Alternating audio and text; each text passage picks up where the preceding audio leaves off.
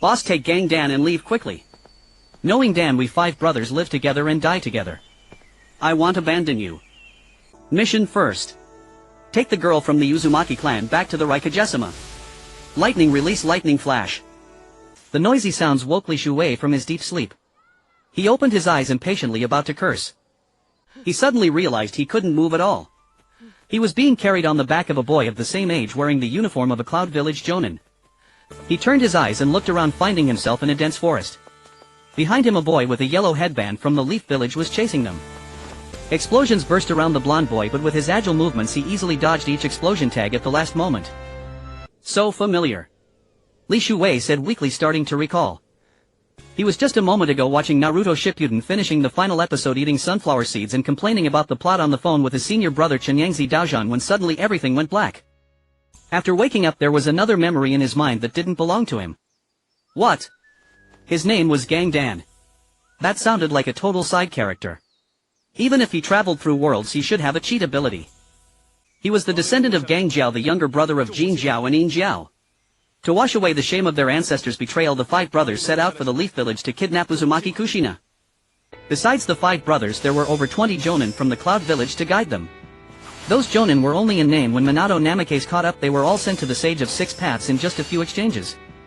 The original owner of this body, Gangdan, exchanged over a dozen techniques with Minato to protect his 4 brothers, but was eventually killed. The 4 elder brothers, Jin Dan, In Dan, Tong Dan and Tai Dan, fought desperately to retrieve Gangdan body.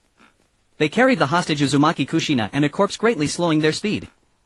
I admire your courage. Release Kushina and you may return on your own. Minato blocked their path, his yellow hair, special kunai and an innocent face, offering them the last hope of survival. According to the original plot, these 5 were doomed to die here.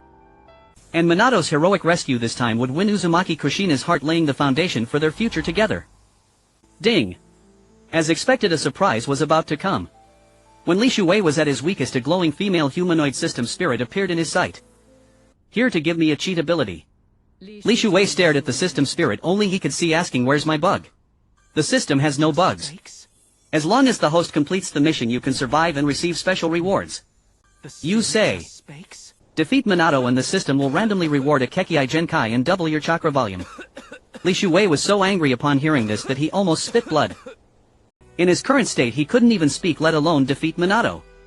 The system detects the host is in a dying state and offers a prepaid Kage-Level Experience Card. Accept. Accept. Li Shuwei mustered all his strength to speak. Congratulations, host. You have received a 3rd Raikage Experience Card. Using it grants you the power of the 3rd Raikage for 10 minutes. Use.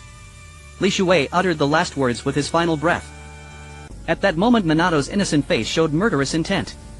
He hid his anger, his hand gripping the kunai, a faint sound of bones cracking.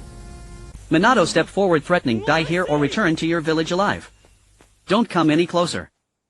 Taidan held Uzumaki Kushina tightly in front of him, his hand holding a kunai to her throat, trembling with fear. Uzumaki Kushina's hands and feet were bound, her mouth gagged. She looked at Minato as if seeing a light in the darkness. Yes, that was the love of her life. Minato, if you save me, I'll marry you and give you a yellow-haired boy. Jin Dan looked back at Gangdan, who was already lifeless, eyes still open. He thought 5th brother's last wish was to change the village's view of us. This time, even if it costs our lives, we must bring the Uzumaki girl back or he will never rest in peace. A strong wind swept through the treetops, making a creaking sound. A wisp of wind blew through the gaps, carrying a leaf that slowly fell to the ground. Minato threw his kunai without hesitation, his body moving like lightning, charging toward Taidan, who was holding Kushina hostage. Just as the kunai was about to hit Taidan's forehead, a bolt of lightning fell from the sky, knocking the kunai away and forcing Minato back. Raikage.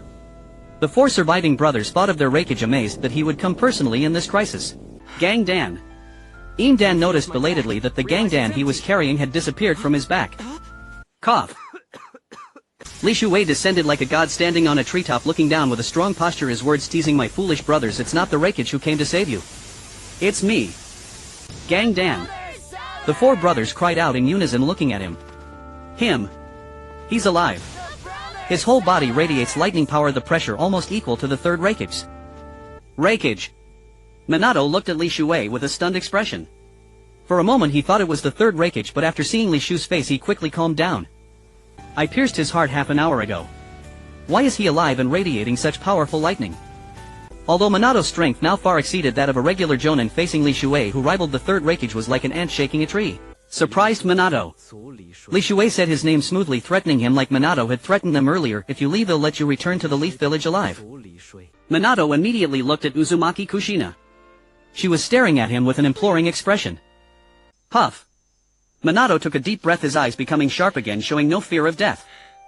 Seeing Kushina as a hostage, Minato was unwilling to leave as he had long harbored feelings for her. I can buy some time. Minato knew his current strength couldn't beat a Kage-Level Cloud Ninja. But if he stalled, maybe the third Hokage would come with reinforcements. Li Shui gathered chakra throughout his body, forming an impenetrable lightning armor. He raised his hand and leaped. He rushed along the branches and a hand strike pierced through Minato's heart. But with a bang, Minato vanished. It was just a shadow clone.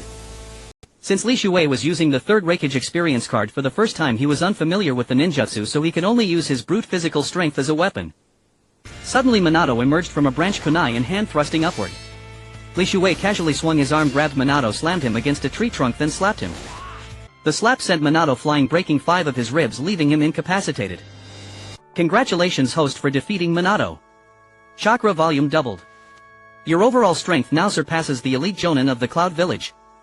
Congratulations, host, for obtaining the Kekei Gunkai Storm release. Li Shui looked toward the place where Bofeng Shuimen had been knocked away by his slap. He was about to adjust his stance and decide to kill Bofeng Shuimen directly. At that moment, a crimson palm shot over from the distance. Nine-Tails Chakra. Li Shui belatedly realized that it was the Nine-Tails Jinchuriki Uzumaki Mito who had come to support Bofeng Shuimen. Then he sensed several familiar figures approaching him. His experience card was only valid for 10 minutes. He had planned to defeat Bofeng Shuimen, but unexpectedly the reinforcements had arrived so quickly. Li Shui did not dare to linger.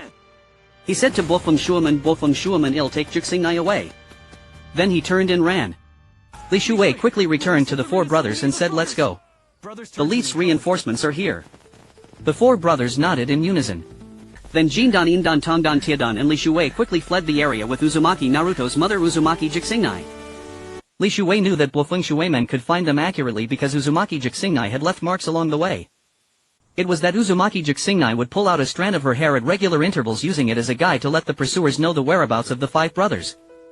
Li Shui asked the 4 brothers to go ahead while he stayed behind to cover the rear and also destroyed the marks left by Uzumaki Juxingnai along the way. He thought this would avoid the tracking of the Leaf Ninjas, but Li Shui underestimated the ninjas of Konoha. After Uzumaki Mito appeared, she immediately began to treat Bofeng Shuimen and asked Shuimen, "Don't be impatient. Once I finish treating you, I'll go rescue Juxingnai right away." Then with a series of swishes, a 6-man rescue team appeared. For this rescue mission, Uzumaki Mito, the wife of the first Hokage Senju Hashirama, personally led the team. She was a perfect Jinchuriki and possessed extraordinary sensory abilities. Next was Shimura Danzo. Although he liked to play tricks in front of Uzumaki Mito, he was completely docile, speaking even more gently than usual. Then there was Uchiha Kagami, whose combat power at this time was on par with Kage-Level, having already awakened the Mangekyo Sharingan. Mitokado Hamura and Utatane Koharu, along with a tracking specialist Inazuka Yoru. Moreover, Danzo and his group were at their peak, and with Uzumaki Mito they could easily annihilate a country together. Li Shui and his group were also fleeing tirelessly because they knew that if they were caught again they would not be facing the student era Bofeng Shuimen. Even if the Raikage himself came, he would probably suffer a setback. Getting closer to the border, they could already see in the distance that the future 4th Raikage and his cousin Fukai were personally leading 100 elite jonin from Kumogakure's reinforcements. Great! It's Lord A and Lord Fukai. Gangdan was overjoyed when he saw the leaders ahead. They rejoiced that they had finally escaped death and had successfully completed the mission by bringing Uzumaki Juxingnai back to Kumogakure. As the 5 brothers brought Uzumaki Juxingnai before A and were about to hand her over, in an instant a crimson tail grew out from the forest thicket. Fukai reacted quickly, instantly transforming into his tailed beast form, protecting him. An octopus tail extended and collided with the Nine-Tails tail, producing a violent shockwave.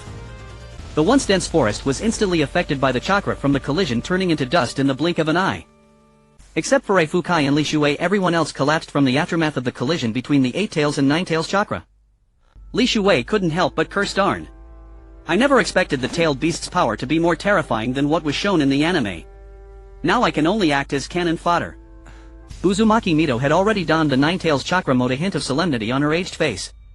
Her gaze fell on Uzumaki Juxingnai, who was lying on the ground. Uzumaki Mito stared at A with icy eyes and threatened, "Give Juxingnai back and I will spare the Raikage Sayer." At this time A had not yet fully grown. He was about the same age as Bofeng Shuimen and only slightly stronger than an ordinary jonin. However, with the protection of the Eight Tails Jinchuriki, he was not afraid of Uzumaki Mito's threat and retorted, "Old head, go back where you came from." Fukai was momentarily embarrassed because in that instant of clashing with the Nine Tails power he could clearly feel that he was no match for the Nine Tails Jinchuriki. But as a cousin and as Kumogakure's Jinchuriki, he now had the responsibility to protect A and the group of ninjas behind him. Fukai stepped in front of A and said firmly, "A, take the people back to the village and summon reinforcements. I'll hold off the Nine Tails Jinchuriki here." Summon reinforcements. A thought he had misheard. In his understanding, aside from his father, the third Raikage, the strongest person in Kumogakure, was undoubtedly his cousin Fukai. Yes. Fukai nodded and continued, "That's right. Against the Nine Tails I don't have enough confidence to defeat her in my current state. We have to ask the third Raikage to come himself."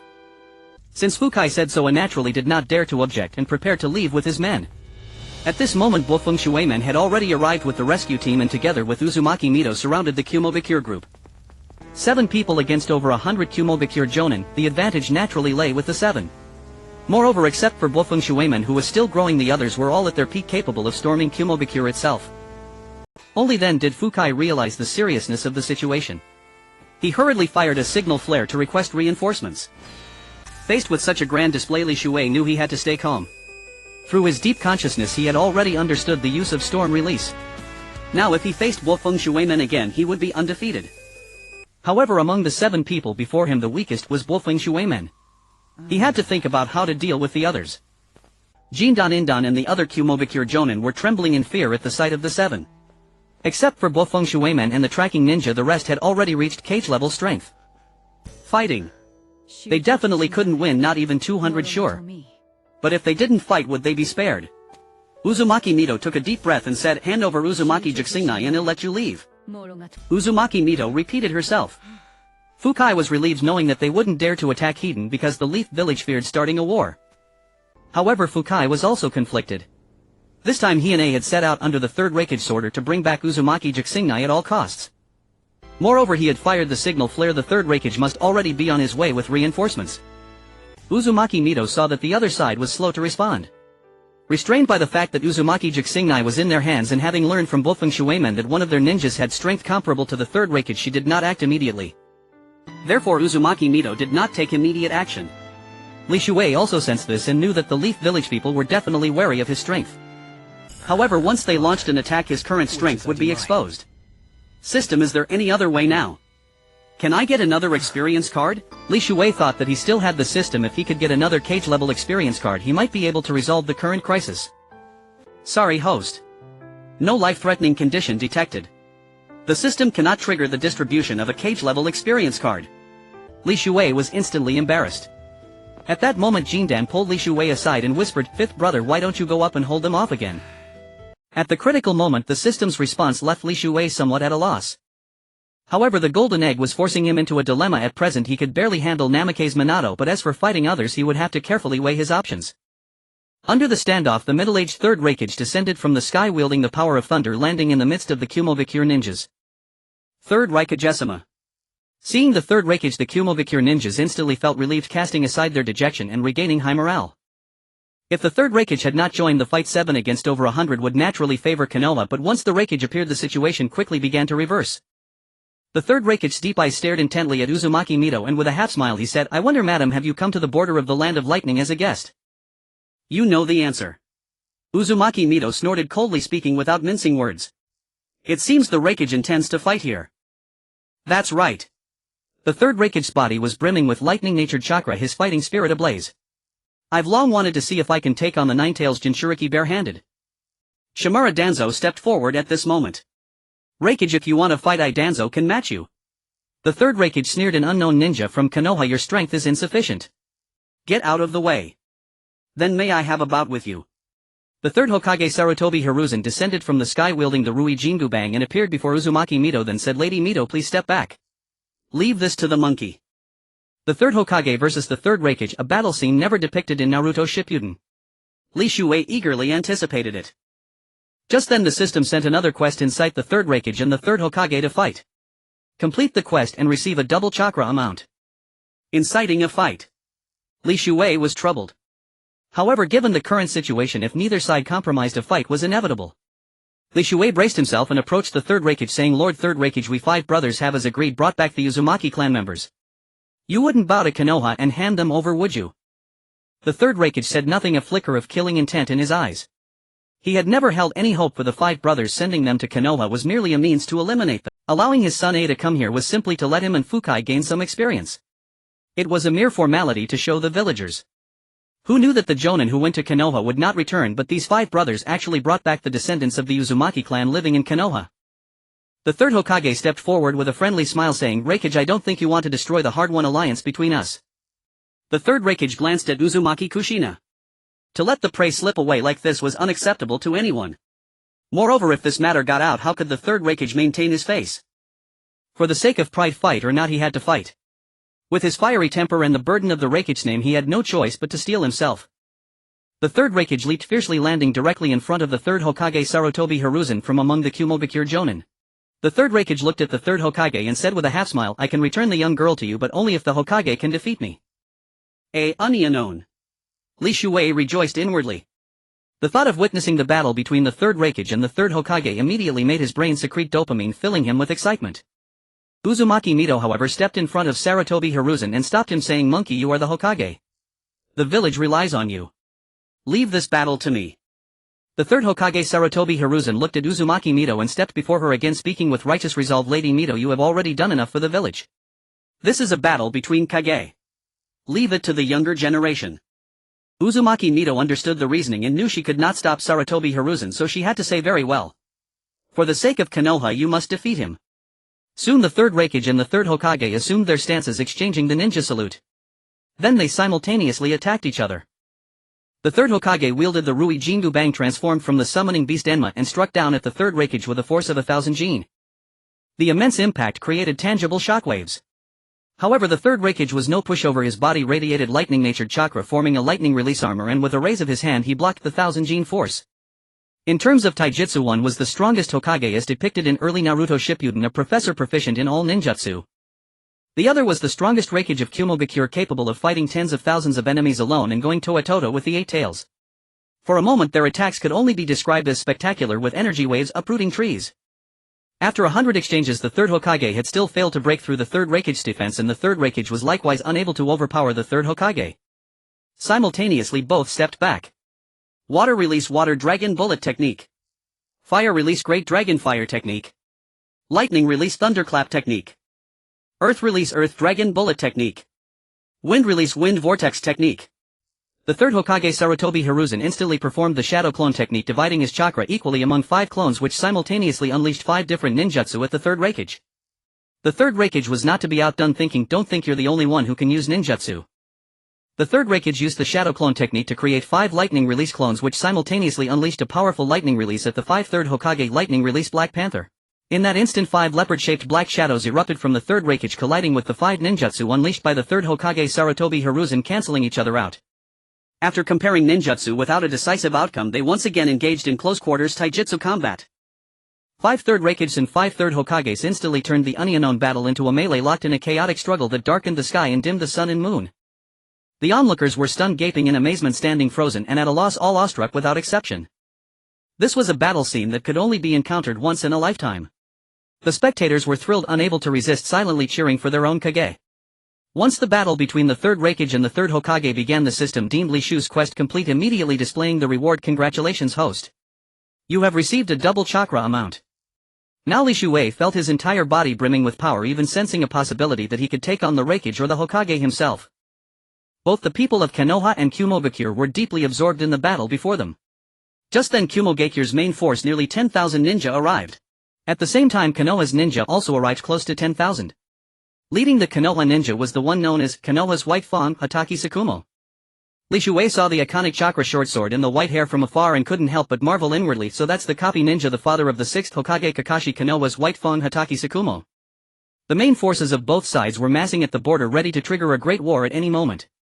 It was uncertain if the third great ninja war would commence ahead of schedule once again. However, the battle between the third Raikage and the third Hokage still raged on, growing ever more intense, stirring the spectators' emotions. Both Kage-Level powerhouses realized that their respective forces had gathered, emboldening them further. When adversaries are evenly matched, victory cannot be decided in a single move or two. It would take at least 3 days and nights to determine the outcome. Neither of the two Kage-Level leaders was willing to yield on this matter. Both sought to claim Uzumaki Kushina. The Hidden Cloud Village wanted Kushina primarily because of her physique and the sealing techniques of the Uzumaki clan. Though the Eight-Tails Jinchuriki appeared normal at present, prolonged servitude as a Jinchuriki had ravaged him both mentally and physically. If they could secure the assistance of the Uzumaki clan's descendant, this situation could be improved. The Hidden Leaf Village naturally would not easily relinquish Uzumaki Kushina. Uzumaki Mito, advanced in years, had already been brought to the Hidden Leaf Village in the Land of Fire, and Kushina was designated as the next Nine-Tails Jinchuriki. If they gave up Kushina, where would they find another suitable Jinchuriki? The origin of war lies in interests. The most crucial factor in resolving war is also interests. Without achieving mutually recognized interests, the only way to secure maximum gain is through war. After clashing in Taijutsu, the third Raikage and the third Hokage each retreated to the forefront of their main forces. Negotiate. The third Hokage blurted out, hoping to resolve the matter through talks. The third Hokage spoke out, hoping to settle the matter through negotiation. Hearing this, the third Raikage instantly felt he had gained the upper hand, raising his voice as he pointed to Uzumaki Kushina not far behind him and said, "I want this girl." At present, the Hidden Leaf Village faced formidable enemies beyond just the Hidden Cloud Village. They also had conflicts with the Land of Wind and the Land of Earth. If war broke out with the Land of Lightning, other nations would surely seize the opportunity to invade. Too much deliberation often leads to hesitation. The third Hokage, reluctant to make a rash decision, turned to look at Uzumaki Mito. Uzumaki Mito, however, appeared resolute and declared firmly, Kushina cannot be handed over to them. Hearing Uzumaki Mito's words, the Raikage knew that persisting would inevitably lead to war. With the elite of the Hidden Leaf Village all gathered here, the outcome of a battle was far from certain. Before the third Hokage arrived, intelligence personnel had already informed him of the events. The enemy also had a shinobi who could match the third Raikage. If war were truly to break out, the outcome was hard to predict. Yet with no agreement and no battle, they could not simply stand idle. The third Hokage said, "How about this? You explain why you must have Kushina." The third Raikage did not answer. Instead, he looked toward Uzumaki Mito. The third Hokage, being astute, understood the other's intention. He walked over to Uzumaki Mito and whispered a few words. Uzumaki Mito took a scroll from her sleeve and handed it to the third Hokage, saying, "Monkey, use this to exchange for Kushina with the Raikage."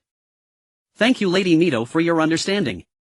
The third Hokage accepted the scroll with utmost respect and then walked before the third Raikage. Upon seeing the word sealing technique on the scroll, the third Raikage was overjoyed, though he refrained from showing it given the occasion. "This is the secret sealing technique of the Uzumaki clan. Can I exchange it for Kushina?" asked the third Hokage, offering the scroll to the third Raikage. With the secret sealing technique of the Uzumaki clan as compensation, the third Raikage could find no reason to refuse. He reached out and took the scroll, then gestured to his men and said, "Return that girl to them." Upon the Raikage's order, Taidan escorted Uzumaki Kushina over, and after the exchange both sides breathed a sigh of relief. After the exchange both sides let out a sigh of relief. Uzumaki Kushina hurried behind Uzumaki Mito and beckoned her to lean down. Pointing at Li Shuei, Uzumaki Kushina said, "Grandma Mito, it's that guy." He was already killed by Minato but suddenly revived, and his strength instantly surged to rival the third Raikage. Uzumaki Mito looked at Li Shuei, who was standing in the enemy camp, with utter disbelief. She then took Kushina's hand and turned away, saying, "Let's not worry about that for now. Let's go home." Minato Namikaze caught up to Uzumaki Kushina, asking with concern, "Kushina, are you alright?" Uzumaki Kushina, feeling somewhat disappointed in him, shook her head and replied, "I'm fine." Watching the Leaf villagers depart, Li Shuei was somewhat disappointed. He shook his head and murmured, "What a pity." Gangdan approached and asked, "Gangdan, what's a pity?" Li Shuei said, "Uzumaki Kushina." Scratching his head in confusion, Gangdan grinned and said, "How about we launch a surprise attack and recapture her?" Li Shuei rolled his eyes at Gangdan and said flatly, "You go ahead, seeking death." Just then the third Raikage approached, cheerfully patting Gangdan on the shoulder, and said, "Dayton, bring your 5 brothers and follow me back to the village." 5 brothers. Hearing this address, Li Shuei wanted to challenge him to a duel but thought better of it. He muttered under his breath, "If you weren't the third Raikage, I'd beat you until you grew bumps all over your head." Walking along the path back to the village. With the third Raikage about 2 meters ahead, Gangdan tugged at Li Shuei and whispered, "Gangdan, we've completed our mission and you're incredibly strong. In the next Raikage election, I'm sure you'll be the one." Li Shuei did not reply but turned to glance at the student era, thinking this guy is the real future 4th Raikage already chosen. As for me, I'm a complete accident. As they ventured deeper, the dense forest on either side gave way to towering peaks stretching into the clouds. On the peaks, buildings were constructed in harmony with the rock formations. The layout was orderly, fully utilizing the mountainous terrain, forming a vast, intricate and spectacular architectural complex. Occasionally unidentified birds swooped through the clouds between the buildings. The third Raikage holding the sealing scroll was contemplating how to make the best use of it. Thinking of the scroll, he couldn't help but glance back at the 5 he called eggs. In the Raikage's memory, these 5 were a constant source of trouble, running rampant in the village, causing even dogs to take a detour. The thought of those 5 brothers immediately soured his good mood. Tongdan sidled up to Gangdan and asked, "Big bro, do you think the third Raikage will give us a public commendation in front of the whole village this time?" Hearing this, the third Raikage's headache returned and the sealing scroll in his hand suddenly seemed less appealing. Images of the 4 prodigal sons flashed through his mind. He had no idea how to explain their return to the village. Through his memories, Li Shuwei also knew that his group of brothers was unpopular in the village. The main reason was that Kinkaku and Ginkaku had betrayed the village, taking the Sage of 6 Paths artifacts with them and never returning them. Secondly, these 5 were not easy to deal with. They had inherited neither the immense chakra of their predecessors Kinkaku and Ginkaku nor any extraordinary talent. They constantly caused trouble for the village. In contrast, this guy rarely spoke, wearing a scowl as if someone owed him 100 taels of silver. Ding! Detected that upon returning to the village the host will encounter 5 old men. Hence a new mission has been generated. Use Storm Release to attack one of them.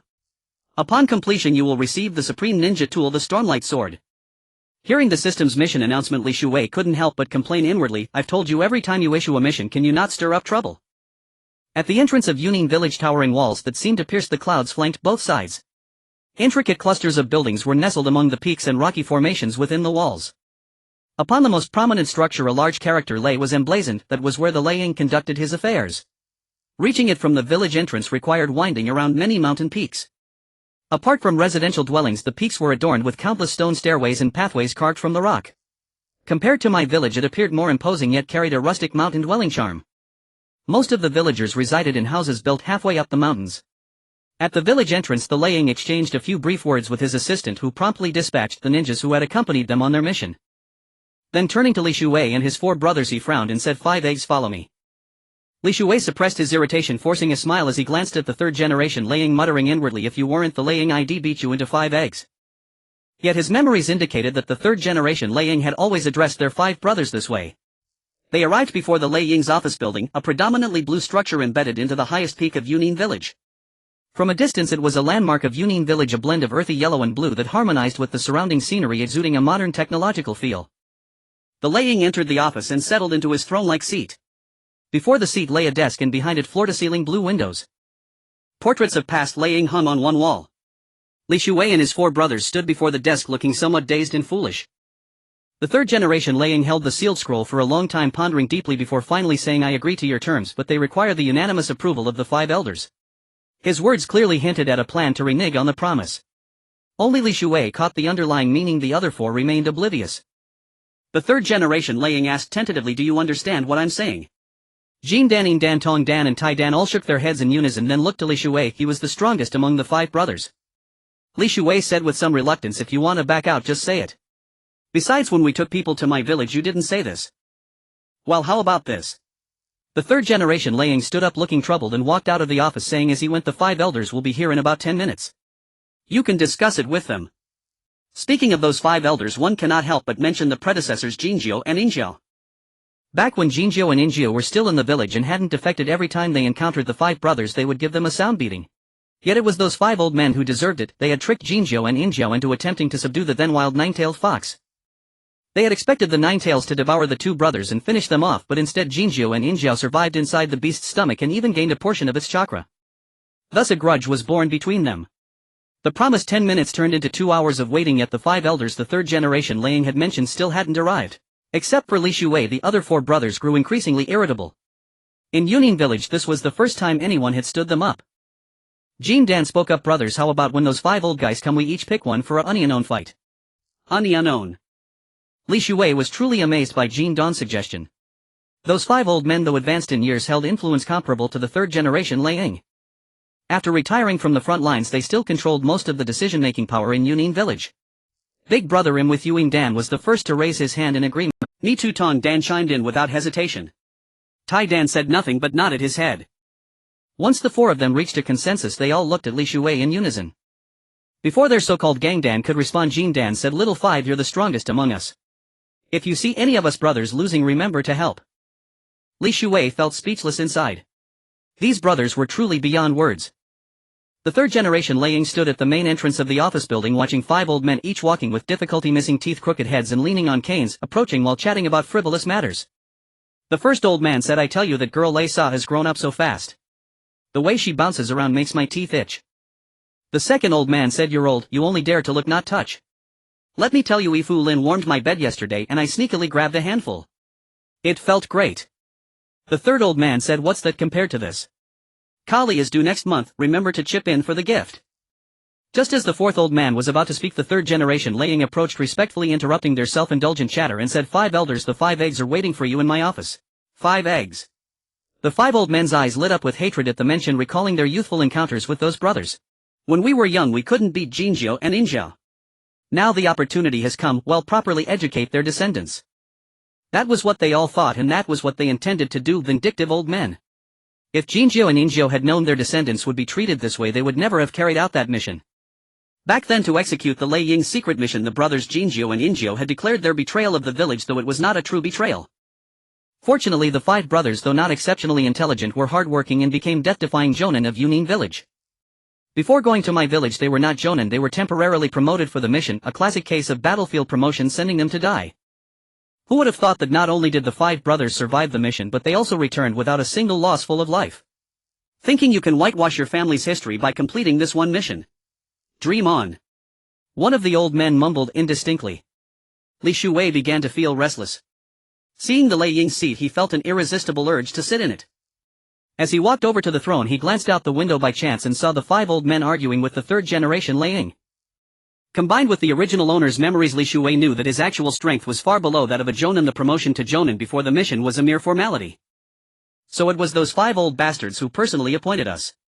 The real purpose of sending us to my village was probably to get us killed. Li Shuwei tried to analyze the situation. But no matter how they schemed, they never anticipated that the mission to steal someone from Mai would result in the loss of over 20 jonin, while the 5 brothers remained unscathed. They aren't old men who turned bad, they're bad men who grew old. The eldest brother's idea was spot on. In a moment he'll teach them a lesson on behalf of the oppressed people of Yunin village. A faint, barely perceptible smile curled at the corner of Li Shu's mouth.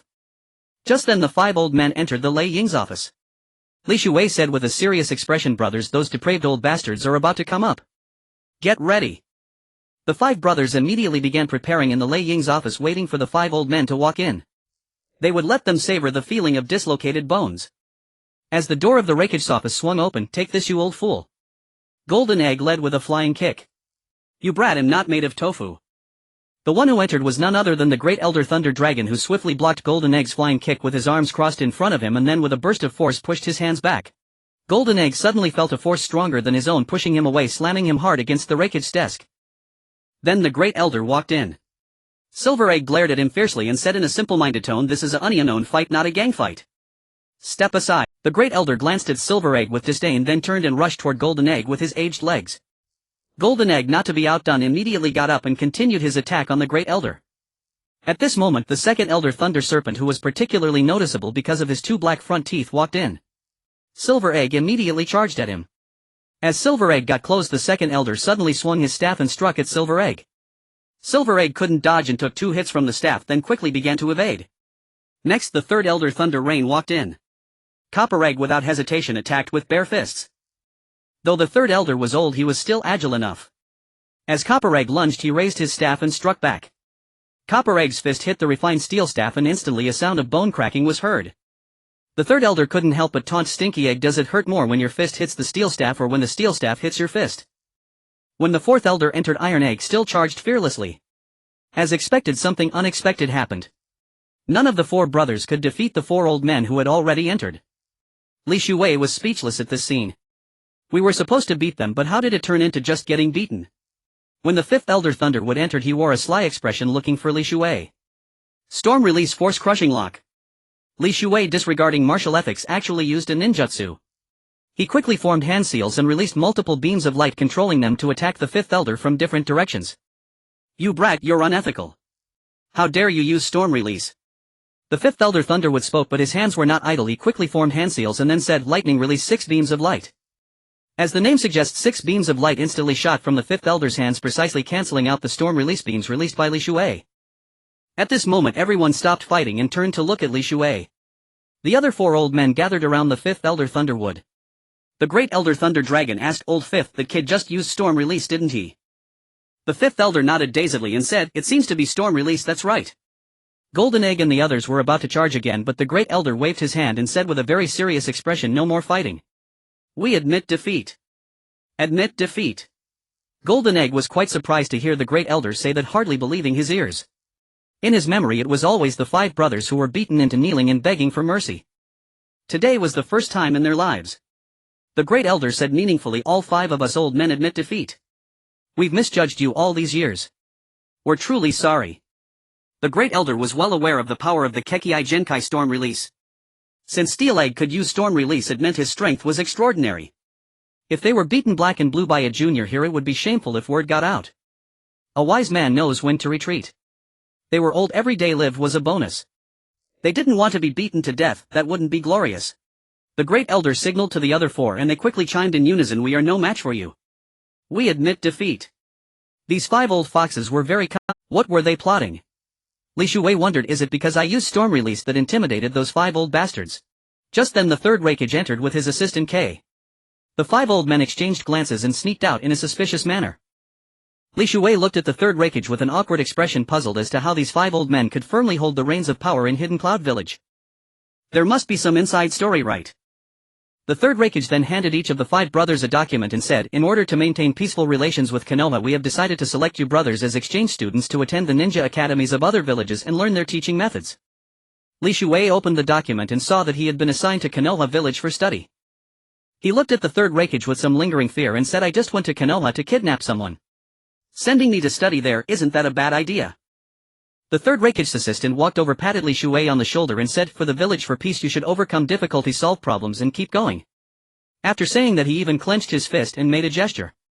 Li Shuwei was about to refuse, but then a system message popped up. "Congratulations host, you have completed the task. You have obtained a Stormlight Sword." As soon as the system's announcement ended, a blue glowing sword appeared in Li Shu's right hand, firmly grasped in his palm.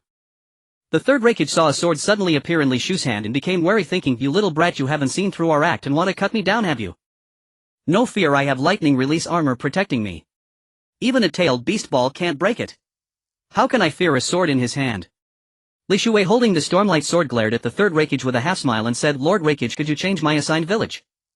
The Raikage's assistant quickly came to smooth things over, smiling and saying, "Steel Egg, if you don't want to go to Konoha, how about going to the Hidden Mist Village in the Land of Water? Hidden Mist Village, Mizukage Terumi Mei. That seems worth a try." Li Shuwei thought the Hidden Mist Village in the Land of Water had a beautiful Mizukage Terumi Mei.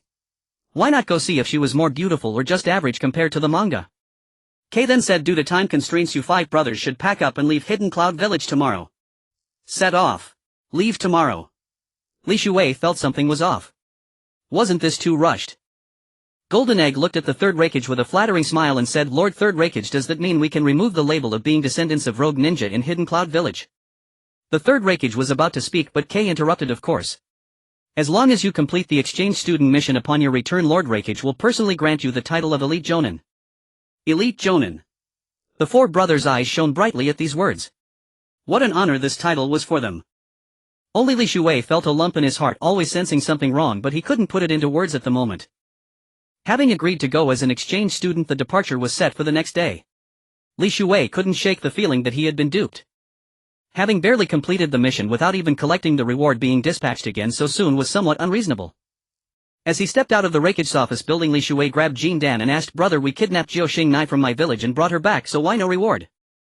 Gangdan beamed like a nouveau riche who had just made a fortune of 100,000 taels of silver, laughing as he said, "Weren't we all promoted to Jonin before we left for my village?" Li Shuwei was momentarily at a loss for words for this eldest brother. "Brothers, wait for me here.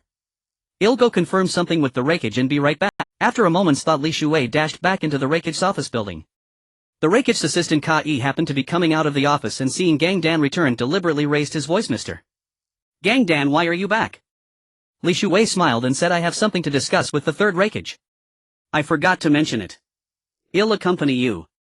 Kai, knowing the 3rd Raikage's temperament well, was afraid Li Shuwei might say something wrong and quickly followed. Li Shuwei pushed the door open. The 3rd Raikage looked up at him, frowned and asked, "Why are you back?" Li Shuwei beamed, "Lord 3rd Raikage, we completed the mission and brought Xuanhua Jiao Xingnai to you. Doesn't that count as mission accomplished?"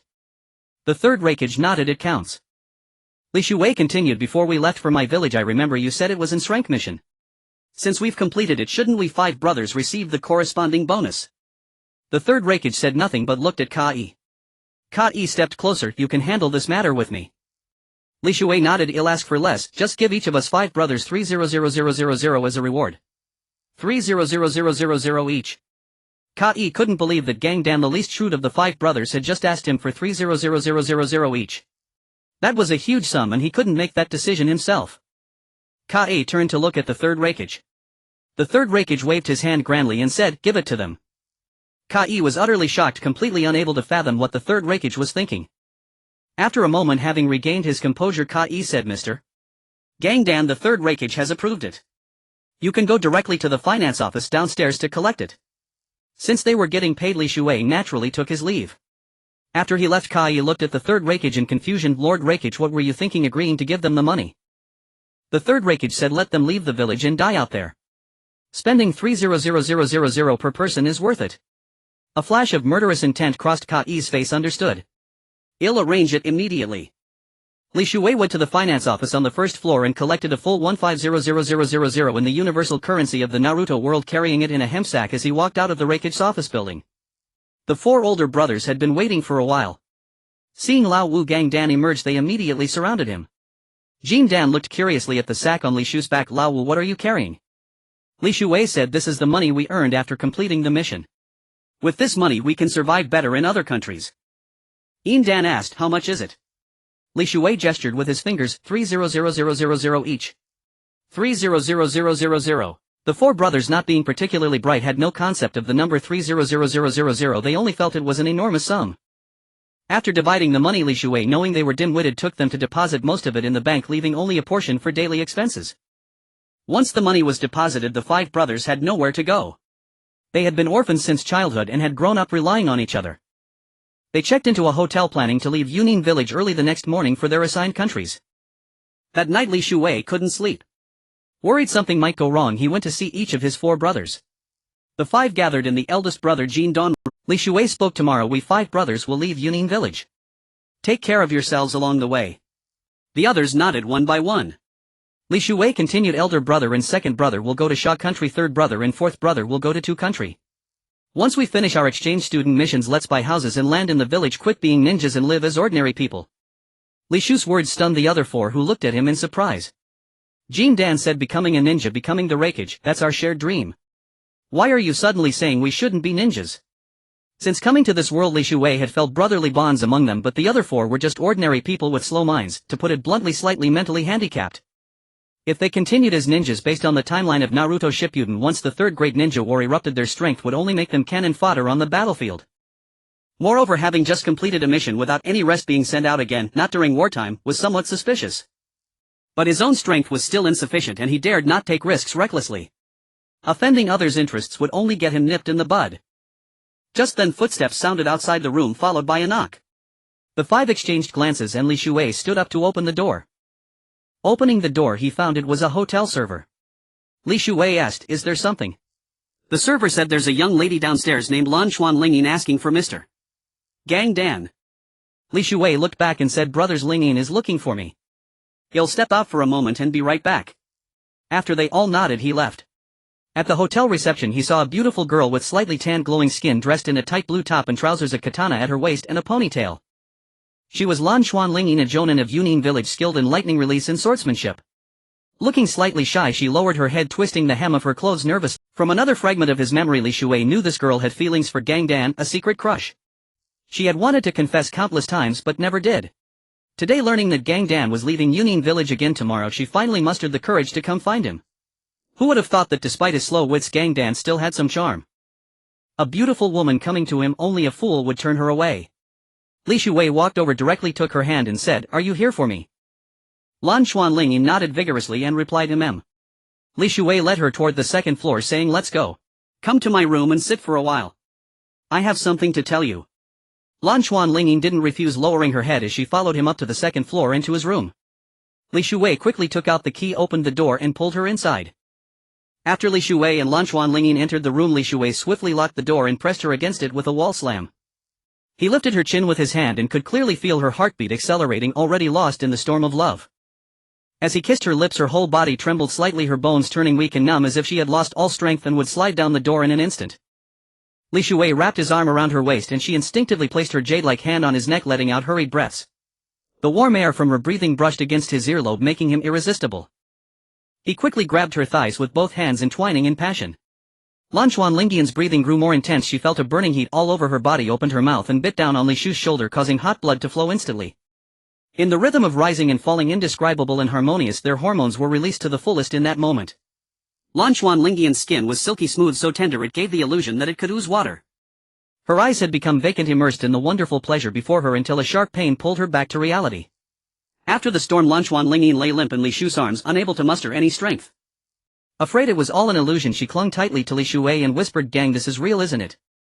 Li Shuwei nodded slightly, saying nothing, for at this moment silence spoke louder than words. Then Li Shuwei carried Lan Xuanlingyan to the bed and they embraced each other as they fell asleep.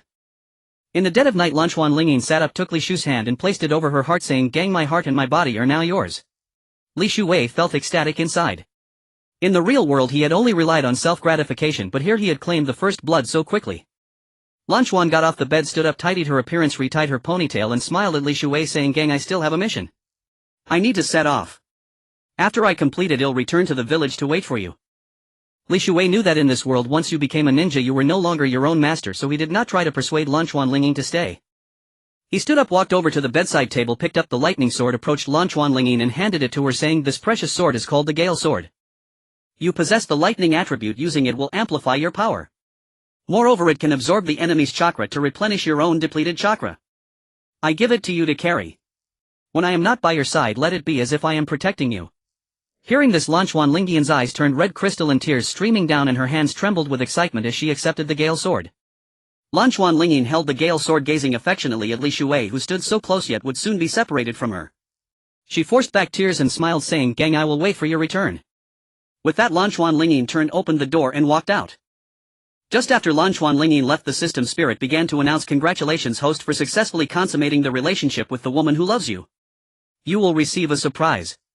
In 10 months, Lan Xuanlingyan will give birth to an infant named Lan Xuandarui." Lan Xuandarui. The system named it that. Darui. Wait, isn't this the future 5th Raikage of Kumogakure Darui? So I am Darua's father. Recalling his memories, aside from himself there was indeed no other ninja in Kumogakure who could use the storm release. Li Shuwei felt a surge of joy, growing more excited the more he thought about it. He immediately opened the door and went to the Golden Eggs room to share this sudden happiness with his brothers. Arriving at the Golden Eggs room, he unlocked the door and saw his 4 brothers lying sprawled on the bed, already asleep. Looking at the 4 of them, Li Shuwei smiled contentedly and muttered to himself, "You brought me back from Konohagakure. One day when I rise to prominence, I will surely share wealth and honor with you." In a dim underground chamber, the flickering light cast an oppressive atmosphere. 50 members of Kumogakure's Umbu, each wearing a mask, stood in formation. Standing at the forefront was Fukai, who spoke solemnly, "The target of this assassination is 5 ninjas who have deserted the village. We will be divided into 5 teams, 10 members each." Then the Umbu members were organized into teams and left in an orderly manner to carry out their mission. After all the Umbu had departed, only Fukai remained. He hesitated, staring at the flickering light, and murmured to himself, "Must we kill all 5 brothers?" "Yes," came the voice of Elder Thunder Dragon.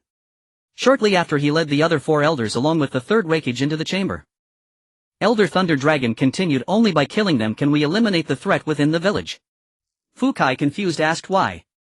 Elder Thunder Dragon glanced at the 3rd Raikage, who nodded slightly before he said, "Because their inherited bloodline is unstable. Once all their bloodline is awakened, they will lose control, become bloodthirsty demons and slaughter everyone in the village." Fukai turned to the 3rd Raikage and asked, "Lord 3rd Raikage, is this true?" The 3rd Raikage nodded, took a scroll from his sleeve and tossed it to Fukai, saying, "See for yourself." Fukai caught the scroll, examined it carefully, and then his entire body exuded a dense killing intent. He said firmly, "It seems we must kill them." Elder Thunder Dragon declared resolutely, "To avoid staining the 3rd Raikage's reputation, we 5 old men will personally set out to encircle and kill that boy Steel Egg." By now the sky had brightened. The 5 brothers had already packed their belongings, carrying them on their backs, and headed together toward the village gate. Halfway there they saw the 3rd Raikage's assistant secretary Kai rushing over in a hurry. She pretended to hand a document to each of the 5 brothers, instructing them, "These are letters from the 3rd Raikage to the village leaders assigned to you. Hand them over when you arrive and they will arrange everything for you." Except for Li Shuwei, the other 4 brothers were visibly overjoyed as they accepted the documents, fantasizing about completing their mission and returning to the village. Holding the document, Li Shuwei felt an unusual unease, for he had thoroughly watched Naruto Shippuden. On the surface the 5 great nations seemed harmonious, but in secret they were still scheming against each other. As for exchange student programs, nothing of the sort had ever been mentioned in Naruto Shippuden. Perhaps I hope I'm overthinking it, Li Shuwei thought, clutching the document and following his 4 brothers with a heavy heart. Unknowingly 3 hours had passed. They came to a fork in the road with 3 paths each leading to a different destination. The 5 brothers halted here, bid each other a final farewell, and reluctantly parted ways, each setting off toward the country assigned to them. Li Shuwei watched the other 4 walk away first, and in his heart he felt a sense of eternal separation, as if he would never see them again. He wanted to call them back and tell them not to go, but given their current strength, could they still return to Kumogakure if they didn't? Ahead lay a towering canyon that pierced the clouds, with the only passage between the cliffs stretching a full half-kilometer, barely wide enough for 2 adults to pass side by side. This was a strategic military stronghold, the final natural barrier of Cloud-Hidden Village. If an ambush were laid here, no one short of an abnormally powerful ninja could possibly get through. When the breeze swept into the canyon, it produced a tremendous echo, sending a chill of fear through anyone who heard it. After arriving here, Li Shu's eyelids kept twitching uncontrollably. He tried to reassure himself that it was only because too many things had happened to him recently and anxiety was the cause. He carefully surveyed the surroundings and, finding nothing amiss, cautiously made his way toward the gap between the cliffs. The deeper he went, the more uneasy Li Shuwei became. This unease instinctively made him quicken his pace and press forward. Suddenly a small stone slid down from the cliff wall above the passage. Li Shuwei dodged swiftly and looked up, only to see a mountain goat climbing the rock face 10 meters above, dislodging the pebble with its hoof. "I'd better get through quickly," Li Shuwei muttered, gathering chakra under his feet and sprinting forward. Just as the exit was in sight, a purple kunai suddenly flew toward him from that direction. Li Shuwei swiftly drew his own kunai, swung it forcefully and knocked the incoming kunai aside, then looked ahead. Before the exit lay an open space where 15 masked Umbu ninjas stood, each holding a kunai with a bladed weapon slung across their backs and the distinctive forehead protector of Cloud-Hidden Village on their arms.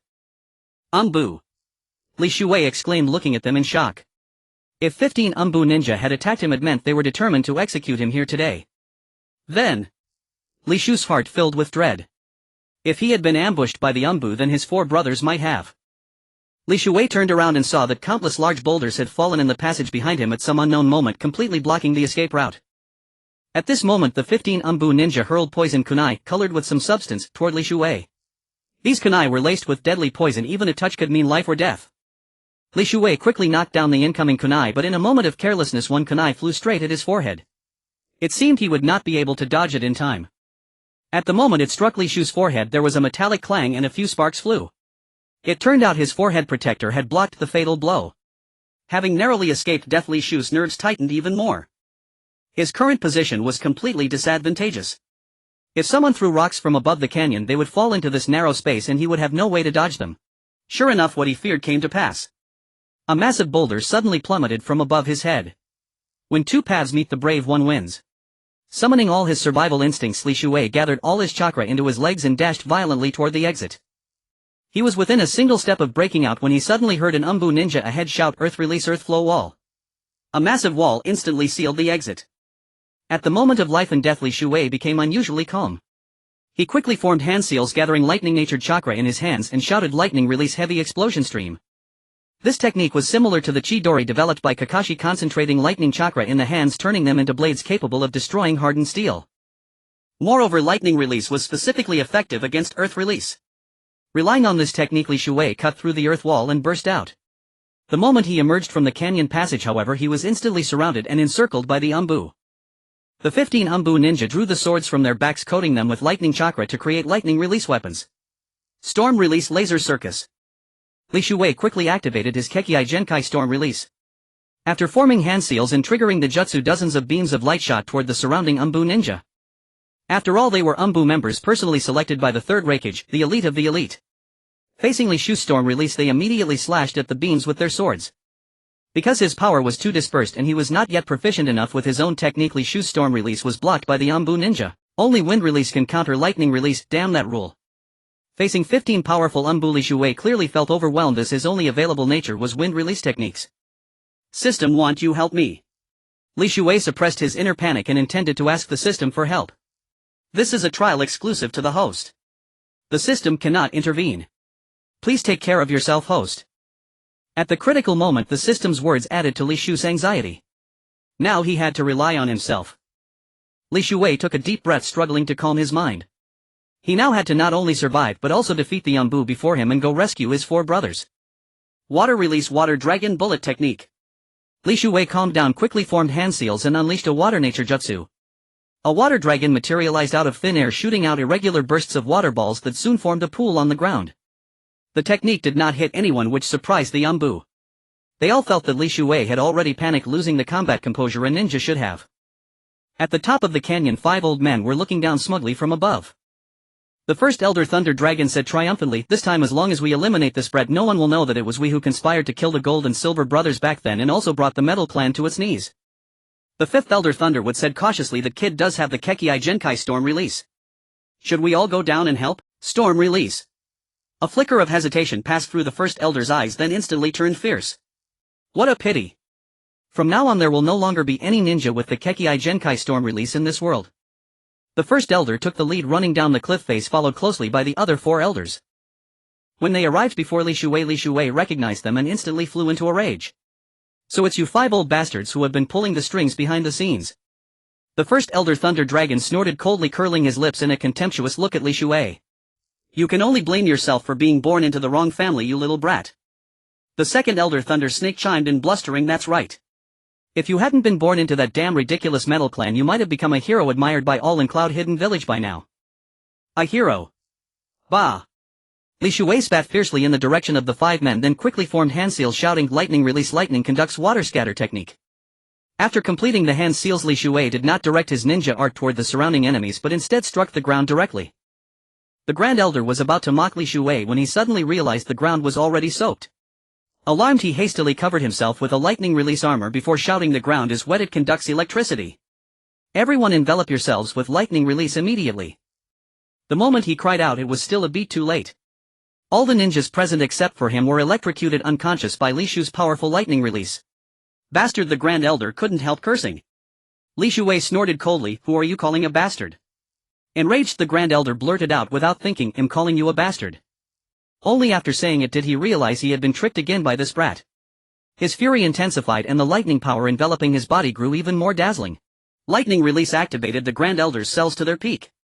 He had been looking like a man with 1 foot in the grave, but he instantly appeared younger by a dozen years, his withered frame brimming with vitality. His muscles became as solid as steel plates, radiating explosive power. At a glance he seemed like a thunder god descending to the mortal world. This damned old man actually possesses such formidable strength. The oppressive pressure made Li Shu's face drain of color. No one could have imagined that the decrepit elder on the verge of death could unleash such terrifying power. This strength was vaguely approaching that of the third Raikage.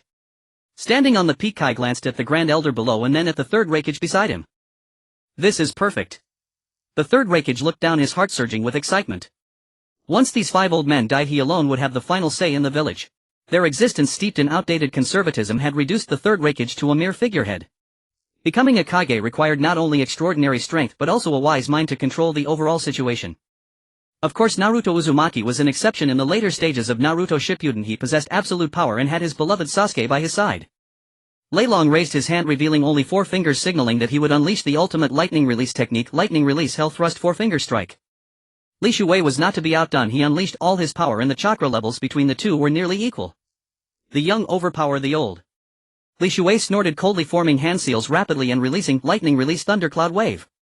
After his storm release technique was completed, dark clouds instantly gathered in the sky above, emitting deafening roars. Countless pillars of lightning like laser cannons bombarded the Grand Elder Lei Long below.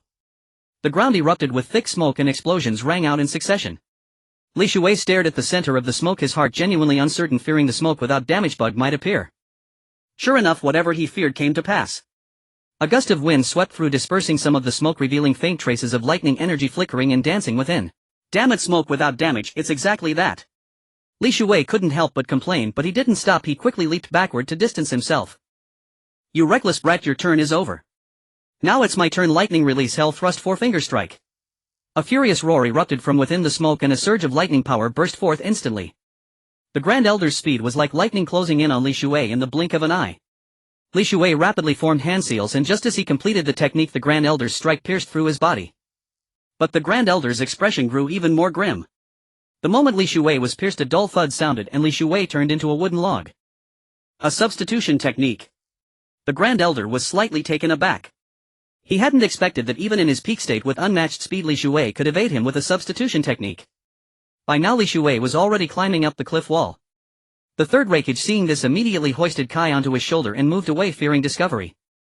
The scorching heat was unbearable. Li Shuwei looked down from above and saw the Grand Elder's hand gesture had changed to 3 fingers. His power was now more concentrated, forming the legendary lightning release Hell Thrust 3-finger kill. I have to give it a try, though I don't know if it will succeed. Li Shuwei formed hand seals and shouted lightning release shadow clone technique. He split off a lightning release shadow clone. Water release water dragon bullet technique. The shadow clone formed hand seals and released in a rank water ninja art. A water dragon emerged, continuously spitting water bullets into the sky. Fire release great fireball technique. Li Shuwei braced himself and formed hand seals, determined to unleash a fire release technique. He opened his mouth and tried to exhale, but only a puff of air came out. He froze on the spot. I forgot I don't have the fire affinity. Without the fire affinity he couldn't harness the power of nature as needed to release the lightning release Kirin, which was originally developed by Sasuke Uchiha. He watched the Grand Elder Lei Long, who had already started running toward him. Damn it, you use 3-finger kill with lightning release. Then I'll use storm release for my 3-finger kill. Let's see whose is stronger.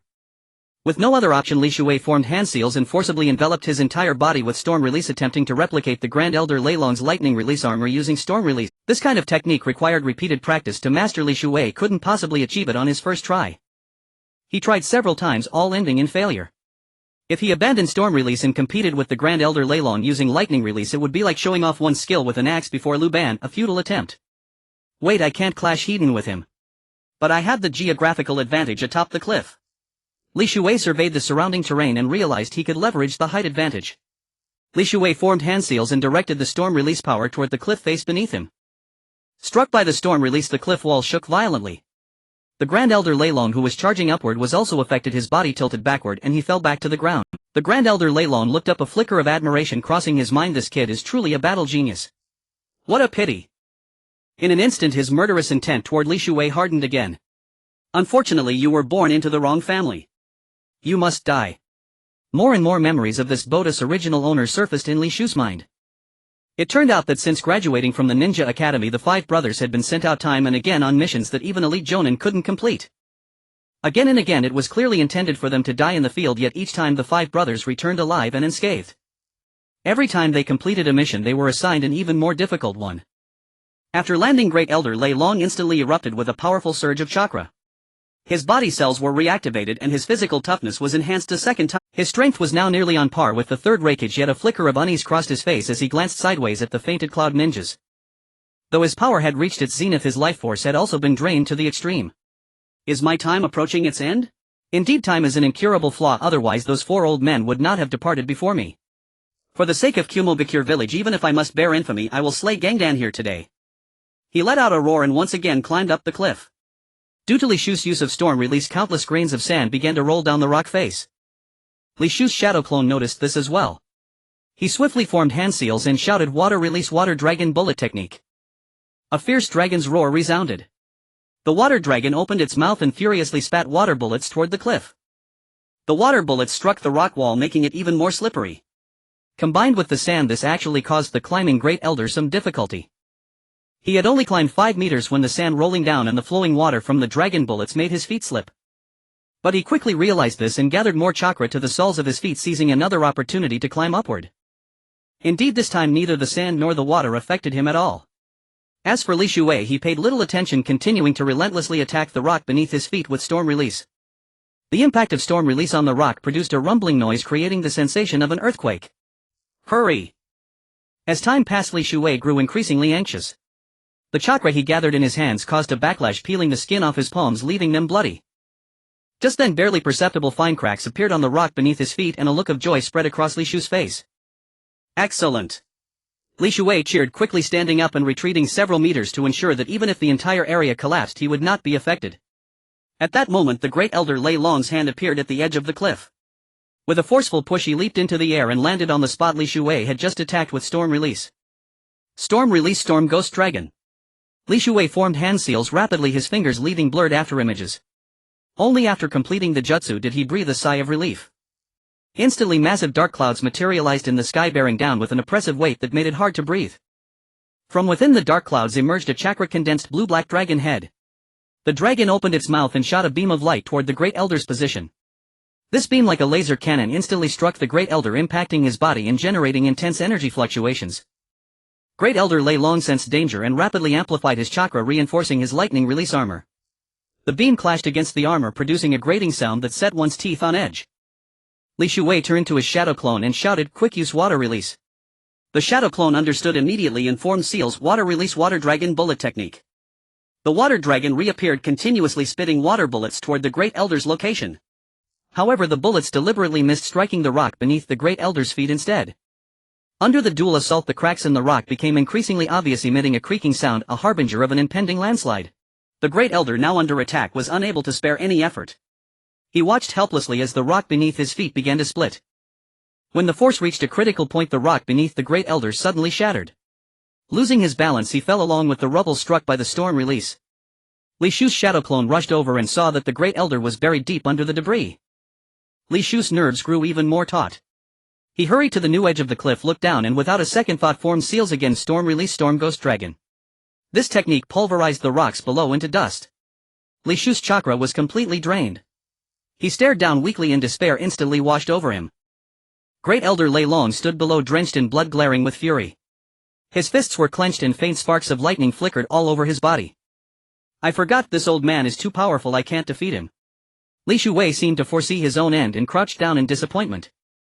But the shadow clone refused to give up. He formed hand seals and raised his arm, shouting, "Lightning release 4 pillars of light."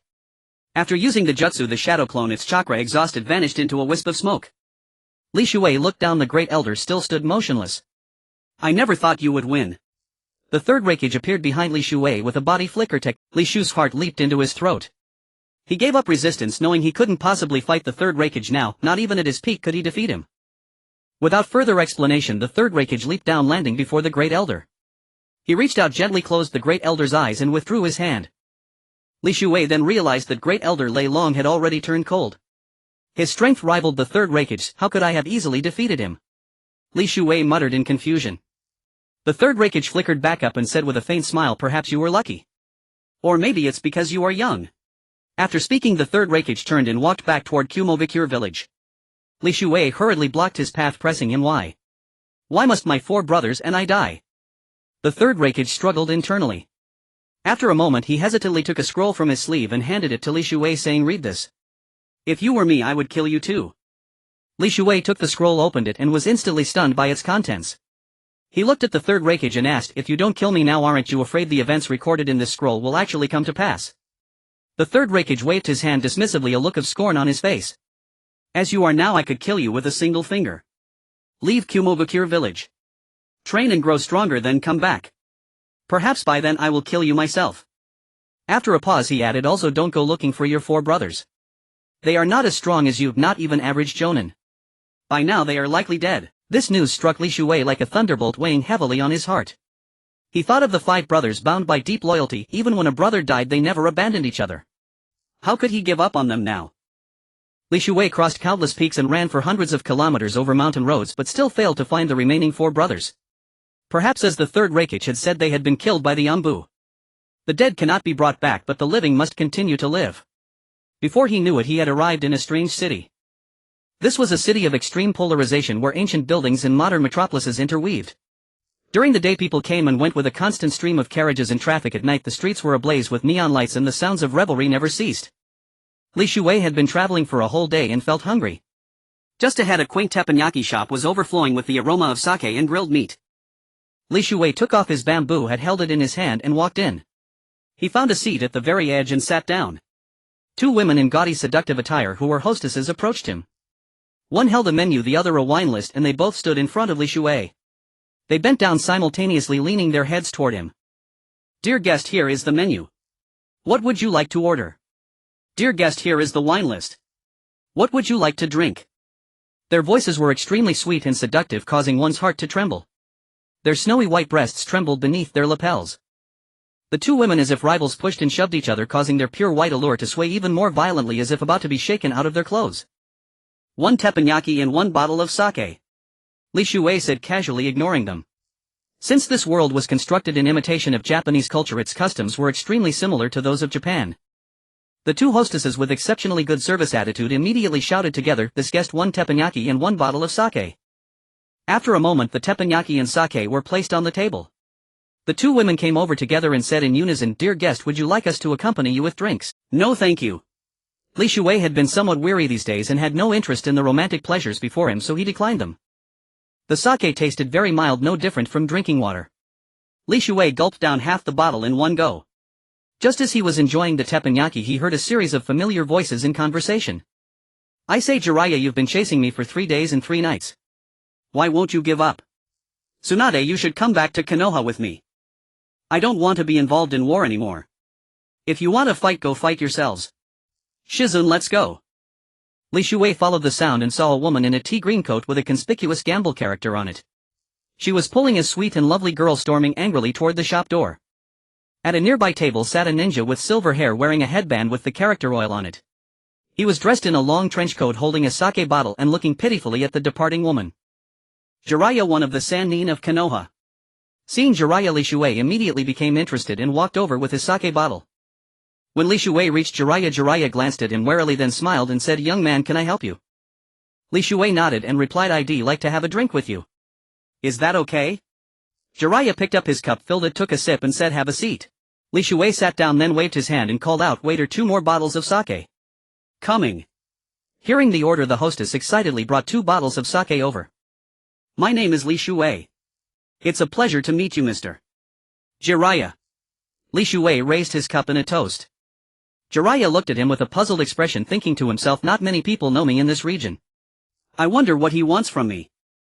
Jiraiya raised his cup, gave a symbolic clink with Li Shuei and said with a smile likewise, "Which country are you from?" Li Shuei said, "I'm just a wanderer.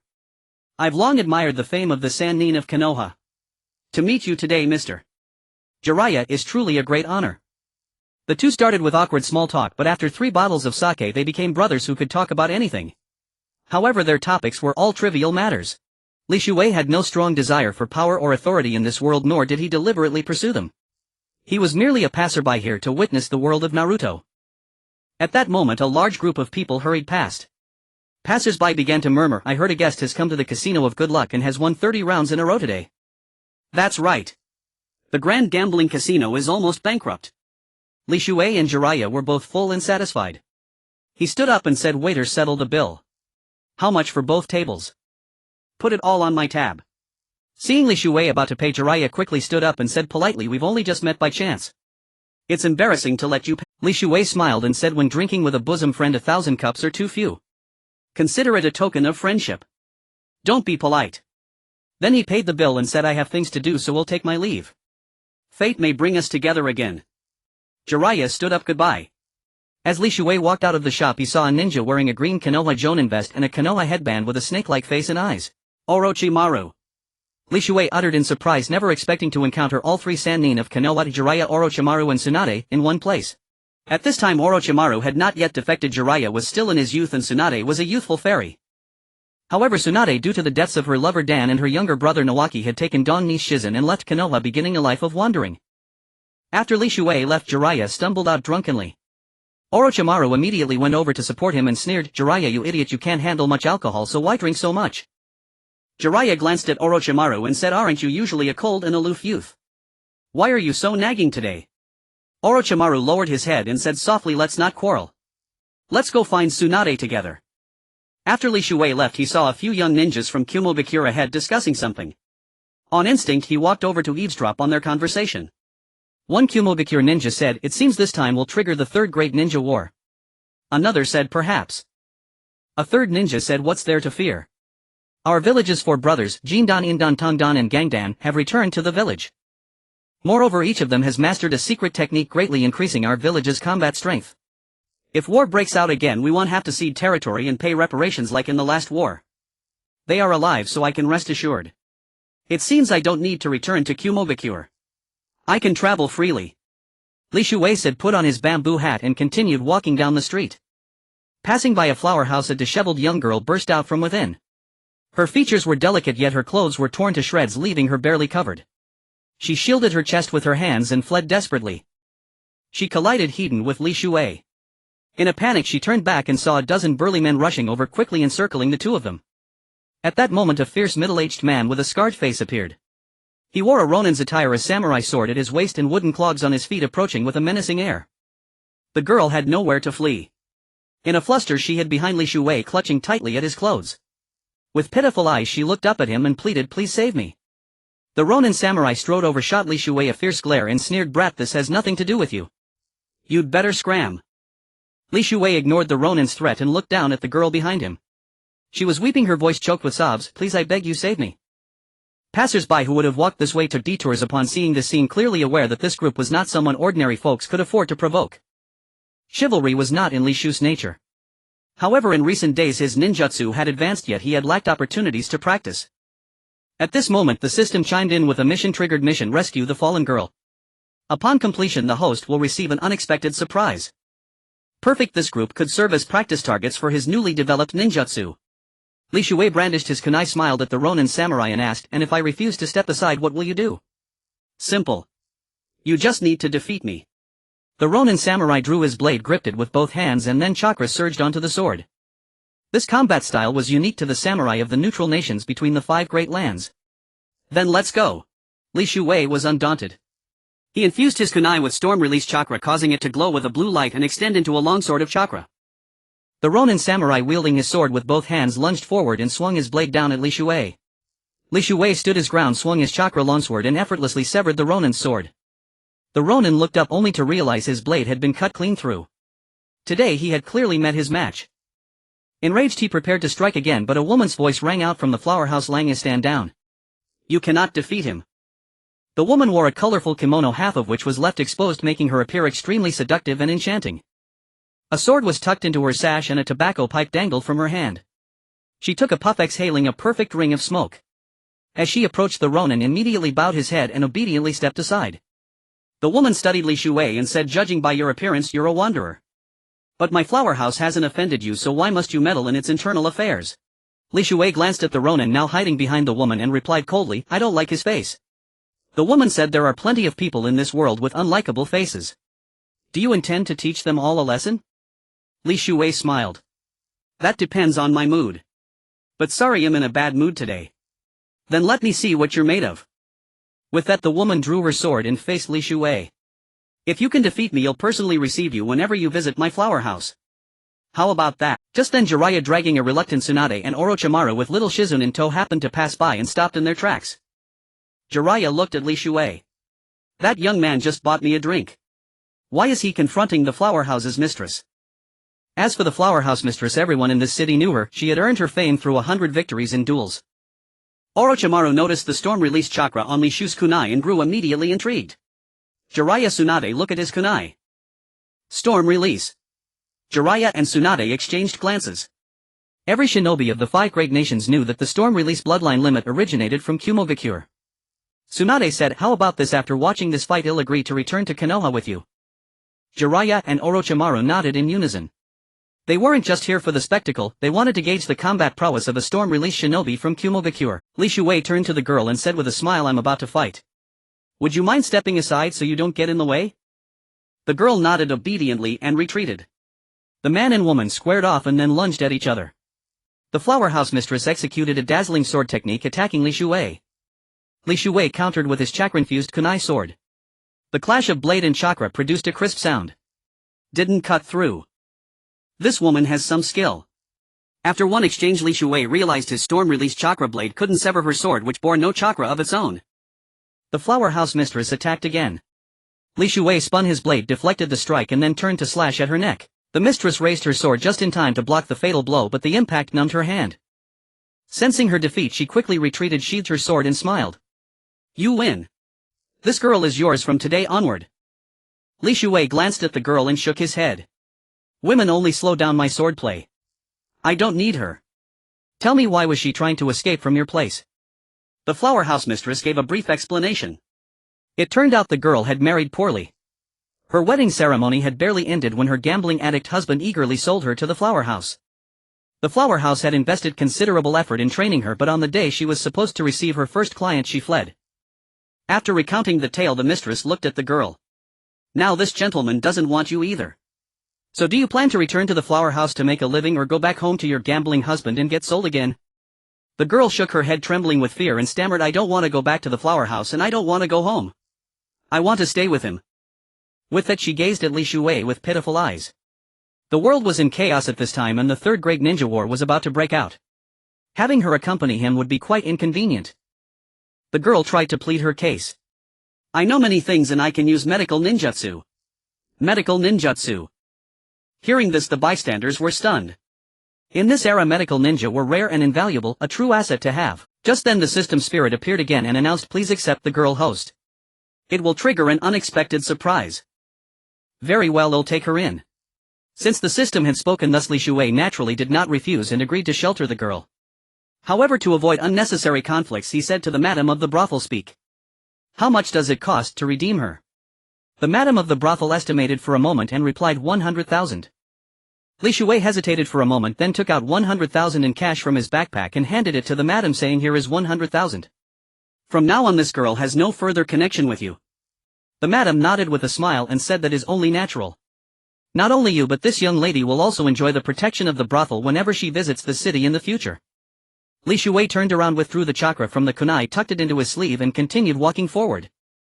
The girl kept her head down, her face flushed crimson, occasionally glancing at the passers-by around her. She trembled all over, frightened by the pointing fingers yet overjoyed at being rescued. She followed closely behind Li Shuwei, afraid of being abandoned. The Mai Sannin were watching from afar and Tsunade instinctively observed her surroundings, gathering chakra to her feet ready to slip away at any moment. Jiraiya Sensei. A gentle voice came immediately, causing Tsunade to hastily withdraw her chakra. Turning around, she saw it was Minato Namikaze accompanied by Kushina Uzumaki and Enko Mitarashi. 2.5 years had passed since their encounter with Li Shuwei, and Minato had grown to 1.8 meters tall. His already innocent-looking face had become even more handsome, with sharper contours along his jaw. Beneath the iconic white cloak that marked Minato was the emblem of a Konoha Jonin, and a green flak jacket was already worn over his body.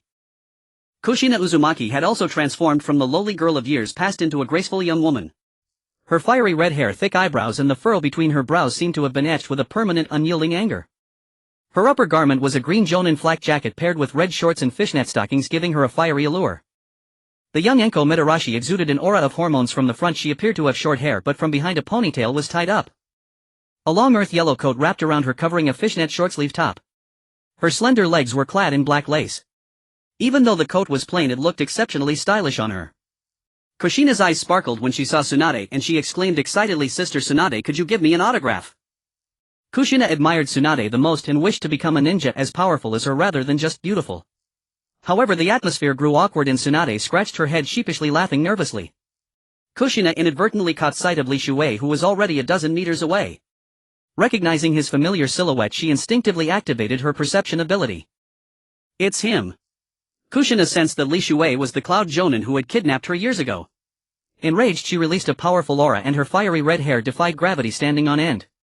She was no longer the weak student ninja of the past. Adhering chakra to her feet and holding chakra in hand, she charged toward Li Shuwei like a whirlwind with lightning. Jiraiya and the others were momentarily at a loss.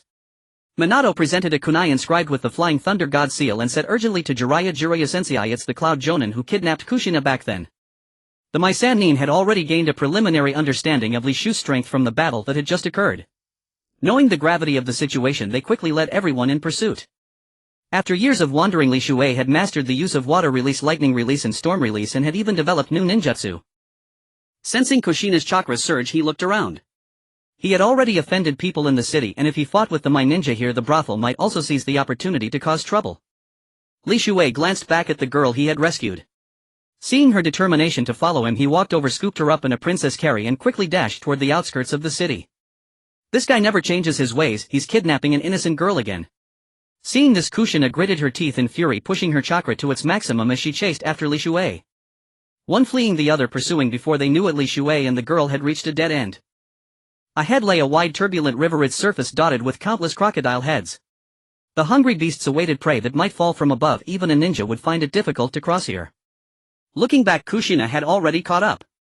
She pointed her kunai at Li Shuwei angrily and threatened, bastard, let go of that girl or today will be your last day. Li Shuwei was bewildered and the girl in his arms was equally at a loss. Just as they were about to explain, Kushina charged forward with her kunai. In a hurry, Li Shuwei freed one hand, blocking Kushina's attack with his own kunai, and released the girl. Startled, the girl scrambled to the side after landing. At that moment, a kunai inscribed with the flying thunder god seal flew in. Li Shuwei sidestepped to avoid it. The next second, Minato was there, instantly slashing his kunai toward Li Shu's vital point. Li Shuwei swiftly retreated a few steps. Though he narrowly avoided Minato's attack, the straw hat on his head was not so fortunate. It was sliced in two by Minato's kunai. Looking around, he noticed that flying thunder god kunai had been placed in advance. Realizing they were set by Minato, Li Shuwei knew this battle would be a fierce one. Though Minato had not yet earned the title of Yellow Flash and had not yet developed the Rasengan, he already possessed the strength of the Yellow Flash. Li Shuwei was acutely aware of the increasingly dire situation. Not only Minato but the Mai Sannin were likely also rushing toward this location. Facing Minato at his current level with the fastest speed in the ninja world, escape was impossible. Moreover, the area had been pre-zoned with flying thunder god kunai, making the fight completely disadvantageous for him. Just then a long snake slithered through the trees. As it approached Li Shuwei, it opened its jaws ready to bite down. Li Shuwei instantly erupted with lightning nature chakra enveloping his entire body. He activated all his cells, forming an indestructible lightning release armor on the surface of his body. The snake's head went limp from the electric shock, and a cry of surprise came from Orochimaru in the distance. Faintly, the sound of a shadow clone dissipating was heard. The Mai Sannin appeared around Li Shuwei in unison, enclosing him tightly. Congratulations, host, for acquiring the medical talent, obtaining the Yang Seal, the art of immortality, allowing you to store an unlimited amount of excess chakra. A friendly reminder: immortality does not mean invincibility. You could still die from fatal injuries. Congratulations, host, for obtaining the Yin Seal, the 100 Healings Regeneration Technique. This jutsu can only be learned by female ninjas. When combined with your Yang Seal, dual cultivation can accelerate your strength enhancement. Li Shuwei glanced helplessly at the medical ninja girl he had just rescued. Acquiring this skill now seemed somewhat impractical. Among the Sannin of Konoha, aside from Jiraiya, who had reached Kage level with his sage arts, the other two were close to Kage level. Minato Namikaze's current strength was also formidable, already nearing Kage level. Moreover, he possessed the fastest speed in the ninja world, capable of defeating him with a single move at any moment. Just as Uzumaki Kushina was about to launch an attack, Jiraiya stepped in front and said awkwardly, "Can I confirm something?" Seeing Jiraiya's request, Uzumaki Kushina gave him the benefit of the doubt and withdrew her attack. Though they temporarily ceased hostilities, they had no intention of letting Li Shuwei leave. Jiraiya smiled at Li Shuwei and asked, "Are you a ninja from Kumogakure?" Li Shuwei shook his head and smiled bitterly. "I don't belong to any nation right now. I'm just a wandering ninja. The kidnapping of Uzumaki Kushina was something I had no choice in. A true man knows when to bend and when to stand tall." Aware that escape from this group was impossible, Li Shuwei tried to explain himself. Hearing this, Uzumaki Kushina pointed at the trembling girl behind him and retorted, "I think you're making excuses. How do you explain this girl?" "I won't explain." Faced with Kushina's challenge, Li Shuwei chose not to elaborate, for the Sannin had been present at the scene. Explaining would only suggest he had ulterior motives. Jiraiya looked back at Tsunade, who nodded and said, "Kushina, this is what happened." Tsunade recounted how Li Shuwei had saved the girl behind him. After hearing this, Uzumaki Kushina said incredulously, "Are you really that kind?" Storm release, Thunderstorm Water General. Li Shuwei instantly combined lightning and water release, then enhanced it with storm release, forming a three-turtle blue general made of chakra clad in blue crystal and crackling with lightning. This technique had taken Li Shuwei 2 years to develop. Though the general was only 3 meters tall now. As his strength grew in the future, its size would increase and its power would multiply exponentially. Crucially, it did not harm the user's body, instead it healed the user and replenished lost chakra. Li Shuwei hoped this display would intimidate everyone present and make them retreat. Indeed, all were astonished. The scene was eerily reminiscent of the Uchiha clan Susanoo, though on a smaller scale. Yet since Li Shuwei exuded no killing intent, they did not attack immediately. Li Shuwei said, "I don't want to entangle with you any longer. I just want to travel this world peacefully. Surely you don't want mutual destruction either." With the third great ninja war looming, the Sannin knew they could not afford to lose combat strength here. These people were the pillars of Konoha. If anyone fell, they knew all too well what would happen to the village when the war began. Seeing no attack, Li Shu's anxious heart eased. He continued, "I belong to no ninja village. I won't participate in your upcoming war. So we'll let you leave." "Leave? Isn't that a bit arrogant?" The Sannin felt Li Shuwei was somewhat overconfident, but his current performance and the battles they had witnessed in the city showed he was beyond ordinary Kage level. Tsunade glanced back at the medical ninja. The girl was healing her own wounds with medical ninjutsu without even forming hand seals. A thought struck her, since I'm unwilling to return to Konoha, why not take this girl as my disciple and let her go back in my stead?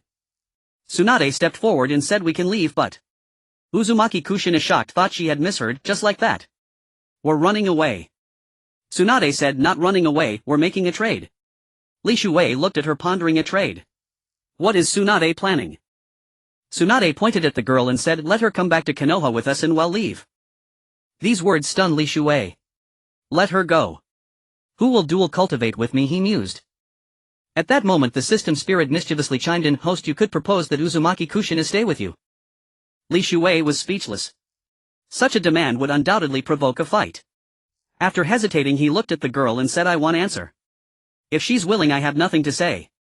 Tsunade walked over to the girl, crouched down and asked what's your name? The girl shyly lifted her head trembling as she looked at Tsunade and whispered, my name is Senshu Chingi. Hearing this Tsunade's face lit up with joy.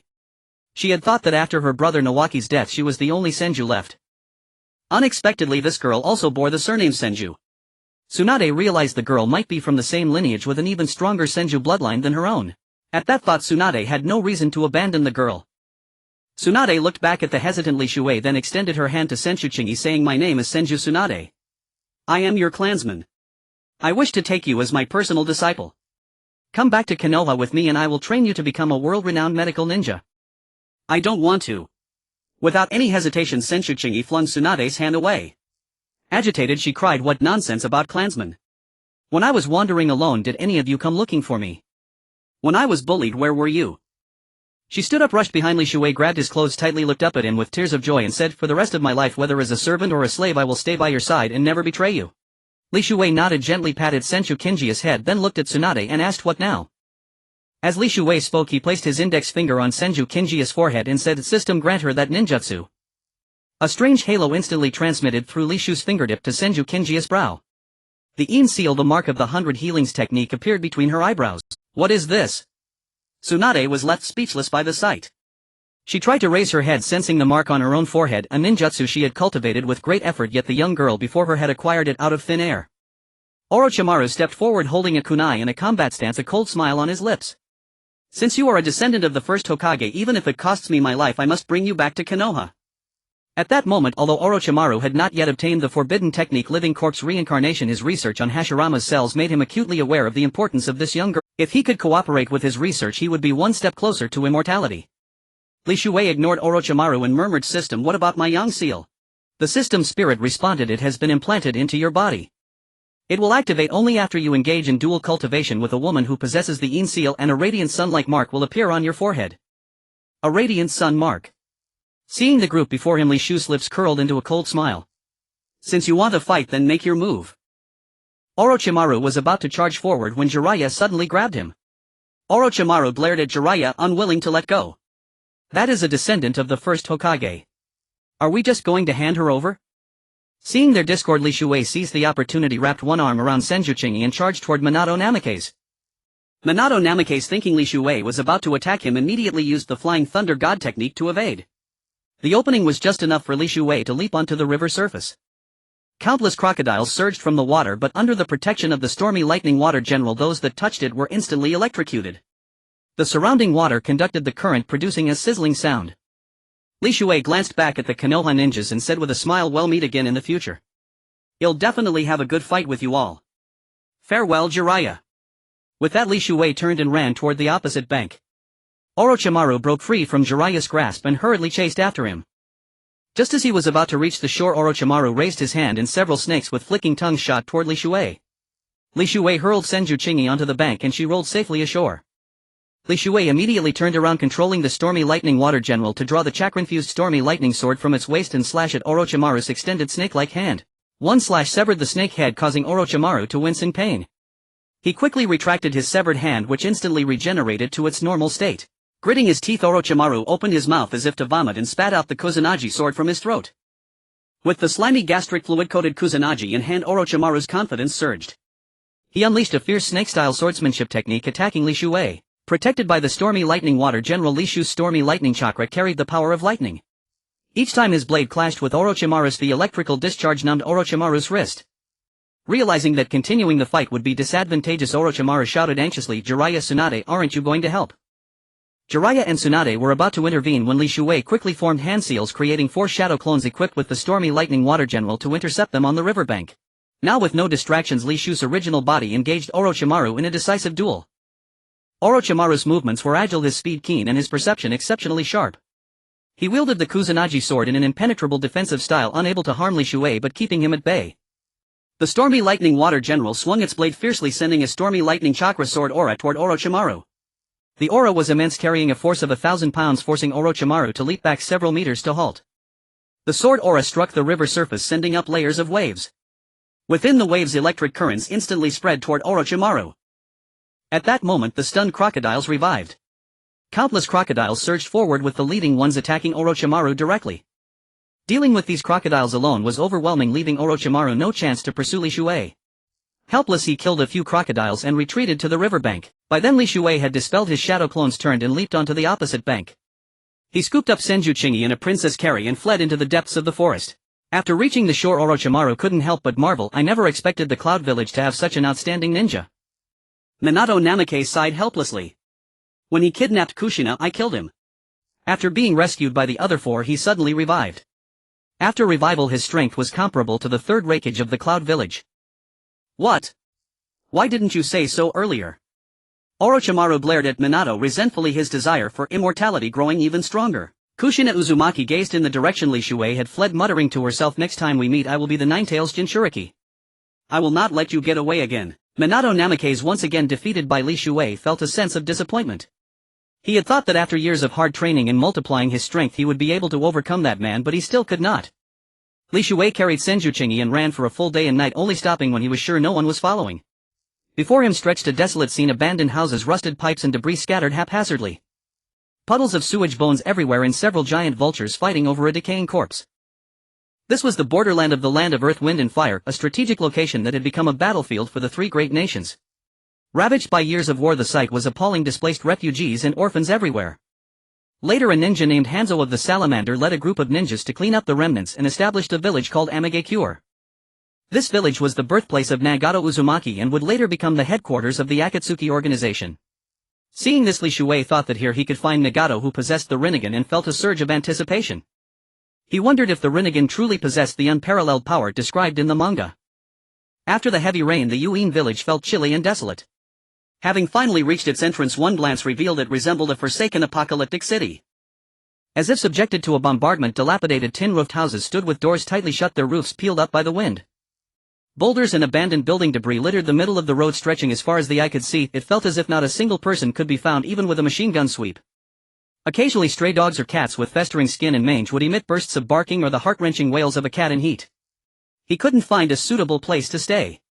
Although the current state of Yuin village was unbearable to behold, the other villages were not faring well either. Border wars raged on, famine victims lay everywhere, and an apocalyptic scene was visible in every direction. Just as he was about to proceed deeper, a rusty kunai suddenly dropped onto the road ahead, followed by a shout, "Outsiders, no entry." Following the source of the sound, he looked for a long time before realizing that the one who threw the kunai was not a shinobi from Yuin village, but a scrawny, scabby-headed boy of about 8 or 9 years. His clothes barely covered his body, his eyes were hollow, yet his voice was surprisingly loud. In times of war, all commoners suffer. He hid in a nook of the ruins, staring at Li Shuei from afar, noticing that behind him followed a girl dressed in men's clothes. After encountering the 3 legendary shinobi of Konoha, they had been traveling without passing any villages, so Li Shuei had given her his own clothes to wear. The boy wouldn't let Li Shuei and his companions enter, yet feared they would leave. After thinking for a while, he shouted again, "Unless you have food." Food. Li Shuei had been traveling all along, surviving on wild fruits and vegetables picked along the way, so he truly had none. After a moment of thought, he said, "I don't have any food, but I can help you get some." With just a verbal promise, the boy immediately ran out from his hiding spot. His eyes sparkling with hope, he stared at Li Shuei from a distance and asked tentatively, "Really?" Li Shuei nodded and smiled. "Really?" The boy turned back and shouted toward the corner, "Sister, come out quickly." Children are indeed easy to deceive, but not because they are gullible, it was simply that they were too hungry to bear it. In no time, a small mud-covered girl with big eyes and long hair appeared. She wore a pair of worn-out adult leather boots and struggled to run over, barely able to stand. Li Shuei asked, "Is there a river or pond nearby?" The boy nodded vigorously, swallowed his saliva, raised his left hand and pointed hastily toward the east. "There's a big pond under the bridge, but it's full of crocodiles," he said. Li Shuei gently patted the boy's head and said with a smile, "Quick, take me there. You'll catch a crocodile for you to eat." "All right, follow me." The boy turned back, took the girl's hand and excitedly led Li Shuei and the others toward the bridge he had mentioned. It was an abandoned bridge opening that originally connected two cliffs, but both ends had been destroyed, leaving only two pillars supporting a broken bridge deck. Beneath the bridge opening was a large depression filled with water to form a pond where countless crocodiles crowded together. Li Shuei turned to look at Xianshou Qingyi behind him and instructed, check their bodies. If you find any injuries, treat them as well. Xianshou Qingyi acknowledged with a nod and began to look after the two children. Li Shuei walked to the edge of the pond. Sensing something approaching, the crocodiles surged forward in a swarm. Lightning release was naturally the perfect technique to electrocute the crocodiles. Lightning release electric fish jutsu. Li Shuei gathered lightning-natured chakra in both hands. For a moment he didn't know which jutsu to use, so he just shouted out a name, then converted the chakra into lightning energy and released it toward the approaching crocodiles. The leading crocodile was instantly electrocuted, its body emitting sizzling sounds and a burnt smell. The crocodiles behind, feeling the shock, shuddered and scattered in all directions, fleeing back into the pond. The boy and girl who were being treated by Xianshou Qingyi not far away saw the smoking crocodile and smelled the burnt aroma. Having been hungry for too long, their mouths uncontrollably drooled. Li Shuei didn't waste any time. He walked over, grabbed the crocodile by the tail and dragged it aside. Now the problem arose: how to cook this crocodile. Li Shuei looked at Xianshou Qingyi and asked, can you use fire release? Xianshou Qingyi shook her head blankly, indicating she couldn't. With no fire and no firewood nearby, even rubbing sticks for fire was impossible. Were they supposed to eat it raw? After a moment of thought, Xianshou Qingyi said, why don't you roast it with lightning release? That might actually work. Li Shuei thought the suggestion was good, so he crouched down, formed hand seals, converted his chakra into lightning release and directly channeled the lightning energy into the crocodile's body through his hands. The crocodile had thick skin. Having already been struck by lightning once, it wasn't completely dead. Now hit by lightning again, its whole body trembled, producing crackling sounds. Soon smoke began to rise from the crocodile, its skin turned yellow, gradually becoming golden, and a tantalizing aroma spread everywhere. Li Shuei felt it was about done. He took out a kunai and slit the crocodile's skin. It was indeed crispy on the outside and tender on the inside. He cut off a piece of meat and tasted it. Without salt, it was somewhat hard to swallow. He closed his eyes, chewed with difficulty, and forced it down. Then he cut off a few more pieces of tender crocodile meat and turned to hand them to Xianshou Qingyi. Xianshou Qingyi took the meat but didn't eat it herself. Instead, she immediately gave it to the boy and girl. The two children took the crocodile meat, disregarding any unpleasant taste, and wolfed it down. They finished quickly and stared at Xianshou Qingyi with ravenous eyes. Just then Li Shuei handed Xianshou Qingyi 2 more pieces of crocodile meat. Xianshou Qingyi generously shared them with the children. Only after they were full and burping did she finally eat. Although it tasted bad, it was better than going hungry. She forced herself to swallow despite her taste buds' revolt. Thus the meal was managed. Li Shuei looked at the remaining half of the crocodile. It would be a waste to throw it away, so he proceeded to butcher it. He found a slightly better 5-person house, hung the meat strips on wooden sticks to dry so they could eat later when hungry. Just then sounds of fighting came from outside the house, the clashing of metal growing more frequent, occasionally accompanied by a scream. The two children instantly huddled together. Xianshou Qingyi also looked nervously at Li Shuei. Li Shuei patted her shoulder and comforted her, it's okay, I'm here. Then a familiar voice rang out, Xiaonan, take Chang Men and go. Li Shuei, unable to contain his curiosity, instructed Xianshou Qingyi to take care of the two children and then walked out alone. He was clad in a black tight-fitting suit, blue trousers, a pair of black ninja boots and a long crimson robe adorned with cloud patterns. His earthy yellow hair was tied back and he wore the forehead protector of the hidden rain village, clutching a massive sword in his hand. Though he appeared seasoned, his actual age was merely 18, akin to Li Shuei. His demeanor exuded an awe-inspiring aura, a ninja of formidable presence. That was Yahiko, one of the founders of the Akatsuki. They had been foraging for food when Hanzō's ninjas discovered them, encircling them with intent to eliminate. It was Yahiko who single-handedly held off the enemy, allowing his comrades to escape. Nagato, I entrust to you the hope of the Akatsuki and the peace of the hidden rain village. After watching Konan and Nagato flee and following several rounds of combat, Yahiko was utterly exhausted. He smiled with heartfelt satisfaction, brandishing his greatsword in a final desperate struggle. A kunai flew toward him, piercing the arm that held the sword, robbing him of the strength to wield it. A ninja approached, delivering a flying kick to the back of his knee, forcing him to kneel. Then another ninja clutching a kunai crept close and raised his hand to drive the blade into his heart from behind, ending his life. Yahiko opened his eyes, awaiting death in stillness, when a streak of blue light pierced the heavens and sent the ninja behind him flying. As the ninja crashed to the ground with a thunderous noise, Yahiko turned to see a youth of similar age, strikingly handsome and valiant, his entire body enveloped in a suit of lightning chakra armor. At first glance he appeared like a savior arriving at the critical moment of life and death. Indeed it was he, our protagonist Li Shuei. The leading ninja stared at Li Shuei in shock, brandishing a kunai and shouting, "You damned bastard, you! Before he could finish, Li Shuei dashed forward in a single bound, delivering a flying kick to his mouth, sending him hurtling away. A lightning release ninja. Since when did the Akatsuki possess such a formidable warrior? All were stunned by the appearance of this ninja. In their knowledge, the strongest member of the Akatsuki was Yahiko, their leader, whom they were about to kill. Li Shuei took a deep breath, sweeping his gaze across the surrounding ninjas. His sharp eyes blazed with a chilling, murderous intent, causing everyone to instinctively step back. Li Shuei uttered the most impressive words in the Naruto world. Tell Hanzō of the Salamander that from today onward the Akatsuki is under the protection of me, General Lei Lan Shuei. If anyone dares to harm them, they must answer to me first. Li Shuei unleashed a powerful aura, instantly intimidating Hanzō's men into retreat. Yahiko stared at him in astonishment, at a loss for words. Li Shuei, standing at a distance, looked at the bewildered Yahiko and cleared his throat lightly. The crisis is over. You need not kneel any longer. Rise, Yahiko. Yahiko awkwardly got to his feet, took a few weak steps, and looked at Li Shuei with a smile. Thank you for your help.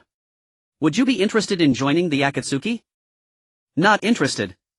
Li Shuei shook his head without enthusiasm, then asked, where are Nagato and Konan? Yahiko was puzzled, laughing awkwardly. You know us. After all, for Yahiko, anyone who admired the Akatsuki in the vicinity would know their reputation. But since he came not to join the Akatsuki, what was his purpose?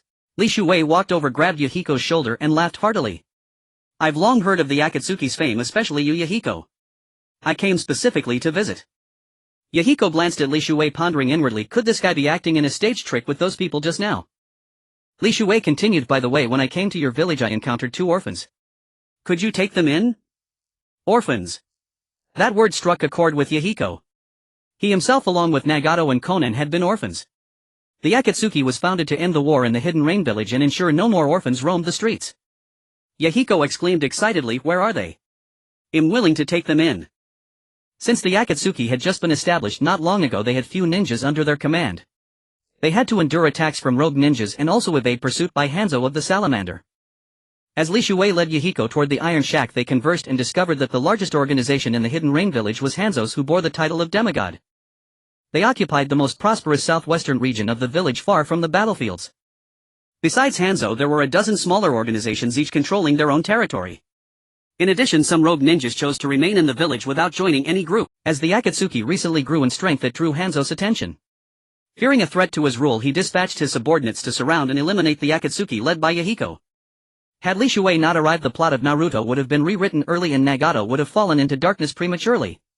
As they talked, they unknowingly reached the Iron Shack. Chinchou, hearing footsteps approaching, cautiously peeked through the door. Recognizing Li Shuei, she immediately opened the iron door and went out to greet him. Li Shuei greeted her with a gentle pat on the head, smiling. I brought back a friend.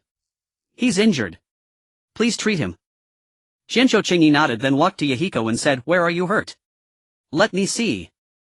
Yahiko raised his arm, rolled up his sleeve, revealing a wound with flesh torn open and bone visible. Gritting his teeth, he said, thank you for your trouble. While Chinchou treated Yahiko, Li Shuei entered the Iron Shack and called out the 2 children. The boy walked ahead with his chest puffed out, while the girl shyly followed behind with her head down, as if the elder brother was protecting his little sister. Yahiko smiled at them and beckoned. Would you like to live with me? Seeing the attire of the Akatsuki, the children recognized him as a member of the village's renowned organization and eagerly nodded. Watching them, Yahiko was reminded of himself and Konan, stirring a mix of sorrow and comfort. After Chinchou finished treating Yahiko's wounds, Yahiko looked at Li Shuei and her. Where do you come from? Where do you plan to go? Li Shuei thought for a moment and replied, I come from a distant place and intend to travel the world. But for now I want to stay in the Hidden Rain village to help you. Would you allow that? Having witnessed Li Shu's power, Yahiko eagerly invited him to join the Akatsuki. If you are willing to join, I can step down as leader and let you lead the Akatsuki. Me lead the Akatsuki. This unexpected proposition sparked wild thoughts in Li Shuei. The Akatsuki was destined to become the most formidable organization capable of toppling entire nations with just 2 of its members sent out. However, that was all after Yahiko's death. But that was all after Yahiko's death. He had assumed that the Akatsuki would have at least a dozen members at its founding. Who would have thought there were only 5?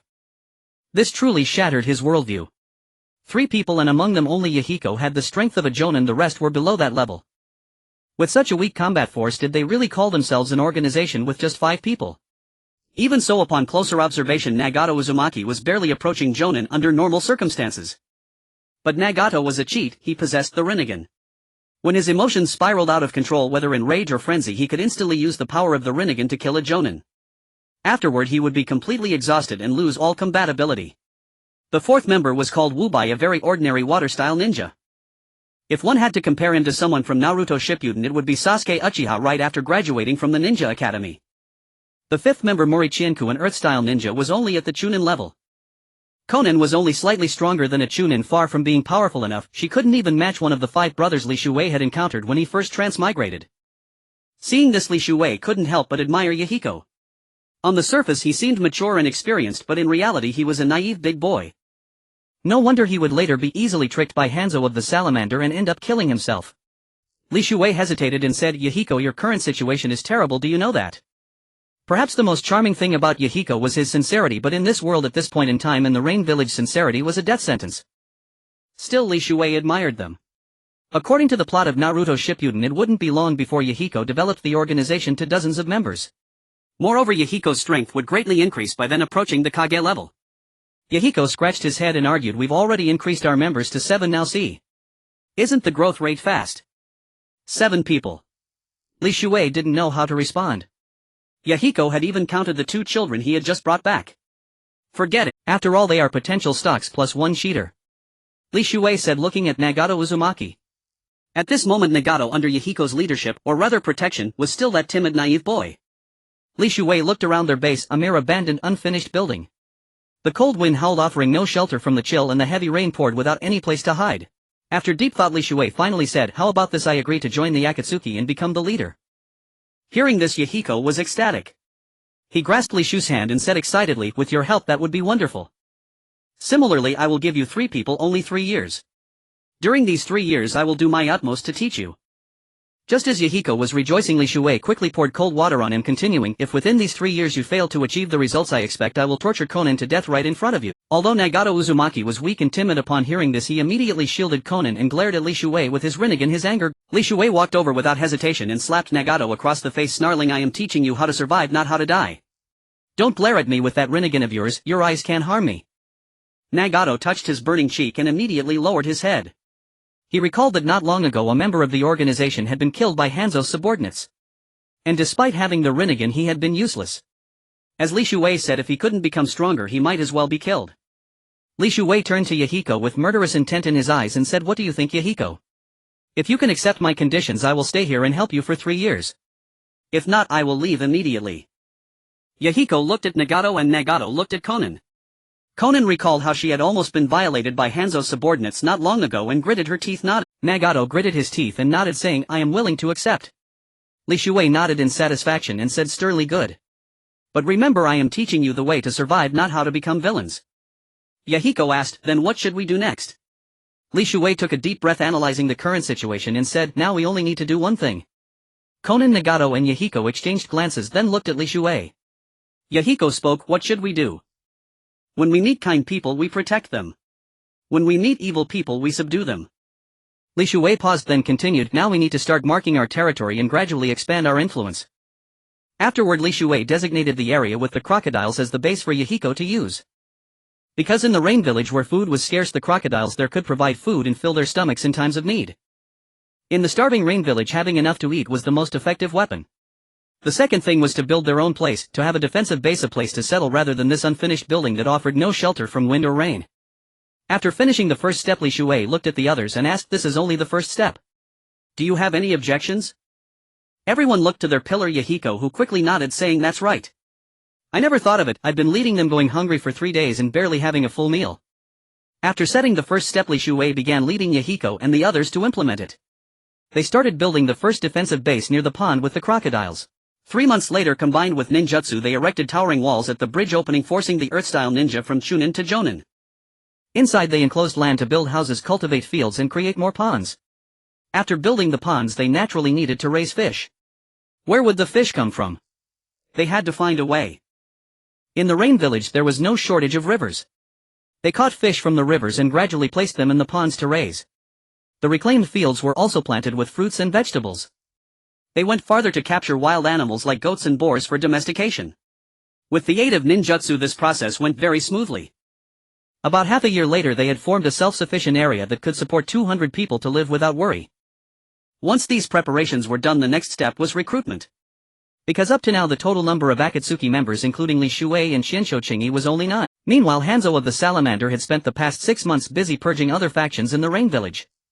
Due to Li Shu's presence he dared not send anyone here. Similarly Hanzō had taken control of most of the Rain Village over the past 6 months and was beginning to set his sights on Li Shu's area. In the region of Amigakure where Li Shuei resided there were still nearly 1,000 wandering ninja and thousands of refugees. Within the base Li Shuei had established he not only raised wild animals but also cultivated fruits and vegetables.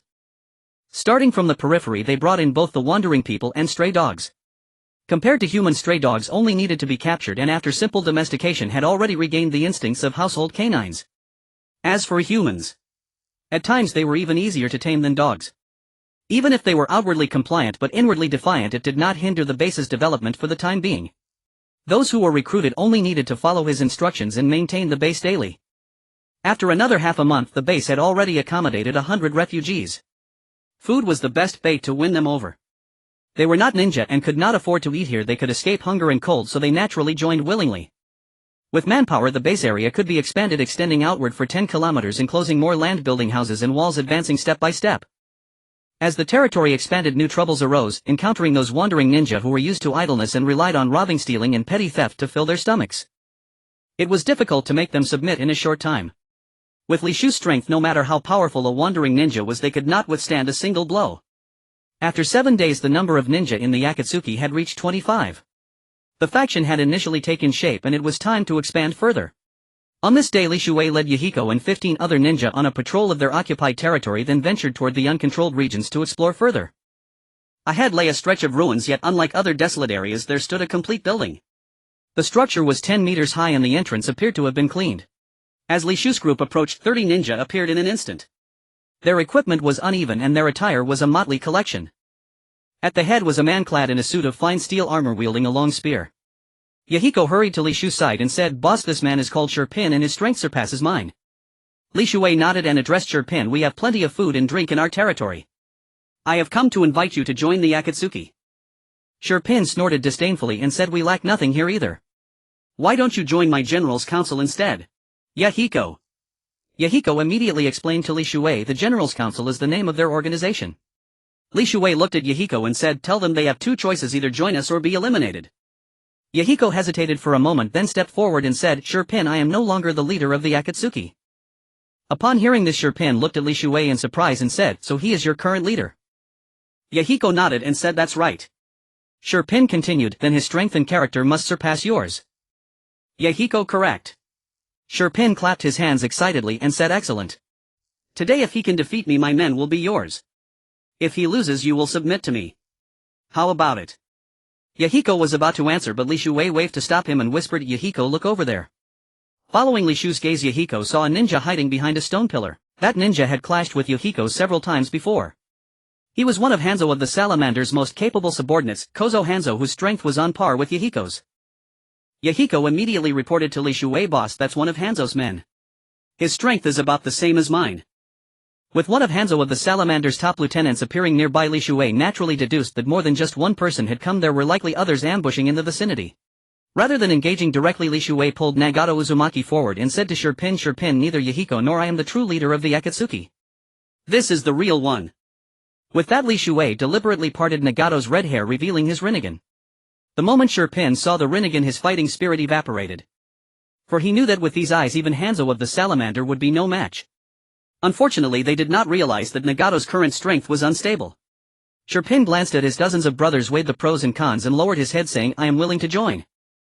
Kozo Hanzō witnessed the same scene.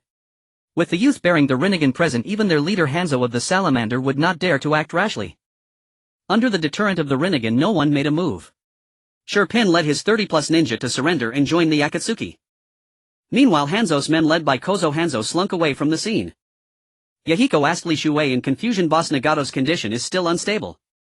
Exposing him so early and more..." Li Shuei said lightly, "You mean, Nagato is our trump card and revealing him early could be dangerous, right?"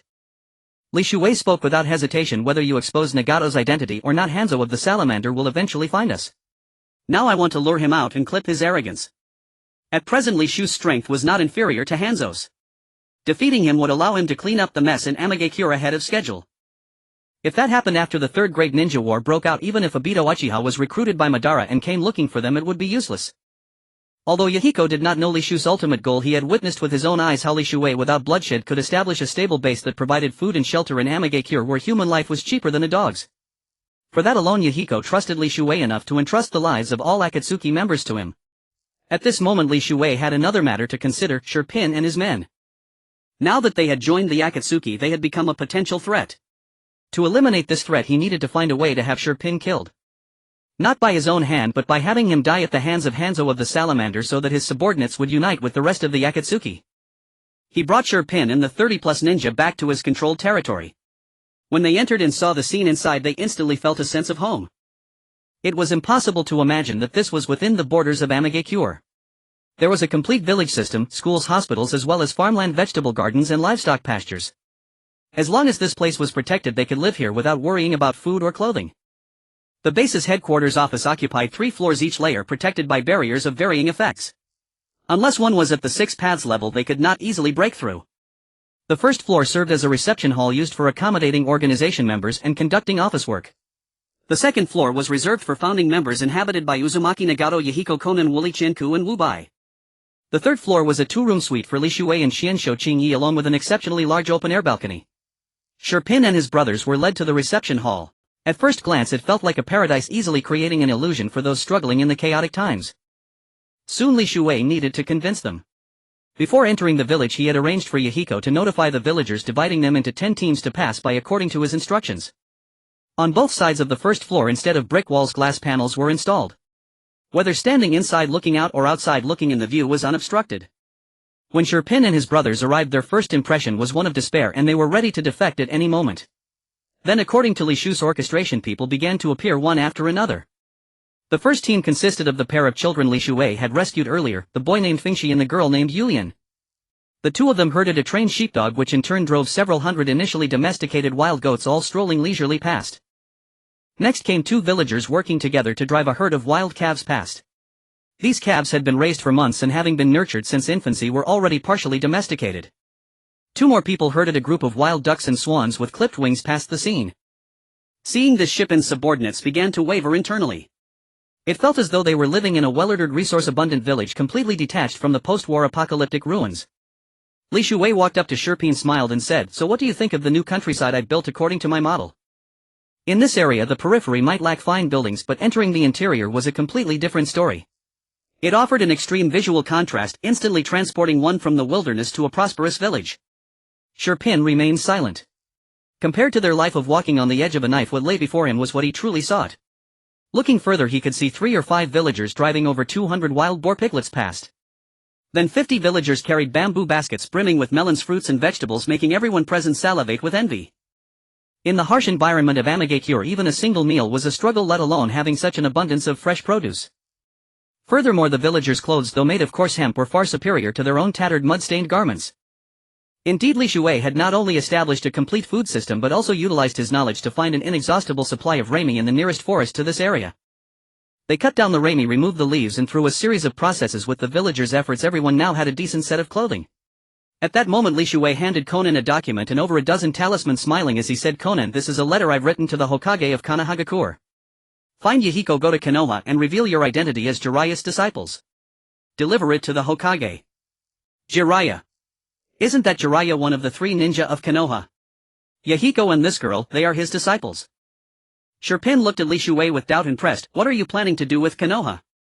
Sherpin's question was also the one troubling his 30-plus brothers. Li Shue said casually, "Of course I'm going to establish diplomatic relations with Konoha." Sherpin was taken aback and asked incredulously, "Do you know that Konoha has already recognized Hanzō of the Salamander's rule over Amagakure?" Li Shue replied confidently, "That was before I arrived. Now I will lead the Akatsuki to unify Amagakure and establish a completely independent nation alone." These words stunned Sherpin. Establishing a completely independent nation between the 3 great nations of wind, earth and fire. Even Hanzō of the Salamander, known as the demigod, had yet to fully unify Amagakure. And he claimed he would establish a nation. Li Shue nodded and continued, "That's right. Amagakure has always been the center of the battlefield for the 3 great nations. If I establish a nation, they will no longer dare to use our homeland as a war buffer zone." Sherpin staggered back a few steps, repeatedly asking, "What gives you the right?" Li Shuwei then pulled Uzumaki Nagato forward and declared passionately, because I have the reincarnation of the Sage of Six Paths Uzumaki Nagato. Uzumaki Nagato. That red-haired boy. No, the red-haired boy with the Rinnegan. He possesses the legendary eyes that only the Sage of Six Paths, the founder of the ninja world, had. At this point the atmosphere had reached its peak. It was time for Li Shuwei to display his power to intimidate them. Storm released Thunderclap Water General. Li Shuwei unleashed his self-created technique. Centered on him an image of a great general clad in blue armor with a sword at his waist materialized. This time the Thunderstorm Water General stood over 4 meters tall, nearly reaching the 5-meter high ceiling of the first floor. Li Shuwei looked down at the crowd, seeing them trembling slightly, and instantly burst forth with immense chakra. The aura formed a powerful vortex, and from the sealed first floor a strong gale swept outward from Li Shuwei at the center. Congratulations, host. Your strength has advanced further. The system will grant you a special reward. Detected that the host currently lacks a suitable weapon. Thus the system forcibly rewards you with a weapon capable of freely changing form across all attributes. This weapon is named 8 Essences Mystery. Congratulations, host, for obtaining the 8 Essences Mystery. As an unexpected bonus you will receive all attribute aptitude, enabling further development of more bloodline limits and higher level bloodline eliminations with no upper limit ever set. From now on the system will no longer provide any rewards. It will transform into a navigation assistant spirit that stores knowledge and items for the host. The remaining path will be entirely up to the host. May you experience life better in the world of Naruto. Li Shuwei suddenly felt extremely awkward. He thought this system is way too casual. At the critical moment it gives all the rewards at once and then changes its purpose. Still, this was fine. Li Shu's current strength in this world, though not invincible, was at least comparable to the Kage-Level. Relying on himself from now on was the best outcome. Now, using Amage Cure as a springboard, he would do as he pleased in the world of Naruto. After receiving the document, Xiaonan immediately sought out Miyen and briefly recounted the matters entrusted by Li Shuwei. The thought of returning to Konoha to see his beloved mentor Jiraiya again moved Miyen to tears of excitement. The two packed their belongings, took the document, and left the hidden rain village, setting out toward Konoha. Meanwhile, Li Shuwei, with his absolute strength and Nagato as the spiritual anchor for the others, quickly brought all 22 ninjas under his complete control. However, Sherpin remained somewhat unconvinced, for besides them the largest force in the area was led by Hanzō of the Salamander. Li Shuwei deliberately approached Sherpin, handed him a letter of persuasion and said, "This is my letter of persuasion to Hanzō. Aside from me you are the strongest here, so I entrust you to deliver it personally to his territory." Sherpin felt a hint of delight, for this was a chance to meet Hanzō of the Salamander and gauge his stance. If Hanzō of the Salamander would send troops to attack the Akatsuki organization, he could then compare the strength of both sides and choose the victor to follow. Sherpin left the base with the letter of persuasion, but Uzumaki Nagato approached, voicing his concerns, and then asked, "Do we truly possess the strength to confront Hanzō Hiden?" Li Shuwei shook his head, well aware that on their side, while he himself was the strongest, the others were far too weak. However, this was not a matter of brute force but a political struggle waged without shedding blood. A few days later, Xiaonan and Miyen arrived at the entrance of Konoha village with the diplomatic document. The Konoha guards immediately intercepted them. "A Konoha ninja asked you are ninjas from the hidden rain village. What business do you have in Konoha?" Miyen presented the diplomatic document with both hands and said, "This is a diplomatic document from our land of Lan to the land of fire." Land of Lan. The Konoha ninja looked at Miyen in surprise, having never heard of such a country. Recalling Li Shuwei's words, Xiaonan immediately said, "Miyen and I are students of Master Jiraiya. Could you please notify him?" At that time Konoha was also preparing for the impending Third Great Ninja War, and the legendary Sannin had returned to the village. Hearing that they were students of Lord Jiraiya, the guard immediately took the letter, smiled warmly, and said, "Please wait here, I will go and announce your arrival." Among the guards was a ninja from the Yamanaka clan, skilled in their clan's communication secret arts. The receiving ninja handed him the document and explained Xiaonan and Miyen's purpose.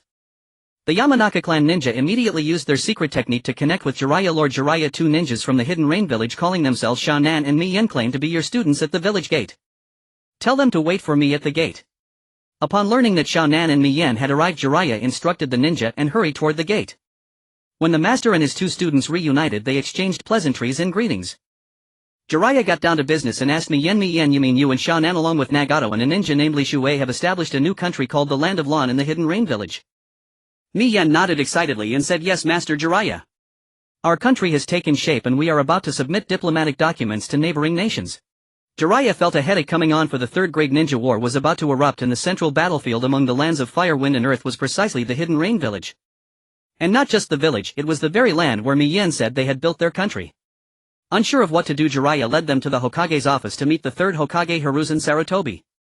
They are about to start a war in the Hidden Rain village, yet you want to establish a country on the battlefield. That's like becoming cannon fodder. The third Hokage Hiruzen Sarutobi was at a loss for how to respond. Jiraiya leaned in and whispered, "Teacher, I forgot to mention, I took 3 disciples in the Hidden Rain village. 2 are here. The one who didn't come is Uzumaki Nagato, and he possesses the Rinnegan." The third Hokage's heart skipped a beat. He looked at Jiraiya in disbelief and asked for confirmation. "Jiraiya, can you be absolutely certain?" Jiraiya nodded firmly, 200% certain. The third Hokage's face fell and he said disappointedly, "Why didn't you bring them back to Konoha back then?" Jiraiya wished he could. But Konoha's ninjas had killed their parents and siblings. How could they willingly come to Konoha? The emergence of the Rinnegan made the situation far more serious. The third Hokage had to reconsider. After thinking for a long time, he said, "Jiraiya, arrange for them to stay in the village first. I'll think it over and give you an answer." Hearing this, Jiraiya said no more. He turned and led Xiaonan and Miyen out of the Hokage's office, heading toward Minato Namikaze's home. Along the way they saw the bustling Konoha village and recalled their fledgling country. Though the population was still small, only a few hundred, under Li Shui's planning a stable environment was taking shape. As long as they continued and unified the Hidden Rain village, Miyen believed that the future land of Lan would be no less than the current land of fires, Konoha. Boundless prosperity, indescribable joy. Before they knew it, they had followed Jiraiya to Minato Namikaze's residence. At that time, due to a series of events, Minato Namikaze and Uzumaki Kushina were not yet lovers. Minato lived alone in a luxurious 4-room 2-living-room 2-bathroom apartment. Jiraiya knocked on the door. Minato Namikaze opened it and saw his teacher. "Master Jiraiya, welcome to my home," Minato said warmly. Behind him were 2 ninjas from the Hidden Rain village, a man and a woman wearing robes with a pattern of fire clouds. Jiraiya introduced them with a smile. "These 2 are my disciples from the Hidden Rain village. Miyen here is your senior brother and Xiaonan is your senior sister. Please come in." Minato eagerly invited them inside. The 4 of them sat together and exchanged pleasantries. When the atmosphere was right, Jiraiya explained the purpose of Xiaonan and Miyen's visit to Konoha. Minato's head spun. He didn't know what to say. After all, he was only a jonin of Konoha and had no say in the matter. At the same time, the third Hokage Hiruzen Sarutobi had gathered Danzo Shimura, Hamura, Mitokado, Koharu Utatane and Kagami Uchiha from the Uchiha clan. They were discussing the matter of the newly established land of Lan in the Hidden Rain village. Danzo Shimura looked over the document and said angrily, "With just a handful of people they want to establish a new country and enjoy independent sovereignty. That's a pipe dream." After Danzo finished, the third Hokage turned to Kagami Uchiha and asked, "What do you think of this, Kagami?" Kagami Uchiha pondered deeply before replying, "If they truly possess a ninja with the Rinnegan who was the reincarnation of the Sage of 6 Paths, then even if they said they wanted to unify the entire ninja world given enough time, I believe they could do it." Danzo immediately said, "In that case we should crush them in the cradle. That way we can also obtain a pair of Rinnegan, a double win." Danzo immediately said, "In that case we should crush them in the cradle. That way we can also obtain a pair of Rinnegan, a double win." Li Shui had dispatched Xiaonan and Yahiko half a month ago. During this time he had received no news from them but instead obtained a declaration of war from Shanjiao Hanzon. Furthermore, Sherpin was also detained by Shanjiao Hanzon, which was truly infuriating. Li Shui handed the declaration to Uzumaki Nagato and said, "After reading this declaration, tell me your thoughts." Since taking over the Akatsuki organization, Li Shui had been providing comprehensive training to the 3 of them. Especially after Xiaonan and Yahiko left Yuin village, Li Shui began to focus on training Uzumaki Nagato's control over the Rinnegan. Although the system did not provide any rewards, it meticulously recorded all knowledge of the Naruto world. Leveraging this, Li Shui taught Uzumaki Nagato ninjutsu that could be used in conjunction with his Rinnegan. Now Uzumaki Nagato had initially mastered the 2-strength jutsu Universal Pull and Almighty Push, granting him power comparable to an average Kage-level shinobi. After reading the declaration, Uzumaki Nagato fell into deep thought. After careful consideration he said, "If we duel him, I believe in the boss' strength. But if they launch a full-scale assault, we can defend ourselves, but the villagers who follow us will be in a difficult situation." Currently the villagers of the Lan country were mostly ordinary people who couldn't use ninjutsu. In a war facing shinobi, they could only become fish on the chopping block, helplessly slaughtered. At that moment a paper crane flew over and landed in front of Uzumaki Nagato. Uzumaki Nagato immediately recognized it as Xiaonan's jutsu. He grabbed the paper crane and said excitedly, "Boss, it's a message from Xiaonan." Li Shui nodded and said, "Open it and see what's inside." Uzumaki Nagato immediately complied. But as he opened the paper crane and saw the contents, his face instantly darkened. Dejectedly he said, "Oh no, Xiaonan and Yahiko have also been detained by my village." Li Shui sneered and said, "War envoys should not be killed. It seems I underestimated the shamelessness of Nui's Hokage and Shanjiao Hanzon. Power is a double-edged sword. Once obtained, even if the hand holding the sword bleeds, one will not easily let go. Li Shuwei thought for a moment and said, Nagato, if I go alone to Shanjiaya Hanzang's territory, how confident are you in defending the nation we have built by yourself? Uzumaki Nagato said confidently, if Shanjiaya Hanzon doesn't come, I alone am enough. But what if I go to his territory and he leads his elites to attack here? Li Shuwei voiced his concern. After all, Shanjiaya Hanzong had been active in Yuin village for many years, maintaining absolute power on the battlefield where three nations clashed, a feat no ordinary person could achieve. I could only use everything to perish together with them, which would also destroy our newly established nation. Uzumaki Nagato spoke without any concealment based on his own situation. Li Shuwei shook his head and smiled bitterly, that's utterly useless. Uzumaki Nagato thought for a moment and said, how about I go? If I lose control, at least I can destroy part of Shanjiaya Hanzang's forces. Li Shuwei sighed, patted Uzumaki Nagato's shoulder and said with a smile, you are our spiritual pillar. If you are gone, the aura of the Sage of Six Paths will leave us and it will be difficult to gather people's hearts again. During this time following Li Shuwei, Uzumaki Nagato's overall strength had improved and his insights were completely different from before. How difficult is it to build a peaceful nation without war? The task is heavy and the road is long. It is not something that can be accomplished in a short time. Nor can making the other side understand pain turn them into people like oneself. Li Shuwei said, to become a leader, if only one person is strong, then his followers can sometimes become a burden. But without these burdens he is not qualified to be a leader. Having said that, Li Shuwei turned and walked forward. After a few steps he added, I have some matters to focus on. For the next few days everything here is in your hands. Remember to set aside time every day to practice taijutsu. I will check your taijutsu at any time. Uzumaki Nagato nodded excitedly. Boss, I will protect our people. Li Shuwei still had a trump card, Senjutsugi. As long as he engaged in dual cultivation with her, he could unlock the Young Seal, which could infinitely store chakra. The view from the rooftop expanded from the hopeful new nation before his eyes to a stretch of lifeless ruins. It would take a great deal of time and effort to restore the vast Yuin village to a complete village. Senjutsugi, wearing a blue cheapao embroidered with violet patterns, walked over slowly. As Senjutsugi drew near, Li Shuwei suddenly turned and picked her up. Senju-Kinji's heart raced, her mind felt instantly deprived of oxygen and her breathing grew heavier. Dual cultivate with me, Chingy. Without waiting for her answer, Li Shuwei leaned and kissed her neck and began to unbutton her dress. Only through this method could Li Shuwei obtain the Young Seal and achieve immortality. Senju-Kinji's skin was so tender it seemed to ooze water. She wrapped her arms tightly around Li Shu's neck, breathing heavily, and said, I have long belonged to you. Why did it take you until today to want me? There was a hint of resentment in Senju-Kinji's words. She opened her mouth and bit Li Shu's shoulder, instantly tasting a coppery sweetness. The setting sun shone beautifully upon them. A cry of pain and pleasure rang out. Sweat soaked their clothes, and as they licked it, an irresistible urge surged within them. As their connection deepened, a pattern of blue sky and white sun gradually appeared on Li Shu's forehead. The pattern became more distinct, forming a golden luminous mark. Senju-Chingi panted rapidly and said, this is my first time. Back then the madam of the flower house trained me. She wanted to sell my virginity at a good price, but I escaped. When I met you, I thought I belonged to you. Li Shuwei was getting into the rhythm. He never expected that after taking his first blood in this world, after holding back for so long, he could take another first blood. This sense of achievement was beyond words. Both body and mind relaxed completely at this moment. A tingling sensation like an electric shock traveled through his body. In that moment the two merged as one, heaven and man united. Night fell and the full moon rose. The previously suppressed emotions were instantly released, becoming incredibly light. After the Yang Seal was activated, the excess chakra generated during condensation was skillfully absorbed by the seal. The strength of Li Shuwei and Senju-Chingi was rising together. Chakra was transformed into healing factors, continuously repairing their cells and enhancing cell vitality through healing. The village dogs began to bark wildly and the crocodiles in the pool grew restless, bursting out of the water and crawling rapidly toward the shore. The ground trembled slightly.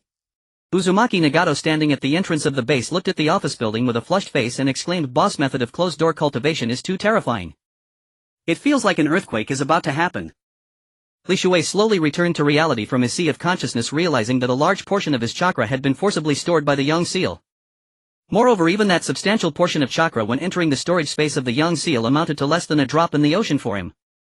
The massive loss of chakra coupled with the physical exertion of the previous night left Li Shuwei somewhat drained.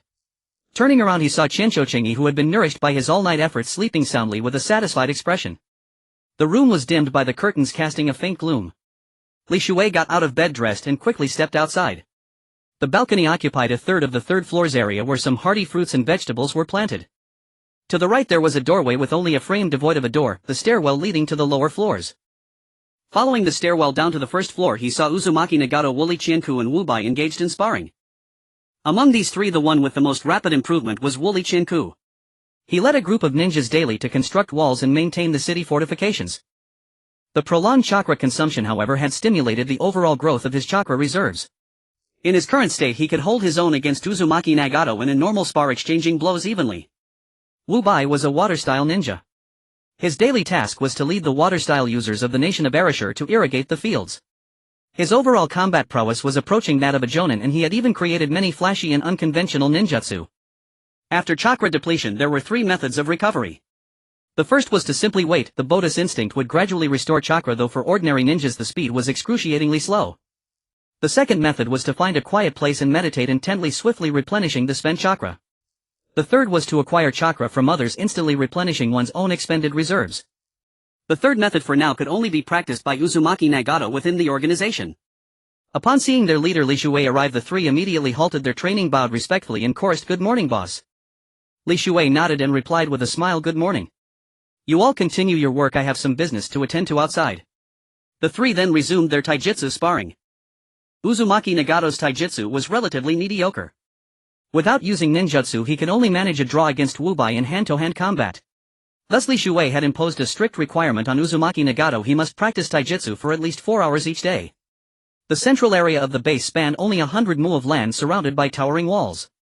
This was the most vital part of the base, the food supply core, where livestock and fish were raised and fruits and vegetables were cultivated. Only core personnel were permitted to reside here. Beyond the core area lay the public zone, where a hospital, school, cafeteria and supply distribution center had been newly built. Every resident's daily meals were provided free of charge by the cafeteria with no limit on quantity. All citizens of the nation of Erashur were required to attend school for 1 hour every morning, learning to read and count as well as studying the newly compiled laws of the nation of Erashur. These laws were designed to regulate the behavior of the nation of Arashi's subjects. When encountering non-residents outside the country given the wartime era, they were permitted to use extreme measures to ensure survival. Beyond this zone lay the strategic area of the nation of Erashur, the only defensive region. Here immense city walls had been erected encircling the nascent nation of Erashur. The walls had 4 gates, east, west, south and north, each guarded by ninjas, strictly prohibiting entry by non-citizens. Additionally, at each gate there was precisely one sensory-type ninja who had learned a special jutsu enabling them to perform telepathic communication with all individuals within the nation of Erashur. Exiting the east gate of the nation of Arashi, one could immediately see the territory of Hanzō the Salamander. Between the two areas lay a stretch of collapsed ruins deliberately created by Hanzo's subordinates. It seemed like a warning to the nation of Erashur. But Li Shuei was not easily intimidated. He advanced alone, weaving around obstacles, racing toward the opposite side.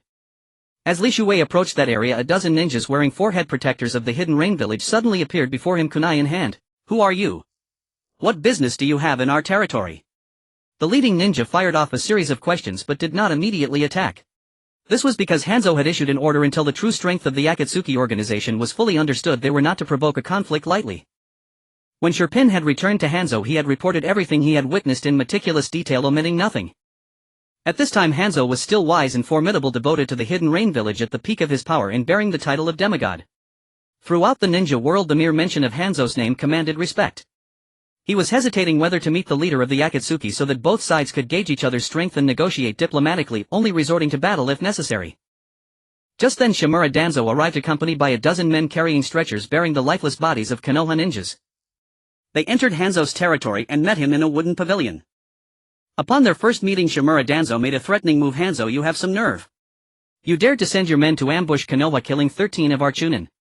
During this era ninjas were precious, especially Chunin, who required immense time and resources to train. Most importantly, the Third Great Ninja War was imminent and every additional ninja on one side tipped the scales of victory." Hanzō replied calmly, "To be honest, Lord Danzo, I have strictly disciplined my subordinates. None of them have been sent to your Konoha during this time." Shimura Danzo exuded an intimidating aura, feigning anger. "If not you, then is there a second hidden rain village in this world?" After a long thoughtful pause, Hanzō said, "To be frank, Lord Danzo, there is another faction within the hidden rain village. They wear the same 4-head protector as ours. I believe they were the ones who attacked your Konoha ninjas." Shimura Danzo looked at Hanzō with a puzzled expression and asked, "Is that so?" Though Hanzō alone could be called a demigod, the abilities of his subordinates varied greatly. If Konoha decided to strike, even the legendary Sannin would be enough to cause him immense trouble. Moreover, Konoha had recently produced a blonde-haired youth whose speed was so legendary that it was spoken of as a miracle. Lord Hanzō, something terrible has happened. At that moment a hidden rain ninja rushed in to report. Seeing the Konoha people present, he stopped mid-sentence. Hanzō glanced at Shimura Danzo and said, "This is Lord Danzo from Konoha, our ally. Speak freely." The ninja then reported, "A man has come from the opposite side and is now sitting at our entrance. His intentions are unknown." Hanzō looked at Shimura Danzo, a hint of delight on his face, and said, "Lord Danzo, why not come with me to see for yourself?" Li Shuei audaciously sat at the entrance of the region ruled by Hanzō of the Salamander, openly condensing his chakra.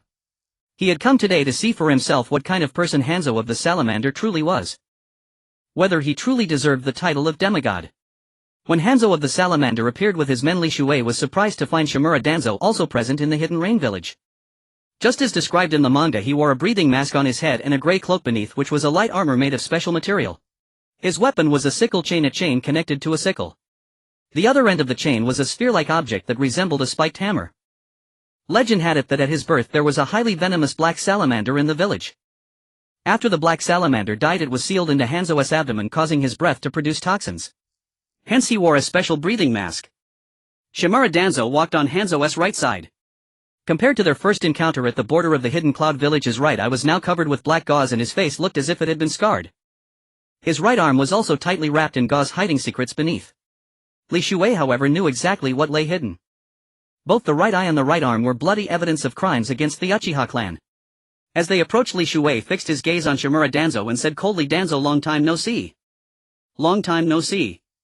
Shimura Danzo was initially confused by Li Shuei's words, but after clearly recognizing Li Shuei's face, his expression shifted from confusion to shock. "Aren't you a ninja from the hidden cloud village? How did you become a ninja of the hidden rain village? Is that so strange?" Li Shuei smiled slightly and continued, "Compared to the Sharingan in your eye and the pairs of eyes on your arm, I'm more curious. What would the Uchiha clan think if they knew?" "Nonsense!" Shimura Danzo roared, trying to mask his panic at being exposed with anger. "Is it true or false? Why don't you let everyone here see for yourselves?" Li Shuei spoke, using the opportunity to disrupt Shimura Danzo's composure. "You underestimate me, kid." Shimura Danzo, a seasoned veteran, was not easily bluffed by Li Shuei's words. The men he brought were from Root, bound by forbidden techniques, unable to divulge Root's secrets. With Hanzō of the Salamander and his subordinates around, there was even less to worry about.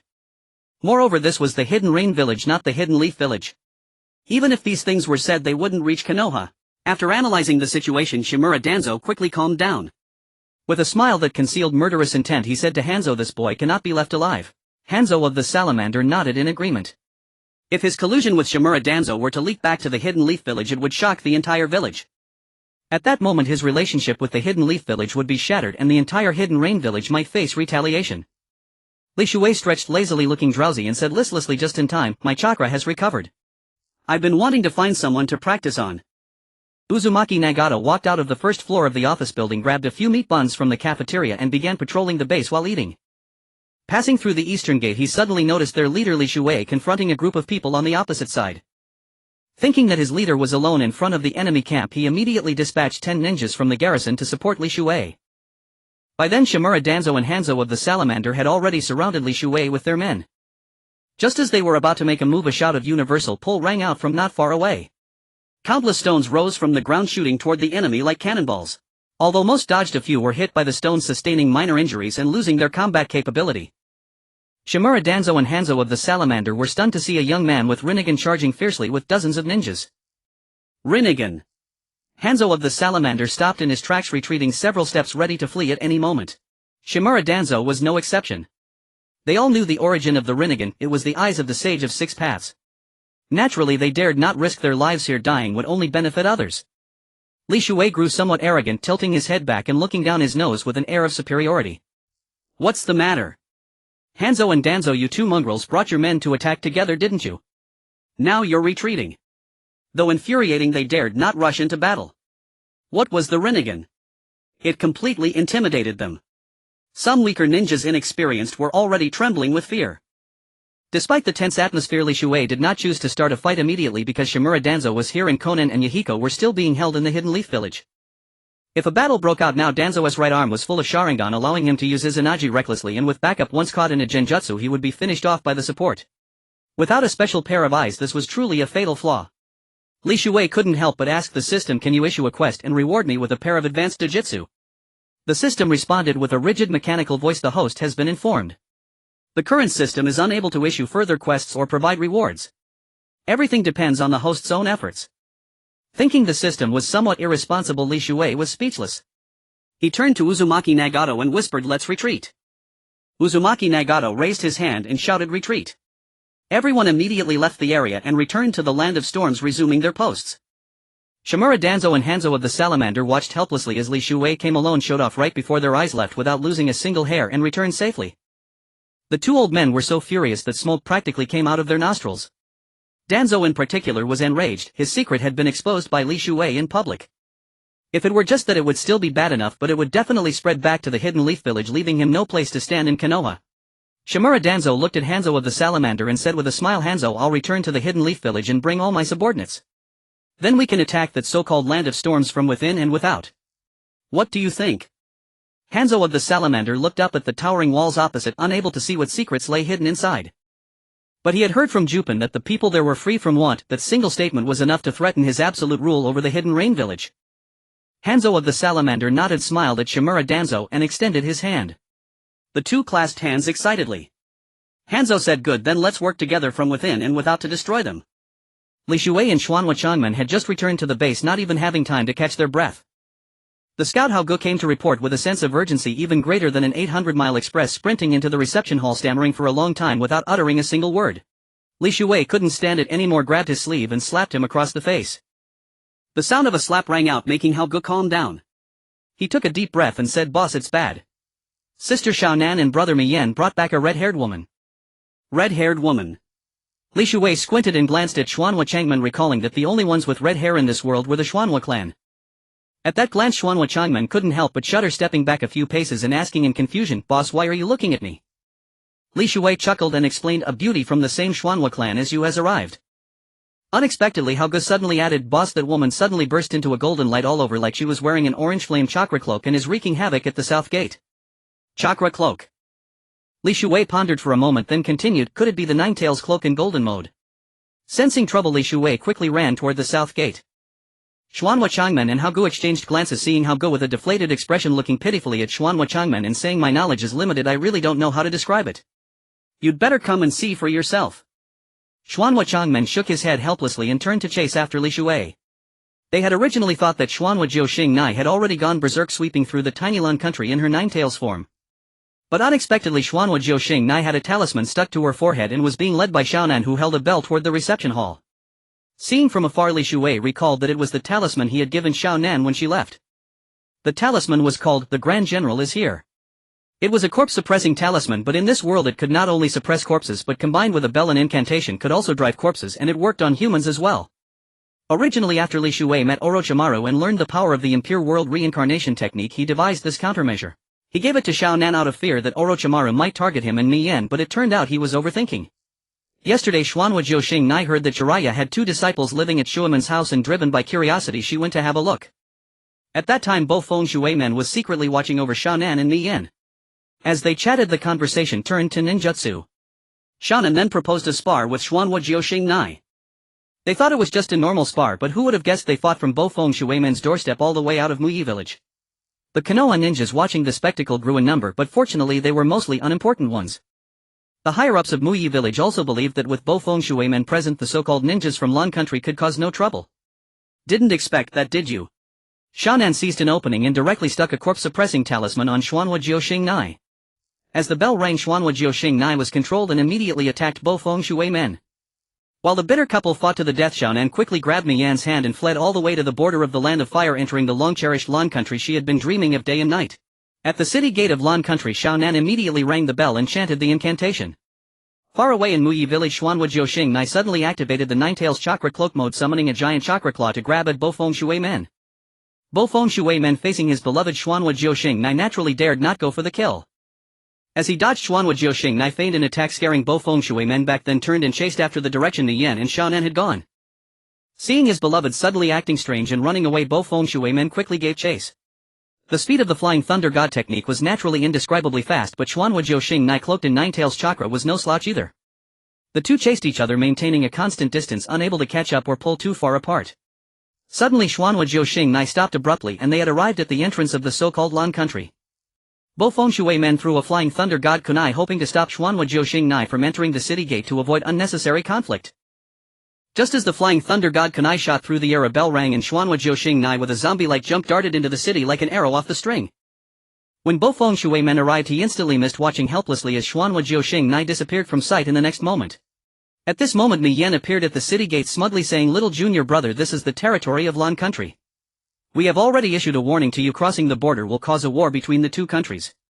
Both Fengshui men calmly analyzed the current situation, gripping the flying thunder god kunai in his hand and said, "I just saw our Muyi village ninja Xuanhua Jiuxing go in. Please let her come out to see me." Mi Yan sneered coldly and said, "Sorry little junior brother, both Fengshui men, you must have misseen." At that moment Li Shui also arrived, seeing both Fengshui men standing at the city gate while Xiao Nan inside the city was ringing the bell, driving Xuanhua Jiuxing away from there. Both Fengshui men. A cloud hidden Jonin. Li Shui and both Fengshui men said almost simultaneously upon discovering each other. Both faces showed astonishment, neither expecting to meet the other here. Seeing Li Shu's attire and comparing it with Mi Yan's, both Fengshui men realized that they were in league. With his current strength, both Fengshui men was not entirely confident in dealing with Li Shui before him. After all, in their previous encounter Li Shui alone not only repelled Lord Orochimaru but also escaped unscathed while surrounded by the Sannin in him. Now the advantage was reversed, he no longer had the upper hand. Both Fengshui man's hand gripping the flying thunder god kunai tightened and a flicker of panic flashed in his eye, especially now that Xuanhua Changman had also appeared here with those Rinnegan eyes which were the eyes of the Sage of Six Paths. Even standing still he could make both Fengshui men break out in a cold sweat. Facing an unknown situation, a ninja's first instinct told him that retreating to call for reinforcements was the best strategy. "Wait for me Jiuxing, I'll come back to save you soon."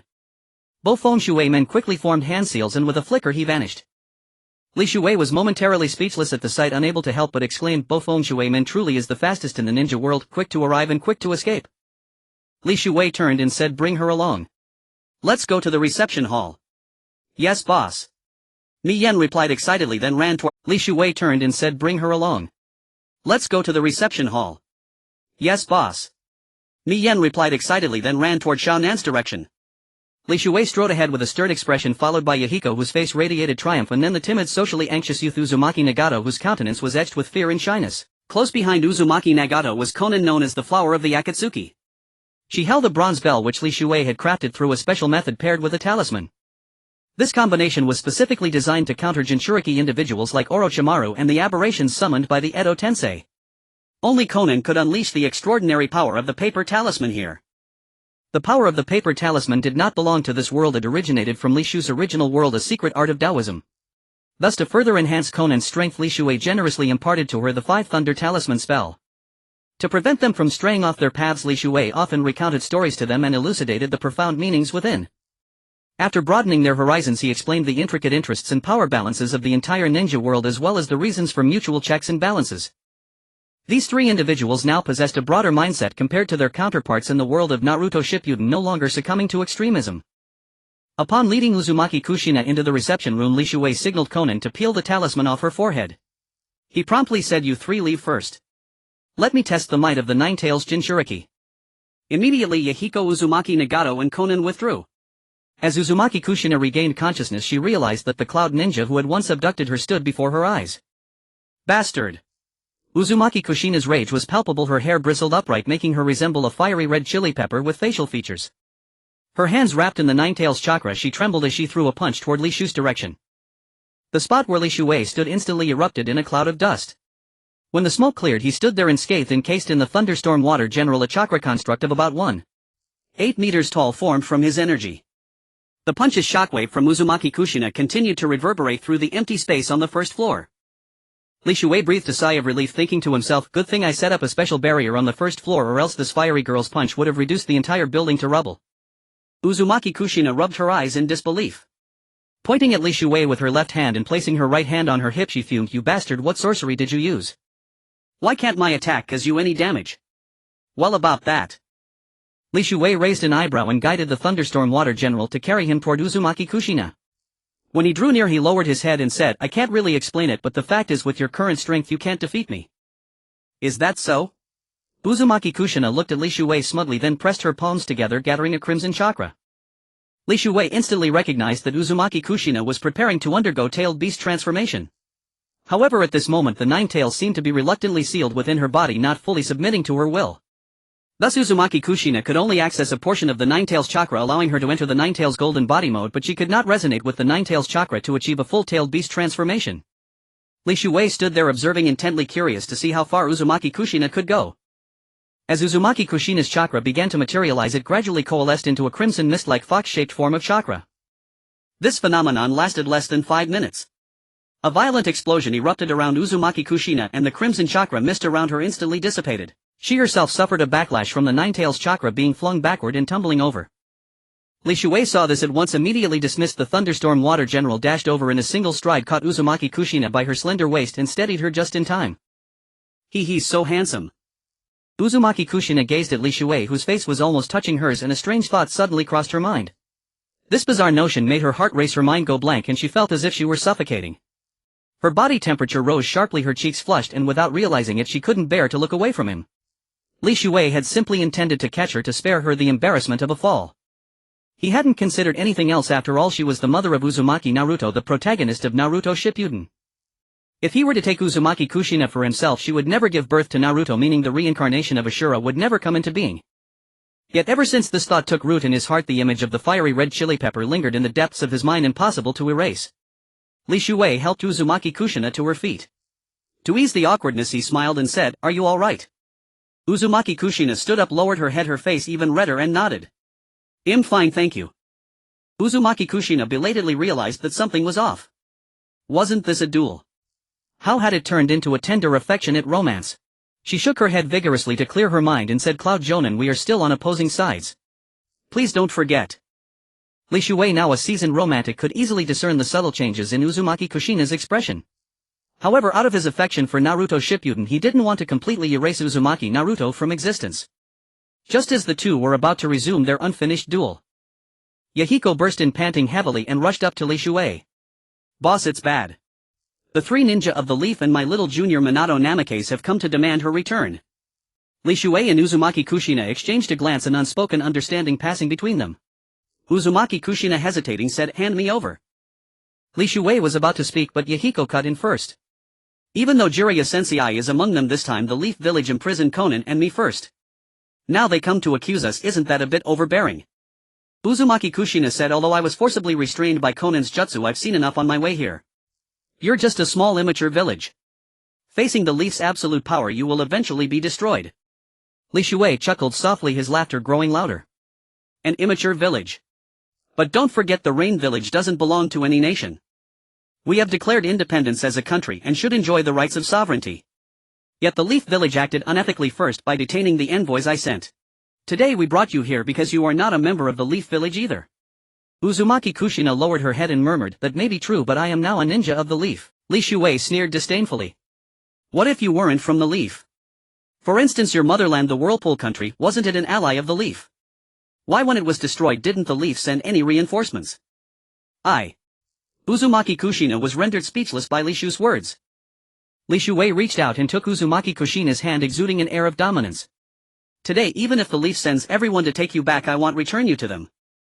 Across from him, Hanzō the Salamander, who controlled most of the hidden Rain Village, and Shimura Danzo, the leader of Konoha's dark underbelly, the Root. The two knelt facing each other in Hanzo's reception hall, separated by a low tea table. A tea ceremony master adorned in gaudy attire personally brewed tea for them, pouring a 7/10 full cup and placing it before each of them. Shimura Danzo reached out, lifted the teacup, and took a sip.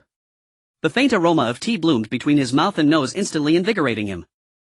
Hanzō of the Salamander noticed Danzo's subtle expression. He clapped his hands together, producing a sound, and said, "Someone pack the ambergris tea we received this year and give it to Mr. Danzo." "Yes, Lord Hanzō." A crisp, melodious voice came from outside the reception hall, followed by the friction of wooden clogs on the wooden floor. Shimura Danzo nodded with satisfaction and said with a smile, "Now the Sannin whom you personally named back then have led hundreds of Konoha's elite ninja and surrounded the so-called Land of Lan." A flicker of doubt passed through Hanzo's eyes and a trace of displeasure crossed his smiling face. He said, "But my intelligence tells me that the three founders of the Akatsuki are all disciples of Jiraiya." Shimura Danzo nodded, indicating he had long known about this. He continued, "This is a trivial matter. In the face of national interests, Jiraiya and the others know how to make the right choice. At this Hanzō relaxed his mind and went on, no matter who wins or loses between the Konoha Sannin and those people opposite, once the outcome is decided we will lead our forces directly to attack. That is only natural. Shimura Danzo's cunning face revealed a smug smile. He continued as agreed, after destroying the land of Lan I will help you unify the Hidden Rain village and establish an independent nation. The Rinnegan of that red-haired youth will belong to me. At the land of Lan. The southern gate leading to the land of fire. Hundreds of elite ninja from Konoha village had already gathered in front of it. These ninja were personally led by the Konoha Sannin, and in addition there was the future Yellow Flash, the fourth Hokage Minato Namikaze. The Inoshikacho of this era, renowned as the brains of Konoha Narashikaku Akimichi Choza and Yamanaka Inoichi. Even just this lineup was terrifying enough. However, it did not intimidate Li Shuei. Since he dared to establish a nation here, he naturally had some trump cards. He dared to provoke Konoha, so he certainly had his own foundation. If we were to rank the three, Yahiko, Konan and Nagato, by ninja level, Konan was undoubtedly the weakest. But what if she played with talismans instead of paper? Over the past 6 months Li Shuei had not only helped train them and enhance their strength. He also had to assign daily tasks to the citizens of the land of Lan and advance the nation's development. The time left for himself was used to further refine his own jutsu. By breaking down jutsu and recombining them, Li Shuei recalled the stories about ninja he remembered from his original world. According to legend, the origin of ninja came from China, spreading from the 5 elements techniques of the Han dynasty to Japan. Later, a ninja manual called Wan Xuan Jihai explicitly stated that the ideology of ninjutsu originated from Lu Wan during the transition from the Yin to the Zhou dynasty in ancient China. The name Lu Wan may not be familiar to everyone, but if we use another name everyone should know it: Zhang Zia, also known as Zhang Taigong. It was he who first proposed the concept of ninjutsu, and the existence of ninjutsu was recorded in detail in the Lu Tao. Later, Sun Wu, Zhang Liang, Han Xian and others successively refined the theoretical reasoning of ninjutsu, gradually completing the structure of ninjutsu, its formation strategy, and yang and techniques. When it later spread to Japan after thousands of years of evolution, the Chinese also associated the term ninja with Japan. The world Li Shuei originally came from was an era of Dharma decline, where spiritual energy was depleted and Taoist secrets such as spells and talismans had lost their original power. But in this world it was different. Aside from ninjutsu, there was also immortal arts. Coincidentally, these immortal arts bore a striking resemblance to the spells from Li Shu's original world. At higher levels, the spells might even be more powerful than the immortal arts of this world. Jiraiya saw his former students standing opposite him. Suppressing the turmoil in his heart, he spoke, "Yahiko, Konan, Nagato, return Uzumaki Kushina to me." The three instantly looked at Li Shuei, but Li Shuei demurred. "This matter was caused by you. Given our current situation and the goal we seek to achieve, answer your teacher Jiraiya with your own thoughts." After speaking, Li Shuei handed a scroll to Yahiko and instructed, "This scroll records all the current difficulties of our nation and those who are preparing to destroy us." Yahiko nodded, read the scroll, then walked out of the city gate and stood 5 meters from Jiraiya, speaking indignantly, "Teacher Jiraiya, I went to Konoha village as an envoy of the land of Lan. But what did you do? As the hosts, you didn't treat me, a guest from a neighboring country, with proper hospitality. Instead, you harbored ill intentions and placed me under house arrest. If it weren't for Konan and I being shrewd, we would still be imprisoned in Konoha village right now." Jiraiya listened, his face full of disbelief, as he turned to Minato Namikaze and demanded, "Is what Yahiko said true?" Minato Namikaze lowered his head in silence, signaling his acknowledgement. At that time he was merely a slightly above average ninja in Konoha, not yet in a core position of power. As a ninja, Minato could only unconditionally obey his superiors. Jiraiya bowed deeply, apologizing to Yahiko with sincerity. "Yahiko, this was my negligence. I beg for your forgiveness." Jiraiya's tactic of retreating to advance, apologizing to his own student, immediately turned the tables, making Yahiko feel guilty toward Jiraiya. Jiraiya continued, "I represent Konoha village. I hope you can do me the favor and hand over Uzumaki Kushina. I will personally plead with my mentor, the third Hokage, to accept your newly established nation." If Jiraiya hadn't said that, it might have been fine. But his words struck a nerve in Yahiko's heart. Yahiko raised his voice, agitated. "Teacher Jiraiya, I trust you, but Konoha village is not worthy of trust. Do you know that right now Shimura Danzo of your village is colluding with Hanzō of the Salamander, planning to swallow the land of Lan, which we founded with the Akatsuki after so much hardship?" Mentioning Shimura Danzo made Jiraiya realize the difficulty. Shimura Danzo was the shadow of the third Hokage Hiruzen Sarutobi, representing the dark side of Konoha. What Hiruzen Sarutobi could not handle conveniently, Shimura Danzo would take care of. The surface glory was left to the third Hokage, while the messes were all credited to Shimura Danzo. Such a useful pawn was a piece that the third Hokage would never discard, even if it meant pushing himself to the brink of death. Yahiko continued, "If you are truly sincere, we can return Uzumaki Kushina, but on the condition that Shimura Danzo must die." Hearing the words spoken by Yahiko, Li Shuei knew that the months of training had indeed played a decisive role. Yahiko was no longer that naive hot-blooded and idealistic boy who only knew how to theorize. Instead he had become the second-in-command of the Land of Storms, Yahiko. Jiraiya looked at the Yahiko before him and a strange feeling surged in his heart. Yahiko, you have changed. Your transformation both worries me and makes me happy for you. However, we are now on different sides. I still hope we can resolve the conflict between us. Yahiko, your conditions are too harsh. I cannot make the decision on my own. Jiraiya could not agree to Yahiko's demands, nor had he ever imagined that this matter would involve Shimura Danzo. As a master of Sage Mode, Jiraiya naturally did not fear Shimura Danzo. However, the true power behind Danzo was none other than his own mentor, the third Hokage Sarutobi Hiruzen. Yahiko leaped back and returned to Li Shu's side, saying excitedly, "Boss, how did I do?" Li Shue nodded with satisfaction. "Very good. You have done well by aligning your personal values with the interests of the nation." Yahiko glanced back at Jiraiya outside the city gate, then turned to Li Shue and asked, "Boss, what should we do next?" After careful deliberation, Li Shue said, "Give the order, close the city gates, prohibit everyone from going out, and remain on high alert." Once Li Shue finished speaking, Yahiko waved his hand and ordered loudly, "Everyone retreat into the city and close the gates." The gatekeepers pulled down the lever and the city gates shut, swiftly sealing off the outside world. Standing outside the city, Jiraiya watched the scene unfolding before him, and a sense of loss crept into his heart. This was not the outcome he had anticipated. Who would have thought that the third Hokage would secretly collude with Shimura Danzo to set him up?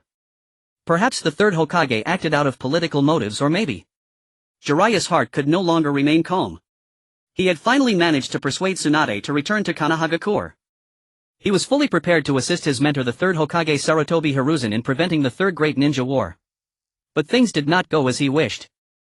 Jiraiya's spirit suddenly aged by a decade. An invisible boulder weighed on his heart, making it hard for him to breathe. Orochimaru approached with an indifferent air, patted Jiraiya on the shoulder and said, "Jiraiya, I just used a snake clone to scout the area." Jiraiya nodded absent-mindedly. "What's the situation?" Orochimaru combined the information he had gathered and said, "The situation is grim. This entire area is enclosed by towering walls. There is also a special barrier. Even with my secret techniques, I cannot send my snake clones inside to investigate the details." A member of the Hyuga clan widened his Byakugan, staring at the wall ahead, hoping to see through the barrier and discern the situation inside. After staring for a long time, he shook his head helplessly and sighed. "Lord Jiraiya, the Byakugan cannot see through the barrier either. What should we do?" Jiraiya looked up at the walls that seemed to pierce the clouds and prepared to charge forward. Orochimaru quickly grabbed Jiraiya's sleeve and said with a bitter expression, "Jiraiya, I already told you. There is a barrier. Once you approach within half a meter of the gate, it will repel you with a powerful force." Jiraiya refused to believe it. He broke free from Orochimaru's grasp and approached the wall, intending to climb it to have a heartfelt conversation with Yahiko and resolve the conflict. But just as Orochimaru had said, as soon as he got close, the barrier's force forcibly pushed him away. Even Jiraiya, one of the legendary Sannin of Konoha, was no exception. When he was within half a meter of the wall, he felt a powerful force pushing him away. Jiraiya tried several times, but the result was always the same.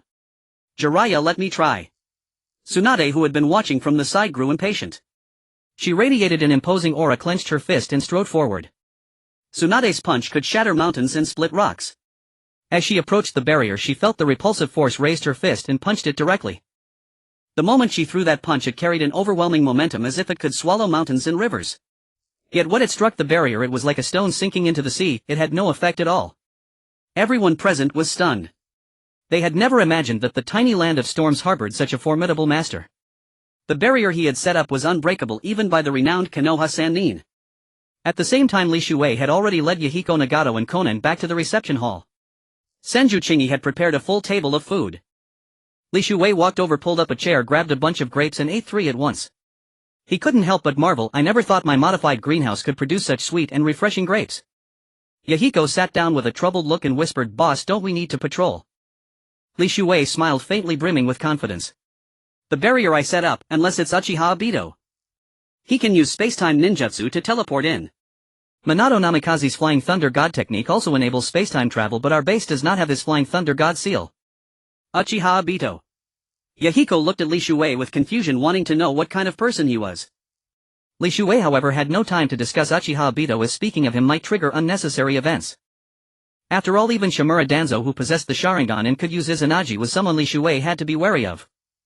And what about Uchiha Madara, who had not yet truly died? He was still somewhere unknown, secretly plotting the infinite Tsukuyomi plan. Given the current situation, without absolute certainty, Li Shuwei decided to lie low with his teammates until they had developed enough strength to decide whether to strike. At that moment Senju Chingi entered hand in hand with Uzumaki Kushina, perfectly timed. Li Shuwei took a glance. Uzumaki Kushina had already shed her Konoha Jonin uniform and was wearing the red robe of the Akatsuki adorned with a black cloud pattern. Her fiery red hair, delicate features and tall figure instantly captivated Li Shuwei. It seems I am destined to rewrite the Naruto storyline. No need to think twice, I'll take Uzumaki Kushina as well. Never underestimate the Uzumaki clan. Fans of Naruto know that besides Uzumaki Kushina and Nagato there is also a ninja named Uzumaki Karen. The Uzumaki clan not only possesses incredible vitality but also has the ability to instantly heal severe injuries with a single bite. Such medical talent would make even Tsunade feel ashamed. Facing the towering walls that towered into the clouds which even ninjas could not climb or destroy, Jiraiya furrowed his brow. At this moment they could neither attack nor lay siege, and definitely it was merely a war of attrition and they had no idea of the situation inside. They could not continue the siege aimlessly, yet retreating would mean handing over the Jinchuriki of Konoha along with the tailed beast directly to the enemy. In this world a Jinchuriki was akin to an intercontinental ballistic missile. By simply positioning themselves in their own village they could unleash a tailed beast bomb from afar, devastating vast areas of hostile territory. Without the Jinchuriki and the inner tailed beast, Konoha's overall combat strength would be severely diminished if the Third Great Ninja War were to break out. Jiraiya looked at Minato Namikaze with helplessness and regret, asking Minato, "Do you know any jutsu that can break the barrier before us?" Minato Namikaze pondered for a long time before replying, "Unless I have my Flying Thunder God seal placed inside this city, I could use the Flying Thunder God technique to teleport there." After speaking, Minato looked at Inoichi Yamanaka and said excitedly, "Inoichi, I almost forgot about you. Can your Yamanaka clan's secret technique contact Kushina?" Inoichi nodded and said with an awkward smile, "I'll give it a try." At that moment everyone's eyes fell on Inoichi, pinning their last hopes on him. No good. Inoichi shook his head after using the Yamanaka clan's secret technique. He had already covered the entire Amigakure with his sensory perception, but the only thing he could not peer into was everything enclosed by the walls before him. Ah! Inoichi pushed his sensory perception to its limits, and with the excessive strain fresh blood slowly trickled from his nostrils. Just as he was about to withdraw his perception, he suddenly sensed the troop deployments of the Land of Fire, the Land of Wind and the Land of Earth in the distance. War had already broken out and a crimson bloodthirsty scene flashed through his mind. Konoha shinobi lay fallen on the ground, their lives extinguished. The shinobi of the Land of Earth and the Land of Wind had already routed Konoha's forces and were advancing into the Land of Fire. Tens of thousands of ninjas marched in a mighty torrent from the northeastern corner of Amigakure. Because Konoha had no forewarning, the enemy advanced with unstoppable momentum, already occupying hundreds of hectares of territory in the Land of Fire. Inoichi Yamanaka realized this belatedly. He quickly ceased his secret technique, pulled Jiraiya aside and whispered, "Jiraiya-sama, this is bad. The Land of Wind and the Land of Earth have invaded the Land of Fire." Upon hearing this, Jiraiya understood the gravity of the situation and immediately said to Inoichi, "Use the Yamanaka clan's secret technique to inform everyone present of what you know. I will take you all to the front lines and contact the third Hokage." At this moment all the citizens of the Land of Arashur had gathered in the main hall. Li Shuwei stood at the center of the hall speaking with fervent passion. "Brothers, the Third Great Ninja War is about to erupt outside. When this war ends, the 5 great nations will surely be severely weakened. That will be the moment for our Land of Arashur to rise." A ninja who had joined during the surrender of the 10-point demotion named Pipagu raised his hand and said, "But Chief, what should we do now?" Li Shuwei smiled and said, "Brother, come to my side and I will tell you in detail." Pipagu quickly stepped forward, his eyes fixed on Li Shuwei, yearning for the hope he could bring. Li Shuwei scrutinized Pipagu and the system displayed his detailed information. Pipagu, full name Kagaya Pipagu, 27 years old, skilled in the secret technique bone release with 5 of his bloodline belonging to the Kagaya clan. That is to say, his jutsu were similar to Kimimara's yet not identical. Because Kagaya Pipagu did not possess the dead bone pulse Kekiigenkai but rather a secret technique that controlled bones. It was a technique akin to summoning skeletons. After learning all the information about the other person, Li Shuwei said, "Currently our nation has a total of 80 ninjas and 246 ordinary citizens. In the Third Great Ninja War these numbers do not even qualify as cannon fodder." When Li Shuwei said this, the expressions of the people below varied. The ordinary citizens showed no change in their faces. In their view, as long as they could eat their fill, dress warmly and avoid hunger and cold, it was best if they didn't have to fight in the war outside. As for the ninjas, each of them possessed certain survival skills and some knowledge of ninjutsu. They also had a degree of strength, having survived the harsh hardships of Amigakure. Thus they surely wished to seek fame and glory amidst this chaos, to save the ninja world, restore peace and make a name for themselves that would be recorded in the annals of shinobi history. So what I am about to say is the key point. From now on everyone, whether ninja or ordinary citizen, must undergo basic taijutsu training. In addition, I will entrust Yahiko to organize our people into 7 squads. Led by Yahiko Konan, Nagato Uzumaki, Wooly Chinku Wubai and Shinsho-chingi. Each of them will command a dozen or so ninjas, while the 246 ordinary citizens will be under my direct management. After speaking, Li Shuei handed the detailed roster to Yahiko. Yahiko led 30 ninjas responsible for patrolling the city and fortifying defenses. Nagato Uzumaki led 10 ninjas tasked with supporting Yahiko's work and providing personnel backup. Konan served as a reserve, personally commanding 15 ninjas to oversee the city's secondary defense and alertness, ensuring no oversight occurred. Wubai led 10 ninjas skilled in water release, responsible for replenishing water in the fish ponds, watering the vegetable fields and fruit trees, and handling daily firefighting duties within the city. Wooly Qianku led nearly 10 ninjas proficient in earth release, tasked with reinforcing and maintaining the fish ponds, houses and city walls. The last 5 were the land of Arashi's trump card, 5 female medical ninjas plus Shinsho-chingi, making 6 in total. These 6 were the heart of the land of Arashir. Their existence was the key to the survival of its residents. At present, medical facilities were scarce and medicinal herbs were hard to come by. Thus the presence of medical ninjas, whose training alone consumed immense time and resources, was invaluable. Outside, the war had already begun, and Li Shuei, having closed the city gates, began to enhance the overall strength of his people. Once this war ended, Li Shuei would open the gates and lead all the people of the land of Arashir to seize the entire territory of Amigakure in one fell swoop. At that time, the land of Arashir would finally become a small nation with a complete territorial area. After dispatching all the tasks, Li Shuei stepped onto the balcony on the 3rd floor and reclined on a rocking chair, basking in the sunlight. The system spirit nestled against Li Shu's shoulder, speaking with a smile. Your Majesty, the land of Arashir now possesses 9 ninjas with Jonin level capabilities. 31 ninjas have attained Shunin level strength, while 40 are Genin. Including yourself, the total number of ninjas stands at 81. Li Shuei nodded, pondering. It's fortunate that I didn't choose to engage in direct conflict with Konoha's ninjas, otherwise all the assets I've painstakingly accumulated would have been obliterated in an instant. At that moment, Uzumaki Kushina approached, dressed in a water blue chonsam embroidered with silver asphodel patterns. Though a female, Kunoichi Kushina's physique was slightly more robust than that of an average woman. Her red hair, gently curving bosom, subtly rounded hips and exquisite delicate features harmonized her overall figure perfectly. As long as she remained unangered and her long red hair stayed upright, she always appeared as a graceful, elegant and youthful beauty of 16 or 17. Gangdan. She still habitually referred to Li Shuei as Gangdan. A flicker of displeasure crossed Li Shu's face, but he quickly turned to smile at Uzumaki Kushina and asked, Kushina, what brings you such elegance today, wearing a chonsam? Uzumaki Kushina blushed, instantly lowering her head as she prepared to unleash her pent-up anger, ready to shout, You bastard, wasn't it you who said last night that I would be as beautiful as a celestial maiden and captivating enough to topple kingdoms in a chonsam? Before she could speak, Li Shuei cut in, truly beautiful, even a heavenly maiden descending to earth cannot rival your splendor. The most enchanting beauty of all lands is but a fraction of your A man's words are the devil's deceit, yet these few remarks instantly quelled the fury brewing within Uzumaki Kushina, filling her heart with delight. Ahem. Senju-chingi let out a soft cough as she walked over from the entrance of the 2-room house. Uzumaki Kushina, as if caught red-handed, turned guiltily to look at Senju-chingi and murmured, Sister Chingi, didn't you say you had to be at the hospital for morning consultations? Why have you returned? Senju-chingi was already well aware of Li Shu's roving heart, but as her savior and the man she now relied on. Senju-chingi had no objection to Li Shuei taking other women, whether outside or bringing them home, as long as she could remain by his side. Perhaps it was this devotion that ever since Li Shuei brought Senju-chingi with him, she was destined to follow him unwaveringly for the rest of her life. She was a descendant of the illegitimate child Senju Tobarama, left in the land of Shien, inheriting the sage body of the Senju clan. Born a perfect medical ninja, her talent was something even the renowned Senju Tsunade, one of the legendary Sannin of Konoha, could not match. Senju-chingi glanced at Uzumaki Kushina, then turned to Li Shuei. Seeing him silent, she said, Before me there was another sister, also brother Shu's woman. If you join, you'll be the third.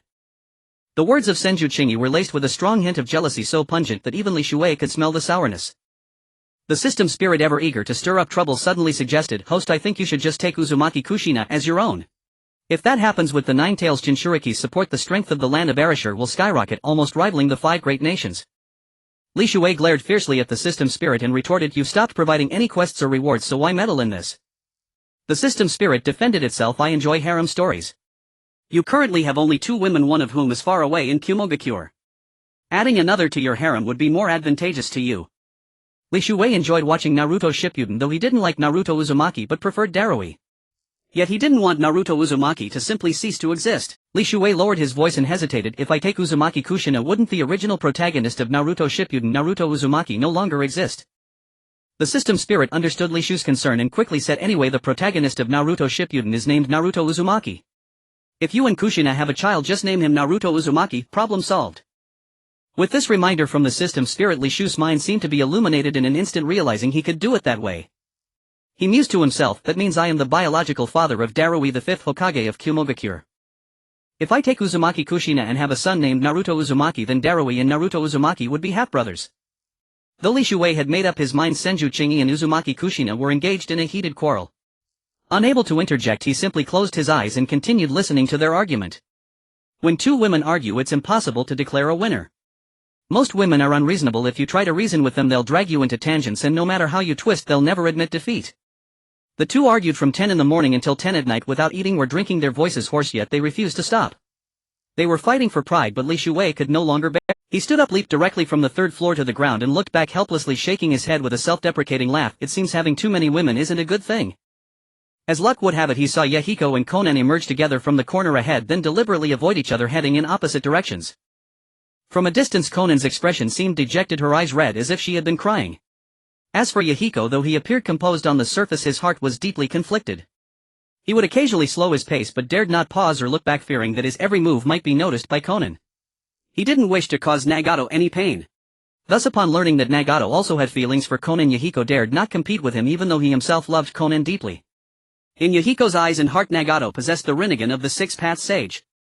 Not only had his teacher Jiraiya said that Nagato was the reincarnation of the Six-Path Sage destined to save the world, but Li Shuwei had also repeatedly emphasized this, leading Yahiko to decide with great righteousness to abandon his pursuit of Konan and fulfill Nagato's wishes. Having witnessed the scene, Li Shuwei had read the related story of Nagato and Naruto Shippuden at least 100 times before the series ended. He naturally understood what was in Yahiko's heart. Yet if Yahiko continued this way, one day Konan would become a burden between them. Congratulations, host. Congratulations. Since it has been detected that no cultivators exist in this world, you possess a certain amount of spiritual energy within your body. If you can cultivate to the Mahayana stage, you will become the master of this world according to the laws of the cultivation realm, as the first discoverer of this world. Spiritual energy.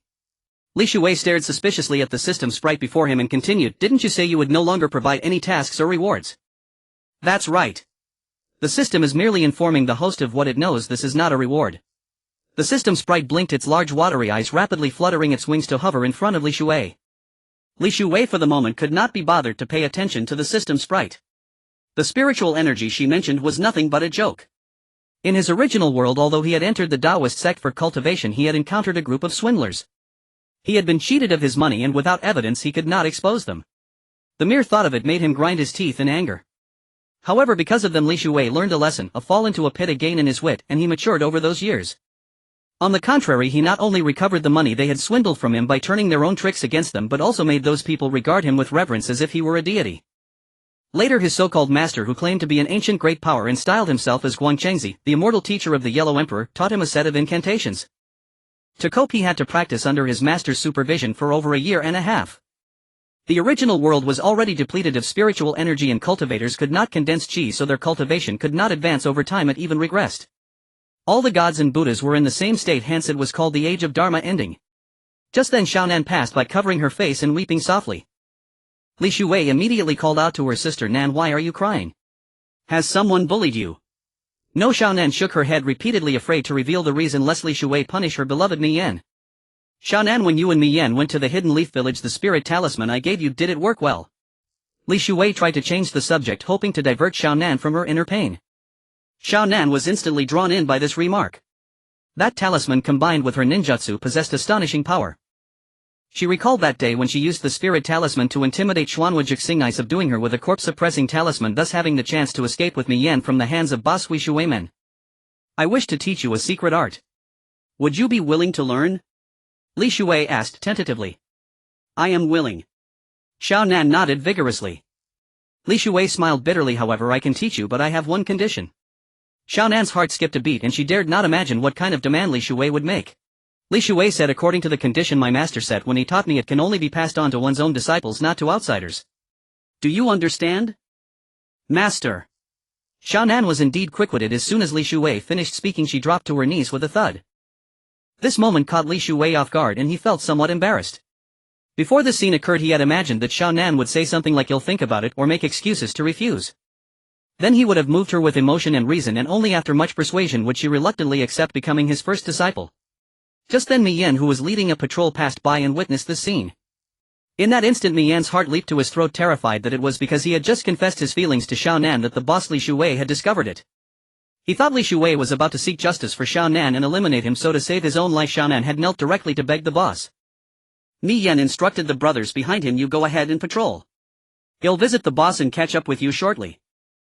Yes, Lord Mi Yan. The patrol members answered in unison and continued their rounds. Mi Yan trembled as he cautiously approached, and when he drew near he saw Li Shuwei reaching out to help Xiao Nan up. Mi Yan rushed over with a thud, knelt down and blurted out, boss, I know I was wrong. I shouldn't have treated Xiao Nan as an object and given her to Changmen. Li Shuwei and Xiao Nan were instantly frozen in awkwardness. They exchanged a glance and looked at Mi Yan. Mi Yan rambled on and on until even he began to lose track of what he was saying. Stop, Mi Yan. Li Shuwei quickly interrupted him when he saw that Mi Yan was going on endlessly. Mi Yan immediately shut his mouth and knelt upright. Li Shuwei gathered his thoughts and said, Mi Yan, the love triangle between Xiao Nan and Changmen, I can't interfere and I want. You have to resolve it yourselves. Understand? Mi Yan looked at Xiao Nan at a loss. Xiao Nan, having just heard a torrent of Mi Yan's declarations of love, wished she could find a hole to crawl into. It was utterly mortifying. Li Shuwei directly helped Mi Yan up and said with a smile, as for Xiao Nan's feelings toward the two of you, I don't know who she truly favors. Since you've brought it up voluntarily, you'll find a time to meet with Changmen and have a proper discussion about this matter so that misunderstandings don't arise between you. Upon hearing that Li Shuwei intended to meet with Changmen, Mi Yan, afraid of hurting Changmen's pride, quickly shook his head and waved his hand, saying, boss, that would hurt Changmen. Li Shuwei abruptly raised his hand and struck Mi Yan on the head, saying sternly, do you think following your idea wouldn't hurt Changmen? Mi Yan was stunned. He lowered his head in shame, pondering the question. Seeing that Mi Yan was obstinate, Li Shuwei waved his hand helplessly and said, Xiao Nan, you and Mi Yan talk first. I'll take my leave. Xiao Nan saluted Li Shuwei with cupped fists. Master, I understand. Master. Disciple. Mi Yan looked at Li Shuwei and Xiao Nan, in turn his gaze full of doubt finally settling on Xiao Nan. Xiao Nan nodded and explained, I have just taken the boss as my master and become his first disciple. So from today onward I am the boss disciple. So. Mi Yan realized belatedly that Xiao Nan's kneeling was not a plea for mercy but a formal bow to Li Shuwei as her master. Li Shuwei patted Mi Yan on the shoulder and said with a smile, as long as I'm here, if you don't understand something, come to me alone and talk it out, don't let your imagination run wild. Understand? Mi Yan nodded, reached out a hand to Xiao Nan and said, let's go. We won't trouble the boss with this. Let's go find Changmen together and clear things up. Xiao Nan, being a girl, felt that it was enough for Mi Yan to speak alone about such matters. Why drag her along? She instinctively looked at her master Li Shuwei, who gave a slight nod indicating that she should go with Mi Yan. Xiao Nan immediately lowered her head, blushing, and placed her hand in Mi Yan, saying softly, Mi Yan, let's go find Changmen. Xiao Nan, Mi Yan, and Xuanhua Changmen. As for the love triangle among the three, Li Shuwei knew well that he had no right to interfere, however he could mediate between them. Once this issue was resolved, Xiao Nan, Mi Yan, and Xuanhua Changmen would surely grow and mature. Early summer arrived with a gentle breeze that left a lingering coolness in the morning air. Xiao Nan was practicing the paperman technique repeatedly on the first floor, having already mastered the art Li Shuwei had taught her. The paperman technique, one of the fundamental Taoist spells, displayed extraordinary effects in Xiao Nan's hands. Because Xiao Nan's ninjutsu involved controlling paper combined with her use of the paperman technique, her overall strength had now surpassed both Mi Yan and Xuanhua Changmen in his normal state. Of course, Xiao Nan did not neglect her paper control ninjutsu. Li Shuwei taught her to draw the 5 elements talismans, replacing the original blank sheets with these talismans. The 5 elements talisman was one of the Taoist talisman arts, harnessing the power of the 5 elements, metal, wood, water, fire and earth, through the talismans. By the time Xiao Nan finished her training, Xuanhua Changmen had arrived. Seeing Changmen, Xiao Nan immediately stepped forward to greet him. Good morning, Changmen. Xuanhua Changmen nodded and replied with a smile, good morning, Xiao Nan. At that moment Mi Yan arrived late, scratching the back of his head and walking over with an awkward smile. Good morning, Xiao Nan. Changmen. Sorry, I got held up by something on the way. Xuanhua Changmen glanced toward the stairway leading upstairs and asked in a low voice, Mi Yan, do you think the boss called us three here for something important? Mi Yan's face darkened and he lowered his head, knowing full well the reason. This time their boss Li Shuwei had gathered them together to resolve the tangled love triangle among the three. Xiao Nan stammered for a long time, unable to respond, afraid that saying the wrong thing would hurt Xuanhua Changmen's feelings. It was precisely this mindset that made Mi Yan, for the sake of peace, determined to let Xiao Nan go. But Xiao Nan's true feelings were for Mi Yan. She regarded Xuanhua Changmen only as a brother. It was Xuanhua Changmen alone who harbored unrequited love for Xiao Nan. Xuanhua Changmen, however, had no idea that today's gathering was about this very issue arranged by their boss Li Shuwei. And what of Li Shuwei? Every day he began his cultivation at 5 o'clock, starting with the foundational Taoist exercises, practicing the horse stance, cultivating qi, and then drawing talismans and chanting incantation. After completing this series of tasks it was already 8 o'clock in the morning. He then refined his chakra, once more purifying it, and paid attention to the flow of chakra stored in the young seal. To be honest, Li Shuwei himself did not know the exact capacity of the young seal for storing chakra. After more than half a month he felt that the stored amount was still less than 1/10th of its total capacity. After finishing all his daily practices, Li Shuwei finally brushed his teeth, washed his face and tidied his appearance. He changed into a snug outfit, fastened a treasure pouch at his waist. This pouch was merely an ordinary bag with no real effect, put on his shoes and leisurely walked downstairs. Upon reaching the first floor he found Xiaonan, Miyan and Xuanhua Chanmen all sitting with their heads bowed back to back in silence. He had originally intended to give them time and opportunity to resolve the matter themselves, but seeing this situation Li Shuwei had to step in personally. Ahem. Li Shuwei pretended to cough a few times, then walked over slowly. Boss Miyan called out instinctively upon hearing Li Shu's cough. Then came the socially anxious Xuanhua Changmen, who lowered his head and murmured boss. Finally Xiaonan spoke. Master. Xiaonan's address startled Xuanhua Changmen, who had never imagined that Li Shuwei would take her as a disciple. Li Shuwei nodded, walked over to Xuanhua Changmen with a smile and patted him on the shoulder. Changmen, I called you Miyan and Xiaonan here today because there is a matter that needs to be resolved. The socially anxious Xuanhua Changmen lifted his head slightly, his gaze sweeping over Miyan and then resting on Xiaonan. Xiaonan lowered her head in shame. Though she loved Miyan, she did not wish to hurt her close friend Xuanhua Changmen. In the bloom of youth, when feelings first awakened, she had long developed romantic affection for Miyan. In contrast, what she felt for Xuanhua Changmen was more akin to friendship and familial bond, wishing to offer him companionship and protection. Seeing the three of them entangled in their own feelings, none willing to break the silence and speak plainly, Li Shuwei asked Xiaonan, who do you like? Is it Miyan or Changmen? Startled by Li Shu's question, Xiaonan's eyes widened instantly, her gaze lost, her heart racing and her cheeks flushed with embarrassment. She did not know how to answer. Miyan and Changmen exchanged bewildered glances, then their eyes fell on Xiaonan. Seeing this, Li Shuwei shook his head helplessly and sighed. Since ancient times, love's excess leaves only regret, the sweetest dreams are the first to break. He had given them time to consider and reflect, but enough time had passed. If the three of them continued like this, no good outcome awaited any of them. Li Shuwei broke the silence. Xiaonan, Miyan and Changmen, since none of you are speaking, let me do the talking. The three remained silent, only lowering their heads further. Li Shuwei continued, there is no denying that, setting aside the romantic entanglement, you three are the best of friends. At the same time, you are the closest of family. But love has already blossomed among you, a love shared by three. If this love remains unfulfilled, it will ultimately cause irreparable harm to all of you. Therefore, Xiaonan, since both Miyan and Changmen love you, you must choose one to be your beloved and the other will continue to be your family and friend. Xiaonan's eyes instantly welled up with tears. She looked at Xuanhua Changmen and said with emotion, Changmen, I'm sorry. But at that moment Miyan tried to stop her from saying what she was about to say. Xiaonan, Li Shuwei did not give Miyan a chance to speak. He immediately slapped a talisman on him, sealing his mouth and preventing him from interrupting Xiaonan. Only then did Xiaonan continue, Changmen, no matter what, you will always be my dearest friend and closest family. I am willing to protect and accompany you with my life. Xuanhua Changmen nodded vigorously and said excitedly, Xiaonan, I know. Xiaonan hesitated for a moment, then gritted her teeth and said, but this is not love. The one I love is Miyan. When Xiaonan finally spoke her mind, everyone present breathed a sigh of relief. The pent-up frustration that Xuanhua Changmen had been holding for so long was finally released. He said with relief, I always thought that Miyan and I were pursuing you fairly. Today I realize that Miyan has been holding back all along. Thank you, Xiaonan, for making things clear. I am truly happy. I will bless you both and I will always protect and accompany you and Miyan. Changmen. Thank you. Xiaonan did not know how to express her feelings at that moment, so she can only thank him for his understanding. Perhaps because Konan and Yahiko had confirmed their romantic relationship, Nagato's personality underwent a dramatic transformation overnight. He was no longer the socially anxious youth but became cheerful and outgoing.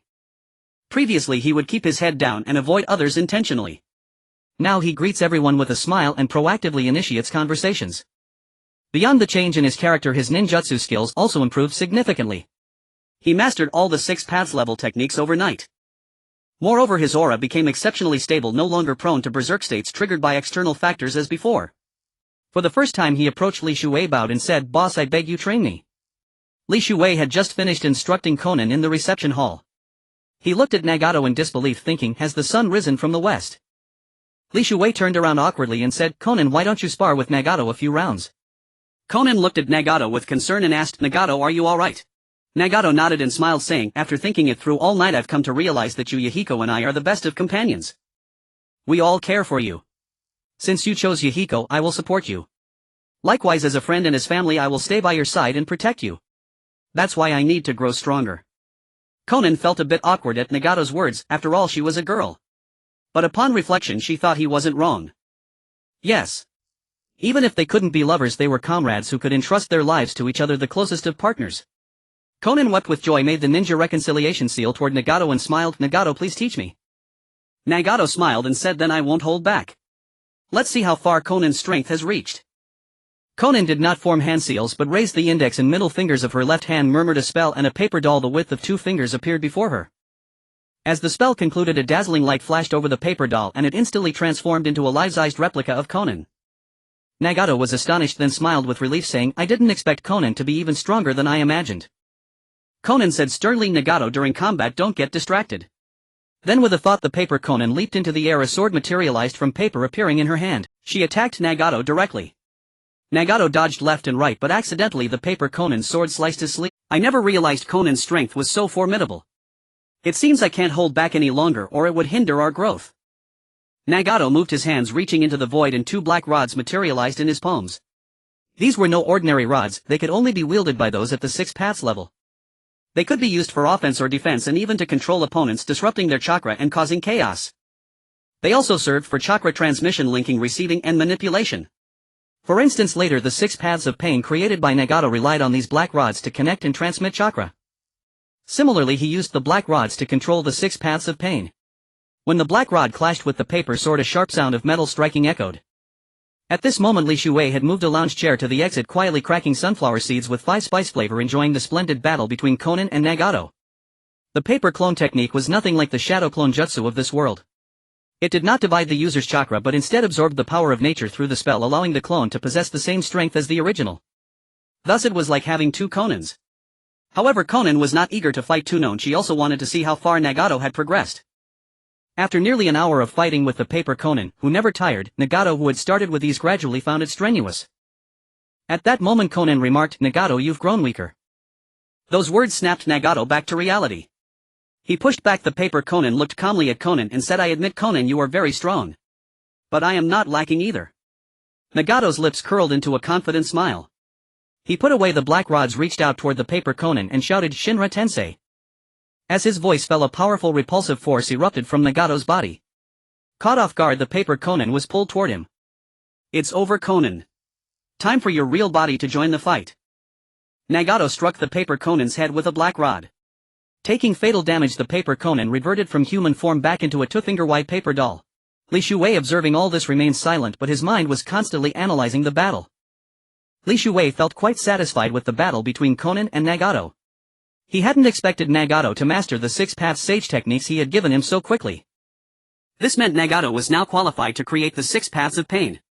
As for Konan, being able to manipulate paper dolls to this level was already impressive. Even Li Shuei himself could not achieve such a feat. Li Shuei said with relief, there's a barrier here. You two can fight without worry. I'll have Qingyi wait here. If anyone is injured, well, provide immediate treatment. No one will die. Through the earlier test with the paper doll, Konan had already gauged Nagato's strength. In an unknown fight she knew she couldn't beat him. Boss, I admit defeat. Konan's strength is beyond mine. Before Konan could speak, Nagato voluntarily conceded, giving her a way out. Both understood the situation and had no desire to continue. Taking the offered exit, Konan said, Master, I don't want to fight anymore. I'm afraid it might harm our relationship. Li Shuei nodded approvingly and said, I'm pleased that you two can show mutual respect rather than putting pride above brotherly bonds. I hope that no matter what roles you assume, you will always protect and accompany each other. I will. Konan and Nagato exchanged smiles, instantly dissolving the knot in their hearts. Just then Yahiko returned from patrolling the entire base. Seeing the scene, he felt relieved and thought, I never expected that after being honest with each other we could resolve our inner conflicts even better. In this world, the only thing that could truly give Li Shuei a headache was probably genjutsu. Especially those Sharingan eyes, whether it was the Uchiha clan's forbidden genjutsu Izanagi or Izanami, or the Tsukuyomi embedded within the Mangekyo Sharingan. As for genjutsu, Li Shuei had yet to encounter it, so he remained uncertain of his own resistance to it. Genjutsu was a technique that disrupted the opponent's 5 senses, plunging them into confusion and trapping them in an illusory world. However, recalling the plot of Naruto Shippuden, there were many ways to dispel genjutsu. For example, disrupting the flow of chakra. This could be achieved with the help of others or by oneself. The second method was to forcibly break free from genjutsu through pain. This approach was not to be used unless absolutely necessary, as it was essentially self-harm. The third method was genjutsu stacking, using one genjutsu to counter another. If one could wield genjutsu, they could reverse it against the opponent or rely on an ally to overlay a genjutsu upon themselves to escape the interference. The third method was direct confrontation. Possessing an indomitable will, refusing to yield and having formidable strength, could render one immune to genjutsu's effects or even reflect it back. Beyond these three, one could also be freed from genjutsu by injecting chakra or by being struck forcefully, essentially being beaten awake. The last method was equal opposition. If you possessed the Sharingan and your opponent also had the Sharingan, you could use Izanagi or Izanami to turn the tables and ensnare them in genjutsu instead. From all this information, Li Shuwei still could not find a method that would allow him to become completely immune to genjutsu attacks. Thinking of his system spirit, Li Shuwei immediately questioned it. System, tell me, how can I avoid being affected by genjutsu? The system spirit materialized, hovering upright before Li Shuwei, and said with a smile, the balcony garden you built, host, is truly beautiful. You can even see the sunrise at a glance. The system spirit's answer was irrelevant, and Li Shuwei looked at it awkwardly, saying, System, I don't think I was talking about that, was I? The system rested its chin on its left hand as if lost in thought, and after a moment said, actually, host, you belong to the case of possessing a corpse. Your soul body is much stronger than ordinary people's. Combined with the setting of Naruto genjutsu has no effect on you at all. Li Shuwei laughed with extreme embarrassment. How could I forget? I remember once Uzumaki Nagato stared at me with his Rinnegan. The Rinnegan had no effect on me, so how could genjutsu possibly affect me? The system spirit nodded and said, indeed, host, you do have a bit of intelligence. Li Shuwei momentarily felt speechless, wanting to retort but holding back. By then his stomach was growling with hunger, so he changed his clothes and headed downstairs. Upon reaching the first floor, he spotted Uzumaki Nagato and called out, Nagato. Uzumaki Nagato turned around at the sound, and upon seeing Li Shuwei quickly trotted over, smiling, good morning, boss. Li Shuwei nodded and asked with a smile, have you had breakfast? Uzumaki Nagato shook his head, not yet. Then let's go to the cafeteria together, Li Shuwei said, and together with Uzumaki Nagato they headed to the cafeteria. The cafeteria spanned 500 square meters, furnished with tables, chairs and benches for dining. Even when everyone gathered together, it never felt cramped. At the cafeteria counter an array of cooked foods was displayed: meats, vegetables, fruits and after-meal desserts, all designed to ensure a balanced diet. Breakfast also included steamed buns, rice noodles and soup and dumplings. Despite the abundance, diners were free to take as much as they wished, but there was one rule: absolutely no waste. Leftovers were never kept overnight and there was rarely much remaining. The cafeteria staff would finish any leftover food after everyone had eaten. Every meal had a set menu and all ingredients came from their own cultivation or breeding. Since meat was relatively scarce, they could only slaughter one pig per month for a pork meal and one crocodile for a crocodile meat meal. Poultry, fish and other meats were scheduled by month, meaning that the types of meat never repeated within a month.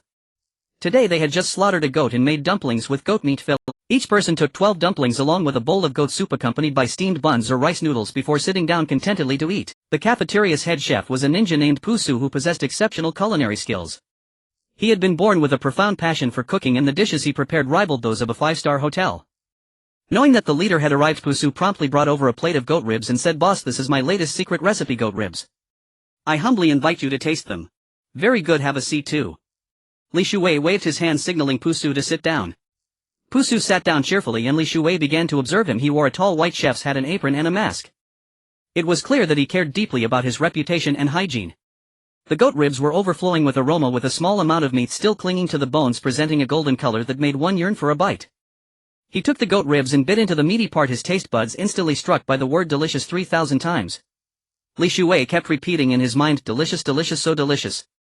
Though his mind was speaking, his mouth never stopped. His hands worked in tandem with his lips, tearing away the mutton. This delicacy was so good that he wouldn't trade it for a king's throne. As he ate, he felt an impulse to swallow even the bone. Seeing his boss' ravenous manner, Pusu nodded with satisfaction, a smug smile spreading across his face, and murmured, Since the cafeteria was established, this is the first time I've seen the boss show such approval for my cooking. The quality of food was measured by whether people ate it and whether they ate with abandon, their hearts at ease. At that moment Pusu stood up, went into the kitchen for a while and returned with a bottle of sake. Li Shu's eyes lit up at the sight of the sake and he said eagerly, Quick Pusu, pour me a glass. It was then that Li Shuwei realized he was the only one eating. Uzumaki Nagato sat there like a simpleton, watching him eat like a spectator. Li Shuwei paused his chewing. By then Pusu had already filled a glass for Li Shuwei and placed it before him, then poured a second glass for Uzumaki Nagato. Li Shuwei raised his glass and said, Nagato, Pusu, come, let's have a drink together. Boss, cheers. After a hearty meal, Li Shuwei and Uzumaki Nagato spent half an hour chatting with Pusu in the cafeteria before leaving. Both were slightly tipsy and their training for the day had yet to be completed. Thus Li Shuwei suggested, Nagato, it's been a while since we sparred. How about we go to the first floor today and practice a bit? Uzumaki Nagato nodded eagerly, saying excitedly, I've long wanted to spar with the boss, but you've always been busy with other matters. Today's perfect. I've also finished handling my tasks and was about to train. It's a good chance to accompany the boss for a practice session. The two staggered to the reception hall on the first floor of the office building. Then they took their stances, performing the fist and palm salute as per the battle customs of the country of Erasure. Boss, today I won't hold back. A gleam of excitement flashed in Uzumaki Nagato's eyes as he condensed a black chakra rod in his hand and charged toward Li Shuwei at incredible speed. As Nagato approached, Li Shuwei sidestepped to evade the attack, then countered with a fist imbued with lightning release power, striking toward Nagato's shoulder. Almighty push. Uzumaki Nagato chanted softly, unleashing the almighty push to forcibly repel Li Shu's attack. The repulsion sent Li Shuwei flying 2 meters away from Nagato. Li Shuwei was somewhat astonished, realizing that the almighty push was far more formidable than he had imagined. He knew he could no longer underestimate Nagato. Then Li Shuwei softly chanted Lightning Release Water General. A 2-meter-tall general formed from chakra enveloped Li Shuwei, drawing its sword and slashing straight toward Uzumaki Nagato. Almighty push. Uzumaki Nagato used the almighty push again, forcefully repelling the sword blade and even the Lightning Storm Water General along with Li Shuwei. Seeing that the Lightning Storm Water General was about to fall with him, Li Shuwei gritted his teeth, stood up, and the general rose as well. Then Li Shuwei commanded the Lightning Storm Water General to raise its massive sword and smash it directly toward Uzumaki Nagato. Almighty push. Uzumaki Nagato unleashed another almighty push. However, this time the Storm Release Water General only tilted slightly but did not fall. In that moment of stalemate, Nagato's almighty push reached its cooldown. Li Shuwei controlled the Lightning Storm Water General to strike Nagato directly, sending him flying 5 meters away. Now breathing heavily from exhaustion, Li Shuwei looked at Uzumaki Nagato, who lay on the ground with a bruised and swollen face. He dismissed the Lightning Storm Water General, walked over and extended his hand. Uzumaki Nagato grasped Li Shu's hand and pulled himself up. His puffy face twisted into a bitter smile as he said, Boss, you're really stronger than me. I can't beat you. Li Shuwei patted Nagato on the shoulder and comforted him, It's not that I'm stronger, I just caught you off guard and knocked you down instantly. The techniques Almighty Push and Universal Pull have a 5-second interval. Against a Kage-level opponent, those 5 seconds would be a fatal opening. In Naruto Shippuden, when Uzumaki Nagato controlled the 6 paths of pain to attack Konoha, it was precisely this 5-second gap that Uzumaki Naruto exploited to defeat him. Uzumaki Nagato lowered his head and said timidly, I know, but I don't know how to compensate for this jutsu's flaw. Li Shuwei said taijutsu. Uzumaki Nagato looked up in confusion. Boss, do you mean taijutsu can make up for the deficiency of this technique? Li Shuwei nodded. Exactly. If you enhance your taijutsu after using Almighty Push and Universal Pull, you can strike the enemy with your physical techniques until the cooldown ends, then use them again. Uzumaki Shuwei, who suddenly realized, exclaiming excitedly, No wonder, boss, you kept emphasizing that I should practice taijutsu more and improve it. Li Shuwei nodded with satisfaction. It's not too late for you to understand my intention. Now go to the hospital and let a medical ninja treat you. He'll go right away, boss. Uzumaki Nagato immediately covered his injured face and hurried out of the reception hall. After Nagato left, Li Shuwei looked up at the ceiling and pondered, The ceiling here is only 5 meters high, so I can't fully manifest the Lightning Storm Water General. If I could use its complete form, Nagato wouldn't be able to repel it even with Almighty Push. Oh well, I'll go back to the 3rd floor to continue training and store more chakra in the Inseal. Li Shuwei swayed to the staircase and climbed up, holding the railing. Upon reaching the 3rd floor, he found the lounge chair on the balcony. Li Shuwei walked over and lay down directly. At that moment, Uzumaki Kushina approached, wearing a red festive cheongsam embroidered with phoenix patterns. Her steps were unsteady, yet she moved with grace, exuding an alluring aura. Hearing her footsteps, Li Shuwei slowly opened his eyes halfway and watched Kushina's graceful figure drawing near. When Kushina was close, she crouched down, placing her hands on the armrests of the lounge chair. Her big watery eyes looked at Li Shuwei. You were training in the middle of the night, and now that it's dawn you're sleeping again. I just don't get you. Li Shuwei didn't hear what she said. He mumbled sleepily, Kushina, you're so beautiful. I really like you. As soon as he finished, drowsiness overwhelmed him and he closed his eyes, falling asleep.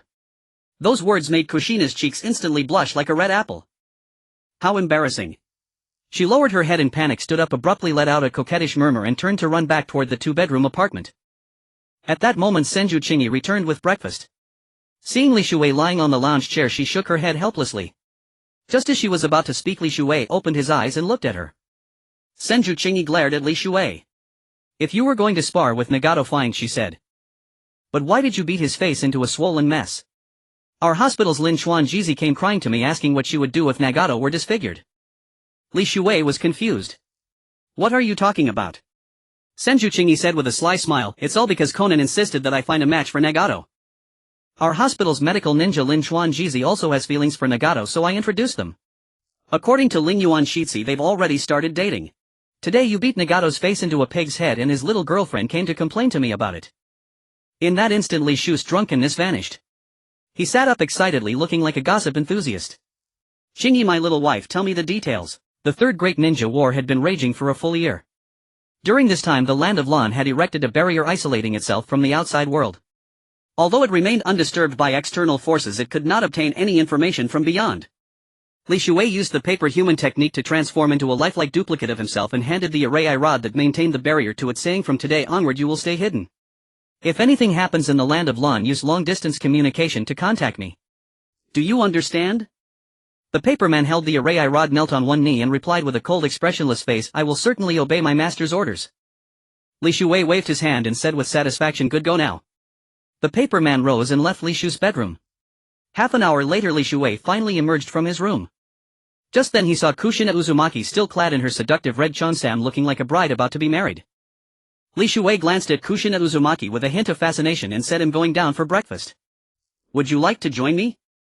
Kushina Uzumaki shook her head meaningfully and said with a look of frustration, I'd better not. Shinyi will bring my food up later. Alright then, I'll go down first, Li Shui said, then turned and left. After arriving in the land of Lan, Kushina Uzumaki had no desire to return to the land of fire. For this reason she enjoyed relative freedom in the land of Lan. However, she seemed very mysterious, often staying in her room and refusing to go out like a homebody, completely unlike the lively and active Kushina Uzumaki from Naruto Shippuden. Sometimes Li Shui even had the illusion that he had captured someone who merely looked like Kushina Uzumaki.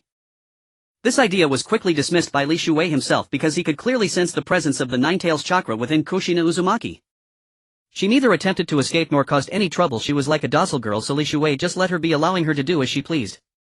When he reached the first floor he happened to see Qianshou, Qingyi and Conan engaged in conversation. Good morning, master. Good morning, dear.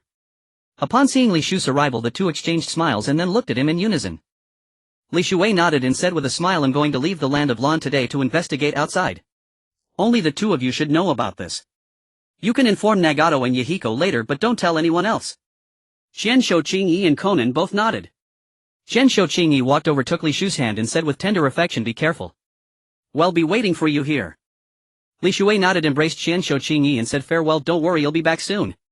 With that he released her and turned to walk out the door. After exiting the gate and reaching the square in front, Li Shui took a paper-folded boat from his sleeve and murmured, paper boat, heed my command, follow my will, grow large quickly as fast as the law dictates. After reciting the incantation, Li Shui threw the paper boat into the air. As soon as it left his hand it instantly transformed into a small boat 5 meters long and 2 meters wide. Li Shui leaped onto the boat and was about to depart. But Qianshou, Qingyi reluctantly chased after him, shouting, dear, I'll miss you. Come back soon. Li Shui nodded but said nothing more, turning to steer the paper boat upward. After ascending to a height of 100 meters he guided the paper boat through the barrier and flew toward the direction of Kumogakure. Since the war had broken out, Kumogakure was undoubtedly involved.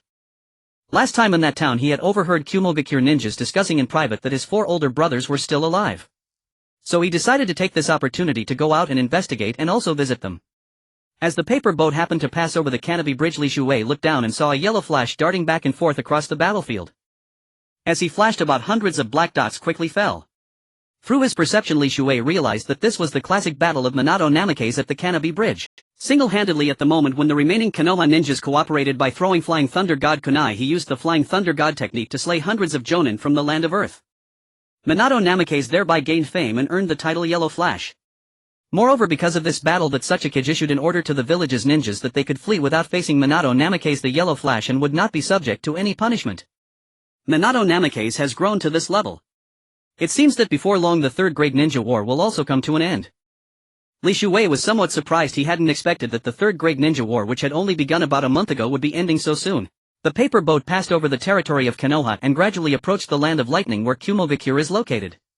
It had been over 3 years since he last saw his 4 brothers and Lan Xuan Lingyin. He wondered how they were faring in Kumogakure. Frequent battles also occurred along the border between the land of lightning and the land of fire. The future 4th Raikage, accompanied by a dark-skinned sturdy young man, was leading a group of troops in battle against Konoha ninjas. Li Shui brought the paper boat to a halt, descended 50 meters and looked down. He saw that the young man was actually the next Jinchuriki of the 8 Tails Gyuki, the youthful killer bee. So that means Fugai. Before Li Shuwei could finish his sentence, he saw Fugai, whose upper body retained a human form while his lower body was that of an octopus, single-handedly sweeping across the battlefield slaying Konoha ninjas. Li Shuwei didn't expect that the ninjas sent by Konoha to the Land of Lightning border were merely insignificant ones. However, upon careful analysis he found this strategic deployment to be reasonable. After all, Konoha's main battlefield was currently in the ruins northeast of Amigakure. The primary battlefields of the three great nations, Wind, Earth and Fire, were concentrated there, and Konoha had dispatched its elite ninjas to that area. Only by resolving the crisis there could Konoha free up its forces to support other battlefields. Li Shuwei was also somewhat surprised that Fugai was still alive at this point, but it was almost time. At that moment, among the defeated ninjas, a white phosphorus giant snake suddenly emerged from one ninja's mouth. The white phosphorus giant snake swiftly slithered through the forest using the terrain to its advantage and then entered the territory of the Land of Lightning. Seeing the ugly, terrifying and disgusting white phosphorus giant snake, Li Shu's skin crawled. He thought to himself, I didn't expect Orochimaru to have already completed the living corpse reincarnation technique. A lone Kumogakure ninja happened to be walking along the path that Orochimaru would take. Orochimaru immediately sank into the earth, and when the ninja passed overhead he launched a sudden attack. The ninja from the Yunin village trod across a patch of low-lying muddy terrain. Suddenly a massive white-scaled serpent emerged from the mire. Before the ninja could react, Orochimaru coiled the serpent's body around him, ensnaring him tightly. The cloud-hidden ninja opened his mouth to cry for help, but the white-scaled serpent's head twisted into a sinister grin, then lunged directly into the ninja's mouth, burrowing inside. Witnessing this, Li Shuwei felt a wave of revulsion, yet he knew it was too late to intervene. Within moments the entire serpentine form had vanished into the cloud-hidden ninja's body. The man's body arched backward like a puppet controlled by an unseen force, and the sound of vertebrae cracking echoed through the air. Then, like a marionette on strings, he slowly began to move, his crooked frame gradually straightening. Once upright, his neck twisted a full 360 degrees before snapping back into place. His pupils, once dark, instantly transformed into serpentine slits. A smirk curled at the corners of his mouth, revealing an indescribably eerie grin.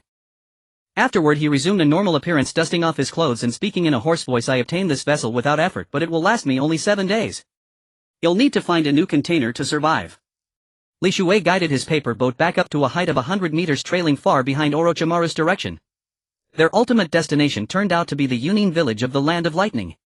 Once Orochimaru entered the village, he quickly concealed his tracks, leaving Li Shuwei unable to locate him for the time being. He let the matter go. Li Shuwei steered the paper boat down into a desolate forest within a canyon 1,000 meters from the village. He folded the paper boat, changed into an ornate set of clothes, pasted a scar onto his face, temporarily sealed his chakra, and disguised himself as a merchant. Carrying 2 baskets of goods, he made his way toward the village entrance.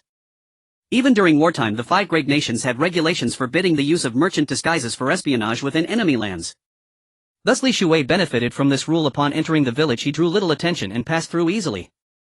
Once inside, Li Shuwei sought to gather information about the 4 brothers and Lan Xuanlingyin. However, in times of war every villager remained tight-lipped about anything concerning ninjas or the conflict. For this reason his search for the 4 brothers and Lan Xuanlingyin became even more arduous. He decided to stay at the same hotel he had visited when leaving the village before choosing the same room. As he opened the door, the image of Lan Xuanlingyin instantly flooded his mind, her graceful figure, her breathing, all of it stirred an irresistible longing within him. At that very moment, as if by coincidence, Orochimaru, now inhabiting the body of the cloud-hidden ninja, passed by him in that very identity. Li Shuwei felt a sudden chill at his back. He spun around and came face-to-face with Orochimaru. Orochimaru's face bore that cold, sinister smile, and his eyes, like those of a snake eyeing its prey, swept over Li Shuwei with venomous malice. That single glance sent an involuntary shiver down Li Shu's spine. Forcing himself to remain composed, he smiled and returned the look. But Orochimaru came to a halt right behind Li Shuwei. He pulled a key from his pocket, opened the door across the hall and stepped inside. Only then did Li Shuwei snap out of it. He rushed into his own room, locked the door tightly, and his heart pounded with unease. It wasn't fear of Orochimaru that gripped him, but revulsion toward that body. A single glance at such a person was too much. He wished to flee as far away as possible. Yet his purpose here remained unfulfilled, and the people he sought were still unfound, so he could not simply leave. In the dead of night Li Shuwei tossed and turned, unable to sleep. He retrieved some food and water from his system's storage space, sat up to eat a little, then finally lay back down and slowly drifted off. Fortunately the night passed peacefully. Li Shuwei slept soundly until dawn. After waking he carefully adjusted his disguise, left the room, retrieved his goods from the front desk on the first floor, and stepped out of the hotel to continue selling his wares. Selling goods was merely a pretext. Li Shuwei hoped to use this facade to gather information about Gangdan, Dan Tong Dan Tai Dan and Lan Xuanlingyin. According to his memory, Lan Xuan Lingyan's home was in the Lan Xuan clan settlement located in the southwestern part of the village. Li Shuwei carried his baskets and headed toward that area. Halfway there he spotted an elderly man in blue robes holding a 3-year-old boy by the hand walking past him. The old man had a kind face, spoke with elegance, and tended to the boy with meticulous care. The little boy was adorable, innocent and pure. With his cute naive appearance he smiled, revealing 2 missing front teeth which lent him an air of mischievous charm. Seeing the boy, Li Shuwei recalled events from 3 years ago. According to the system's hints, his own son Deluyi should now be about the same age as this child. At that moment the boy spoke, his words slightly slurred due to the missing teeth. Grandpa, Mom has been gone for 3 months now. When will she come back? The old man crouched down, stroked the boy's head and smiled. Egg, be good. Mom will return once she completes the mission assigned by the Raikage. A trace of resentment flickered in the old man's eyes but vanished instantly. He said with a kindly expression, that's right, Dad is also carrying out a mission for the Raikage, Grandpa. As a ninja one must protect one's country, the people. A trace of resentment flickered in the old man's eyes but vanished instantly. He said with a kindly expression, that's right, Dad is also carrying out a mission for the Raikage, Grandpa. As a ninja one must protect one's country, the people of the village and those close to you. The boy nodded vigorously. Then when I grow up I want to become a ninja too. That way I can finish all the Raikage Grandpa's missions by myself and Mom and Dad won't have to leave the village. At that moment Li Shuwei took a rattle drum from his basket, approached the grandfather and grandson, crouched down and offered it. Little one, you're so cute. How about I give you this rattle drum? The boy instinctively reached for the drum, but just as his hand was about to take it he pulled back and turned to his grandfather with a longing look. The old man smiled gently, pulled out a stack of bills from his pocket and said, Merchant, you must have your own hardships. Let me buy it instead. Li Shuwei however placed the drum into the old man's hands and refused payment, saying, I also have a son about the same age as your little one. To survive I had to leave my hometown. He is 3 years old now and I've never even seen him once. Seeing this child reminds me of my own son. Please consider this a token of my feelings. It's not worth much, so I beg you not to refuse. Take it. The old man could not refuse any longer and accepted it with gratitude. Thank you so much. Li Shuwei nodded, lifted his baskets and continued on his way. After he left, the old man picked up the boy and said with a smile, Egg, do you remember what to say if one day you're playing alone and get lost and someone asks who you are and where you come from? The boy nodded excitedly. My nickname is Egg. My father is Gangdan, my mother is Lan Xuan Lingyin, and my full name is Lan Xuan Deluyi. I am the grandson of Lan Xuan Yutian, the chieftain of the Lan Xuan clan. Moving forward, continuing ahead, a fork in the road appeared before him. Just as Li Shuwei was about to pass through the crossroads, a group of people hurriedly carried a stretcher past him with a wounded person lying on it. Behind them Fukai followed closely. When Li Shuwei saw Fukai he noticed that his face was uncontrollably twisted with a grimace, his expression one of excruciating pain. He seemed deeply concerned about the injured on the stretcher, his face growing increasingly taut with beads of sweat the size of beans streaming down his forehead. At that moment a ninja emerged and supported Fukai, comforting him. Lord Fukai, young master Fukali will be fine. Fukali was Fukai's younger brother and also the nephew of the current Raikage. Their parents had died in the Second Great Ninja War, leaving the two brothers to depend on each other. Recalling the words their parents had spoken to Fukai before leaving, Fukai, your father and I are going to the battlefield to defend our village. As the elder brother you must protect your younger brother Fukali well. Fukai remained silent, his gaze never leaving the stretcher, his heart consumed by immense self-reproach. If I hadn't suddenly lost control, Fukali wouldn't have been injured. Seeing the ninja who had stepped forward to support Fukai, Li Shuwei instantly recognized that he had transformed into Orochimaru. And the commander of Konoha's forces in this campaign against the village hidden in the clouds was Orochimaru. Of the Konoha ninja he led, only he himself had survived, the rest had been annihilated by the Cloud Village. Orochimaru was always one to harbor grudges and he could not accept this defeat. Thus he forcibly took the life of a Cloud ninja as a vessel, using this opportunity to infiltrate the Cloud Village. He had not placed a curse mark on this temporary vessel, so its maximum lifespan was only 7 days. He had to carry out his revenge against the Cloud Village within these 7 days. Upon hearing that Fukali was severely wounded, the Third Raikage personally came to visit him. Seeing Fukali's grave injuries and unconscious state, the Third Raikage fell into deep self-blame. However, as the Raikage of the Cloud Village he was duty-bound to defend the Land of Lightning. He had sent not only his 2 nephews but even his own son into battle. Fukali was sent to the hospital. After a full day and night of emergency treatment he finally emerged from critical danger. However, he would not regain consciousness for another 12 hours. Standing by the hospital bed gazing at his beloved nephew, the Third Raikage patted Fukai on the shoulder and said sternly, Fukai, go rest in my office. I'll stay here with Fukali. I'll come find you after AI returns. Fukai had not closed his eyes for 5 days and 5 nights since the campaign began. He was already utterly exhausted. He nodded slightly and said expressionlessly, thank you for your trouble, Lord Third Raikage. The third Raikage watched Fukai leave, his gaze lingering on the retreating figure. Involuntarily he recalled his own brother and a myriad of emotions surged within him. Meanwhile, on the other side of the story. After passing the fork in the road, Li Shuwei searched around the Cloud Village and discovered that the Lanchuan clan had moved from their original location. The former residence of the Lanchuan clan had been turned into a demolition site. As for where they had moved, it seemed to have become a mystery. Left with no other option, Li Shuwei grabbed a villager and using his unskilled genjutsu inquired about the Lanchuan clan and the four brothers. The villager said, "As for Jindanin Dan Tong Dan and Tai Dan, I don't know exactly what happened to them." This was an ordinary person with no knowledge of ninjutsu. Although Li Shuwei was not adept at genjutsu, it was more than sufficient to handle the civilian before him. Unable to obtain the desired information from this villager, Li Shuwei decided to try interrogating a ninja. After nightfall in a narrow alley, he spotted a ninja bullying an ordinary citizen. Li Shuwei, assuming the role of a righteous hero, descended from above, subdued the ninja, and saved the civilian. The civilian, weeping with gratitude, thanked him. "Thank you for saving me. If I ever have the chance, I will repay you." Li Shu's goal was not to act as a chivalrous knight but to interrogate the ninja he had subdued. So he dismissed the civilian with a few words, "All right, you should leave now." After the civilian left, Li Shuwei asked the ninja, "Do you know the whereabouts of Lanchuan Lingyin and the four brothers Jindanin Dan Tong Dan and Tai Dan?" The ninja, being a coward at heart, confessed without any threat from Li Shuwei. "Lanchuan Lingyin is a member of the Umbu. As a mere genin, I have no way of knowing her specific movements." Li Shu's expression turned grave as he looked at the genin, nodding slightly. "What about the four brothers, Jindanin Dan Tong Dan and Tai Dan?" The genin stole a glance at Li Shuwei and saw the murderous intent in his brows. Trembling with fear, he hurriedly said, "They were originally 5 brothers. They left the village 3 years ago and never returned."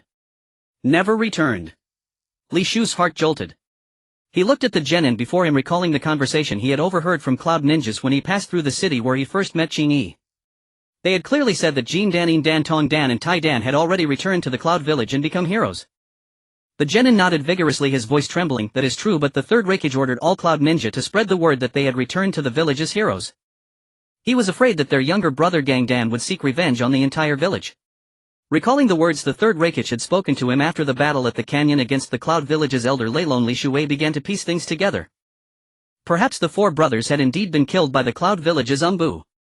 Having obtained the information he needed, Li Shuwei quickly knocked the genin unconscious and cast a memory-erasing jutsu on him before leaving with peace of mind. Li Shuwei left the scene and walked back toward the hotel. Along the way, countless thoughts crossed his mind, even the idea of directly revealing his identity and challenging the third Raikage to a fight. However, such a notion was highly imprudent. With his current strength, he could at best fight to a draw with the third Raikage, but this was the Cloud Village and he was alone. A ninja. What is the definition? Perhaps endurance is also one of its meanings. Although he had no concrete leads on Lanchuan Lingyin, at least he now knew the fate of the 4 brothers. He would no longer blindly search for them in order to repay Ryuki's life-saving grace. After returning to the hotel, Li Shuwei took a hot bath, changed into pajamas and lay on the bed. He tossed and turned, unable to fall asleep. Dawn was approaching. Just as Li Shuwei was about to doze off for a moment, the surroundings suddenly shook violently. Then an earthquake-like tremor followed, accompanied by the sound of collapsing buildings and mysterious explosions that echoed deafeningly throughout the entire Cloud Village. The third Raikage, enveloped by lightning and clad in the lightning release armor, stood upon the turbulent waters, his gaze fixed ahead. Before him loomed a colossal bull with octopus tentacles for a tail, the tailed beast Gyuki, created by the sage of 6 paths Hagoromo Akatsuki from the 10 Tails chakra. At some point it had been forcibly extracted from its Jinchuriki Fukai and now roamed as a masterless tailed beast, having gone berserk. The third Raikage had lured it from Kumogakure to the outer reach lake surrounded by mountains and waters where he could fight without fear of collateral damage. Unleashing his full power, the third Raikage raised 4 fingers, his signature move lightning release hell stab, 4-finger kill. Gyuki opened its mouth, gathering chakra into a black sphere that pulsed with destructive energy, a tailed beast ball brimming with explosive might. Just then a communication shinobi transmitted a telepathic message. "Lord Third Raikage, it's bad. Lord Fukai has stopped breathing." Bewildered, the third Raikage replied, "We reinforced the control over Gyuki with the Uzumaki clan's secret technique. Why did it go berserk and extract itself from Fukai? It's Karami." 3 words that instantly reshaped the third Raikage's understanding. Karami was merely a genin, not even qualified for the battlefield, only working in logistics. Yet he had managed to extract Gyuki from Fukai. Moreover, his body contains the cells and mucus of the white snake. Hearing this, the third Raikage felt even more incredulous. At that moment Gyuki finished forming its tailed beast ball and the Raikage severed the connection. Facing the mountain-sized Gyuki, the third Raikage felt an indescribable emotion. He declared, "Whatever reason you were extracted, I will seal you again into the next Jinchuriki." Already lost in madness, Gyuki opened its mouth and spat a black-tailed beast ball at the third Raikage. The moment the tailed beast ball was released, a hurricane seemed to erupt, its fierce winds whipping up waves that surged toward the Raikage like 1,000 charging steeds. With a single sweep of his hand, the third Raikage, a mere mortal, deflected the tailed beast ball, dispersing it with one blow.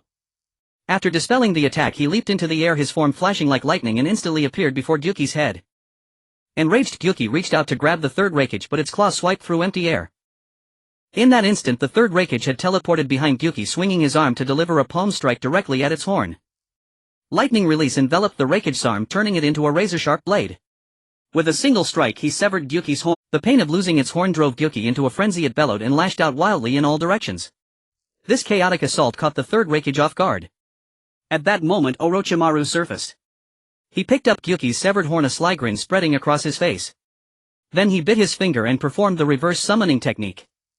Spotting him, the third Raikage forcefully repelled Gyuki, concentrated chakra in his legs, and charged at Orochimaru at top speed. Damn you, Orochimaru. So you're the one pulling the strings. But Orochimaru was faster. With a tense but safe escape via the reverse summoning technique, he vanished from the scene. The third Raikage lunged into empty air, grinding his teeth in fury. Just then Gyuki's tentacles wrapped around him. He slashed them off and resumed the battle. Li Shuei realized that the Gyuki rampage unfolding before him perfectly matched the major event in Naruto Shippuden, where Orochimaru infiltrated Kumogakure and triggered the beast's ramp. Li Shuei did not intervene to seize Gyuki because Killer Bee, the rapping Jinchuriki, would later prove helpful to his own son Darui. As for Orochimaru, Li Shuei also wanted to capture him to ease the tensions with Kumogakure. But Orochimaru had already vanished without a trace. Catching him would require another face-to-face encounter. Yet that time was not far off. Once the Third Great Ninja War ended, Minato Namikaze would be elected the fourth Hokage, and Orochimaru, having lost the election, would begin his defection from Konoha. Perhaps staying away from that mother and son is the only way to bring them peace. Li Shuei shouldered his bamboo baskets and stepped out of the inn. 2 years ago, after Kei resigned, Mabui had taken her place as the third Raikage's secretary. She now led the Raikage's personal guard, carrying the amber purifying vessel to Reach Lake to assist in sealing Gyuki. Witnessing this, Li Shuei quickly slipped out, found a secluded spot, set down his baskets, and used ninjutsu to conceal himself, silently trailing behind Mabui and her group. Upon reaching Reach Lake, Mabui ordered everyone to surround Gyuki. But the third Raikage stopped them, saying, "Your strength is insufficient. Fall back. I'll beat Gyuki down first, then you can seal it with the amber purifying vessel." Seal. The word reignited Gyuki's fury. It recalled how many times it had been sealed into different Jinchuriki in Kumogakure.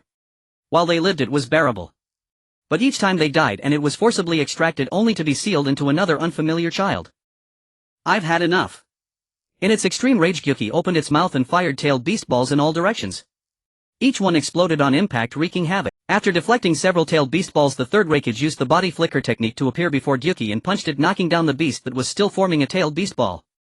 As Gyuki crashed down, the failed tailed beast ball exploded, sending towering waves across Reach Lake. The third Raikage toyed with Gyuki as if it were a plaything. Yet Gyuki, created by the Sage of Six Paths, possessed an immense reservoir of chakra, something the Raikage lacked. They clashed back and forth, and before they knew it, an entire day and night had passed with no clear victor. The third Raikage dominated the fight, but as time wore on, his stamina began to wane. In contrast, Gyuki's advantage gradually emerged. Both parties sensed the shift. The third Raikage intensified his attacks, forcing Gyuki to roar in pain. Though it hurt, the beast knew it couldn't be killed. Enduring the agony, it flailed its octopus tentacles wildly. Unexpectedly, in its random thrashing, one tentacle struck the third Raikage's elbow just as he executed lightning release Hell Stab, four-finger kill. The combined force of the Hell Stab and Gyuki's blow sent the third Raikage's left arm uncontrollably stabbing toward his own right shoulder. The strongest spear and shield. Is the spear sharper and more indestructible? Or is the shield perfect? Lightning release Hell Stab four-finger kill struck his own shoulder, and the powerful lightning release armor instantly cracked. The four fingers broke through the lightning release armor and directly pierced into his own shoulder, a stream of blood flowing down his arm. He used his strongest spear to break his own strongest shield. The third Raikage was instantly embarrassed, never imagining that his nearly invincible life would end with him being breached by himself. At that moment, the Eight Tails also swung its octopus tentacles and took the opportunity to send the third Raikage flying. That was a full power strike from the third Raikage himself. After being injured, receiving another full power blow from the Eight Tails, his wounds became even more severe. The third Raikage tumbled dozens of times across the water's surface before finally stopping. He struggled to his feet, pulling his fingers out from his shoulder, and blood instantly gushed forth. All the Raikage guards appeared at that moment, and a female medical ninja rushed over to stop the bleeding and treat the third Raikage. The enraged Eight Tails also began to condense a tailed beast ball. Apart from the medical ninja, the other Raikage guards immediately rushed over to surround the Eight Tails. They began to form a formation, a defensive array of 16 people repeatedly stacking 4 layers for 4s make 16 4-layer stacking formation. Lightning release light screen. A massive lightning release formed a light screen instantly enveloping the Eight Tails, creating 4 layers of light screen inside and out. At the same time, the Eight Tails had finished condensing the tailed beast ball and directly spat it out. The tailed beast ball and the lightning release light screen collided, cancelling each other out perfectly. Then the 16 Raikage guards faced the wrath of the Eight Tails. Its octopus tail swept across like a force of 1,000 armies, sending everyone flying in a single round. After being knocked flying, everyone plunged directly into the water. The third Raikage's wound had been staunched, but as he prepared to move, just a slight motion of his arm caused the wound to reopen and blood spurted out. The medical ninja saw this and helped him stop the bleeding again, then said, "Lord Third Raikage, please do not fight anymore. Your guards will hold off the Eight Tails. Lord Ai and Lord Lingyin will come to support soon." The third Raikage looked helplessly to the side just in time to see 2 ninjas carrying the amber purifying vase watching from a distance. The third Raikage said excitedly, "Those 2 fellows, they brought the amber purifying vase, why don't they come and seal the Eight Tails?" The medical ninja explained awkwardly, "Those 2 were temporarily transferred here, they have no idea how to use the amber purifying vase." The third Raikage's face turned livid and he shook his head helplessly. "Useless. Where is Mabui?" The medical ninja said, "Lady Mabui went to find Lord Ai and Lord Lingyin." At that moment, the 16 Raikage guards who had plunged into the water burst out again, surrounded the Eight Tails once more and performed again for 4s make 16 4-layer stacking formation lightning release light screen. The Eight Tails struggled, but after several attempts found it impossible to break out unless it used another tailed beast ball. Thus another tailed beast ball began to condense at the Eight Tails' mouth. At that moment everyone saw the black sphere forming in front of its mouth and cold sweat ran down their spine. Li Shuwei was watching the battle from not far away when a masked ANBU member happened to pass by.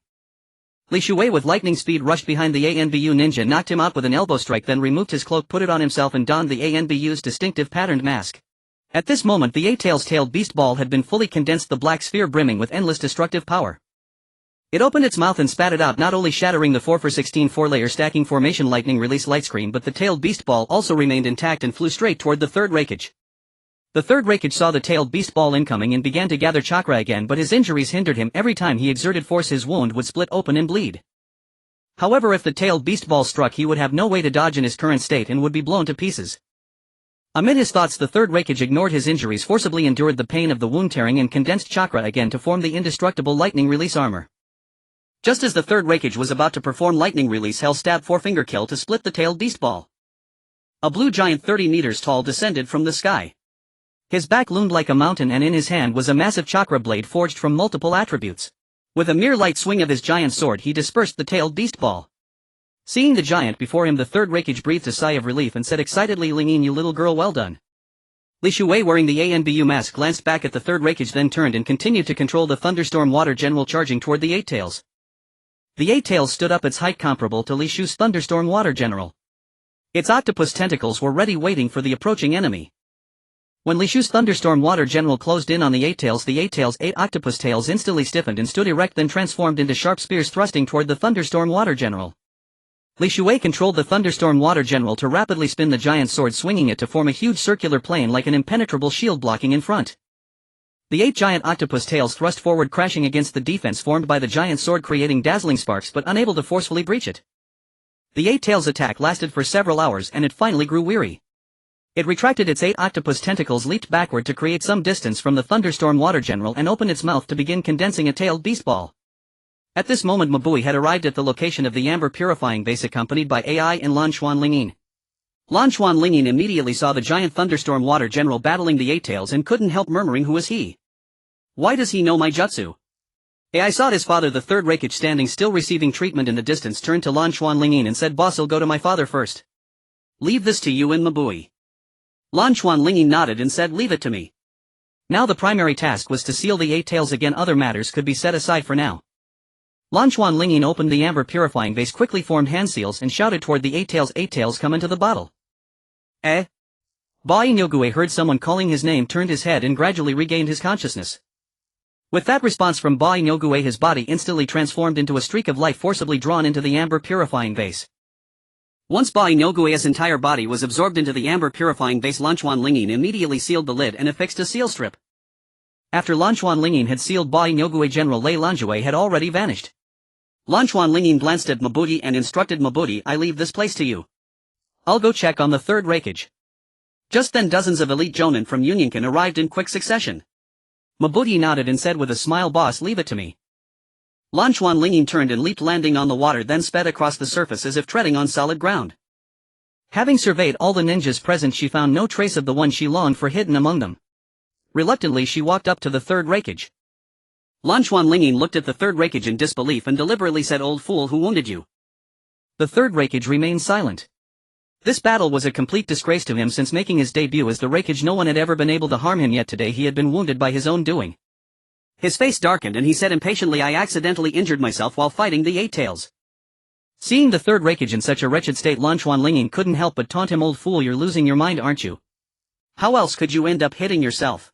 The third Raikage shot Lan Xuanlingyin a fierce glare, snorted coldly and turned away without a word. "Boss, something's wrong." An Umbu ninja was knocked out and his clothes were stripped off. Just then a jonin supported the unconscious Umbu ninja that Li Shuwei had knocked out as they walked over. Lan Xuanlingyin looked at the medical ninja treating the third Raikage and said, "Hijia, after you finish healing the third Raikage, go give that Umbu ninja a full examination and analyze exactly how he was knocked out." Hijia quickly nodded and said excitedly, "Understood, boss." At that moment the third Raikage suddenly called out, "Lingyin." "Eh?" Lan Xuanlingyin turned to look at the third Raikage's back. The third Raikage said in a trembling voice, "I am old. Let you be the fourth Raikage." But Lan Xuanlingyin shook her head helplessly and bitter laugh, "Old fool, don't try to trap me. My man is still out there and I don't want to be stuck here as a living widow for the rest of my life. I'm sorry." The third Raikage struggled to utter those three words. Lan Xuanlingyin was instantly stunned. She never imagined she would hear those words from the third Raikage. 3 years ago she was ordered to carry out a mission. When she saw the target, she realized that her man Gangdan was also on the assassination list. The third Raikage's condition was, if you want Gangdan to live you must kill the other 4. Gangdan survived and fled to a distant land, while she as the third Raikage had demanded kill Jindan, Indan, Tongdan and Taidan. This world was brutally cruel. Human life was worthless. Meanwhile Li Shuwei had already returned to Unionkin. Now Unionkin was partly in ruins. Under the destruction of Bai Nyogue, the Raikage's office building had been snapped in half. Broken walls and debris were everywhere. A desolate scene greeted the eye. In the distance a half-broken tree trunk was burning with flames and the collapsed ground was covered in countless cracks. The ruined walls still bore the marks of tailed beast chakra. Among the scattered rubble the surviving flowers and plants were clearly visible, but they had been caught in the disaster and most of their leaves had withered. The inn also had a gaping hole, now completely uninhabitable. Just then the third Raikage Lan Xuanlingyin and their subordinates returned with the amber purifying base. The moment Li Shuwei saw Lan Xuanlingyin, he did not immediately go to her. Instead he quickly hid to the side. Because he had seen that scroll.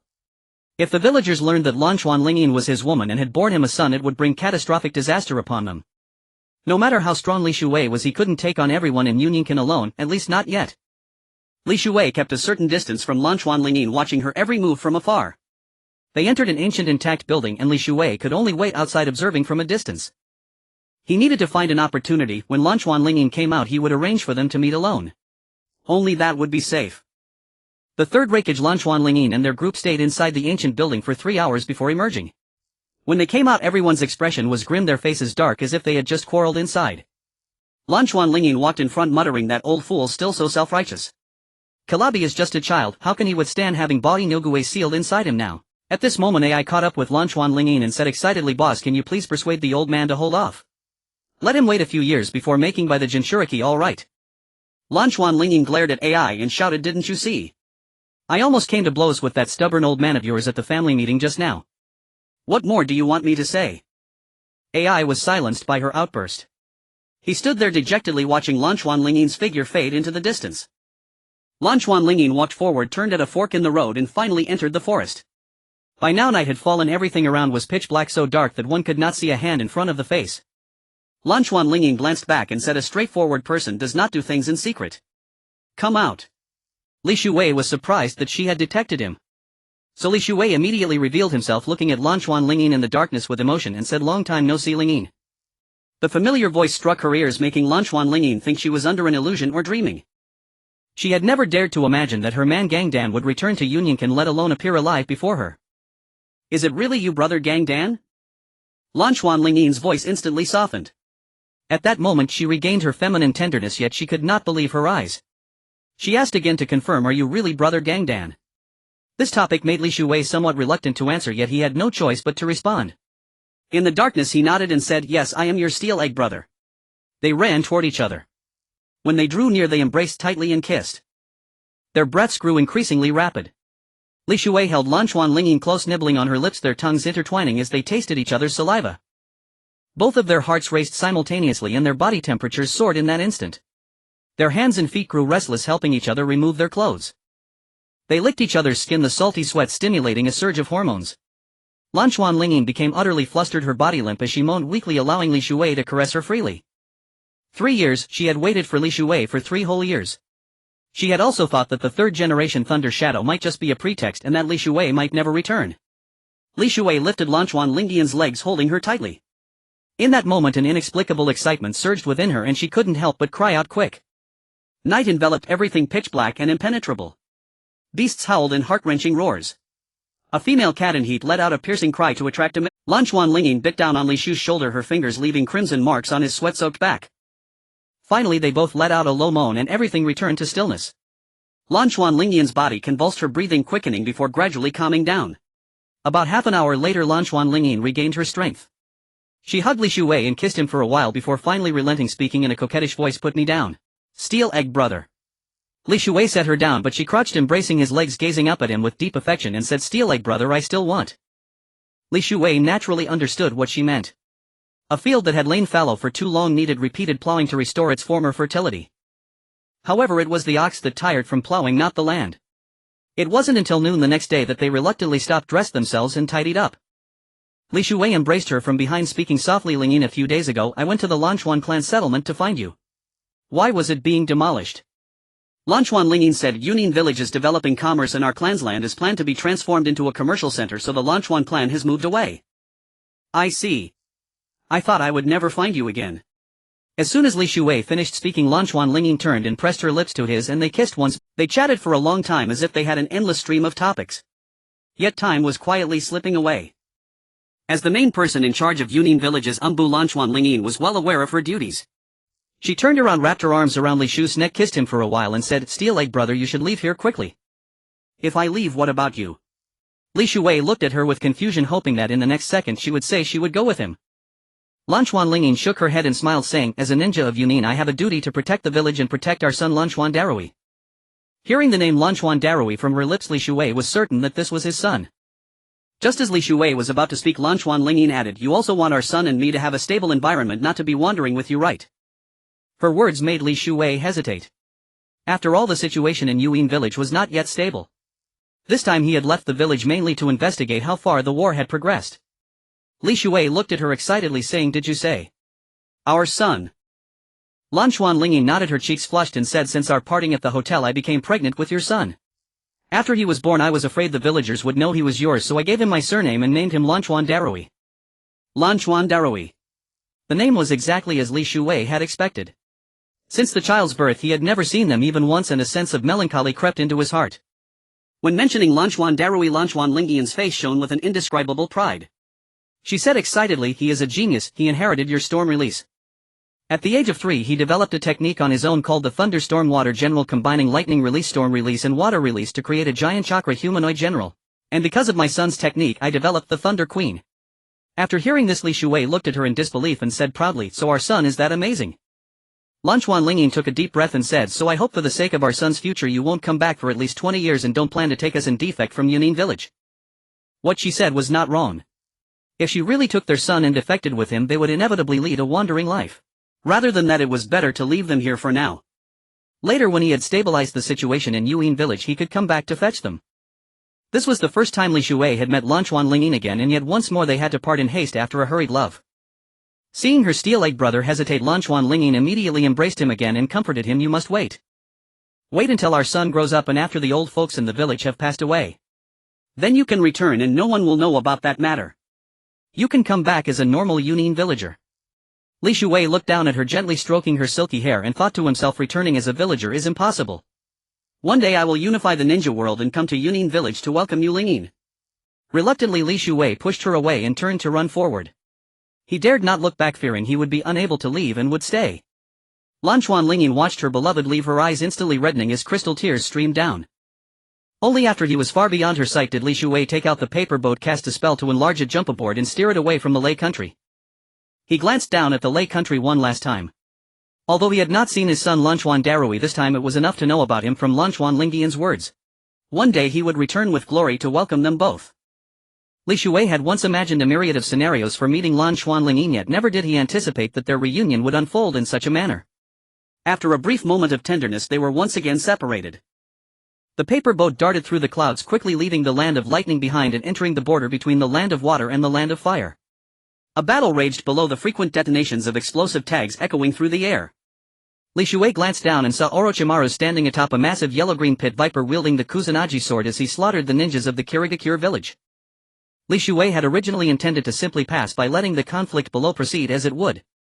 But who would have thought that at that very moment some reckless fool would unleash an enormous water prison technique, forming a water sphere spanning 100 hectares that instantly engulfed Orochimaru, his summon Manda, and even Li Shui along with his paper boat. Li Shui quickly donned the Thunderstorm Water General as a chakra cloak, shielding himself from harm. The paper boat was instantly shredded into pulp by the water pressure upon entering the prison, enough to make Li Shui shudder with fear, silently grateful that he had activated the Thunderstorm Water General in time. Just then the summoning time expired. Manda let out a peculiar sound and vanished into thin air. Now only Orochimaru, Li Shui, and a humanoid shark remained. At a glance the humanoid shark had a rather bizarre appearance. One word could highlight his defining feature: fat. He resembled a pufferfish inflated with air, with fluffy hair cascading down to his waist. On his round puffed cheeks were 3 green stripes on each side, and his razor-sharp shark teeth seemed capable of shredding anything. His obese half-shark half-humanoid form stood about 250 centimeters tall, making him appear even more robust. By now he had already merged with Samahata, and within this artificially created water prison he was the undisputed sovereign. Li Shui felt somewhat exasperated, thinking, if you want to fight then fight, why drag me into this?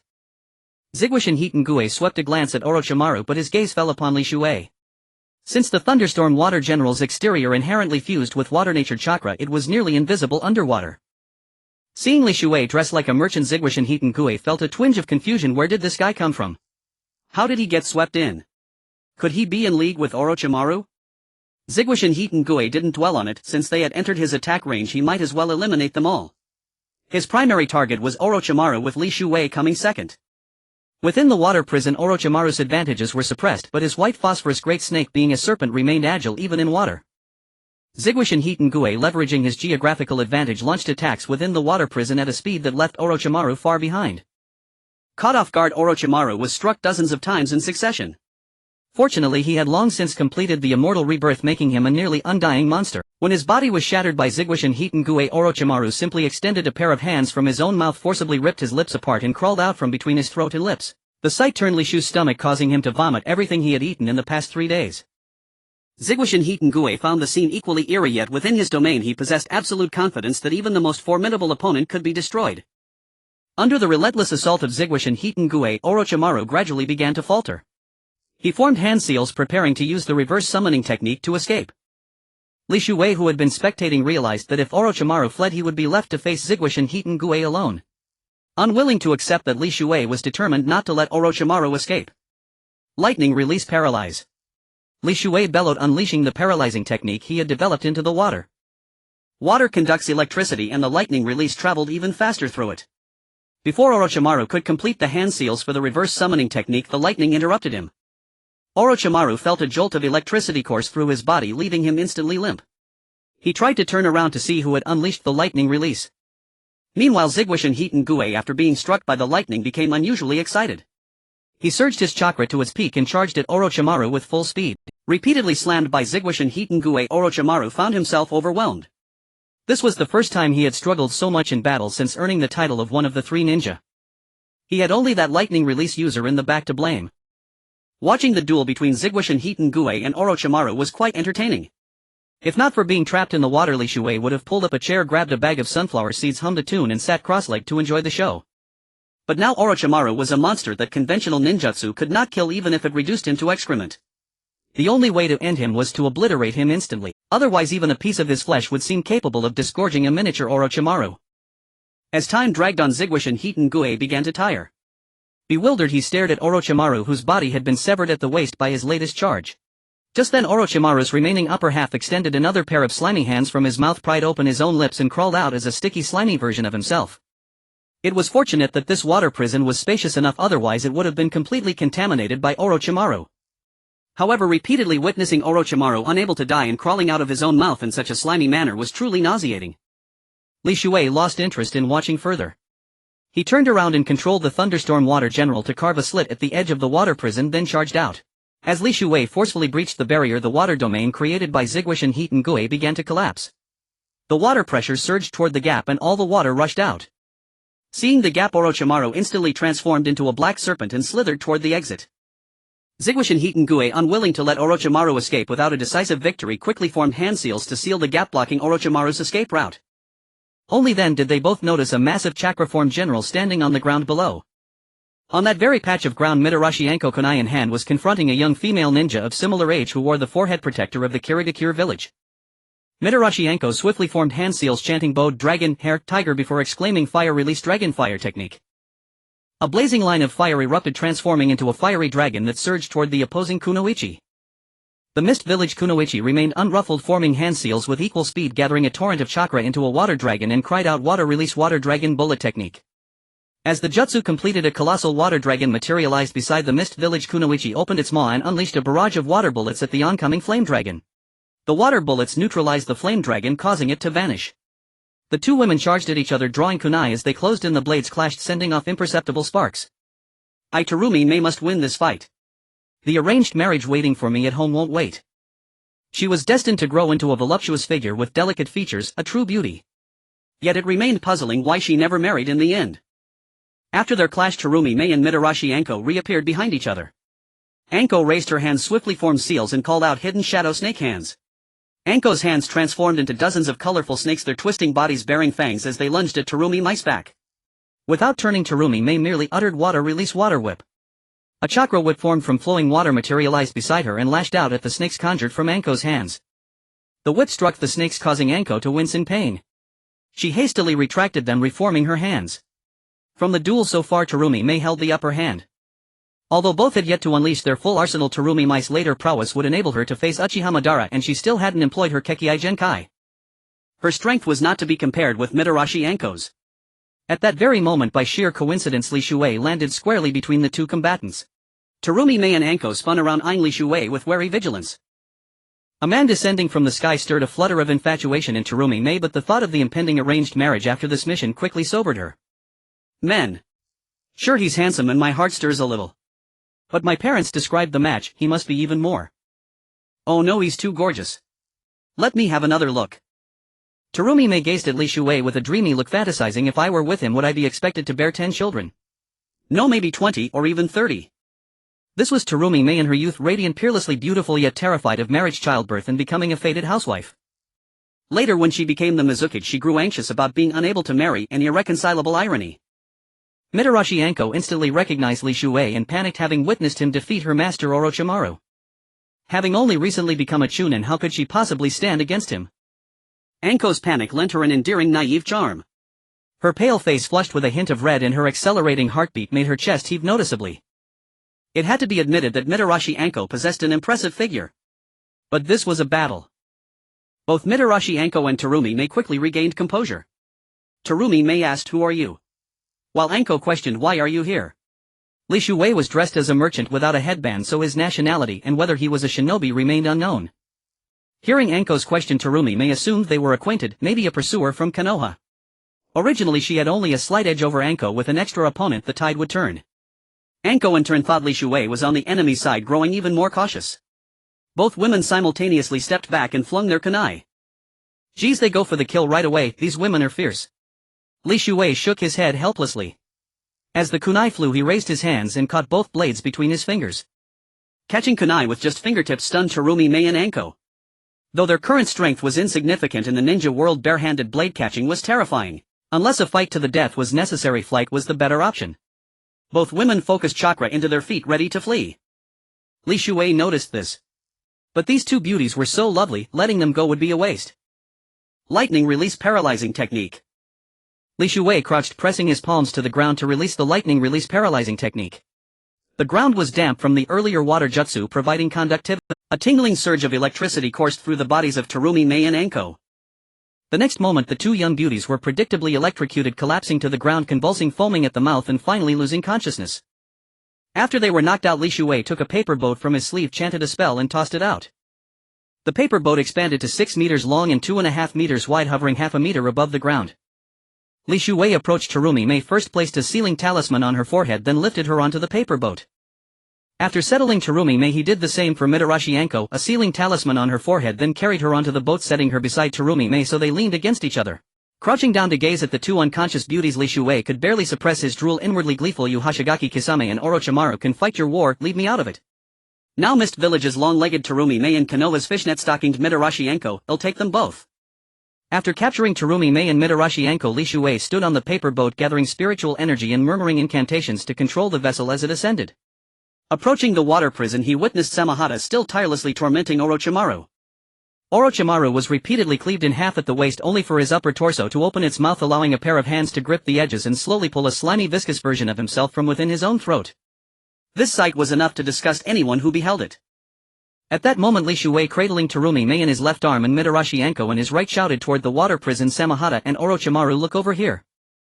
Samahata, who was about to launch another attack, glanced over and saw Li Shuwei holding their own Terumi Mei in his arms. For only a fleeting second did Samahata show any concern, then he turned back, his expression reverting to its cold, brutal visage, and continued his assault on Orochimaru.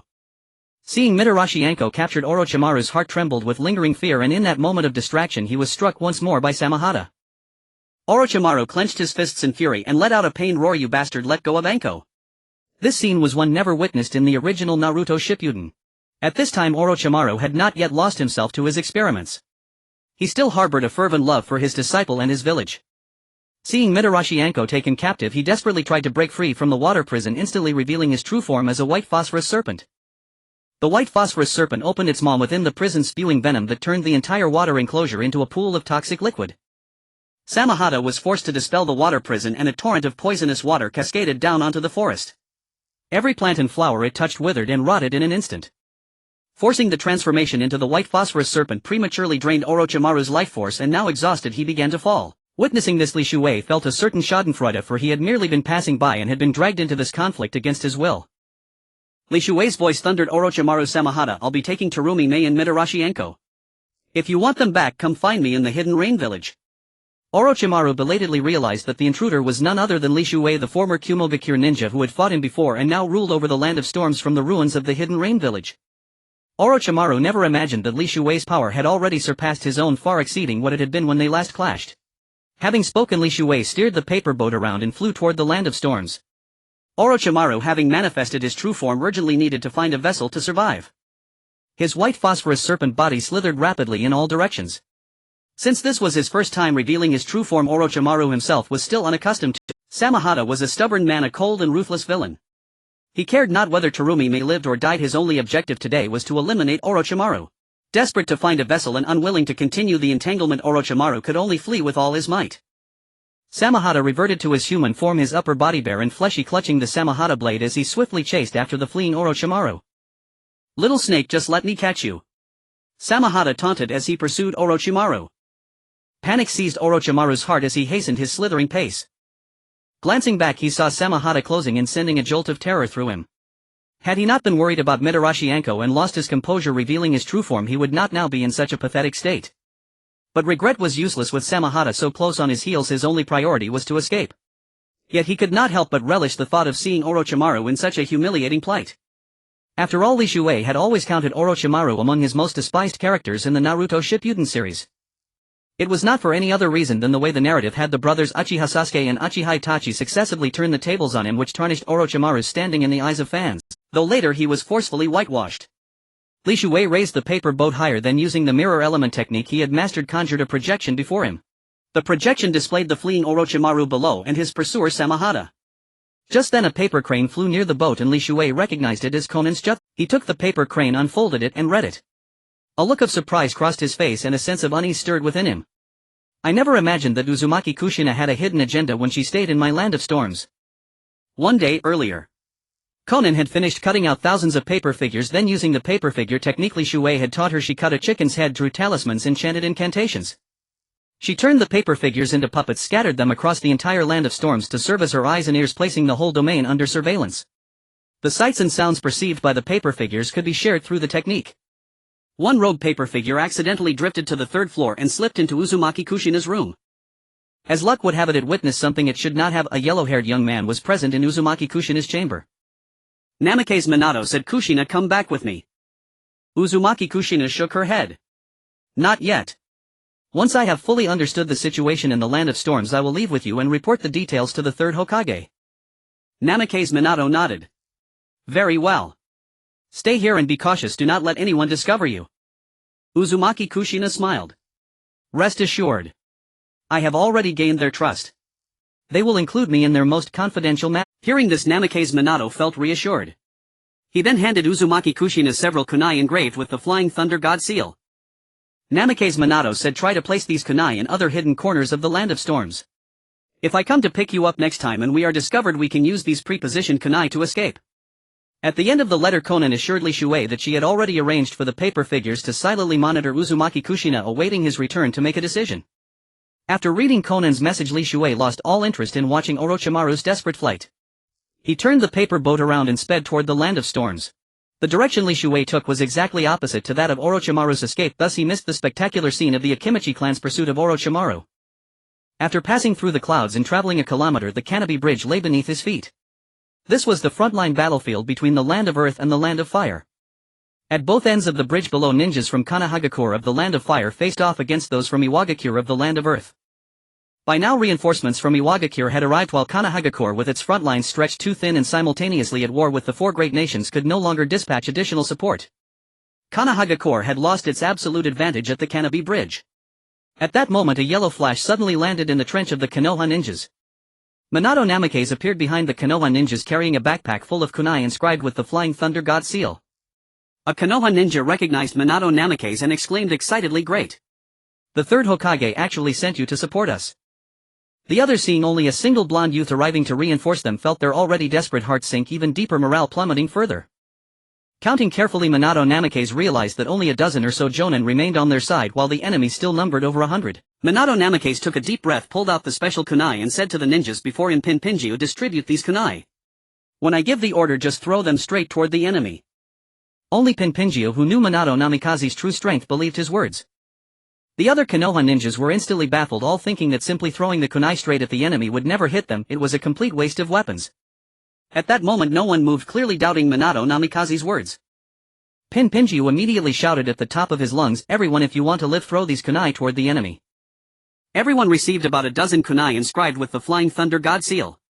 Taking a leap of faith, they closed their eyes and hurled the kunai toward the enemy's trench. Some hesitated and closed their eyes, failing to aim correctly, causing the kunai to land merely a meter in front of themselves. Seeing this, Pinpinjio was about to rush out and pick up those kunai to throw them over.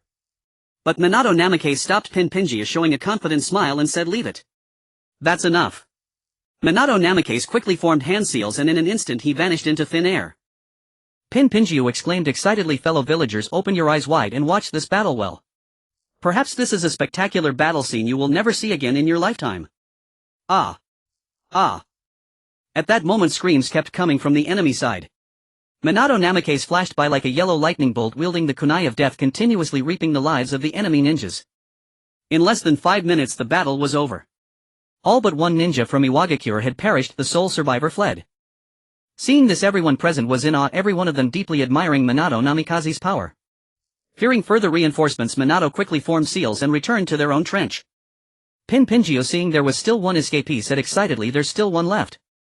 Let us handle him."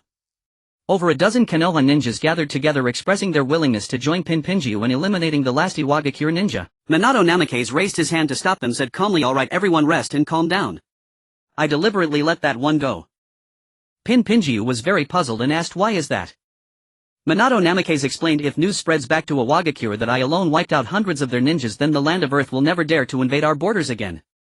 It was precisely because of that Iwagakure ninja's report that Minato Namikaze became legendary in that battle, earning the fearsome title Yellow Flash. Li Shuei had been hovering above the canopy bridge, observing everything below with a secret technique. Every blade of grass, every rustle, every detail fell under his watchful gaze. After giving his orders, Minato Namikaze formed a seal and vanished. Watching this, Li Shuei seemed to recall something else, but for a moment he couldn't quite remember it. Vaguely he remembered that someone awakened the Sharingan during this time, then after being gravely wounded on the brink of death he gouged out his own Sharingan and gave it to his best friend. After thinking for a while, Li Shuei finally remembered, it was Obito Uchiha. It was around this time that the naive Obito Uchiha awakened his Sharingan and Kakashi lost one eye. Then his beloved Rin was captured by Iwagakure ninjas and he and Kakashi went to rescue her. They severely wounded the Iwagakure ninjas and rescued Rin but forgot to finish them off. The enemy ninja fought back desperately using Earth Release to bury Obito Uchiha deep beneath the rocks. With no hope of survival, Obito Uchiha instructed his beloved Rin to dig out his Sharingan and transplant it into Kakashi so that Kakashi could see through his eyes. Based on the plot of Naruto, Obito Uchiha was not actually dead, he had triggered the Sharingan's ability, Kamui, which saved his life. After Kakashi and Rin left, Obito Uchiha would be rescued by Zetsu. Li Shuei glanced down at Terumi Mei and Mitarashi Anko lying in the paper boat, thinking secretly, if I bring Rin back to the land of lightning and protect her, then Obito Uchiha won't fall to darkness. Ha. But then he thought it was wrong. If he took Rin away now, Madara Uchiha, that old immortal who was still clinging to life via the divine tree, could still be active. If he could still move and came after him, given his current strength, it would really be a problem. However, after imagining and carefully recalling all the details of Naruto's ship, Madara Uchiha, though still alive, then should have been unable to leave the divine tree. Only after Obito arrived and Madara, already deceived by Black Zetsu, would then deceive Obito in turn. After the two cripples reached an agreement, Madara Uchiha gave all his final instructions, then pulled the plug on himself, ending his life waiting for Nagato to revive him with the Rinnegan. However, to be safe, it was better not to interfere with this matter for now. After all, the specifics of Madara Uchiha's situation were not detailed in Naruto Shippuden and rash intervention might backfire. After Li Shuei sailed away from the battlefield of Shenwabi Bridge on a paper boat, he had already approached the borders of the Land of Mist. Looking into the distance, he could now see the entirety of the Land of Mist. During his absence, every aspect of the Land of Mist had continued to operate smoothly. The paper boat reached the highest point of the land, the peak of the barrier, triggering the barrier's sensing mechanism. Yahiko, accompanied by Konan, Nagato, Uzumaki and a group of ninjas from the Land of Mist, gathered in front of the office building in an instant. Senju-Chingi, sensing Li Shu's chakra fluctuations, rushed over excitedly from the hospital. At that moment, Kushina Uzumaki was secretly discussing matters with Minato Namikaze in her bedroom. Suddenly a flash of insight struck Kushina Uzumaki as she sensed Li Shu's chakra nearby. Flustered, she pushed Minato Namikaze and said, "Minato, that guy is back, you need to leave now." Minato Namikaze gently embraced Kushina Uzumaki, kissed her forehead, then slowly stepped back, formed hand seals and vanished. Like a woman caught in an affair, Kushina Uzumaki frantically tidied her appearance, cleaned the entire room, and only after a thorough check did she open the door and step out. Nagato Uzumaki looked up and exclaimed excitedly, "Yahiko, Konan, the boss is back. Go and inform the boss wife at once. No need him here." Senju Kinji's voice rang out from the crowd. Everyone looked up to the sky waiting for Li Shu's descent. Konan's heart raced at the sight of the paper boat. She thought to herself, indeed, master is more skilled, he has mastered the advanced application of the paper jutsu while I can only manage the intermediate level. Li Shuei descended from the sky on his paper boat. As the air currents swept past, his long hair flowed upward. When the paper boat landed smoothly, only then did everyone notice that two beautiful young girls were sleeping inside it. At that moment, all eyes turned to Senju-Chingi. Senju-Chingi was instantly embarrassed. She forced a bitter smile and tried to smooth things over, saying, "These must be enemies the leader captured during his journey." Li Shuei nodded and smiled. "Chingi is right." Pointing at Mitarashi Anko, Li Shuei said, "This girl is the disciple of Orochimaru, one of the 3 legendary ninja of Konoha. She possesses intelligence about Konoha village. Bringing her back will allow us to obtain more information." The crowd murmured in agreement. Li Shuei then pointed at the still sleeping Terumi Mei and said excitedly, "This girl's identity is even more remarkable. She is the future Mizukage of the hidden mist village named Terumi Mei, and she possesses 2 bloodline limits." Those 6 words, 2 bloodline limits, stunned everyone present. Indeed, Terumi Mei possessed the lava release and boil release, both extremely lethal bloodline limits. If this female ninja was so formidable and their leader had managed to capture her, then naturally their leader was even more powerful. Everyone's admiration for Li Shuei deepened from the bottom of their hearts. Since following Li Shuei, they had gone from being half-starved eating tree bark and grass roots to now living a life of plenty. If things continued this way, they would one day achieve a moderately prosperous life. Li Shuei happened to notice that Senju Kinji's face was ashen, filled with a strong sense of jealousy. To dispel Senju Kinji's jealousy, Li Shuei immediately said to Konan, "Since these 2 captives are girls, it's inconvenient for me to keep them close. Leave them under your watch." Konan nodded excitedly and said, "Understood, master." By now Konan, as Li Shu's chief disciple, had gained more prestige in the Land of Mist than Yahiko. After Yahiko and Konan acknowledged their romantic relationship, he was gradually becoming a henpecked husband. As for Nagato Uzumaki, he had become lovers with Lin Chuanjizi. Their relationship was extremely close, and it was rumored they planned to marry by the end of this year. Li Shuei was genuinely happy to hear these things. During this time, Senju Kinji's medical ninjutsu had advanced, and due to the Yin seal she had developed a monstrous strength that could move mountains. A rumor had begun circulating in the Land of Mist: if you provoke Director Senju, she could crush a crocodile into dust with a single punch. Looking up inadvertently, Li Shuei spotted Kushina Uzumaki standing on the edge of the third-floor balcony. Her presence in the Land of Mist had become an openly acknowledged atomic bomb. She possessed the Ninetales Chakra and the Ninetales Chakra mode, which was a power comparable to Kage-Level strength. Moreover, she had secretly placed Minato Namikaze's Flying Thunder God Kunai throughout the entire Land of Mist. Speaking of Minato Namikaze, if he had not come to the Land of Mist to meet Kushina Uzumaki first and had instead gone to see Kakashi Obito Uchiha or Rin, then the tragedy would not have occurred at this moment. Obito Uchiha's body was already buried under the pile of rubble. Kakashi Hatake knelt before the rubble, digging frantically and crying out, "Obito, you have to survive, answer me." Rin Noara stood silently behind Kakashi Hatake, holding back her sobs, but tears streamed uncontrollably from her eyes.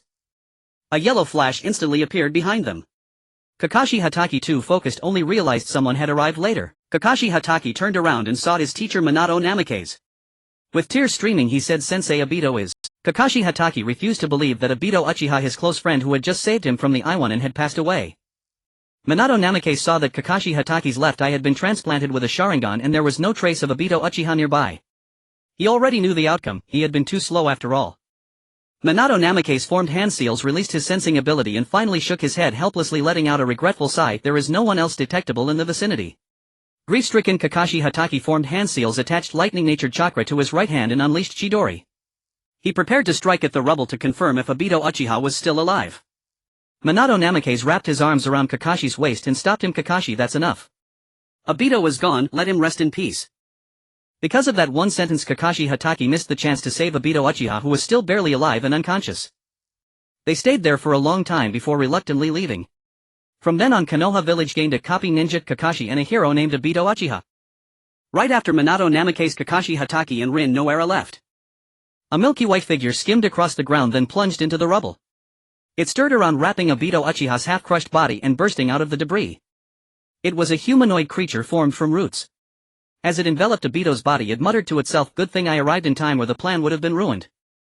Is that so? Black Zetsu's head emerged from the ground. Except for the whites of his eyes and teeth, the rest of his body seemed to merge with the surrounding darkness. Under Zionan's guidance, Li Shuei carefully buried a puppet near each of the Flying Thunder God Kunai that Xuanhua Juxingnai had placed within the Land of Erasure.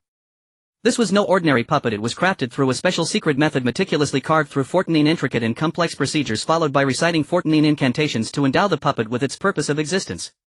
That purpose was to capture the owner of the Flying Thunder God Kunai upon his arrival. As soon as Blofeng Shuimen reached any of those kunai, the puppet would materialize into an invulnerable monster blocking his path. After all the places were set up, only Xuanhua Juxingnai's room remained. The third floor originally had only 2 bedrooms. One was Li Shu's and the other was Qianshou Kinji. Later, after Li Shuei and Qianshou Qingyi began living together, the vacant room was temporarily given to Xuanhua Juxingnai. They had thought that Xuanhua Juxingnai was willing to join the land of Arashi, become a member and protect the land alongside its people. Who would have thought that she was duplicitous, having come to act as an inside agent? This morning Li Shuei had Qianshou Qingyi deliberately invite Xuanhua Juxingnai for a walk outside. After the two of them left, Li Shuei along with Mayan Xiaonan and Xuanhua Changmen entered Xuanhua Juxingnai's bedroom. After a strenuous search, they finally found the hiding place of the Flying Thunder God Kunai. It was actually concealed under the desk lamp. Li Shuei placed the puppet close to the floor under the bed, then said to Xiaonan, "Xiaonan, restore this place to how it was when we entered so Xuanhua Juxingnai won't notice." Xiaonan nodded and focused on restoring the room. Li Shuei patted Mayan and Xuanhua Changmen on the shoulders and said with a smile, "Let's go out first." Then Mayan and Xuanhua Changmen followed Li Shuei out. The three of them stood on the balcony gazing at the scene before them. Li Shuei said, "Mayan Changmen, look from here. The land of Erasure already has a rudimentary form. If we continue developing according to our plan, it will soon become an independent nation." Mayan, envisioning the future, said excitedly, "Boss, I believe that day will come soon." Xuanhua Changmen echoed, "I believe that too, boss. I will keep working hard. One day I will become a pillar of the land of Erasure." Seeing Mayan and Xuanhua Changmen full of confidence, Li Shuei smiled with relief. "I believe in you too. From now on I hope that even if you encounter darkness you will always remember your responsibilities and mission. Do not sink into the darkness. As long as you follow the belief in our hearts and keep moving forward, you will surely see the light." The three bumped their fists excitedly, vowing to support each other and jointly protect the land of Erasure.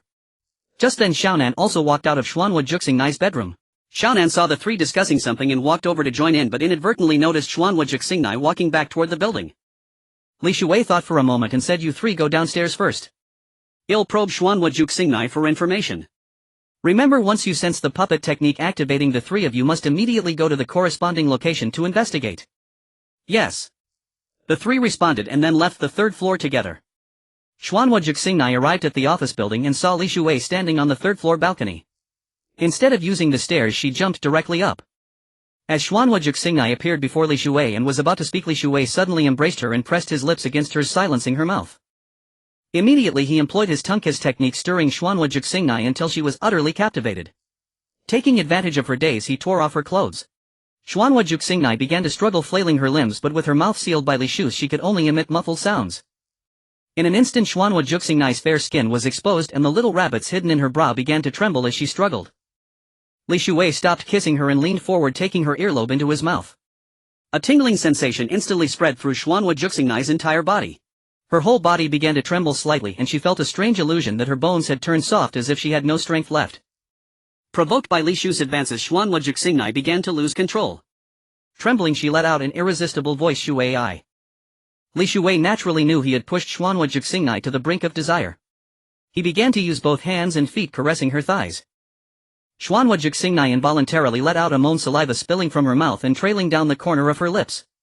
She reached out and tightly hugged Li Shuwei, trembling as she said, "Give me." Just as they were about to proceed further, Xuanhua Jixingnai suddenly made a clattering sound and vanished into a puff of smoke. Shadow clone. Li Shuwei was somewhat surprised. So the one he had been flirting with for so long was not Xuanhua Jixingnai's real body but her shadow clone. But why did she send a clone to the third floor? Could it be that Bofeng Shuweimen had arrived? Thinking this, Li Shuwei quickly pulled up his pants, dressed, and gripping the 8-spirit mystery Beijingxuan, he headed straight into Xuanhua Jixingnai's bedroom. Xuanhua Jixingnai had originally been in the director's office of the Land of Ereshur Hospital. Taking advantage of Qianshou Qingyi going to treat a patient, she immediately used a shadow clone to return to her bedroom to welcome Bofeng Shuweimen. Who would have thought that Bofeng Shuweimen directly arrived at the hospital's director's office? Next, Xuanhua Jixingnai's heart jolted, her cheeks instantly flushed red. A wave of pleasurable memories flooded her mind, causing her to involuntarily let out a moan. Bofeng Shuweimen saw this and asked anxiously, "Jixingnai, what's wrong?" Xuanhua Jixingnai quickly shook her head, too flustered to explain, and immediately said to Bofeng Shuweimen, "You must leave quickly. If we are discovered, all our plans will be wasted." Bofeng Shuweimen asked again, "Jixingnai, are you really okay?" Xuanhua Jixingnai nodded firmly and said, "Trust me, go now." Bofeng Shuweimen immediately performed a jutsu and vanished in an instant. The moment he left, Xuanhua Jixingnai felt a surge of grievance and tears streamed uncontrollably down her cheeks. Qianshou Qingyi happened to push the door open and enter. Xuanhua Jixingnai quickly wiped the tears from her eyes, composed herself, stood up and said with a smile, "Sister Qingyi, you're back." Qianshou Qingyi looked Xuanhua Jixingnai over, noticing her bloodshot eyes and tear stains at the corners. She must have been crying. Qianshou Qingyi comforted her, "Jixingnai, tell sister who bullied you." Xuanhua Jixingnai shook her head and did not reveal what had happened between her shadow clone and Li Shuwei. But in her heart she murmured, "It seems Li Shuwei has set his sights on me. However, the third great ninja war is about to end. Now that Shuweiman's strength has greatly increased, I believe he will lead the ninjas of Kumogakure to crush the Land of Ereshur." Li Shuwei rushed into Uzumaki Kushina's bedroom but found no trace of Minato Namikaze. Yet he had clearly sensed Minato Namikaze's chakra in the land of Arashi, even if it appeared only briefly before vanishing again. Worry began to creep into Li Shu's heart.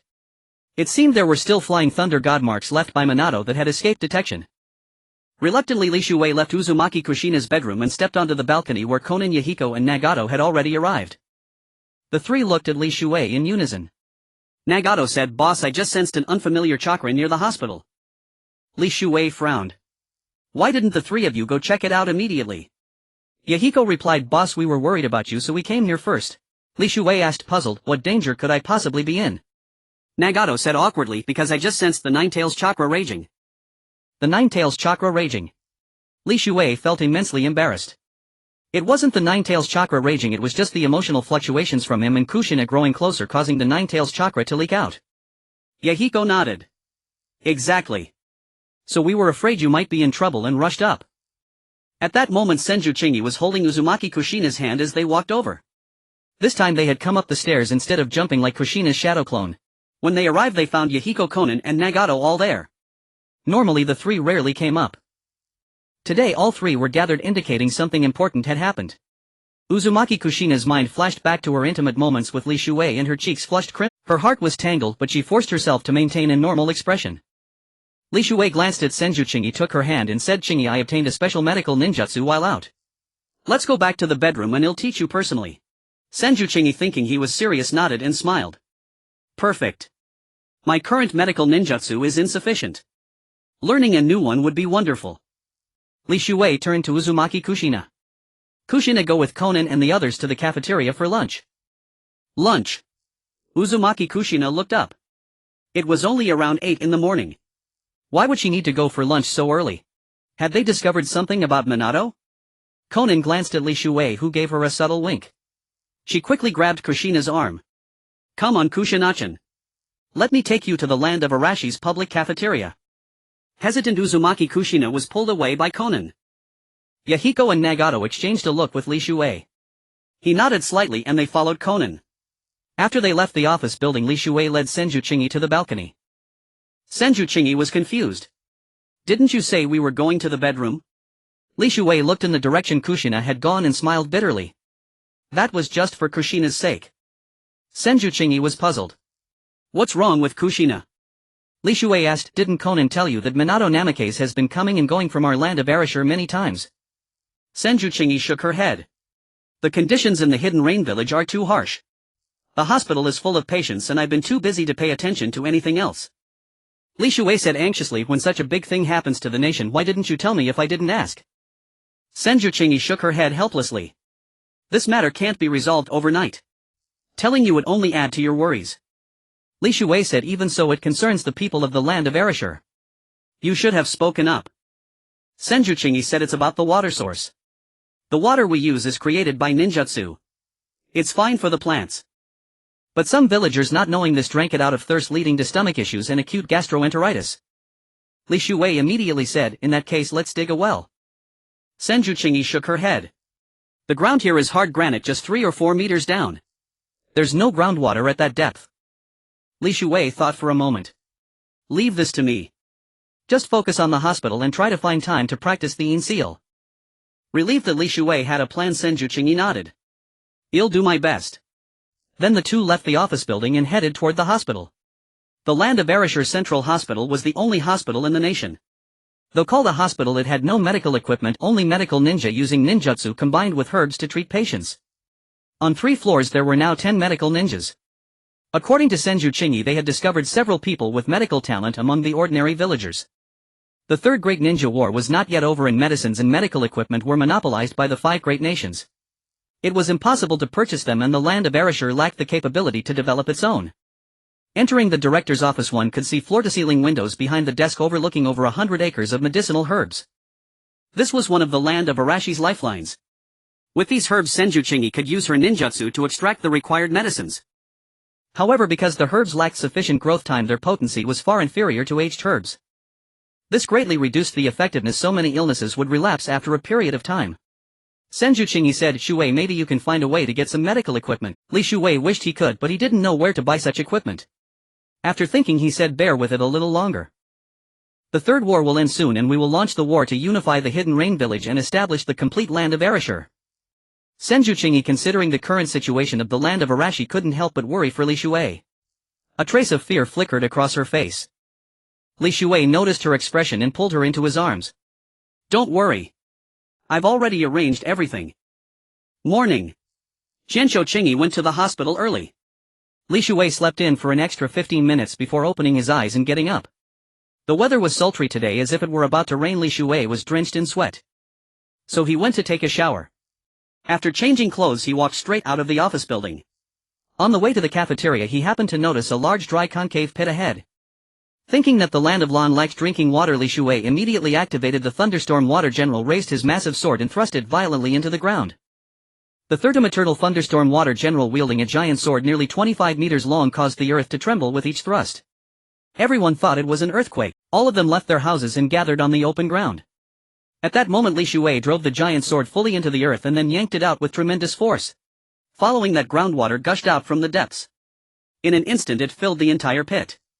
Li Shuwei dismissed the Thunderstorm Water General, stood on the water's surface, cupped his hands to scoop up some water and took a sip. It was sweet and refreshing. At this moment the system spirit also came out to join the fun. She said, "Host, what a pity. If this were in your original world, the water quality here would be enough for you to open the largest mineral water factory in the country.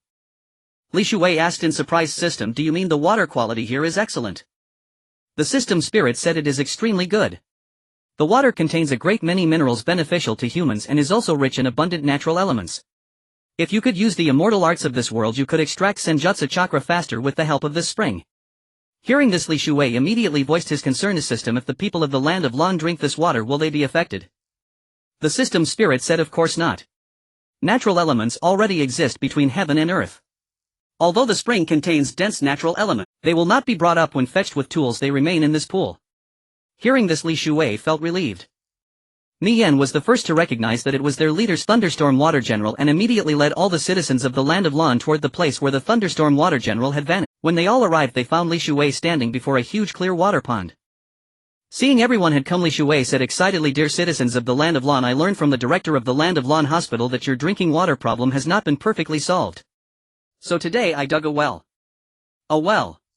Everyone's eyes fell on what Li Shuwei called a well, but in fact the well water had already overflowed, forming a small lake. Everyone surrounded the giant well, crouched down, scooped up water with their hands and tasted it. Joy spread across all their faces. How long had it been since they had drunk natural water? Everyone cheered and leaped with joy, shouting, long live the Emperor of Lan! Long live! Long live! Emperor of Lan! Li Shuwei didn't know who had first shouted it, but hearing their title and basking in their worship, Li Shu's vanity was greatly satisfied. However, this was not the time to indulge. Li Shuwei spread his arms and waved them, saying loudly, all right everyone, listen up. As Li Shu's voice rang out, the citizens of the land of Lan gradually stopped cheering and prepared to listen to his teachings. Li Shuwei said, we still have another problem, medicinal herbs. Indeed, you might think that since we have planted enough herbs we are not lacking. That is wrong. The herbs we planted haven't matured long enough. When used, their potency is insufficient. Therefore many patients recover after treatment but soon relapse. To solve this, I have decided to open the barrier in 3 days, allowing everyone to come and go freely. However, this will bring another threat. The people on the other side may send spies to infiltrate our country at any time. To permanently solve this, we must seize all the territory on the other side while the war among the 5 great nations is still ongoing. After Li Shuwei finished speaking, everyone present fell into silence. They could tell that Li Shuwei was about to launch a war to unify the Hidden Rain Village. This was also the original intention of founding the land of Lan. Peace is built on a complete nation. The current Hidden Rain Village is fragmented outside the land of Lan. It is a wasteland of ruin. War brings casualties. Having finally achieved this stable life, no one wanted to go to war again. But if they didn't fight once the barrier was opened, this tiny piece of land could be annihilated at any moment. The only way was to make this country larger and stronger. An ordinary villager suddenly raised his arm and shouted, unify the Hidden Rain Village, establish a complete land of Lan. Long live the Emperor of Lan! One person led the way and the rest followed suit, cheering. Because they knew that if they didn't unify the Hidden Rain Village, this peace was only temporary and would eventually shatter. If that time came, they would likely have to return to a life of hunger and wandering. For the sake of tomorrow and the hope in their hearts, everyone was extremely excited, and their determination to follow Li Shuwei grew even stronger. Such a commotion naturally reached the ears of Xuanhua Juxingnai. And naturally it would be relayed through her to Kumogakure in the Land of Fire. Li Shuwei was also curious to see how the Hidden Leaf Village would respond. Would they help Hanzō the Salamander or just wait and see? It remained to be seen. At least the vested interests between Shimura Danzo and Hanzō of the Salamander meant that Danzo would not easily abandon Hanzō, a useful pawn. At this moment, Xiaonan and Xuanhua Changmen approached Li Shuwei together and said in unison, Boss Master, there is something important. Li Shuwei looked at Xuanhua Changmen and said, you go first, Changmen. Xuanhua Changmen leaned in and whispered, the person we sensed last time has come again. Li Shuwei nodded and said with a smile, I understand. Then Li Shuwei looked at Xiaonan, who also leaned in and said, Master, it's Bo Shuwei from the Hidden Leaf Village. He has appeared beside Xuanhua Juxingnai again. Li Shuwei nodded, then beckoned to Mi Yen, who was nearby. Once Mi Yen came over, Li Shuwei gestured for the 3 of them to gather closer and then said, I'll leave things here to you for now. Remember, don't let those earth release ninjas spit mud from their mouths to fix the pond, got it? The 3 nodded simultaneously, indicating they understood. After all, this was drinking water. Using earth release to spit out mud and then using it to modify the pond. That would be too disgusting. After instructing Mi Yen, Xiaonan and Xuanhua Changmen, Li Shuwei quickly departed and raced toward the office building. Upon arriving at the base, he affixed chakra to his legs, leaped up and landed on the 3rd floor balcony. In Xuanhua Juxingnai's bedroom, she was conversing with Wofeng Shuimen. Xuanhua Juxingnai said, not good, someone is coming. Shuimen, you should leave first. Feng Shuiman nodded anxiously and replied, then take care Jixingnai. Next time I come I will definitely bring you back to my village. Xuanhua Jixingnai smiled reluctant and full of hope as she watched Feng Shuiman depart. Just then Li Shui pushed the door open and entered. Feng Shuiman had already left but the sudden entrance startled Xuanhua Jixingnai, causing her face to turn pale. Xuanhua Jixingnai looked at Li Shui in panic and said, you entered without knocking. How rude. Li Shui smiled faintly without answering but muttered to himself, knock. I'm here to catch someone. If I had knocked, that little blonde would have gotten away. Xuanhua Jixingnai raised her hand to brush her hair and hesitated. Why did you suddenly come to see me? Isn't there a lot of business to attend to in Lan country? Li Shui eyed Xuanhua Jixingnai with a lecherous gaze and said, in Lan country I have Xiaonan Mi Yin, your clansman Xuanhua Changman and Qingyi. I'm just a hands-off boss now enjoying the benefits. Oh, Xuanhua Jixingnai replied awkwardly. Then both fell silent for a long time. Sensing the awkward atmosphere, Li Shui couldn't help but ask, that day your shadow clone and I did that thing. You should know about it, right? Xuanhua Jixingnai suppressed her anger, clenched her fists, approached Li Shui and said with a forced smile, if there's a next time I'll kill you. To her surprise, Li Shui reached out and grabbed her small fist, leaning his head close to her and whispered, last time I had already taken off my pants but your shadow clone disappeared. That made me very dissatisfied. Jixingnai, I want to continue what we did that day with your real body. Xuanhua Jixingnai struggled but Li Shu's hands released a perfectly timed electric current, causing her body to go numb and limp. Xuanhua Jixingnai let out a faint breath, struggling with all her might to barely utter words, interrupted by gasps. You can not do this. Li Shui did not let her finish, he directly kissed her, silencing her. Xuanhua Jixingnai wanted to resist but realized she was paralyzed, able to move only slightly, unable to exert full strength. Li Shui released her hands, pushed her onto the bed with a slight force. Then sitting beside her he picked up her fair, long and tender thigh, placed it on his lap and helped her take off her shoes. The moment he removed her shoes, Li Shui noticed the flying thunder god mark on the sole of her foot. He then understood why all the flying thunder god kunai tracked by the paper dolls were set up with puppets, yet they never caught Feng Shuiman.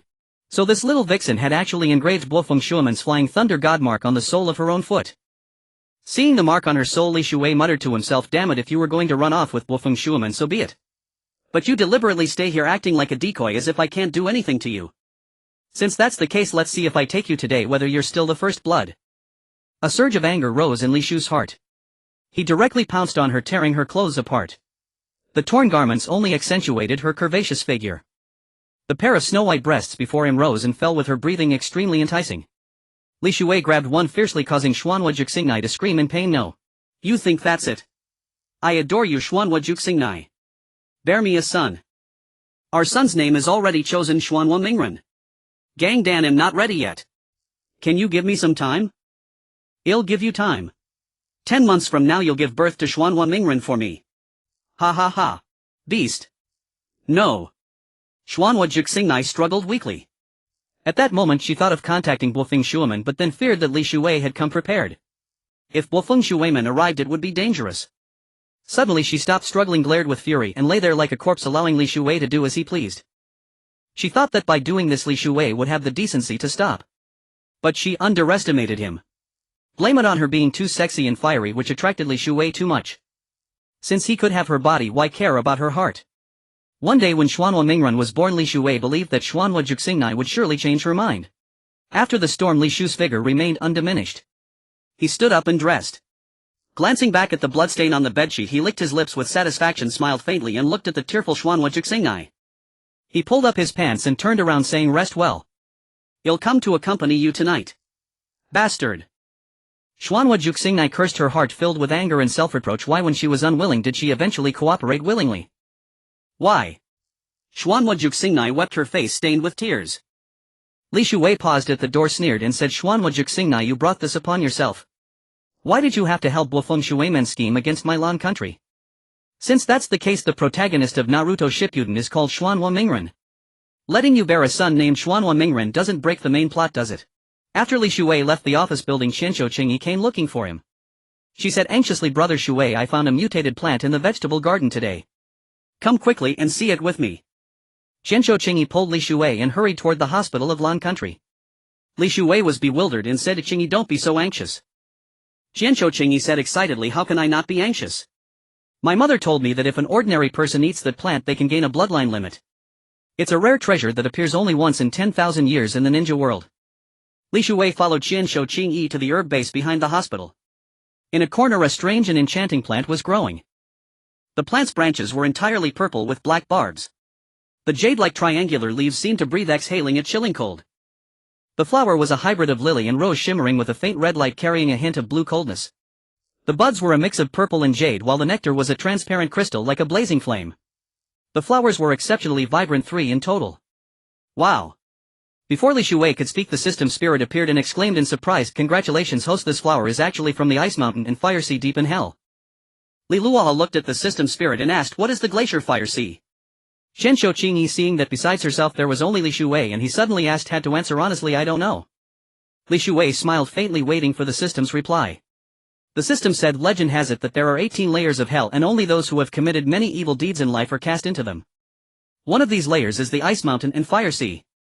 Those who go there to suffer will simultaneously feel the bone-piercing cold and the agony of being scorched by flames. The Ice Mountain and Fire Sea grows in such harsh environments. If a mortal consumes the nectar of its flower, they can acquire the ability to unleash spells akin to the Ice Mountain and Fire Sea, directly attacking the enemy's soul." Li Shuwei crouched down, picked a flower and put it directly into his mouth to chew. Upon swallowing, his body instantly experienced a duality of ice and fire, an indescribable sensation. His whole body was freezing cold as if standing naked in sub-zero icy wilderness. At the same time it felt like being scorched by blazing flames immersed in a sea of fire, unbearably hot. The system suggests that the host should let the female lead also consume this item. After the two practice dual cultivation, they can absorb the power of the Ice Mountain and Fire Sea more quickly. Dual cultivation. Li Shu's lecherous eyes looked at the graceful Qianshou Qingyi. Qianshou Qingyi, feeling his gaze, shivered involuntarily, her body unconsciously softening and her cheeks flushed instantly. Li Shuwei quickly pressed his hands on the ground and shouted, "Earth, release 4 earth walls with a roof technique." Instantly earth walls surrounded them and then a wall sealed the top. In an instant Li Shuwei and Qianshou Qingyi were in darkness. Fire release flame illumination technique. Li Shuwei raised his hand and a flame appeared, illuminating the space. Qianshou Qingyi slowly walked up to Li Shuwei, wrapped her arms around his head and said, "Shuwei, go do it here." Li Shuwei nodded and said, "Wait a moment." Qianshou Qingyi said, "What are you waiting for? I've missed you so much lately." Li Shuwei picked the last 2 flowers, stored one in the system and placed the other before Qianshou Qingyi, saying, "Qingyi, eat this flower." Without much thought, Qianshou Qingyi took the flower and chewed it directly. After swallowing, she instantly felt as if she were in a freezing ice field or a burning furnace, her body unbearably hot. Seeing Qianshou Qingyi's state immersed in the duality of ice and fire, it was the perfect time to start dual cultivation. They embraced each other, undressing entwined and engaged in deep communion. Breathing sounds rose and fell in the darkness, sometimes loud, sometimes soft, sometimes intense, sometimes faint, irresistible. The power of the Ice Mountain and Fire Sea also began to slowly merge into their bodies as they united, traveling through the 8 extraordinary meridians via the blood.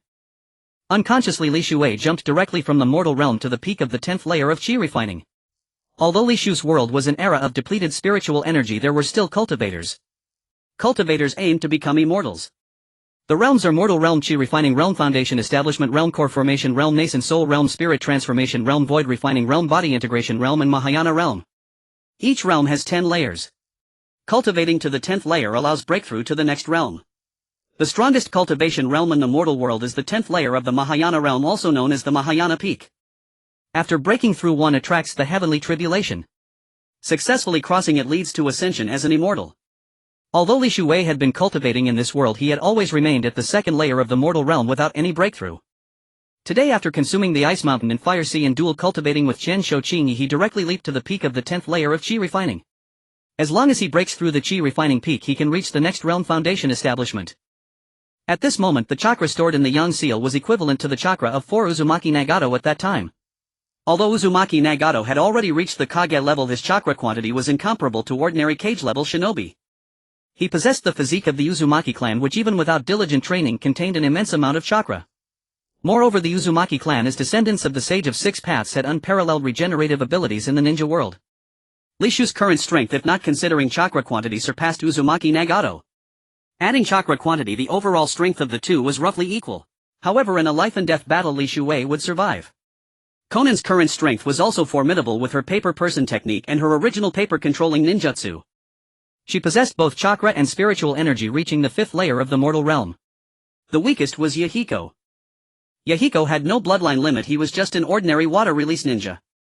When fighting, he relied more on taijutsu. Combined with taijutsu, if Uzumaki Nagato did not use the 6 paths techniques, he would not be Yahiko's match.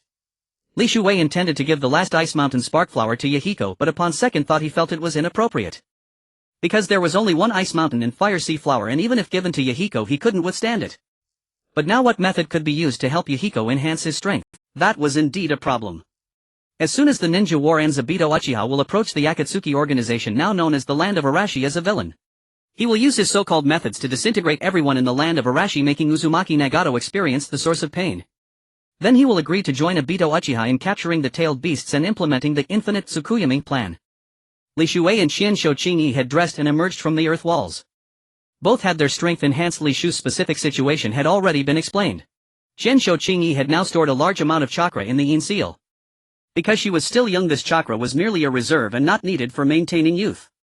Her current strength had reached the Kage level, and like Li Shuei she had absorbed the power of the Ice Mountain and Fire Sea. As for the specifics of this ability, it would need to be demonstrated in actual combat. After acquiring the power of the Ice Mountain and Blazing Sea, Li Shuei immediately summoned everyone to gather on the first floor of the office building. With over 300 people assembled, Li Shuei shared his plan.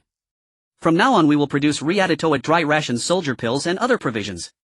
Additionally, we must prepare basic medical supplies, gauze, hemostatic agents and high-proof alcohol. All livestock in the Land of Arashir were slaughtered and converted into dried provisions. Every edible crop was harvested and stored. After all tasks were assigned, the meeting adjourned and Yahiko was tasked with arranging the subsequent matters. Li Shuei secretly instructed Konan to continue monitoring every move of Uzumaki Kushina. There was also a troublesome matter: the two beautiful young women Terumi Mei and Mitarashi Enko. Their powers had been sealed by Li Shuei, leaving them unable to mold chakra, no different from ordinary people without ninjutsu. Konan had been using paper clones to watch their every move. To prevent them from giving up on themselves, they were forced to practice taijutsu every day lest they prematurely transform into the elderly versions of Terumi Mei and Mitarashi Enko. Their 3 daily meals were also rationed. Since Orochimaru had only recently completed the living corpse reincarnation, he had not yet placed a curse mark on Mitarashi Enko's neck. Their range of movement was confined to the central area. Any excessive deviation would trigger enforcement. Then there was that great fool Uzumaki Kushina. Ever since Li Shuei forced himself on her, she had remained locked in her room. Li Shuei had been busy these days and paid her no mind. Fortunately, Senju Qingyi brought her meals every day and saw her open the door. She always ate every last bite and even washed the dishes clean. Senju Qingyi reported this to Li Shuei, but he paid little attention. He believed she would recover in time. In the Land of Arashi overnight, all cultivated crops and livestock were turned into dried provisions. This instantly plunged the entire country into desolation. Yet there was no alternative, for their territory was too small. If they did not expand soon, the forces of Sanshuo Hanzō would eventually reach their doorstep. By then the war would have ended, the 5 great nations would recover and they would notice this place. Launching a war then would be even more arduous. Unfortunately, there were not yet sufficient materials to create the 6 paths of pain for Uzumaki Nagato. If the 6 paths of pain were created, defeating Sanshuo Hanzō would not require the full force. By erecting a tower within the Land of Arashi, Uzumaki Nagato could broadcast signals from the summit to control the 6 paths of pain and directly annihilate Sanshuo Hanzō. For now this matter was shelved. The immediate priority was that all shinobi in the Land of Arashir would enter a rest period starting today. Once the barrier was activated and the citizens of the Land of Arashir could move freely, the war to unify the Hidden Rain Village would commence. After all arrangements were made, Li Shuei needed to calm his mind. He began recalling the plot of Naruto Shippuden, connecting it to the specific intelligence on Sanshuo Hanzō. Mastering the enemy's first-hand information would add to the odds of victory. Against Sanshuo Hanzō, the main concern was his poison. However, the greatest challenge for the Land of Arashir was not Sanshuo Hanzō but Konohagakure. At this time, the news of the Land of Arashi's plan to unify the Hidden Rain Village reached Konohagakure. The third Hokage summoned the Konoha 3, Jiraiya, Orochimaru and Tsunade, along with the leader of Root, Shimura Danzo. The Konoha advisors Utatane Koharo and Hamura Mitokata were also present. The rising star Minato Namikaze had already earned a fearsome reputation in the shinobi world, the Yellow Flash. After a moment of deliberation, the third Hokage Sarutobi Hiruzen spoke with a grave expression. According to the intelligence sent back by Kushina, the Land of Arashir is now preparing for war, aiming to unify the entire Hidden Rain Village. Shimura Danzo said, "I have had dealings with the demigod of the Hidden Rain Village, Sanshuo Hanzō, but they were all based on mutual interests solely for the sake of Konohagakure. Therefore I believe we should find a way to make them fight indefinitely. That way the Hidden Rain Village will never be unified and cannot pose a new threat. It will also serve as a buffer zone, preventing the flames of war from spreading directly into the Land of Fire again." Minato Namikaze then spoke, "All esteemed seniors here, may I offer a few words?" Everyone turned their gaze to Minato Namikaze. This young man had determined the course of the war and he held absolute authority here. The third Hokage Sarutobi Hiruzen looked at Minato with a fond father-in-law-like gaze, growing more pleased by the moment. He smiled and said, "Minato, go ahead." Minato said, "Our village has dealt with Sanshuo Hanzō before. His strength is extraordinary. Yet he stands alone and a single tree cannot make a forest. Thus he does not pose a significant threat. On the contrary, the newly risen land of Arashir has a core leader, Steel Egg Lishuei, whose power rivals that of the third Raikage. They also have a spiritual leader, Uzumaki Nagato, who possesses the Sage of Six Paths Rinnegan. Additionally, there is Senju Chingi, a descendant of the second Hokage, whose medical ninjutsu may rival that of Lady Tsunade. Moreover, the envoys who visited us last time, Yahiko and Konan, are both far beyond the level of ordinary jonin. If we allow them to develop unchecked, one day there will be more than just the 5 great nations." After Minato finished, everyone present was stunned, sincerely admiring his unique insight. The third Hokage Sarutobi Hiruzen looked at Jiraiya with immense gratification and said excitedly, "Jiraiya, it seems you have trained a truly outstanding disciple." At the mention of disciples, Jiraiya felt a pang of guilt, thinking of how his other 3 disciples had become adversaries of Kumogakure. Jiraiya nodded awkwardly and said, "You flatter me, sensei. Speaking of disciples, Yahiko, Konan and Uzumaki Nagato of the land of Arashir are also my students. If I had known, I would have brought them back to the village to raise." Orochimaru interjected with a hoarse voice, adding fuel to the fire, "Bring them back. You should have listened to my suggestion and disposed of those 3 brats from the start. Now look, the 3 of them combined can rival our trio." The third Hokage quickly stepped in to mediate, saying, "What's done is done.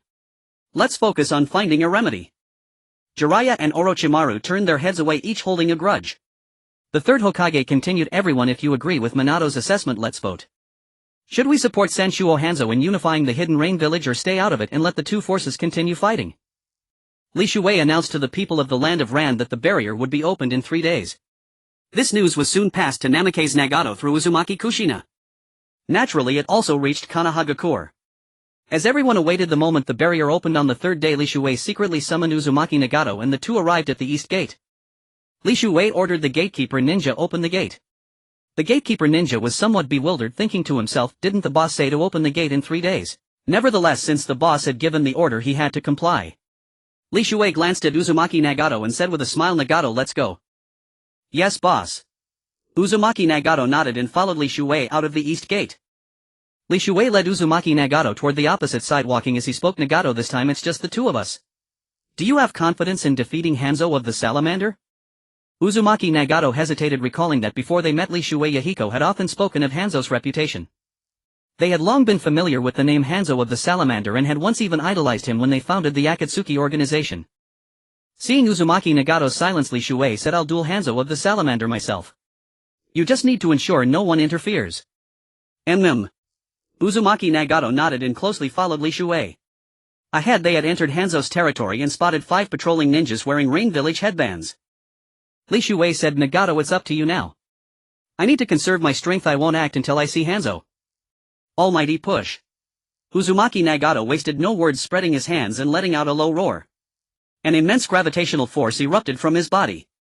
The 5 patrolling ninjas were about to step forward to question them when, caught off guard, they were pulled in by Uzumaki Nagato, followed by another technique, universal pull. The 5 patrol ninjas, unable to react, were instantly repelled, crashing into the ground and falling unconscious. Lishuei glanced sideways, nodded with slight satisfaction and praised Uzumaki Nagato. "Well done, Nagato, but don't be overconfident." "I understand, boss." Receiving Lishuei's praise filled Uzumaki Nagato's heart with joy. At the same time, Uzumaki Nagato became even more cautious and vigilant as he followed his boss Lishuei deeper into Hanzō's territory. After recent developments, Hanzō's influence had expanded again. Apart from the land of Ran, all other areas of the Rain Village were under his control. Now under his rule there were 3485 ninjas who depended on him for survival and 48000 ordinary civilians. In the borderlands he controlled, refugees could still be seen starving and barely clothed. Witnessing this, Uzumaki Nagato realized how fortunate he was to follow Lishuei. 3 meals a day, plenty of clothes and ample free time to train. In contrast, the border ninjas under Hanzō were skin and bones, clearly malnourished and abused. They saw only 2 intruders and in their carelessness did not even sound the alarm or fire a signal flare, instead surrounding them directly. There were about a dozen people gripping kunai, their bodies trembling slightly. They were not afraid of Lishuei and Uzumaki Nagato, however. Rather, as low-level individuals, they were simply starving, shaking from hunger. Even so, they were forced to carry out missions and patrol the border. Facing only 2 intruders, many among them were jonin and did not believe these 2 could cause much trouble. If they killed them both, they could present the corpses to Hanzō-sama and receive a reward. Rewards spurred brave men.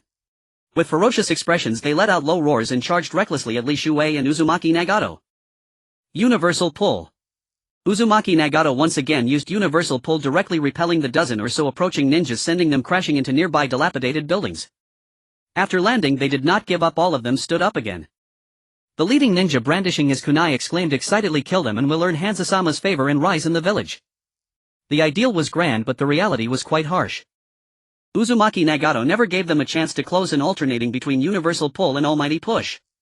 Within a few exchanges he had defeated all the dozen ninjas. All the way Li Shuei simply walked forward. The closer they got to the central area under Hanzo's jurisdiction, the more dangerous it became. Suddenly hundreds of ninjas emerged from all directions, all at the Jonin level. Seeing this formation, Li Shuei smoothed his hair back with both hands, looked excitedly at Uzumaki Nagato and said with a smile, "Nagato, these must be Hanzo's elite corps members." Uzumaki Nagato nodded solemnly and said, "Boss, rest assured I will stop them and prevent them from disturbing your battle with Hanzo." To be safe, Li Shuei took out 5 paper dolls from his sleeve, chanted a spell and tossed them from his hand. The 3 paper dolls immediately transformed into the likeness of Uzumaki Nagato kneeling on one knee. Li Shuei glanced at Uzumaki Nagato and said, "Nagato, bite your finger and press a fingerprint on each paper doll's head." Without questioning Li Shuei's words, Uzumaki Nagato bit his thumb and pressed his fingerprint onto the forehead of each kneeling paper doll in turn. After the paper dolls were stained with blood, steam rose from their bodies and Uzumaki Nagato was instantly stunned. Those paper dolls resonated with him, sharing not only chakra but also the perspective of the Rinnegan. At first glance they looked indistinguishable from living beings of flesh and blood. The amount of chakra in each paper doll was actually equal to Uzumaki Nagato's own. Most importantly, they did not consume Uzumaki Nagato's chakra, instead they occasionally fed chakra back to him. This was essentially the equivalent of the 6 paths of pain, but instead of being remotely controlled by Nagato, the original now led the team in the capacity of the heavenly path. With that, boss, leave this place to the 6 of us. You must defeat Hanzō the Salamander.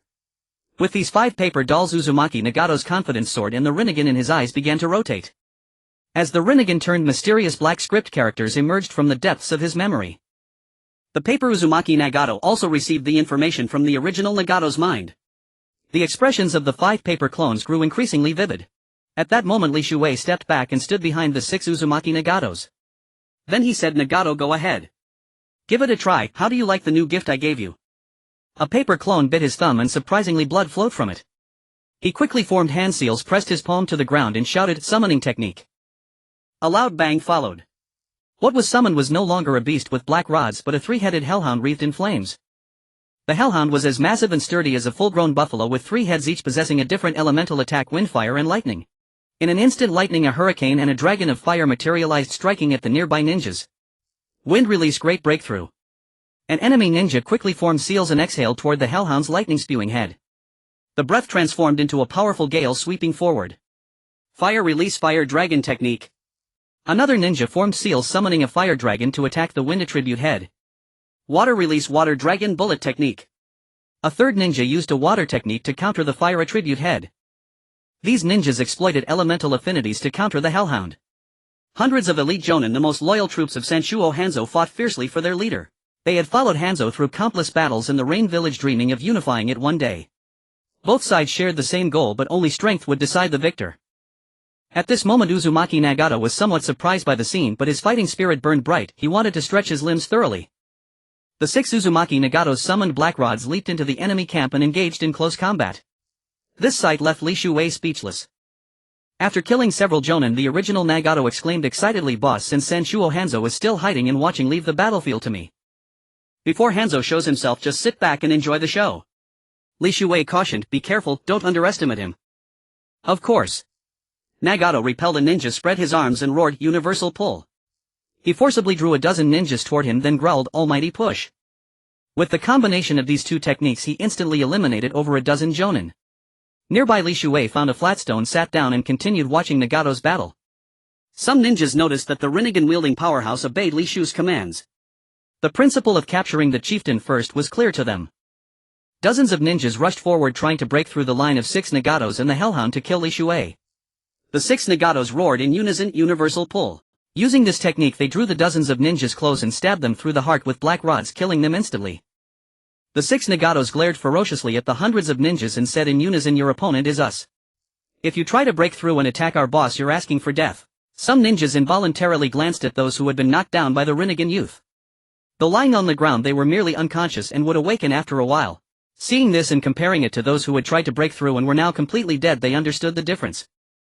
At this moment Nagato was still struggling with his merciful heart. However, the Rain Village was desperately short of manpower, sparing and persuading even one more would add strength to the Lan country. Thus everyone acted as if Li Shuei didn't exist. Since he just sat there without attacking, they let him be. That was the thought of all the ninjas. So they focused on defeating the Rinnegan youth, thinking it would be easy to deal with the idle man afterward. Every ninja's attack target became solely Uzumaki Nagato. The density of attacks grew increasingly intense. At this point Nagato only used Almighty Push and Universal Pull along with summoning a Hellhound for support. He relied almost entirely on Taijutsu, which amazed Li Shuei. Who would have thought that Nagato's weakest area, Taijutsu, could turn the tide? Surrounded by hundreds of Jonin, he moved with ease and remained undefeated. After the paper clones fed back chakra, Nagato's strength seemed even more unfathomable to the enemy ninjas. Nagato kept knocking down enemies, yet his clothes remained spotless without a trace of blood. Li Shuei sat leisurely thinking that a bag of spiced sunflower seeds and a pot of tea would make it perfect. Nagato had fought all the way from the border, but Sanshuo Hanzō still hadn't appeared. He was merely waiting for the right moment. Earlier, when Li Shuei and Nagato entered Hanzo's territory, Hanzō had secretly sent a message to Shimura Danzo, the leader of Konoha's route. Lord Danzo, the enemy has started a war. The Rain Village is in peril. Please send reinforcements immediately. Shimura Danzo read the letter and muttered, Hanzō is powerful, but his intellect is no match for mine. I can twist him around my finger. But if those people take over the Rain Village, I have no connection with them. 3 of their high-ranking members are Jiraiya's disciples. The more Danzo thought, the more urgent the situation seemed. He immediately went to the office of the 3rd Hokage, Sarutobi Hiruzen. Danzo said excitedly, Hiruzen, we should support Sanshuo Hanzō. That way the Rain Village won't spiral out of control. Just then a knock came at the office door. The 3rd Hokage said, come in. The door opened and in walked Namikaze, Minato, and Uzumaki Kushina. Danzo was shocked to see Kushina and exclaimed, Minato, you brought Kushina back? Yes, Lord Danzo. Minato nodded, then looked at the 3rd Hokage, who gave a slight nod. Only then did Minato continue, the 3rd Hokage has decided to support Sanshuo Hanzō and cooperate with him to encircle the Lan country. With the power of the 6 paths of pain within his heart, Nagato Uzumaki instantly entered a state of complete immersion. He eventually defeated all the Jonin of Kumogakure present, and after counting the numbers he tallied the results. 15 Jonin were killed and the remaining enemy ninjas were all rendered unconscious, not to awaken for another 4 hours. Nagato Uzumaki was already feeling somewhat fatigued, as physical combat was not his forte. To have achieved this much was already quite remarkable. Li Shuei stood up, pointing to another stone beside the one he had just been sitting on, and said, Nagato, rest here for a while. I'll go find Hanzō of the Salamander. After Li Shuei finished speaking, Nagato Uzumaki walked over, sat down and took a military ration pill to replenish his stamina, swallowing it directly. Once his strength recovered a bit, Nagato said, boss, go ahead with confidence.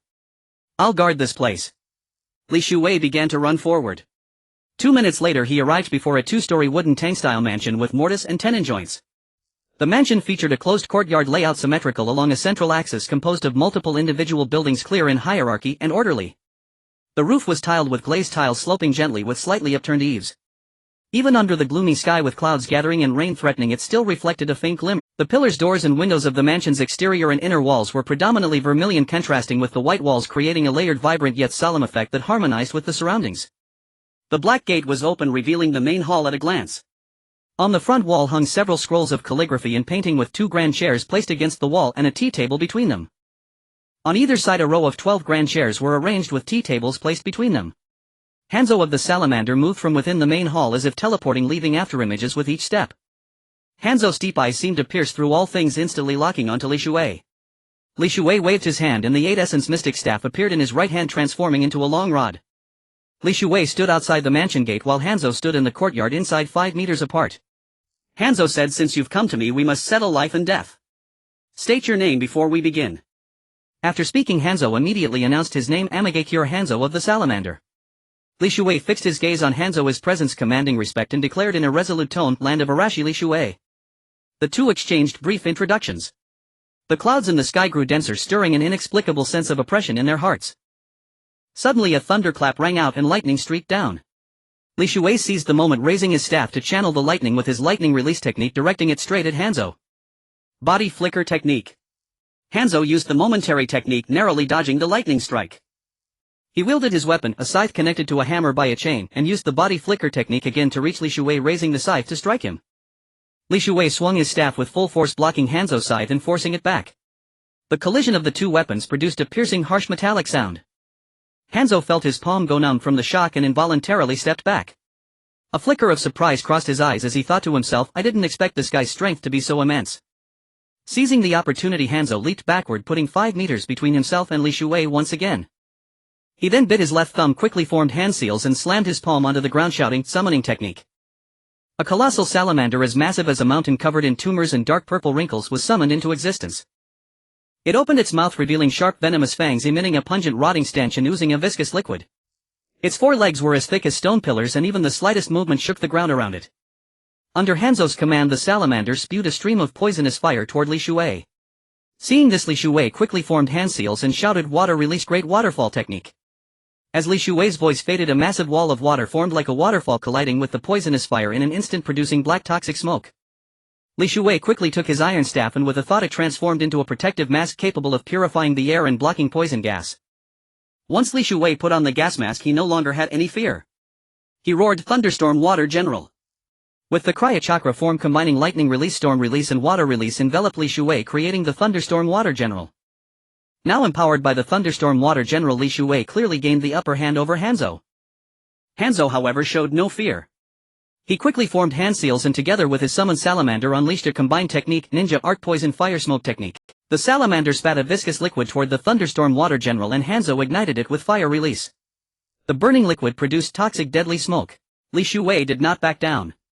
He controlled the Thunderstorm Water General to draw its sword and slash forward. The immensely powerful sword aura forcibly severed the ignited liquid, preventing it from advancing. Hanzō, known as a demigod, had more tricks up his sleeve. He again commanded the salamander to spew poison mist, saturating the air with lethal toxins. Li Shuwei, already wearing the gas mask and riding the chakra-form Thunderstorm Water General, found this child's play. He controlled the Thunderstorm Water General to swing its sword once more, dispelling the poison gas around him. Standing on the salamander's back, Hanzō watched the scene unfold, involuntarily stepping back in fear, his head raised in trepidation. The young man before him now appeared as a towering mountain. In comparison, Hanzō felt like an ant trying to shake a tree, a firefly chasing the sun and moon. He was truly insignificant. Hanzō of the salamander will either die fighting or have no retreat. Hanzō stood on the salamander, glanced back at everything behind him and knew there was no turning back. Salamander, for the sake of Amigakure, let's go. Even without a way out, Hanzō still fought to the death, charging forward with his salamander toward Li Shuwei.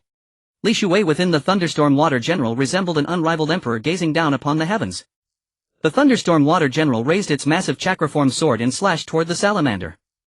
Not far away, Uzumaki Nagato had already witnessed his leader engaging in battle while clad in the Thunderstorm Water General. Watching with deep envy, he couldn't help muttering to himself, if only I had a chakra armor like the boss. At that moment, a flicker of unfamiliar yet familiar chakra passed by. Nagato immediately stood up, controlling the 5 paper figures beside him to gather together and gaze toward the source of the chakra. The elite members of the Root Division from Konoha Village and the Land of Fire had all assembled here, encircling Uzumaki Nagato. Shimura Danzo, leaning on his cane, stood on a nearby rooftop looking down at Uzumaki Nagato with the oppressive air of a superior powerhouse. Uzumaki Nagato glanced at Danzo's left eye, which was wrapped in bandages, making it impossible to see its condition. However, Nagato had heard from Li Shuwei that not only was the Uchiha clan's Sharingan hidden there, but also that his bandaged arm was covered entirely with Sharingan. Izanagi. Nagato murmured, uncertain whether he could resist the genjutsu attack of that technique. Li Shuwei had never mentioned that. But he had said that the ultimate evolution of the Sharingan was the Eternal Mangekyo Sharingan, and that the Rinnegan was of a higher level and far more powerful than the Eternal Mangekyo. Since that's the case, he'll test the waters with this Shimura Danzo. All 6 Nagato figures simultaneously launched an attack on the Konoha ninja before them.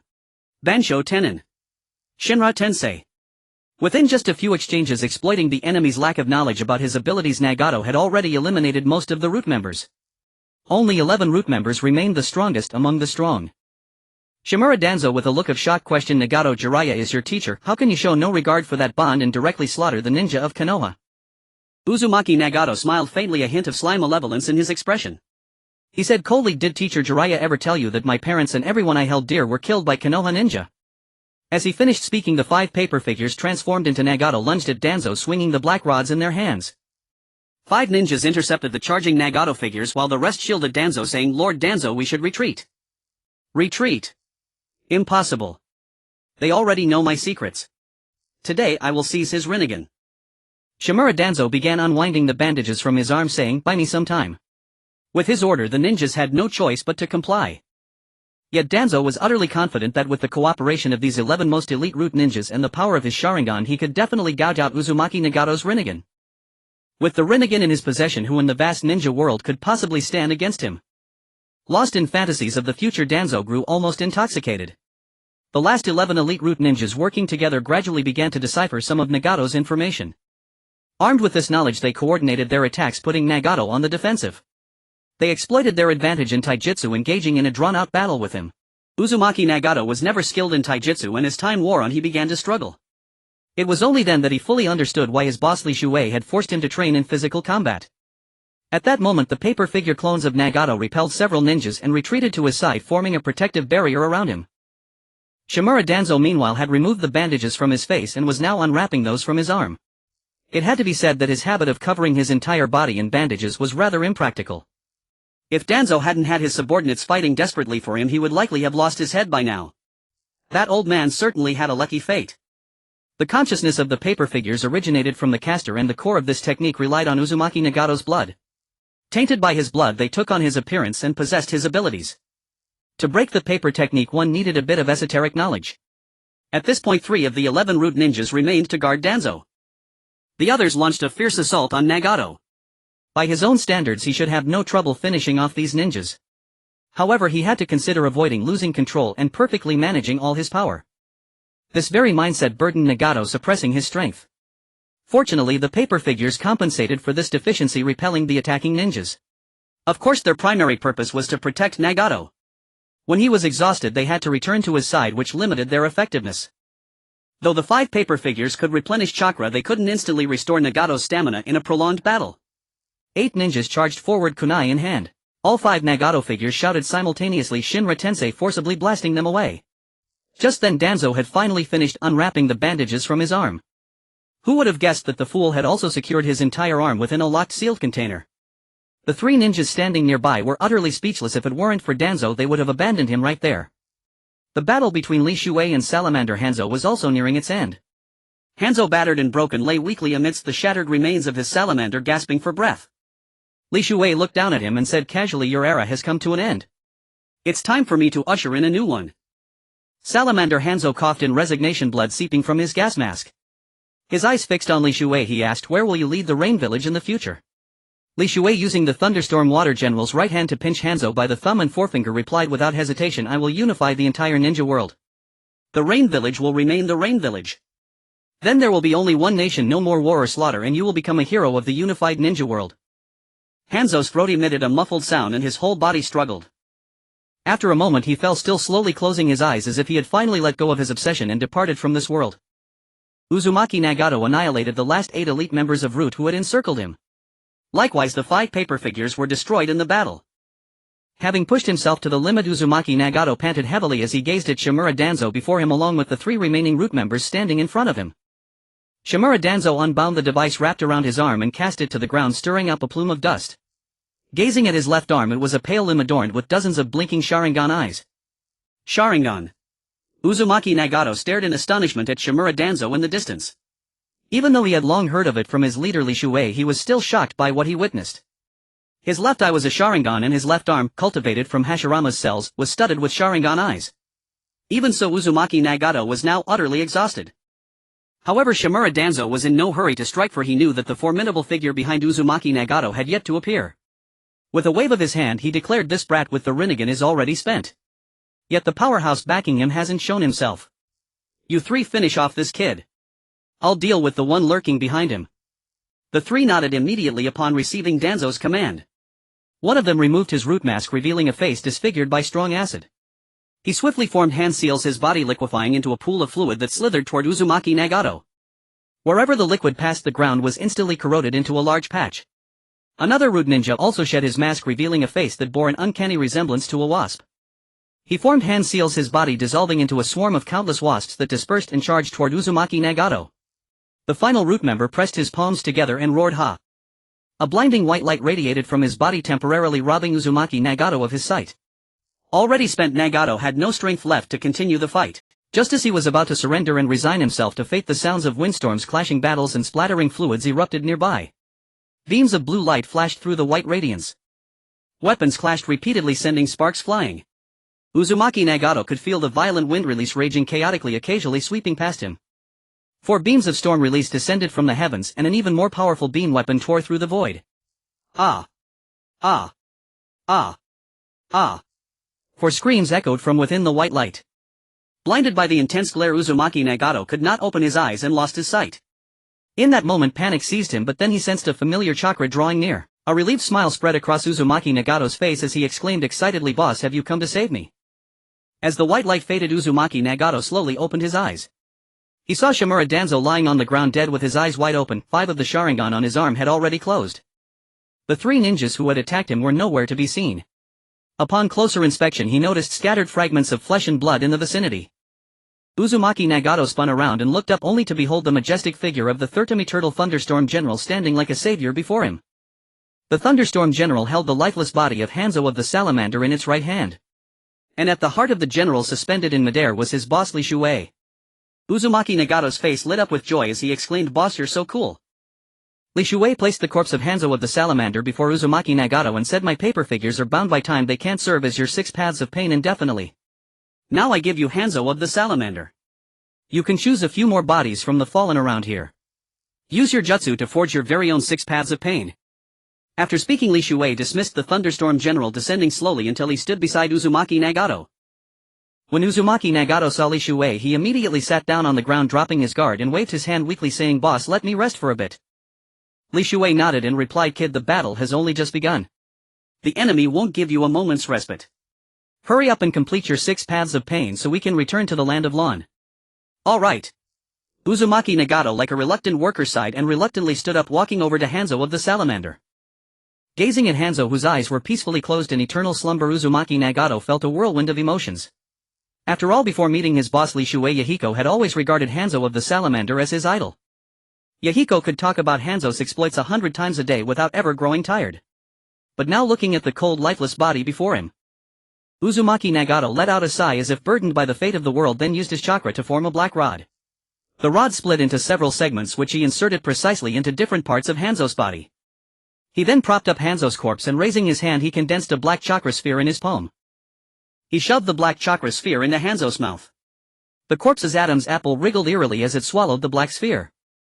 In an instant, Hanzō the Salamander opened his eyes. Those eyes had transformed from ordinary human ones into the Rinnegan of the Sage of 6 Paths.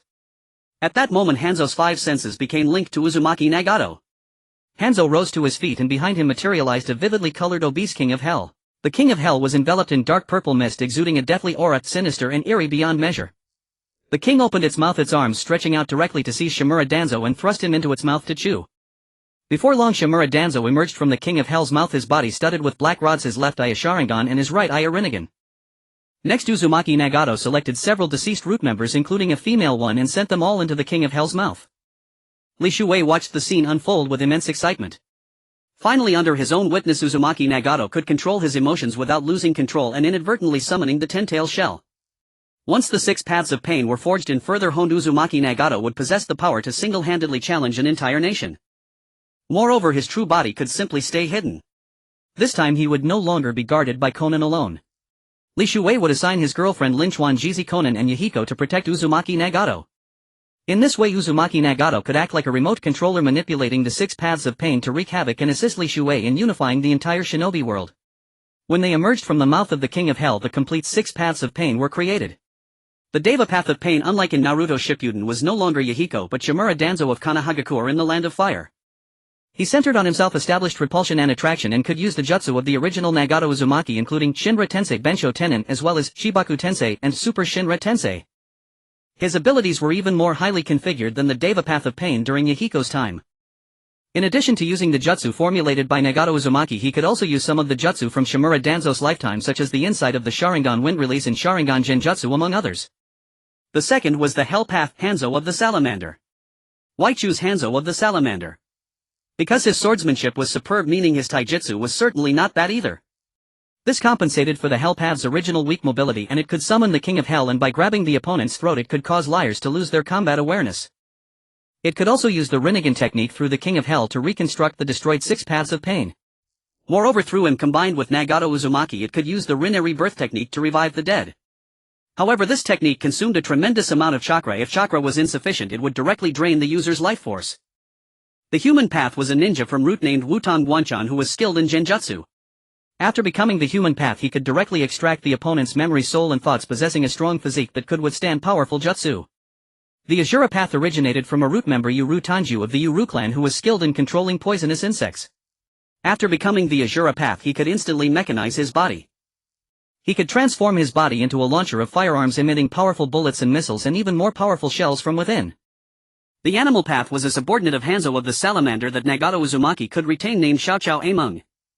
She was a female ninja skilled in summoning jutsu, possessing hundreds of types of summoning beasts.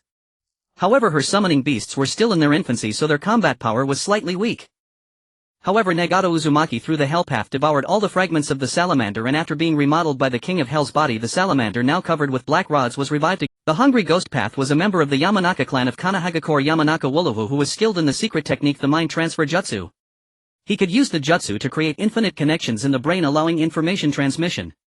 After becoming the Hungry Ghost Path, upon grabbing the opponent, he could forcibly absorb the opponent's chakra. He could also absorb the opponent's jutsu in battle, but 6 paths level jutsu could not be absorbed. The 6 paths of pain before them were virtually perfect. At this moment, the ninjas of Amagakure, whom Nagato Uzumaki in his merciful heart could not bear to kill, gradually awakened.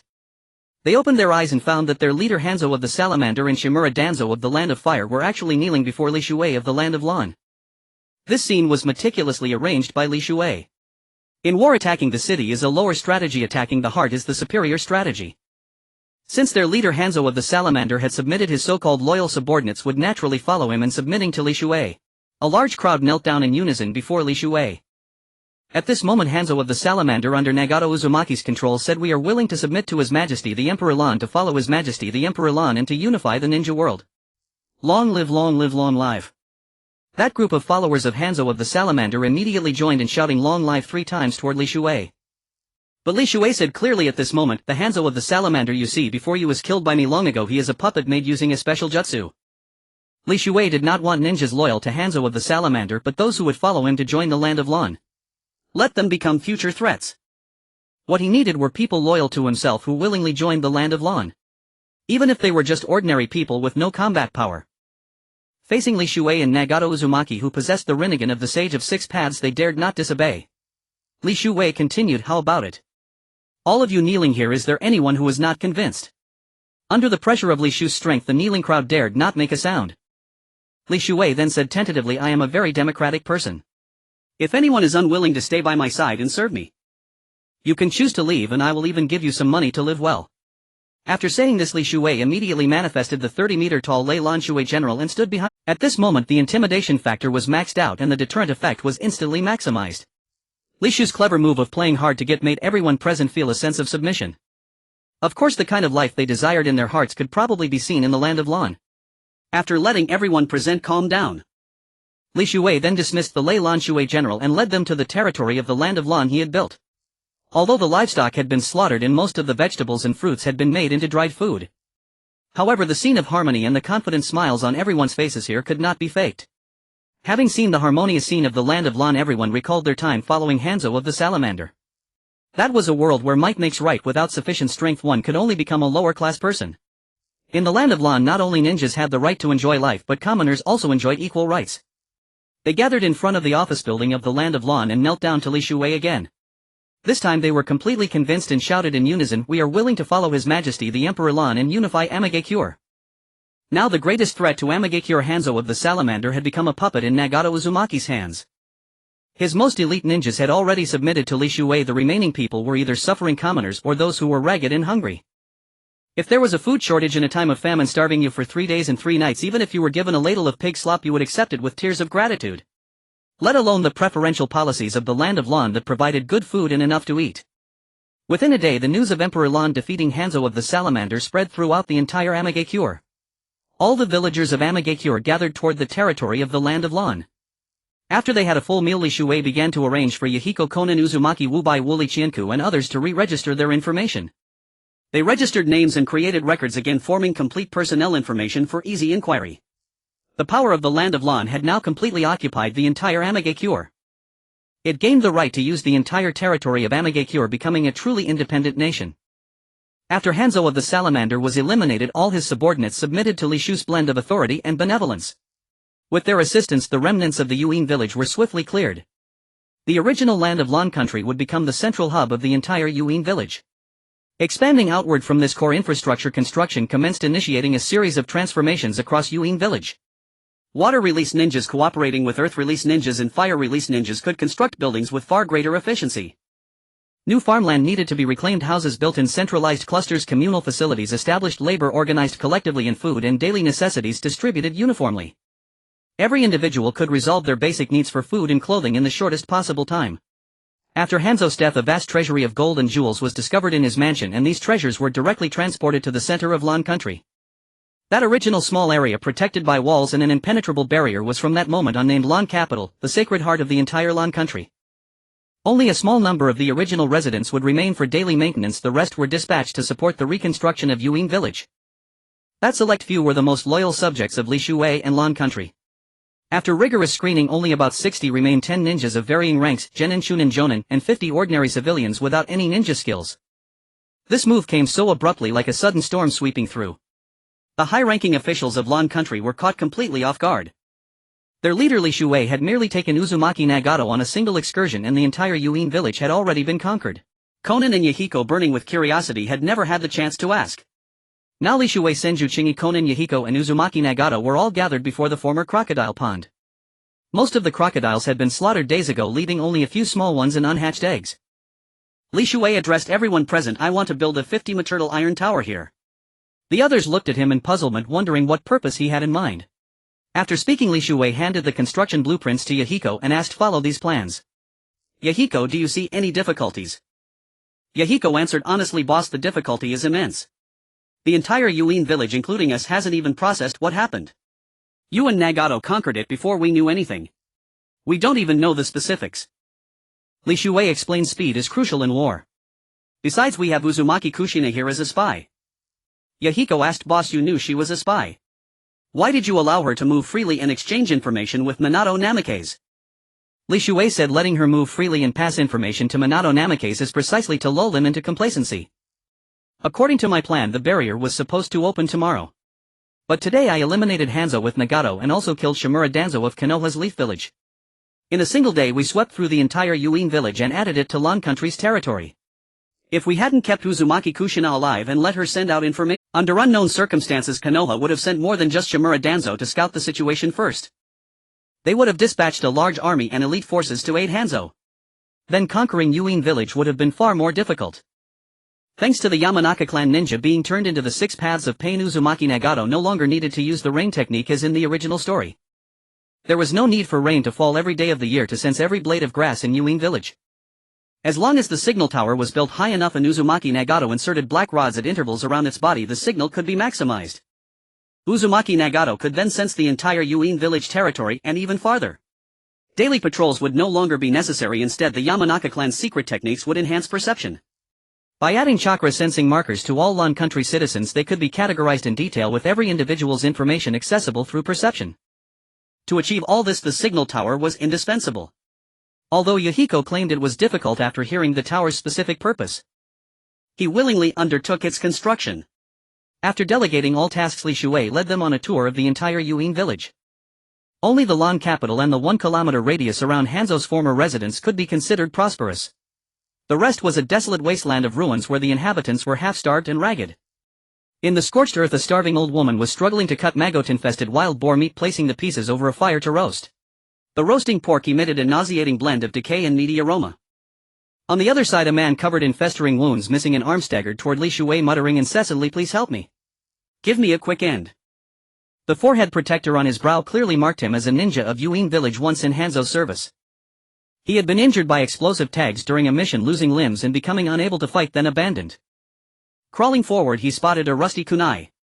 Without hesitation, he grabbed it with his remaining hand and plunged it straight into his own heart. As a medical ninja, Senju Chingi instinctively moved to save him. But Li Shuwei held her back, letting them witness the ninja drive the kunai into his chest, ending his own life. After he stopped breathing, Li Shuwei said if you saved him, who would take care of him afterward? Indeed, the Yuin village was in ruins with no manpower to spare for such cases. Sacrificing one life might allow many others to live better. After touring the entire village, the two returned to Lan Country and went to the third floor to check on Uzumaki Kushina. Upon reaching the third floor, they found Uzumaki Kushina lounging carefree on a deck chair basking in the autumn sunshine. Meanwhile, in Konoha's Leaf Village, another Uzumaki Kushina was in the Hokage's office reporting new intelligence to the third Hokage Hiruzen Sarutobi. The third Hokage's face was pale. He turned his back to Kushina, tears streaming down, pretending to be composed. I understand. You may leave now, Kushina. After Kushina left, the third Hokage wept freely, muttering to himself, Danzo, you left Konoha before me. But don't worry. Minato will soon finish negotiations with the Land of Earth. Once he becomes the fourth Hokage, I will lead Konoha's ninjas allied with the Land of Earth to take Yuin village. During this time he was busy rebuilding the rain-hidden village. The hospital was overcrowded with patients, so Senju stayed behind and did not return. After Li Shuei had finished handling all matters, he returned to the third floor of the original office building and entered his own room. He was about to sleep, but the thought of Uzumaki Jixingnai being next door while Chingy was not by his side stirred a restless itch within him. Thus he went directly to Uzumaki Jixingnai's room and raised his hand to knock. Uzumaki Jixingnai opened the door, her demeanor vastly different from usual. She was clad in a red cheongsam, fiery and seductive. Upon seeing Li Shuei, she extended her arms and embraced him, greeting him with a smile, saying, Darling, you're here. Senju Chingy had been away for half a month and Uzumaki Jixingnai suddenly threw herself into his arms. How could Li Shuei resist? He spread his arms, lifted Uzumaki Jixingnai in a bridal carry and brought her to the bed. Pressing her down, he leaned in to kiss her, but Uzumaki Jixingnai raised her hand to stop him. She said coquettishly, Darling, can you wait a few more days? I'm not in a convenient time right now. But Uzumaki Jixingnai's playing hard to get made Li Shuei feel something was off. Regardless of her willingness, he reached out to remove her pants. Uzumaki Jixingnai struggled but failed to stop Li Shuei. Just as he was about to proceed further, she panicked. Her chakras surged instantly and the cloak of the Nine Tails began to manifest on her body. What the hell? Are you about to go berserk? Li Shuei naturally could not let Uzumaki Jixingnai have her way. He pulled a corpse-suppressing talisman from his pocket and stuck it onto her, suppressing both the Nine Tails and her person together. When Li Shuei lowered himself before he could begin, Uzumaki Jixingnai emitted a series of popping sounds and her entire form vanished into thin air. Jixingnai. Another damn shadow clone. Li Shuei was so furious that smoke seemed to rise from his head. He quickly pulled on his shorts and activated his sensory perception. After sensing, he discovered that there was no trace of Uzumaki Jixingnai anywhere within the entire domain of the Lanji nation capital. He expanded his perception, sensing the entire territory of the rain-hidden village within the Lanji nation, but still found no trace of Uzumaki Jixingnai. Only then did Li Shuei belatedly recall that Uzumaki Jixingnai had the Flying Thunder God curse mark on the soles of her feet left by Bofeng Changmen. During this period he had been busy catching Yamame Hanzō off guard and had neglected this matter. Uzumaki Jixingnai was walking home when she caught sight of Bofeng Changmen at the corner. Instinctively she avoided him and hid in a deserted corner by the wall. Suddenly Uzumaki Jixingnai realized that her shadow clone had dissipated and she gained all its memories. A strange, inexplicable feeling welled up in her heart. That feeling was utterly baffling, filling her with shame and causing her to blurt out, Bastard. It was this exclamation that drew Bofeng Shueimen over. Bofeng Shueimen looked at Uzumaki Jixingnai, whose cheeks were flushed and who seemed at a loss as if she had done something shameful. Bofeng Shueimen asked with deep concern, Jixingnai, are you alright? Uzumaki Jixingnai pushed him away and ran forward, shouting as she ran, Shueimen were not suited for each other. Let's break up. Let's break up. Those three words struck Bofeng Shueimen's heart like a bolt of lightning. He watched as Uzumaki Jixingnai fled but did not chase after her. He watched helplessly as Uzumaki Jixingnai ran farther and farther away, murmuring to himself, we were talking fine yesterday, so why did she suddenly say she wants to break up today? At that moment Jiraiya, Orochimaru and Tsunade happened to pass by. Seeing Bofeng Shueimen, Jiraiya walked over, slung an arm around his shoulder, then raised his left hand and formed a spiral sphere. Jiraiya said excitedly, how about it, Shueimen? Bofeng Shueimen glanced at it and said casually, not bad. Jiraiya stopped releasing chakra and the spiral sphere vanished from his hand. He turned to the other two and said, Orochimaru, Tsunade, let's go. Well, take Shueimen with us for a drink. At the capital of the Lanji nation. Li Shuei stared at the empty room, a wave of regret washing over him. If only he had known, he would have used that lightning shadow experience card to eliminate Bofeng Shueimen when he first met him. If he hadn't let Bofeng Shueimen grow stronger, he wouldn't be facing so many troubles now. Just then Yahiko escorted a Konoha ninja to the bottom of the office building and shouted up to the third floor, boss, I caught a spy. A spy. Li Shuei, already fuming and looking for an outlet, rushed out, leaped from the balcony and landed directly before Yahiko. Li Shuei glanced at the ninja whom Yahiko called a spy. The man wore a Konoha Jonin vest and a Konoha forehead protector and had an ordinary appearance. At that moment the Konoha ninja was trembling all over with beads of sweat the size of beans dripping from his forehead. Li Shuei gave him a casual look and asked, "Who are you? What business do you have in my territory of the Longi nation?" He had expected the Konoha ninja to have some backbone, but instead he was a coward. As soon as Li Shuei finished speaking, the ninja fell to his knees with a thud, recounted everything about his journey through the rain-hidden village and then begged for mercy. "I only became a ninja through connections. I've told you everything I know. Please just let me go." Li Shuei gave Yahiko a meaningful look and said, "You and Konan escort him personally to the border of the Land of Fire, then release him." After Yahiko took the Konoha ninja from the Land of Fire away, Li Shuei immediately threw out a paper boat sword into the sky and secretly followed that ninja. To be honest, the ninja had claimed that he was a messenger sent to contact the Land of Earth to discuss a joint attack on the Longi nation. That story was hardly credible. If it were true, his strength wouldn't be so pitiful. Moreover, he had voluntarily confessed everything without even being tortured. Since he was so straightforward on the surface, Li Shuei naturally played along and readily agreed after hearing him out. When Yahiko and Konan escorted the ninja to the border of the Land of Fire and were about to leave, a large number of ninjas from the Land of Earth suddenly emerged from all around. In the air, hovering at low altitude, was a bald, decrepit old man wearing a forehead protector of the Land of Earth. To the left of the old man hovered a sturdy young man also wearing a Land of Earth forehead protector, and to the right hovered a slim, long-legged young woman in red likewise bearing the same forehead protector. Yahiko and Konan exchanged a glance, knowing they had no chance to escape. They immediately prepared to fire a signal flare. At that moment, dozens of ninjas from the Land of Earth stepped forward, crouched down, slammed their hands on the ground and shouted in unison, "Earth release, Earth prison technique." The Earth prison formed, instantly solidifying and trapping Konan and Yahiko inside. Then the bald dwarf-like old man with a garlic-like nose pressed his hands together, leaving a gap between them, aimed at the prison and roared, "Dust release, original world stripping technique." Just as the hidden Suchikage Inoki was about to erase Yahiko and Konan with his dust release, at the critical moment Li Shuei drove a paper boat soaring out from the sky, charging directly at Inoki's waist. The sharp paper boat struck Inoki's waist, interrupting his technique. A piercing pain came from his waist and the sound of bones dislocating creaked audibly. The pain filled Inoki's eyes with bloodshot veins and his entire face contorted into an expression of agony. He cried out in his heart, "My old waist." Before Inoki and the Earth Country ninjas could react, Li Shuei directly retracted the paper boat and activated the three-turtle Thunderstorm Water General in midair. Li Shuei hovered in the position of the Thunderstorm Water General's heart and said to Inoki words that had once left a lifelong shadow on him, "Inoki, do you this brat also want to dance?" Terrified, Inoki ignored his injuries and looked ready to flee at the slightest wind. But he was no longer the naive young Inoki of the past. He had been that Suchikage for many years, the pillar of the Earth Country, the third Suchikage. He carefully looked at the Thunderstorm Water General and realized that standing inside was not the Uchiha Madara who had left him with a shadow, but a young man. "Who are you? How can you possess Susanoo without the Sharingan?" Inoki healed his injury, regained his confidence and looked toward Li Shuei. Li Shuei took one look at the garlic-shaped nose, short stature, and the clothes that resembled 4 strips of cloth hanging on his body. This was the only ninja in Naruto who currently possessed a Kekkei Toda, Inoki. At this moment Inoki was nowhere near the old man who often threw out his waist in Naruto Shippuden. Instead, he was in his prime, only about 50 years old. "What's Susanoo? Are you blind, Inoki?" Hearing Inoki call his three-turtle form Susanoo, Li Shuei couldn't help but retort angrily. This was not Susanoo, which required the Mangekyo Sharingan. It was the Thunderstorm Water General, independently developed by Li Shuei. Its appearance was not the armored Krautengu from Japanese mythology, but the image of a great general from the Tang dynasty wearing armor. "Forget it, you old fool, you wouldn't understand anyway. I'm too lazy to waste words on you." After saying that, Li Shuei controlled the Thunderstorm Water General to draw the sword at its waist and slash directly at the Earth prison that trapped Yahiko and Konan on the ground. With one slash, the Earth prison instantly crumbled.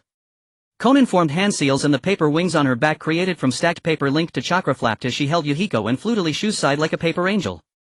Konan looked at Li Shuei nearby, lowered her head in shame and said, "Master, I'm truly sorry I brought shame to you." Li Shuei controlled the Thunderstorm Water General to reach out and grab Konan and Yahiko, placing them beside him. Konan and Yahiko instantly felt as if they were immersed in a vast ocean of chakra. Yahiko felt that he could stand without Konan holding him and would not fall, so he said, "Konan, let go of me." Konan released Yahiko, and indeed, even without wings like Konan's, he could float and stand inside the boss Thunderstorm Water General. At that moment Konan flapped her paper wings and flew to the front of the Thunderstorm Water General, saying excitedly, "Boss, let me deal with the 3 of them."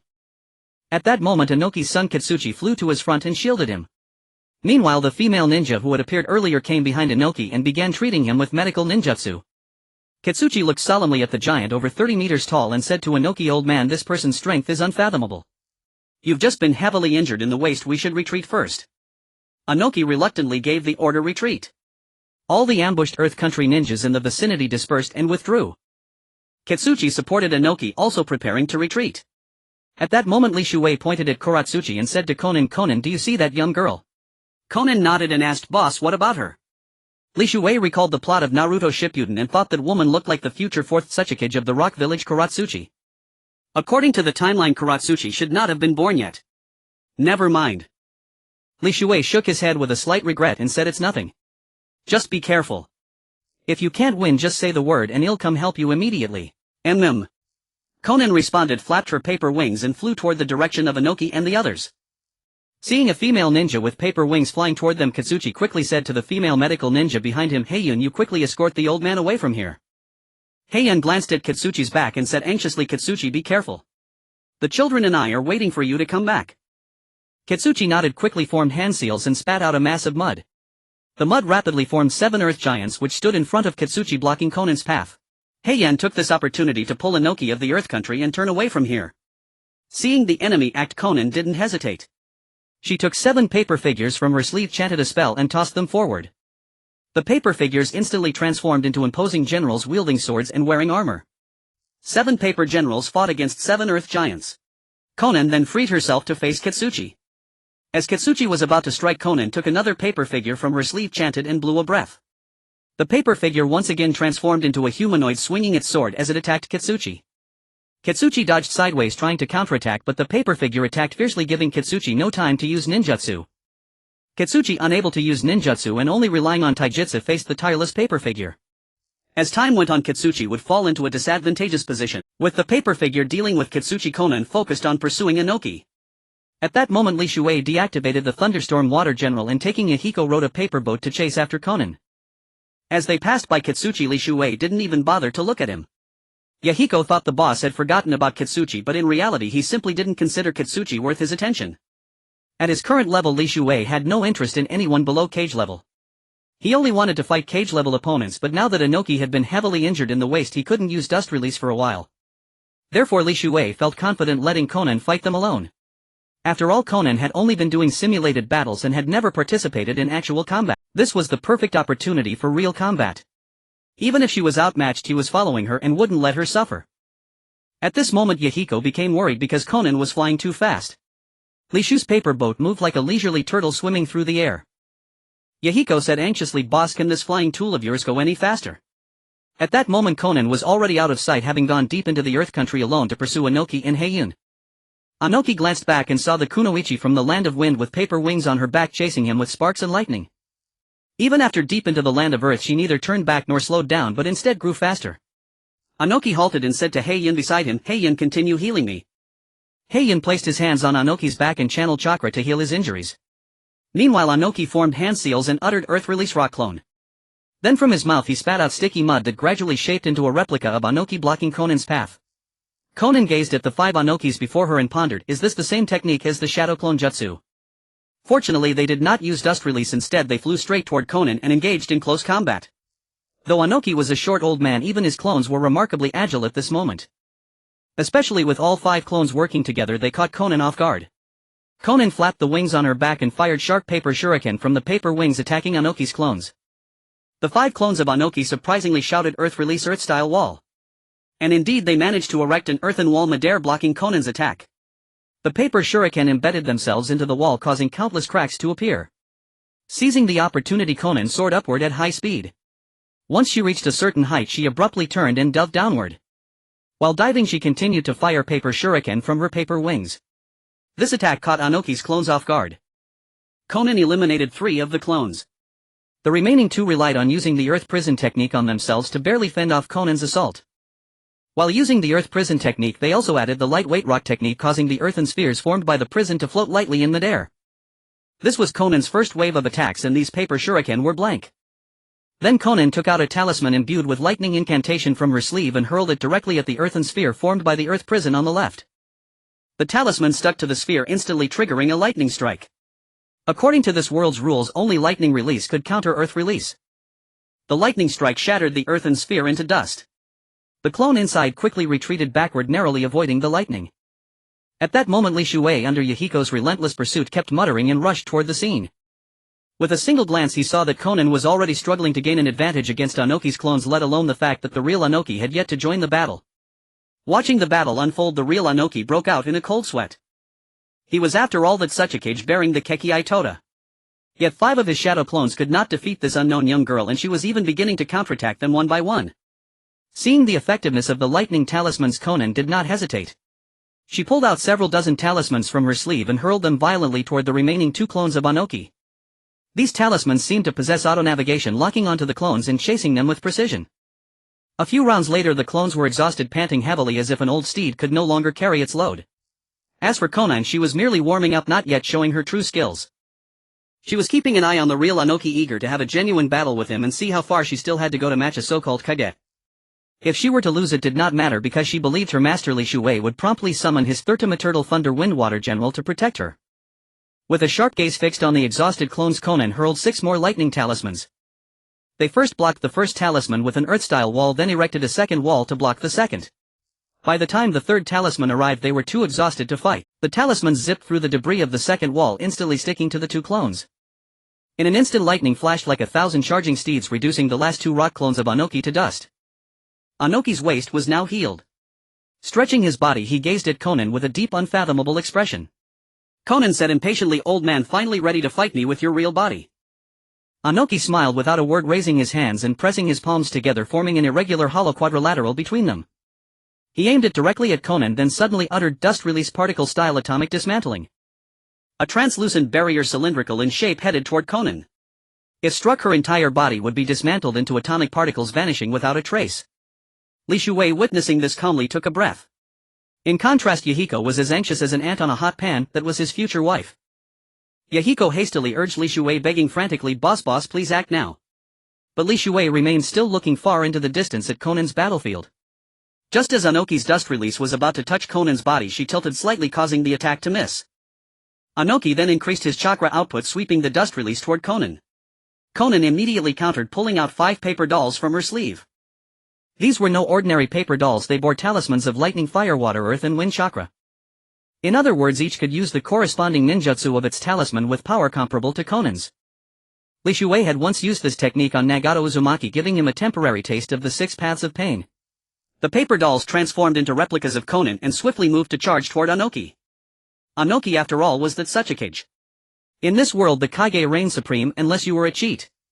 Indeed, Konan, having learned Li Shu's paper doll technique and combined it with her own paper control, could be considered a cheat, second only to Li Shuwei without any dispute. Anoki accelerated the movement of his dust release, determined to obliterate Konan. The 5 paper doll Konans failed to evade in time, caught off guard by Anoki's dust release. In the blink of an eye they vanished, leaving not even a trace of ash. As the dust release was about to close in on Konan with no more shields and nowhere to flee, Yahiko grew so frantic that he nearly jumped out of the paper boat to help her. But Li Shuwei calmly held Yahiko back, smiling, "Yahiko, if you don't trust me, don't you trust Konan either?" Xiaonan failed to dodge and was swept by Anoki's dust style, stripped to nothing but ash. Far away, Miyen, believing Xiaonan was gone, instantly collapsed to the ground, muttering, "Xiaonan is gone." Anoki, having just recovered from his injuries and fleeing wounded, was visibly strained after using dust style. Sweat dripped from his forehead like unbroken pearls.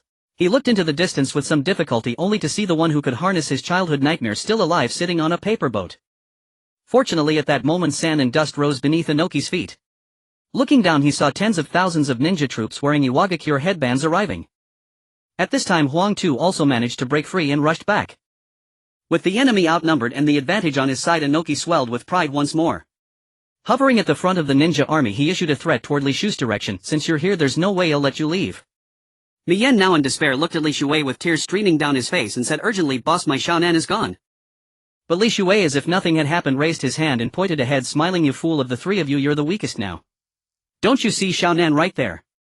At the very spot Li Shuwei pointed, directly opposite Anoki, countless pieces of origami began to gather, slowly forming the shape of Xiaonan. When Miyen saw Xiaonan, he jumped up and down on the paper boat, stomping a hole in the paper figure, breaking the spell, and the boat instantly shrank.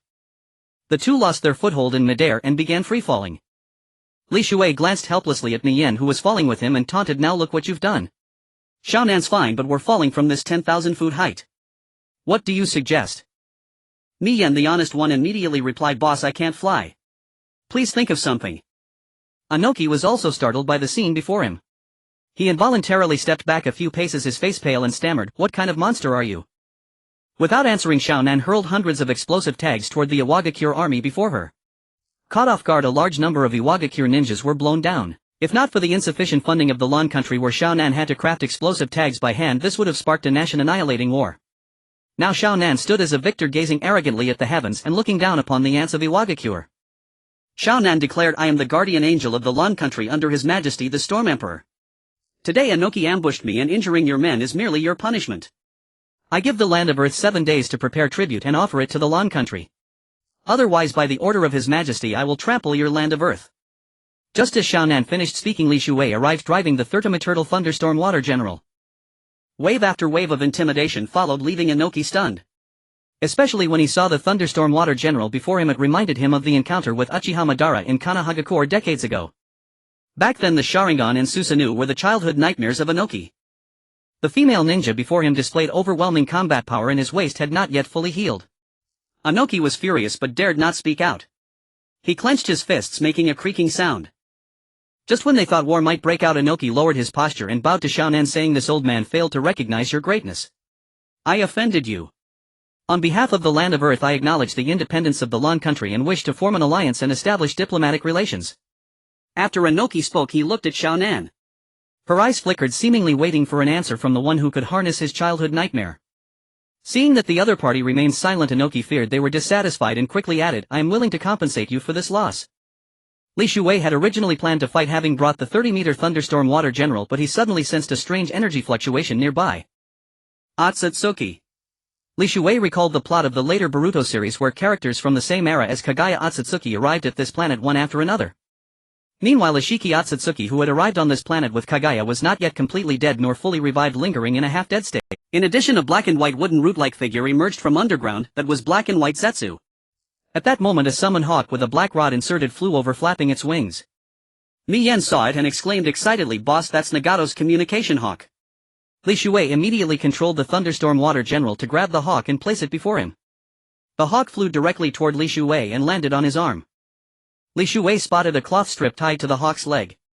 Unfastening it, he read it and immediately became unsettled. He handed the strip to Miyen, saying, "It seems we have no time to play here." Miyen took the cloth strip and read it. His face turned pale with anger.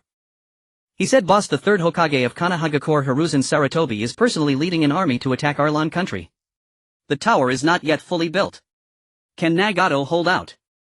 Madara Uchiha was also not yet dead." These two hidden forces, combined with the Land of Fire stirring up trouble, forced Li Shuwei to think deeply.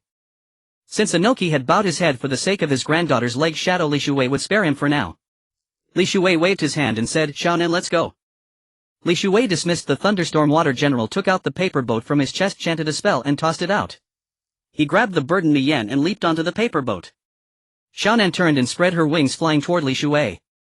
When she reached him, Li Shuwei said to Inoki, "Inoki, today I have decided to establish diplomatic relations with your land of Earth. Send someone to the Lan country to see me regarding the compensation. I will list the detailed items and have them bring it back." After speaking, Li Shuwei took Miyen and headed back toward the Lan country, with Xiao Nan following closely behind, chasing after the direction Li Shuwei had gone. Now Inoki was left standing in the wind, bewildered. In his mind flashed the image of the yellow flash Minato Namikaze using the Flying Thunder God technique to instantly kill Iwagakure ninjas. Thinking about what had just happened today, he felt even more powerless.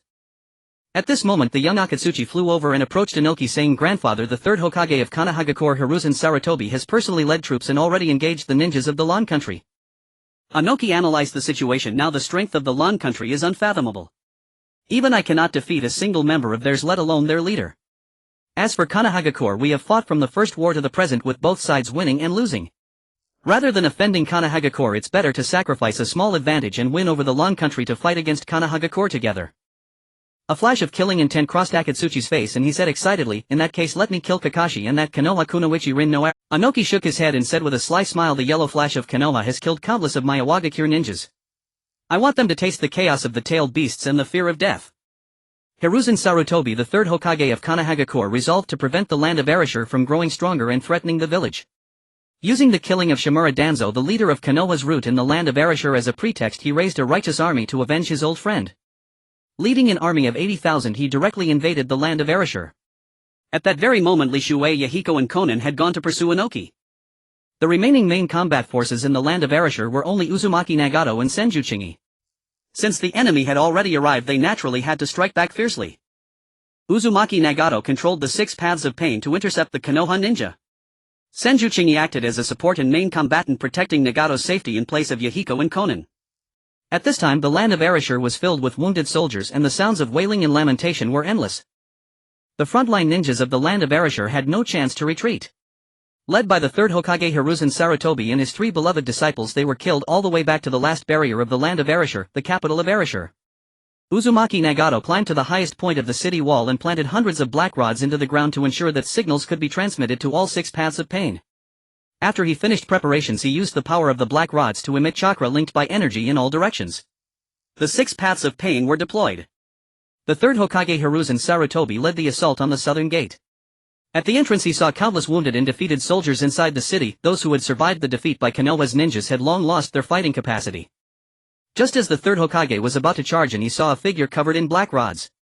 On his left arm were numerous Sharingan, his left eye a Sharingan and his right eye a Rinnegan. Shimura Danzo, like a living corpse, slowly walked out.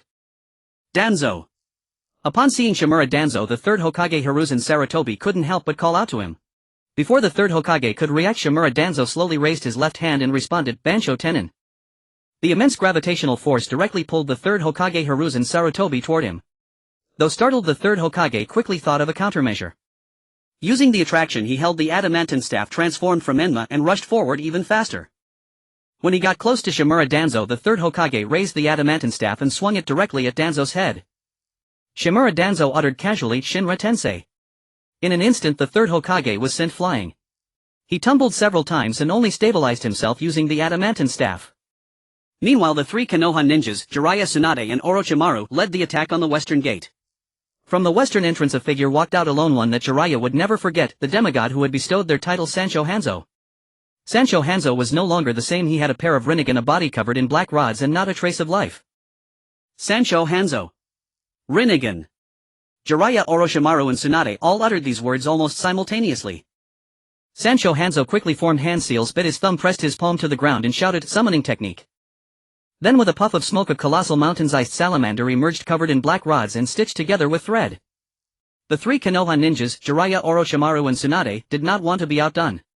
They formed hand seals together, bit their thumbs, slapped the ground and shouted, summoning technique. Gamabuntamanda and Katsuyu were summoned and the 3 Sannin stood atop their respective summons. The eastern gate was attacked by Utatane Koharo and Midokado Hamura leading the troops. Walking out from the city gate was a former Konoha root member, Yuru Tanju, who could control poisonous insects. Seeing Yuru Tanju's Rinnegan and black rods, Utatane Koharo and Midokado Hamura were both shocked and said in unison, Tanju, how did you become like this? He controlled a swarm of poisonous insects in his Rinnegan which could see through everything, fixed on Midokado Hamura. The northern gate was attacked by the clan leaders of Konoha's 2 great families.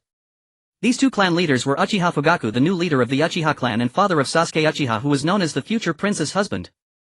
And Hyuga Hayashi, the leader of the Hyuga clan, known as the strongest clan in Konoha and the future father-in-law of the crown prince. Xiao Chao Aming walked out of the city gate devoid of any life. Seeing her Rinnegan, Uchiha Fugaku dared not act rashly. Xiao Chao Aming quickly formed hand seals, bit her thumb, slapped the ground and shouted, summoning technique. A giant humanoid scorpion, a centipede with 100 legs, a mammoth the size of a small hill, a prehistoric pterosaur, a giant cockroach and a giant sewer rat were all summoned. With Xiao Chao Aming's command, kill these invaders, all the summoned beasts attacked the Konoha ninjas before them.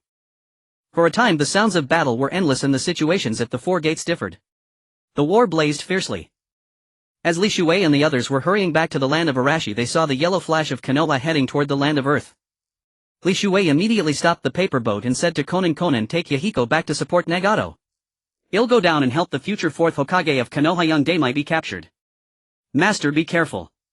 Konan flew over, picked up Yahiko and said to Li Shuei. Li Shuei nodded and watched until Konan and Yahiko were far away. Li Shuei directly controlled the paper boat to wait at the path that Minato Namikaze would pass, lying in ambush. About 10 minutes later Minato Namikaze indeed passed by with several Konoha ninjas. Li Shuei had already observed the terrain, a desolate plain where at night one could see wolves hunting, but during the day no one was in sight.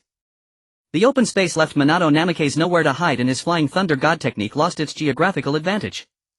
Minato Namikaze immediately spotted Li Shuei blocking his path. He hurriedly took a kunai from his waist, gripped it tightly and stared ahead. Li Shuei smiled at him and said, young Daimai, long time no see. How is Jio Xingnai lately? Minato Namikaze already knew that Konoha had launched an attack on the land of Erasure. Without hesitation he hurled dozens of flying thunder god kunai toward Li Shuei. Li Shuei did not dodge and the kunai did not hit him either. Instead, when they got close, Minato Namikaze threw another flying thunder god kunai, disrupting the original trajectory and scattering the kunai around. Minato Namikaze said with a compassionate heart, "I don't want to fight you. Please leave." Li Shuei summoned the 8 Essence Mystic, which transformed into the shape of a Tang horizontal saber.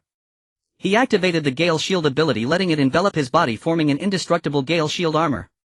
Li Shuei did not use the Thunder Gale Water General because against a nimble speed-type ninja like Minato Namikaze the Thunder Gale Water General would be too cumbersome.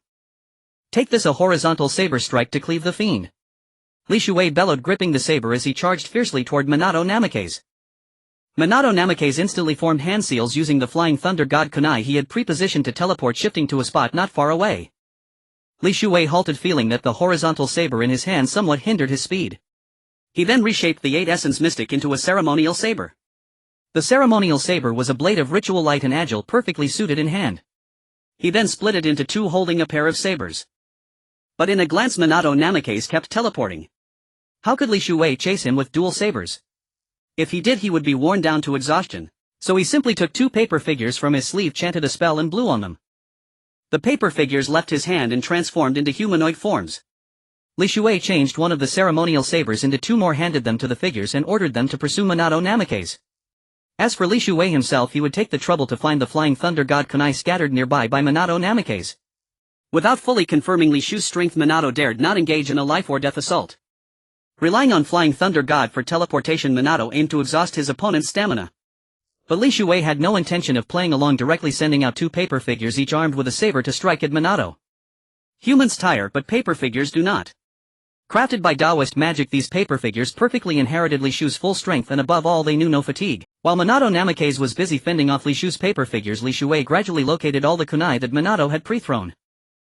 Realizing something was wrong, Minato Namikaze teleported directly to the moment Li Shuei held a flying thunder god kunai, thrusting his own kunai toward Li Shuei. Lightning release, full body lightning burst, paralyze you technique. Li Shuei roared, unleashing a newly developed lightning release ninjutsu. Once activated, lightning erupted from his entire body, discharging outward to paralyze the enemy. Caught off guard, Minato Namikaze could not withdraw his hand. His kunai struck Li Shu's Gale Shield armor but could not penetrate it. Instead, the lightning surged through the kunai, coursing through Minato's entire body, turning his spiky blonde hair into a charred mess. His face was blackened like charcoal. If not for the daylight, no one would have found him. Li Shuei thought that this would have restrained Minato Namikaze. But unexpectedly, at the moment of the electric shock, Minato's other hand drove a kunai into the ground, directing the current away and reducing the damage. The lightning did not fully paralyze him. As Li Shuei raised his saber to strike, Minato used Flying Thunder God to escape again. Li Shuei could not be bothered to chase him. If Minato wished, Li Shuei could chase him for a lifetime and never catch him. Li Shuei took out an origami crane from his sleeve, had it carry the Flying Thunder God kunai, and flew straight to the highest point in the sky. This was no ordinary crane if Minato tried to teleport to it. A forced seal would activate, sealing Minato Namikaze and sending both of them into free fall from the 10,000-foot height. Li Shuei thought that without those Flying Thunder God kunai, Minato would have no way to teleport quickly. He forgot that Minato could still leave Flying Thunder God marks on people or objects by touch. Minato Namikaze avoided direct confrontation, leaving Li Shuei somewhat frustrated.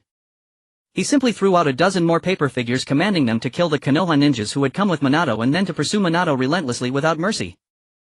Having done this, Li Shuei took a paper boat from his sleeve, murmured a spell, and tossed it out. The paper boat instantly enlarged and floated before him. Li Shuei leaped from the ground, landing on the deck, and waved goodbye to Minato Namikaze, saying, "Minato Namikaze, spend the rest of your life being hunted by my paper figures." With that, Li Shuei steered the paper boat and soared into the sky, leaving Minato standing in the wind, utterly bewildered. The paper figures all converged on him.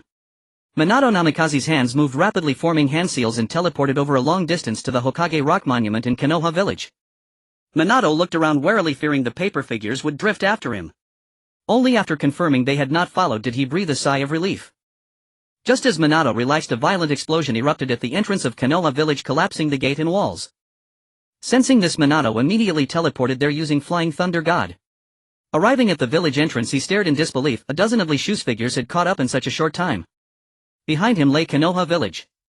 Knowing he could not lead them back, Minato glanced at his village, turned, formed hand seals, and vanished with Flying Thunder God. As Minato fled, the dozen Li Shuei figures quickly withdrew from the area. News of Li Shu's appearance at the village entrance soon reached Kushina Uzumaki, who resided in her private villa within Konoha, surrounded by secret A and BU guards. Kushina Uzumaki suddenly felt a disturbance in her heart. She sensed a familiar chakra signature.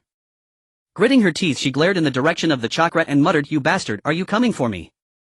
Meanwhile, within the land of Gale, the defenses formed by the 4 gates and the 6 paths of pain had left only the south and west gates still unbreached. The other 6 pawns had been destroyed. It seemed that the Konoha army was about to break through the east and north gates. Konan and Yahiko descended from the sky at the east and north gates respectively. Leading a group of ninjas, Koharu Utake stepped over the body of Ura Anthrax and entered the east gate. At that moment, Yahiko descended from above, his hands rapidly forming seals as he shouted, "Water release, great waterfall technique." A colossal waterfall crashed down, forcing Koharu Utake and Hamura Midokado's Konoha ninjas to retreat in surprise. Yahiko seized the opportunity, rushed forward, picked up Ura Anthrax's corpse and sprinted up the city wall. So had with the cooperation of Fugaku Uchiha and Hayashi Hyuga killed and dismembered the enemy. She then shouted, "Uchiha and Hyuga men, charge in and end this battle." Before they could rush through the gate, countless origami fell from the sky like razor-sharp blades, cutting down the Konoha ninjas charging forward. Fugaku Uchiha and Hayashi Hyuga quickly retreated, shouting frantically to their clansmen, "Everyone fall back." Fortunately, most of the forces managed to retreat, but the few who did not, numbering in the hundreds, died at the north gate, blocking the entrance with their bodies. At that moment, Konan, with a pair of paper wings on her back, descended like a paper angel from heaven, stunning everyone. At the South City Gate, Jisiyuan Tuanzang, the Deva Path Pain, fought against 3rd Hokage Yuan Fei Rijan of my village. With the addition of the Deva Path's power upon his own, even the mighty 3rd Hokage Yuan Fei Rijan found it difficult to break through for a time. The Sharingan on his arm would cast a genjutsu with the slightest lapse in attention, leaving 3rd Hokage Yuan Fei Rijan somewhat defenseless. Moreover, both were at their peak in every aspect. Although Jisiyuan Tuanzan was slightly weaker than 3rd Hokage Yuan Fei Rijan, with the power of the Deva Path he had become equal in strength. As the battle raged on, the two old friends fought with increasing intensity, locked in a stalemate. Meanwhile, at the West City Gate, the 3 former Mai ninjas, Zlai Gangsho and Dishiwan, recalled their titles once more. It was also here that the 3 of them fought together against Shan Jiayu Banzang and ultimately survived. Shan Jiayu Banzang, having compassion for the younger generation, did not wish to fight to the death. He let them go and bestowed upon them the title of the 3 ninjas of Mai in the name of the demigod. Now they met again in this same Yuin village to fight once more. None of them were the same as before, especially the 3 ninjas of Mai, whose strength had soared, now rivaling that of Kage-Level.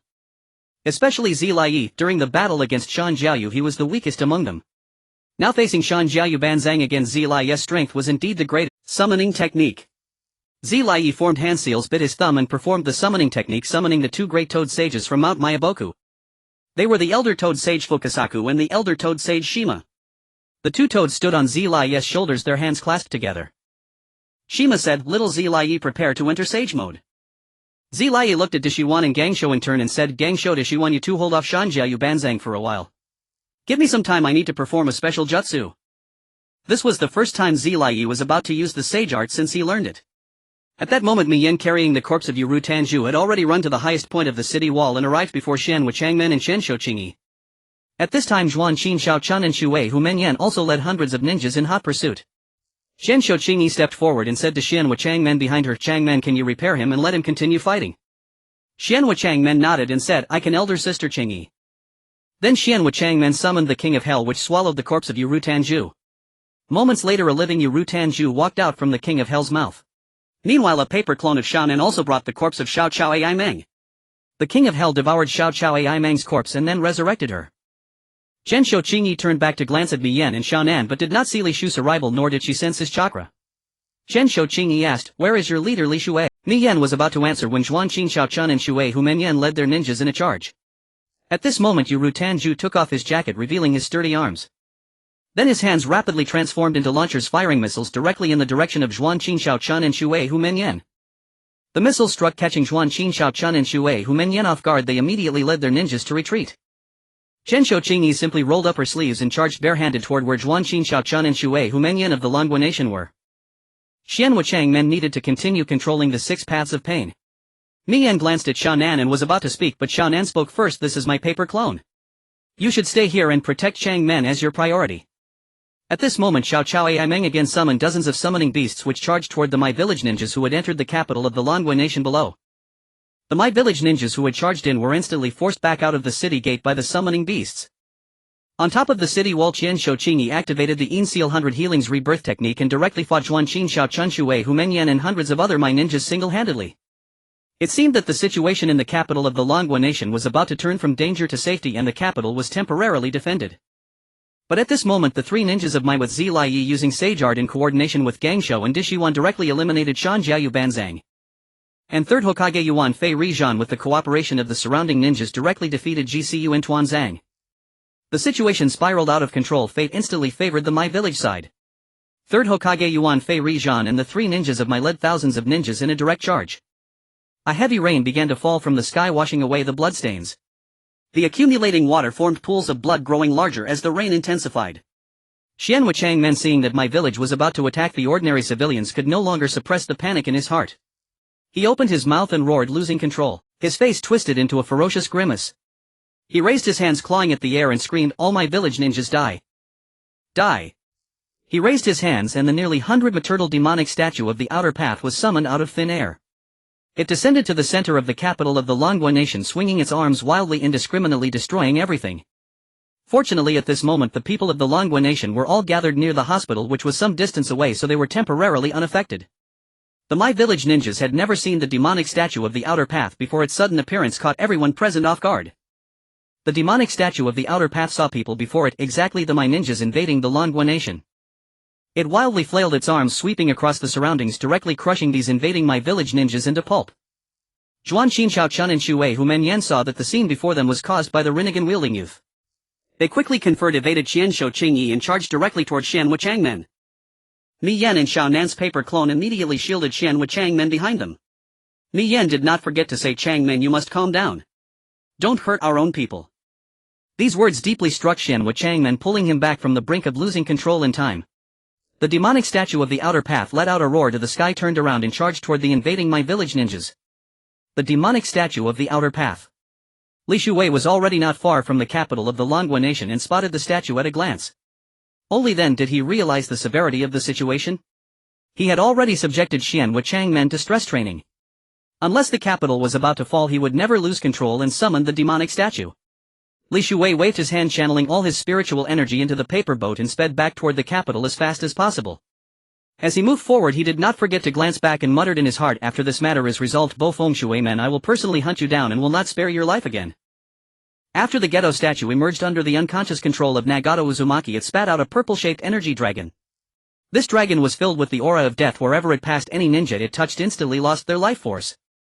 The third Hokage Hiruzen Sarutobi, sensing the situation was wrong, immediately said to the surrounding ninjas, "Quick, evacuate this place immediately." As the Konoha ninjas withdrew, the capital of the land of Lang was once again defended.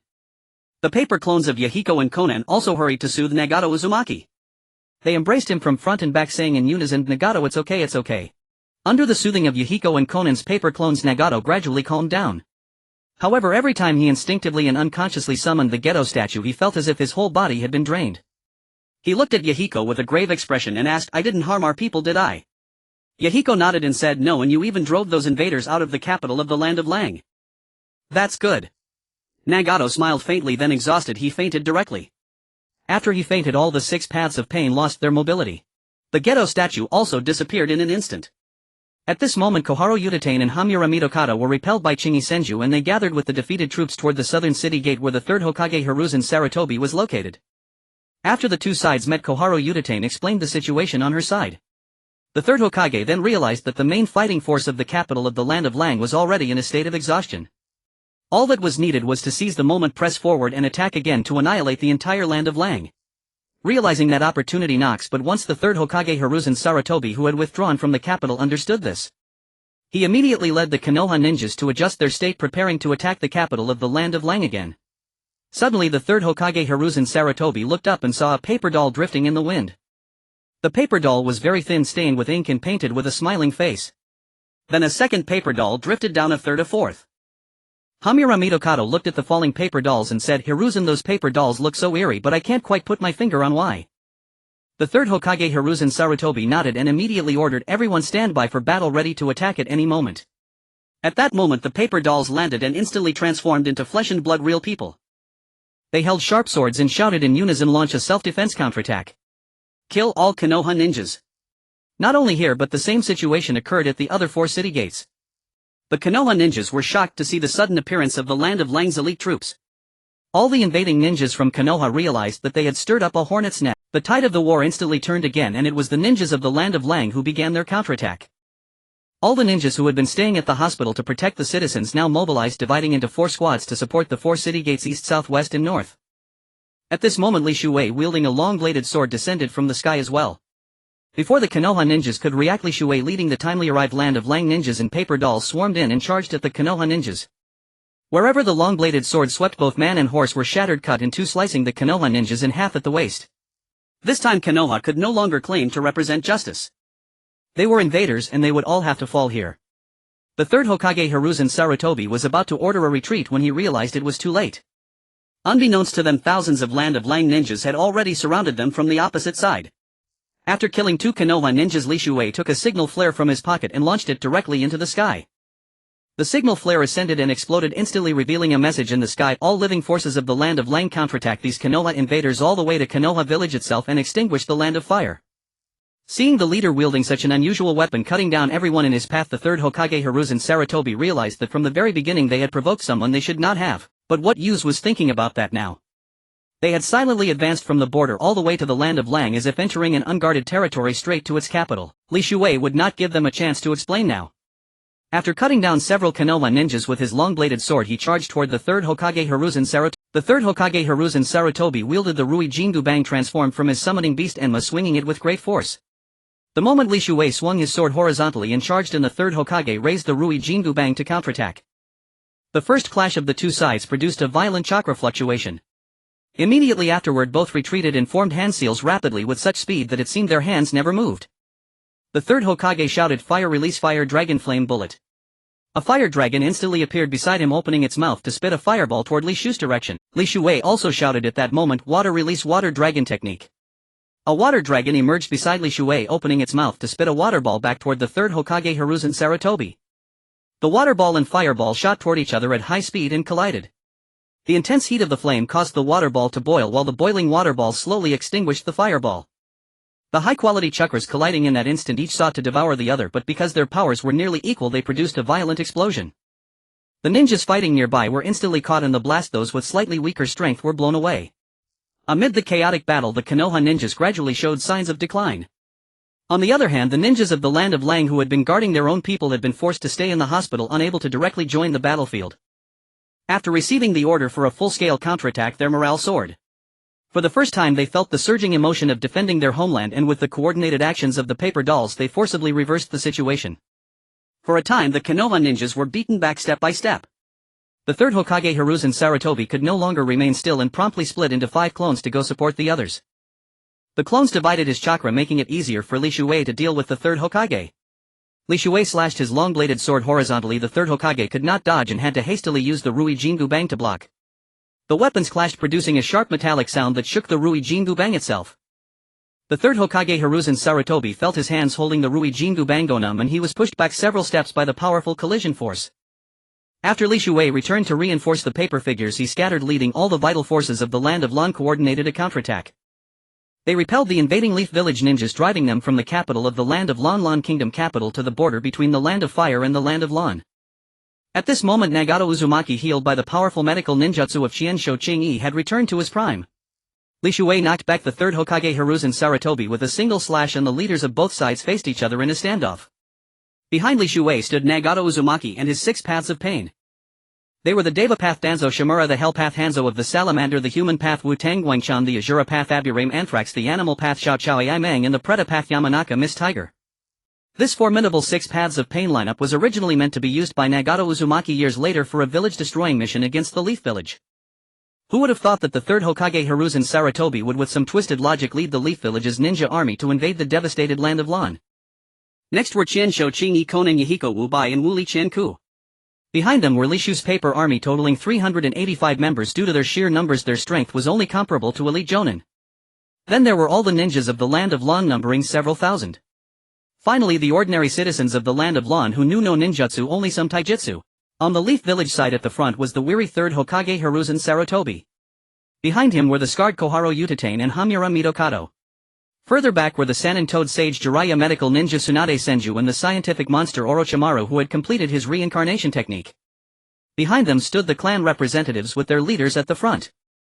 They included the Uchiha clan leader Fugaku Uchiha, the Hyuga clan leader Hayashi Hyuga, the Senju clan leader Senju Rengo, the Aburame clan leader Shikibu Aburame, the Yamanaka clan leader Inoichi Yamanaka, the Nara clan leader Shikaku Nara, and the Akimichi clan leader Choza Akimichi. All the vital forces of the Leaf Village and the Land of Fire gathered at the border to support the third Hokage Hiruzen Sarutobi. The Sharingan of the Uchiha clan, the Byakugan of the Hyuga clan, the insects of the Aburame clan, the ninja dogs of the Inuzuka clan. The spectacle was beyond description in words or pictures. Among the crowd, the miscellaneous troops without illustrious family backgrounds lined up at the rear. The most conspicuous was Might Dai with his thick eyebrows, neatly trimmed beard, green jumpsuit and Leaf Village forehead protector. His son Might Guy had once opened all 8 gates and nearly kicked the story into an ending. But that was useless. He was an enemy. Appreciating his power was pointless. They needed to eliminate him before he opened the 8 gates. Li Shuwei shouted, "Thunderstorm General, activate." At that moment the Thunderstorm General reappeared in its ultimate 7th turtle form. Susanoo. Fugaku Uchiha thought, recalling the content of the Uchiha clan's Forbidden Stone Tablet. That was content only accessible to those who had awakened the Mangekyo Sharingan. Moreover, behind the Susanoo giant stood 7 figures, all possessing the Rinnegan of the Sage of 6 Paths. Especially seeing the Sharingan covering Danzo Shimura's left arm, Fugaku Uchiha and his clansmen were instantly enraged, wanting to charge at the Land of Lan forces without waiting for the third Hokage's order. The third Hokage Hiruzen Sarutobi looked at the chakra-formed giant and felt a headache. He gritted his teeth, tore open his robe, revealing a strange seal over his heart. He raised his hands, formed hand seals, quickly placed them on the seal and shouted, "Release." A blinding light burst from the third Hokage, forcing everyone present to instinctively close their eyes. Koharu Udatane and Hamura Midokado looked at the third Hokage's back and said in unison, "Sarutobi, do you have to use that technique?" The third Hokage turned back, smiled and gave a thumbs up for the peace of the Leaf Village to honor the fallen ninjas and the sacrifice of that fool Danzo. The only way to restore peace to the ninja world is to eliminate the Land of Lan. I must give it my all. Though it was the Leaf Village that invaded the Land of Lan under the third Hokage's rhetoric. They instantly became a righteous army, rescuing the common people from misery and bringing peace and a bright future to the ninja world. Li Shuwei felt like vomiting. Without wasting words, he controlled the Thunderstorm General to swing its mountain-sized giant sword, slashing down toward the third Hokage. The giant sword descended, raising a cloud of dust. When the dust cleared, the third Hokage caught the blade with his bare hands. He looked up at Li Shuwei with a grin so vile it was indescribable.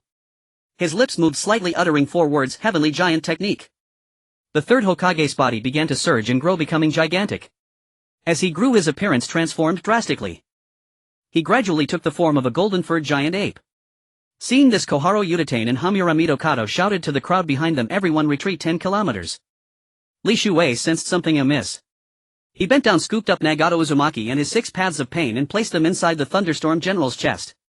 Then he shouted to everyone behind him, "All of you retreat to the Lan Kingdom capital."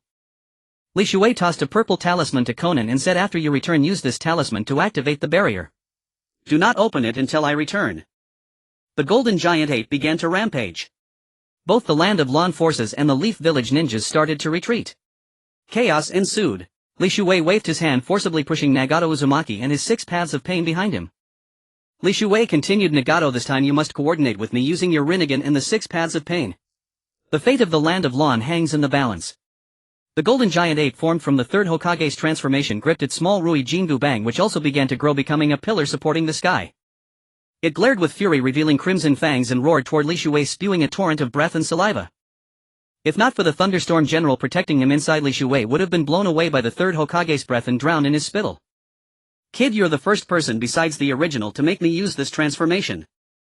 The golden giant ape glared with furious eyes, its body hunched, surrounded by violet lightning and violent chakra energy, its emotions surging to the brink of losing control. Third Hokage Hiruzen Sarutobi can actually transform into a giant ape like a scion. Wait, is he about to become a super scion? Li Shuwei found this scene quite astonishing. It seemed there was no such plot in Naruto Shippuden. The golden giant ape threw its head back and let out a long roar, pounding its chest with both fists as its emotions gradually calmed down. Its aura retracted inward as if it had fully controlled its power. Li Shuwei wanted to watch a bit longer to see if it would become a super scion. In the end, Li Shuwei was overthinking. This was the world of Naruto Shippuden, not Dragon Ball. The golden giant ape suddenly leaped up, then came crashing down from midair with a mountain-toppling momentum, aiming to sit directly on top of the Thunderstorm Water General that Li Shuwei was piloting. Seeing this, Li Shuwei recalled Kakashi's ultimate move, 1,000 Years of Death. He immediately made the Thunderstorm Water General crouch and assumed the 1,000 Years of Death stance, waiting for the third Hokage Hiruzen Sarutobi to sit down. By the time the third Hokage Hiruzen Sarutobi realized it, it was too late to dodge. Li Shuei struck him with 1,000 years of death straight to the vital point, then forcefully flung the golden giant ape upward into the sky. The third Hokage Hiruzen Sarutobi roared in pain. After steadying himself he turned and charged again. Li Shuei hurriedly made the Thunderstorm Water General raise its hands to grapple with the golden giant ape's hands. "Who taught you that move?" the golden giant ape growled at Li Shuei. Li Shuei exclaimed excitedly, "That's the ultimate technique created by Kakashi Hatake, isn't it satisfying?" A figure flashed through the third Hokage Hiruzen Sarutobi's mind. He pondered, finding it impossible. How could Kakashi have taught him this so-called ultimate technique? The third Hokage Hiruzen Sarutobi glared at Li Shuei with an awkward expression and roared, "I won't let you off." He broke free from Li Shuei, waved his hands and shouted, "Monkey turn into the Rui Jingu Bang. Come quickly." With a clang a massive Rui Jingu Bang extended over. The third Hokage Hiruzen Sarutobi in his giant ape form grabbed the staff and swung it at the Thunderstorm Water General's head. Li Shuei made the Thunderstorm Water General sidestep to dodge, drew the sword from its waist and slashed horizontally at the golden giant ape's midsection. The third Hokage Hiruzen Sarutobi swung the Rui Jingu Bang to block the attack. Then gripping the top of the staff with both hands he leveraged his entire body to jump up, spinning around the staff and kicking the Thunderstorm Water General with the giant ape's massive foot. Li Shuei made the Thunderstorm Water General retreat, but it accidentally stepped into a pit and nearly lost its balance and fell. The third Hokage Hiruzen Sarutobi took advantage of Li Shu's unsteady stance and charged forward with the Rui Jingu Bang. Closing in on the Thunderstorm Water General he swung the staff horizontally. Li Shuei hurriedly made the Thunderstorm Water General raise its blade to block the attack. At that moment the third Hokage Hiruzen Sarutobi made the giant ape open its mouth and spew a searing ball of flame at the Thunderstorm Water General. Acting on instinct, Li Shuei made the Thunderstorm Water General open its mouth and shoot a jet of water in retaliation. Fire and water were incompatible, producing an explosive roar. The shockwaves trembled the surroundings deafeningly loud. The colossal Thunderstorm Water General and the golden giant ape fought fiercely, severely damaging and deforming the terrain. Whenever the Thunderstorm Water General swung its giant sword and the golden giant ape dodged, it left behind a bottomless chasm in its path. Whenever the golden giant ape swung the enlarged Rui Jingu Bang at the Thunderstorm Water General and missed, it created a massive crater on the ground. Their battle raged on, dimming the sun and moon, splitting mountains and cracking the earth, making the heavens and earth change color. Bolts of lightning flashed around them and sparks flew from the collision of their weapons. They fought from day into night. In the darkness the sparks from their clashing weapons flashed like momentary sunlight across the sky. Every spectator far away was awestruck. The people of the Land of Lightning remained calm, as Li Shuei had already demonstrated the Thunderstorm Water General's power before them. In contrast, the people of Konohagakure were visibly unsettled. Especially the Uchiha clan leader Fugaku Uchiha, whose eyes were fixed on the blue-glowing Thunderstorm Water General in the distance. The presence of the Thunderstorm Water General caused his pupils to contract and his ordinary eyes began to transform into the shape of the Sharingan. First one tomo, then two, then three, and beyond that. Only through excruciating pain could the Mangekyo Sharingan be awakened. Only by awakening the Mangekyo Sharingan could one use Susanoo to envelop the body and achieve giantification. Fugaku Uchiha muttered to himself, could the founder of the Land of Lightning also be from my Uchiha clan? He looked back at his clansmen, thinking about how they had endured the cold stares and discrimination from the village's higher-ups. Even in the still unfinished third-grade ninja war, the Uchiha had shed blood time and again to protect the Land of Fire and Konohagakure. Yet these actions were considered insignificant in their eyes. Fugaku Uchiha's anger flared instantly, but as he looked, the Sannin and the entire elite fighting force of Konoha were now gathered here simply to destroy the uncontrollable newborn Land of Lightning. Before long it began to rain. The battle between Li Shuei and the third Hokage Hiruzen Sarutobi continued without. In the darkness their figures were no longer visible, only the whoosh of fists colliding could be heard. During ninjutsu clashes the light of fire style briefly illuminated the surroundings. In an instant darkness fell again and the earth-shaking tremors resumed. Finally the rain stopped. In the distant east the first rays of sunlight shone and the sky cleared. The sunlight illuminated the sky and the earth. Looking down from dozens of meters in the air, a massive river dozens of meters wide had appeared at the border between the Land of Lightning and the Land of Fire. The water gathered and swelled, forming a swift current that washed away the soil along the banks. The Thunderstorm Water General, piloted by Li Shuei, and the golden giant ape of the third Hokage Hiruzen Sarutobi both stood at the front of their opposing armies. They exchanged a glance, then turned and charged toward the enemy forces behind them, trampling and slashing. A colossal ape nearly 50 meters tall and a giant 50 meters high in the likeness of General Lei Lasui relentlessly trampled upon the ant-like enemy forces before them. The once imposing and spectacular Konoha army instantly crumbled into disarray. Countless Konoha ninjas met their end beneath the crushing hooves of General Lei Lasui. The third Hokage Yuanfei risen fiercely leaped toward the capital of the Land of Storms, the capital of storms. He was about to crash into the city and freely trample the enemies who stood at the city gates watching the battle. Unexpectedly, as he neared the city gate without even touching the city wall, an invisible barrier, undetectable to the naked eye, blocked his path. Enraged, the third Hokage swung the Rui Jingu staff with all his might against the barrier. Though the barrier remained unbroken, the recoil jolted Yuenmo so severely that his head ached as if he had suffered a concussion. Yuenmo released his transformation, returning to his original form, and landed on the golden giant ape's shoulder. Third Hokage, he said, you should find a way to deal with this barrier rather than blindly trying to break it with brute force. The golden giant ape turned its head to look at Yuenmo on its shoulder and chuckled awkwardly. I thought that with our combined strength we could easily shatter this barrier. At that moment, Li Shuei, controlling General Lei Lashue, swept through the Konoha ninjas with a ferocious storm of attacks. The Konoha ninjas suffered massive casualties while Uchiha Fugaku led his clan to preserve their strength and withdrew to the side. The three legendary ninjas of Konoha, Zillai, Dashawan and Gangso, simultaneously bit their thumbs, rapidly formed hand seals, and shouted summoning technique. They summoned their contract beasts once more. Zillai also called the two sages Fukasaku and Shima and prepared to enter sage mode again. Li Shuei then turned to the Uzumaki Nagato beside him and asked Nagato how was Nuomi's recovery. Uzumaki Nagato nodded. It's almost complete. Li Shuei said, focus on controlling the 6 paths of pain to attack the Konoha ninjas. I will concentrate on dealing with the third Hokage Yuenfei Risen. Uzumaki Nagato clasped his hands together and shouted, leave the Konoha ninjas to me, boss. He gathered his chakra, slowly closed his eyes and sat down beside Li Shuei. Following Nagato's will, the 6 paths of pain moved out in unison. As they landed, the animal path Xiao Chao Iming bit her thumb, swiftly formed hand seals, and shouted summoning technique. She summoned hundreds of contract beasts of all sizes. The hell path Shanjiea Hanzō also bit his thumb, formed hand seals, slapped the ground, and shouted summoning technique. He summoned his beloved contract beast, the venomous salamander. The Deva path Jitsuan Tuanzang likewise summoned his contract beast, the Baku. It was a Baku with the appearance of an elephant, enormous in size, its body wrapped in bandages and pierced with black rods. The Azura path Yu Tanju also summoned countless venomous insects while spreading his arms, transforming them into mechanical launchers to attack the surrounding Konoha ninjas. With the assistance of the contract beasts, the Deva path Jitsuan Tuanzang displayed a single Sharingan and a single Rinnegan. He rode the Baku straight towards Zillai, who had just entered sage mode. Zillai formed hand seals and unleashed a technique, Sage Art Hairsenban. His entire body's hair, stimulated by sage chakra, changed in nature, becoming incredibly hard and shooting toward the approaching Jitsuan Tuanzang. Wind release, sky-splitting palm. Jitsuan Tuanzang formed a hand seal and struck a palm wave toward the incoming hair. The sky-splitting palm created a tangible gust of wind that collided with Zillai's hair. Meanwhile, Shanjiea Hanzō, riding his salamander, charged straight at Dashuan. Dashuan leaped into the air holding the grass cutter sword. Shanjiea Hanzō also rose and the two crossed paths in midair. The clash of weapons rang out and then both jumped onto each other's contract beast's head. The beasts immediately began to roll, trying to shake off the enemies standing on their heads. The animal path Xiao Chao Iming directed all the contract beasts to charge at the Konoha ninjas. The human path Wutong Wainchan took this opportunity to use his Rinnegan to cast a wide-area genjutsu, confusing the enemies. The first to fall under the spell was the older man in the green jumpsuit, the thick-browed and mustachioed Maite Dai.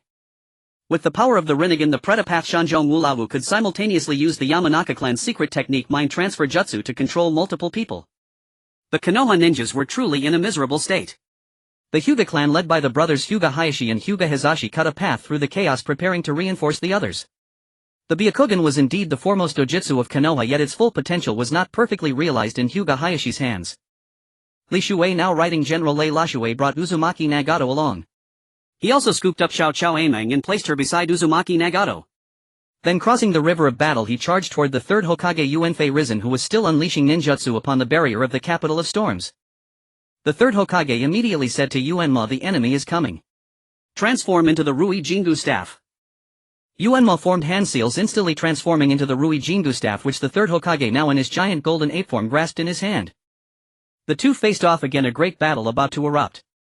At that moment, hundreds of paper figures, the battle form of Konan transformed into paper angels with wings, flew swiftly out of the barrier. The third Hokage raised his hand and turned toward the approaching paper figures. All the paper figures narrowly evaded the third Hokage's grasp, eventually hovering in the air around General Lei Lasui. Meanwhile, Konan's true body stood at the city gate and shouted toward Li Shuei, Master, you and Nagato can fight with peace of mind. I will fold more paper figures and send them to support you. Li Shuei smiled at Konan and said with emotion, Konan, you have grown. But your master doesn't need support here. Quickly send those paper figures to aid the pain. Pain was the codename for the 6 paths of pain. Konan formed a hand seal, pressing her index and middle fingers together while folding the others, and performed the art to control the paper figures. Instantly the paper figures connected with Konan's spiritual world, providing her with visual perception. Go! With a mere thought, hundreds of paper figures took flight together, speeding toward the 5 pains engaged in battle. At that moment Li Shuwei intercepted the third Hokage and said, "Your time has come to fall, third Hokage Yuanfei risen." The third Hokage Hiruzen Sarutobi, transformed into a colossal golden ape, let out a long roar towards the sky. He felt his consciousness gradually blurring. If he could not resolve the battle before his mind completely faded, he would lose all control. When out of control he could perceive everything through the golden ape's senses, yet he could not command its body. What would the frenzied golden ape do? This was the lifelong nightmare of the third Hokage Hiruzen Sarutobi. Once outside the village he encountered a man who called himself a Shiki Akatsuki, who declared he would carve a karma seal upon him. He intended to make Hiruzen his vessel, using his body to cultivate a divine tree within this world, draining its energy dry. When the divine tree bloomed and bore fruit, it would yield a chakra fruit. Consuming it would allow an ordinary Akatsuki to evolve into a higher form akin to a god. Though Hiruzen Sarutobi could not fully comprehend the stranger's words at the time, the mere notion of being turned into a vessel was utterly unacceptable. Moreover, the third Hokage possessed a heart devoted to peace. To stop the one called a Shiki Akatsuki, he engaged in a fierce battle. When forced into retreat, he directly employed the clan's secret technique, known only to successive leaders, the heavenly law earthly image. After giantizing himself, he fought a Shiki Akatsuki for a full day and night, eventually driving him back.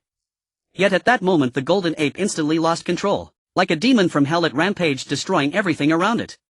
Just as it was about to reach Konoha, the first Hokage appeared in time and used the 1,000-armed Buddha to strike it down. He then employed a forbidden senjutsu technique, the 5-peak sealing method, to seal the golden ape. Once Hiruzen Sarutobi regained his senses, the first Hokage Hashirama Senju taught him the hand seals to release the seal. He instructed Hiruzen to use it only as a last resort when the land of fire was on the verge of annihilation and Konoha itself was about to fall. Perhaps it was because of this that in the original plot of Naruto Shippuden, even when Orochimaru invaded Konoha and the third Hokage was no longer his match, he chose to use the dead demon-consuming seal rather than the heavenly law earthly image. After giving his instructions, the first Hokage Hashirama Senju soon passed away due to injuries too severe to heal. The third Hokage Hiruzen Sarutobi looked at the water within the Thunderstorm General's heart, trembling as he said, "If I did not know you harbor ambitions to unify the ninja world, and that your power is so great it would inevitably lead to endless war, I would never again become the ape to fight you." With that, the third Hokage leaped high, extended his Rui Jingu Bang and struck down at the Thunderstorm General. Li Shuwei instantly commanded the Thunderstorm General to grip the greatsword and slash upward. When the Rui Jingu Bang came down, the greatsword cleaved it apart. The third Hokage immediately swung the Rui Jingu Bang horizontally. Li Shuwei made the Thunderstorm General block with the sword. The collision of the greatsword and the staff sent out a powerful shockwave.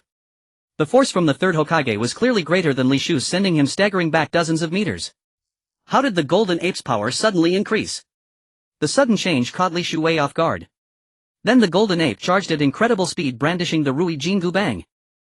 Closing in on the Thunderstorm General, it raised the staff and struck down the movements so swift they left after images. Li Shuwei grew dizzy watching.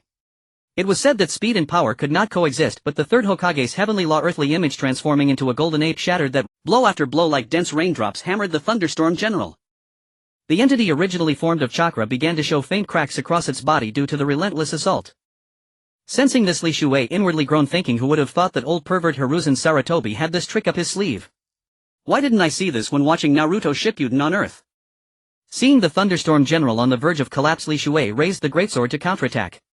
But in the third Hokage's eyes it moved as slowly as a sloth. Before Li Shuwei could even lift the greatsword, the golden ape swung the Rui Jingu Bang and struck. The blow met the greatsword, instantly chipping it, then covering it with countless cracks. In an instant the cracks spread and the greatsword shattered into nothing. Realizing this, Li Shuwei understood that the third Hokage was no easy opponent. No wonder he had dared to trade blows with the third Raikage, who was as tough as steel at the border of the land of lightning and the land of fire. Anyone else would have been crushed by the third Raikage. It turned out the third Hokage had this hidden ace. Now that he had revealed it, even Li Shuwei had to concede defeat. Li Shuwei quickly raised his left hand, pouring his own chakra into the Thunderstorm General. Absorbing the chakra, all the cracks on its body instantly healed. The greatsword was re-equipped at its waist and the Thunderstorm General's power and speed were enhanced. Li Shuwei thought that after this reinforcement his Thunderstorm General would turn the tables and overpower the third Hokage. But before he could strike, the third Hokage roared in fury, his eyes turning bloodshot. He dropped the Rui Jingu Bang and lunged directly at the Thunderstorm General. In that instant the golden ape fought in the most primal way, grabbing the Thunderstorm General and biting down with its massive jaws. The golden ape's gaping maw tore off a chunk of chakra as if ripping flesh from a person. The thought alone was terrifying. In moments the golden ape had gnawed away half of the Thunderstorm General's head. It abruptly stopped, leaped, planted its palms on the ground, raised its legs and kicked the Thunderstorm General with all its might. The Thunderstorm General fell and the golden ape seized the opportunity, landing on its abdomen with a mountain-crushing force. It spread its arms and began to tear the Thunderstorm General apart with its bare hands. Each time the golden giant ape strikes would tear a large chunk from General Lei Lianshui's body. Li Shui frantically injected chakra into it but could not keep up with the speed of the golden giant ape's destructive tearing. Nagato Uzumaki, through the shared vision of the Rinnegan via Xiao Chaoimeng, also witnessed the scene unfolding before him and was about to speak, asking about Li Shu's situation. Fearing that Li Shui might have reached a dead end if that were the case, then Nagato Uzumaki planned to have Xiao Chaoimeng directly summon the 5 pain bodies that were fighting in the distant Konoha village through the technique of summoning. Li Shui noticed the worry on Nagato's face and immediately cut off Xiao Chaoimeng, who was about to speak, saying, "Continue to control the 6 paths of pain and fight. I have my own way to handle things here." Trusting in his leader Li Shui, Nagato Uzumaki once again focused his attention back on the 5 pain bodies that were continuing to fight against the Konoha ninjas.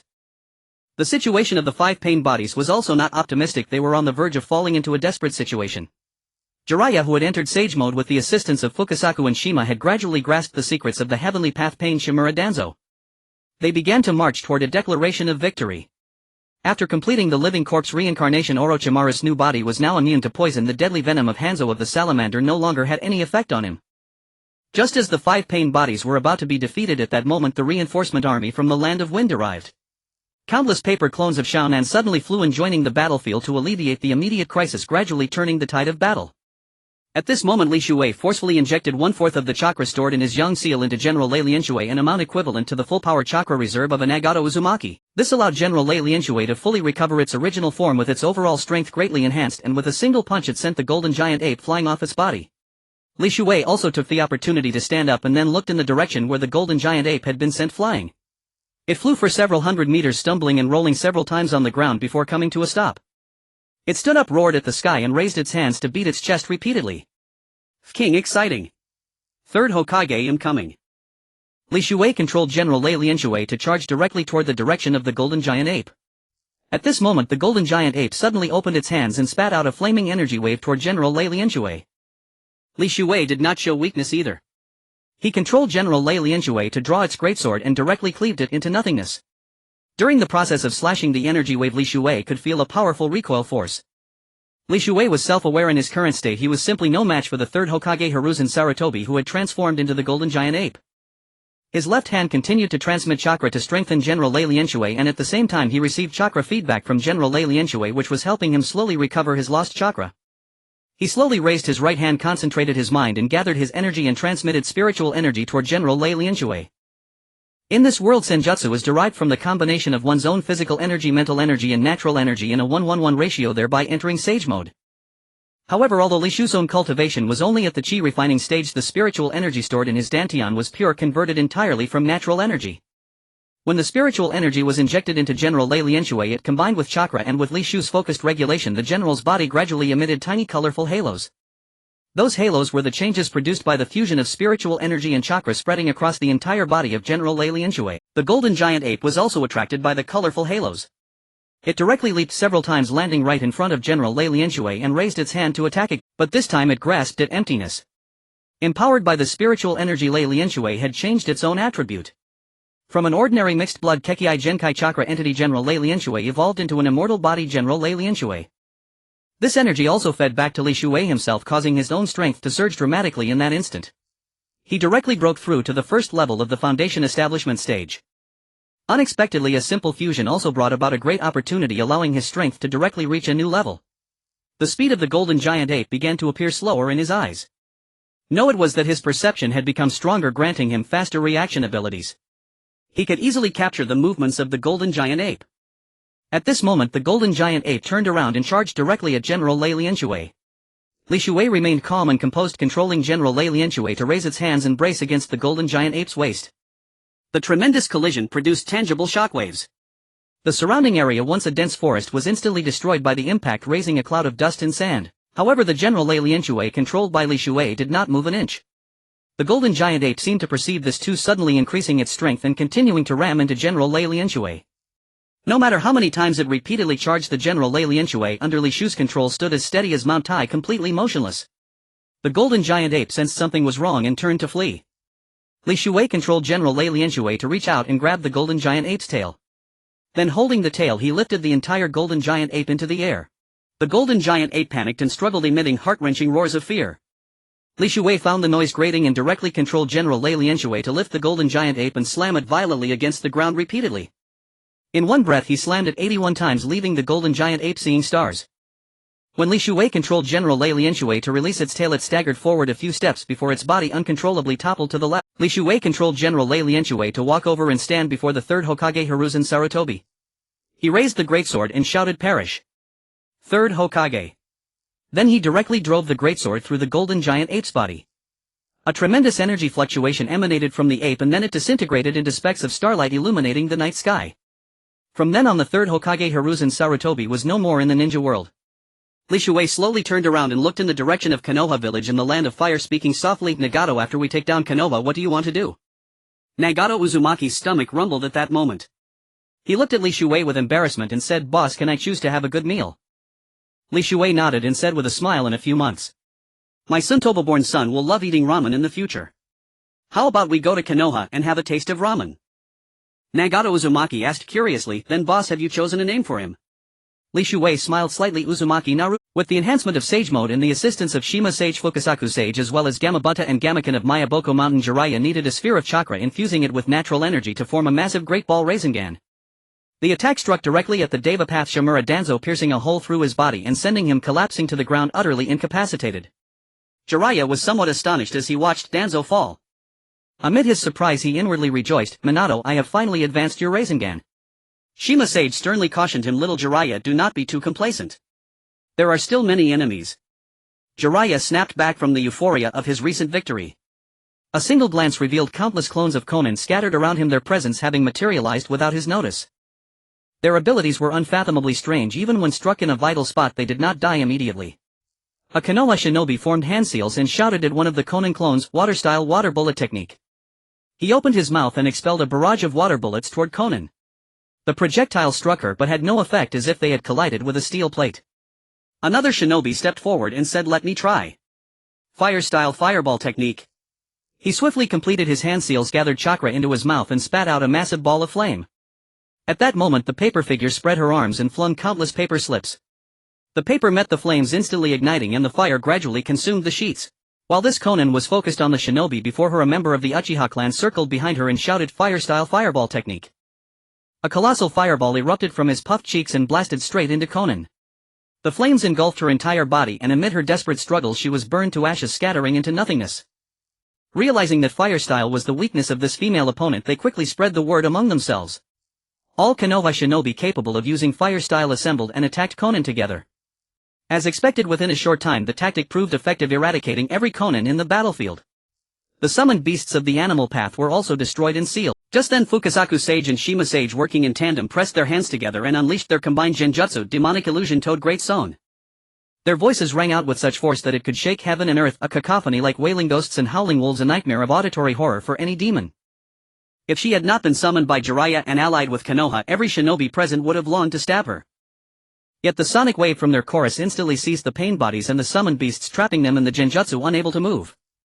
Li Shuei had just finished off the third Hokage Hiruzen Sarutobi and was about to lead Nagato Uzumaki to reinforce his pains. At that moment he noticed something odd about the animal path's eyes. Upon closer inspection he realized she had fallen under the genjutsu. The pains shared a field of vision, so the sound would be perceived by the other bodies and transmitted back to the original. Li Shuei remained calm under pressure. He quickly placed his hand on Nagato's shoulder and channeled his chakra into him, disrupting the flow of chakra within Nagato's body. Thus the genjutsu was instantly dispelled. However, Nagato felt a pang of regret and said, "Boss, it's a pity that the 5 pains who fought against the Konoha shinobi were eliminated by them." Li Shuei patted Nagato on the shoulder and comforted him. "Victory and defeat are common to warriors. Do not lose heart. Let us rest a little and then I will go with you to strike them directly." Nagato said with concern, "Boss, Jiraiya Sensei's Sage Mode is too powerful and the Konoha shinobi have too many techniques. Should we consider withdrawing to the land of Erasure first?" Li Shuei lowered his head, commanding the Raikage General to pick up the body of the third Hokage Hiruzen Sarutobi. Then he turned and leaped, dashing toward the gathering of Konoha's ninja forces. As he ran, Li Shuei said, "Retreat is impossible. The Konoha shinobi will pursue us relentlessly. Moreover, Minato Namikaze has set up Flying Thunder God Kunai throughout the land of Erasure. If they surround us, and Minato leads an elite squad to strike from within, we would face the annihilation of our nation. By then the Konoha shinobi had already cleared the battlefield, sealing the 5 corpses of the pains and transporting them back to the village. Jiraiya was still in sage mode when Shima Sage suddenly pointed nervously to the southeast and said, "Little Jiraiya, be careful, a powerful chakra is approaching us." Jiraiya looked in the direction she indicated. A dark speck grew increasingly distinct, hurtling toward them. When the dark silhouette fully materialized, Jiraiya recognized his teacher and felt a pang of grief.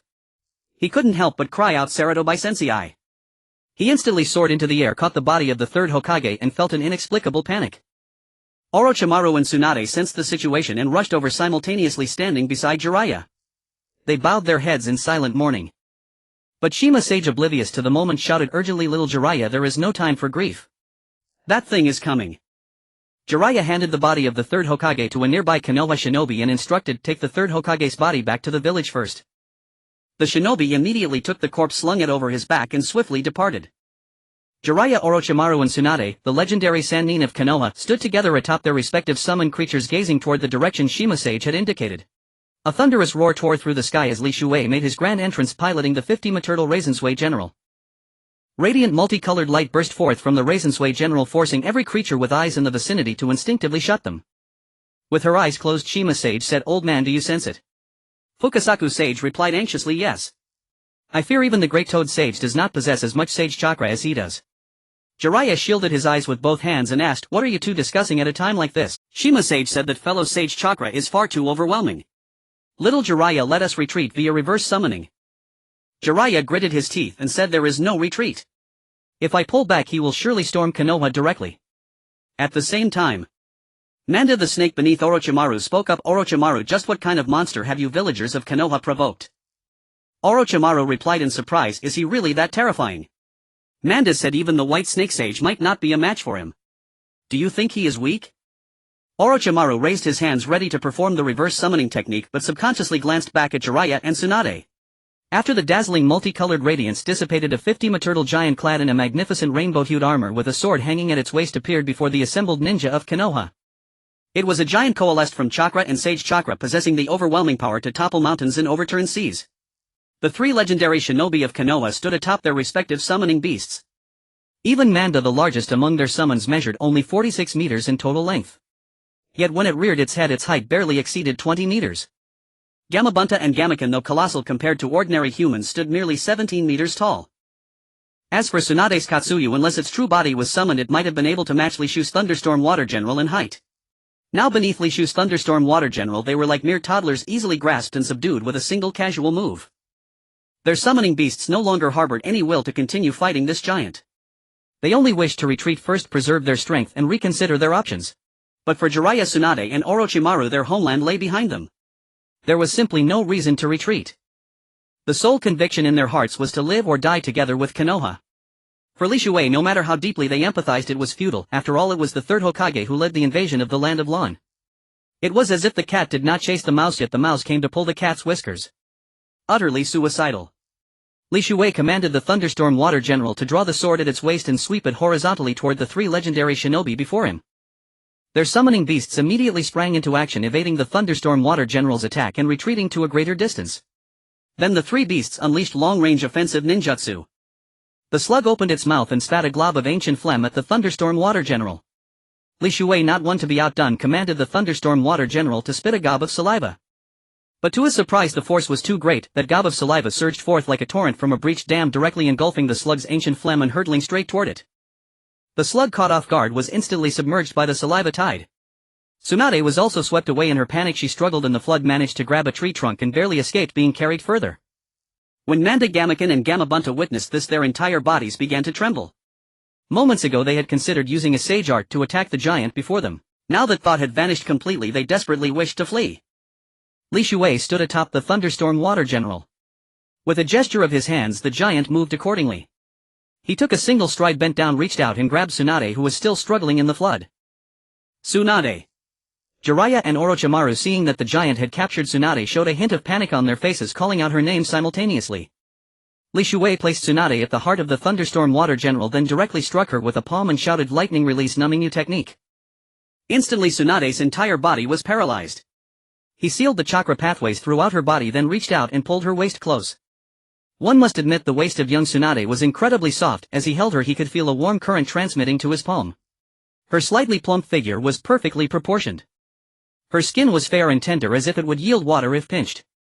No wonder Jiraiya willingly played the devoted dog for a lifetime. But now a thought crossed Li Shu's mind. Jiraiya, you can continue being the dog. As for Tsunade, Li Shuwei will take her. Afterward Li Shuwei glanced at Orochimaru and Jiraiya before him, feeling no desire to continue fighting them. For at this moment Li Shuwei was on an entirely different level from them. Li Shuwei turned to look at Uzumaki Nagato beside him and asked Nagato, this is a good opportunity. Why don't you go down and practice with them? Practice with Master Jiraiya. Uzumaki Nagato was clearly flustered, still cherishing the teaching kindness he had received from Jiraiya. It was for this very reason that Pain's Devapath had previously revealed frequent openings allowing Jiraiya to defeat him easily. But Li Shuwei deliberately reminded him at this moment not just Jiraiya but also Orochimaru, the other member of the three legendary shinobi. Uzumaki Nagato nodded somewhat hesitantly and said, then I'll try my best to give it a shot. Li Shu's expression instantly turned stern. It's not about trying. This time we are already at war with Konoha. Either Konoha conquers us or we conquer Konoha. Do you understand? In this situation he still had to lecture Uzumaki Nagato, which made Li Shuwei feel somewhat helpless. But there was no choice. Uzumaki Nagato, unlike the original storyline, had not undergone the death of Yahiko and become corrupted. Seeing Li Shu's face gradually darken, Uzumaki Nagato knew he was angered and also disappointed in him. Gritting his teeth, Uzumaki Nagato leaped without hesitation from the Thunderstorm Water General. Rapidly formed hand seals bit his thumb and struck out with a palm shouting summoning technique. Since the summoning beasts he had previously summoned were all sealed by the ninja of Konoha, Nagato could only summon 3 pterosaurs. Standing atop a pterosaur he charged toward Orochimaru. As he approached Orochimaru, Uzumaki Nagato suddenly veered toward Jiraiya nearby. The 3 pterosaurs swooped down. Orochimaru was about to command Manda to block them, but Manda vanished in an instant. Realizing the summoning time had expired, he frantically used the hidden shadow snake hands technique. His arm instantly transformed into a mass of venomous snakes, latching onto the 3 pterosaurs and sinking their fangs into them. The venom spread rapidly through their bodies, paralyzing them, and the pterosaurs plummeted to the ground.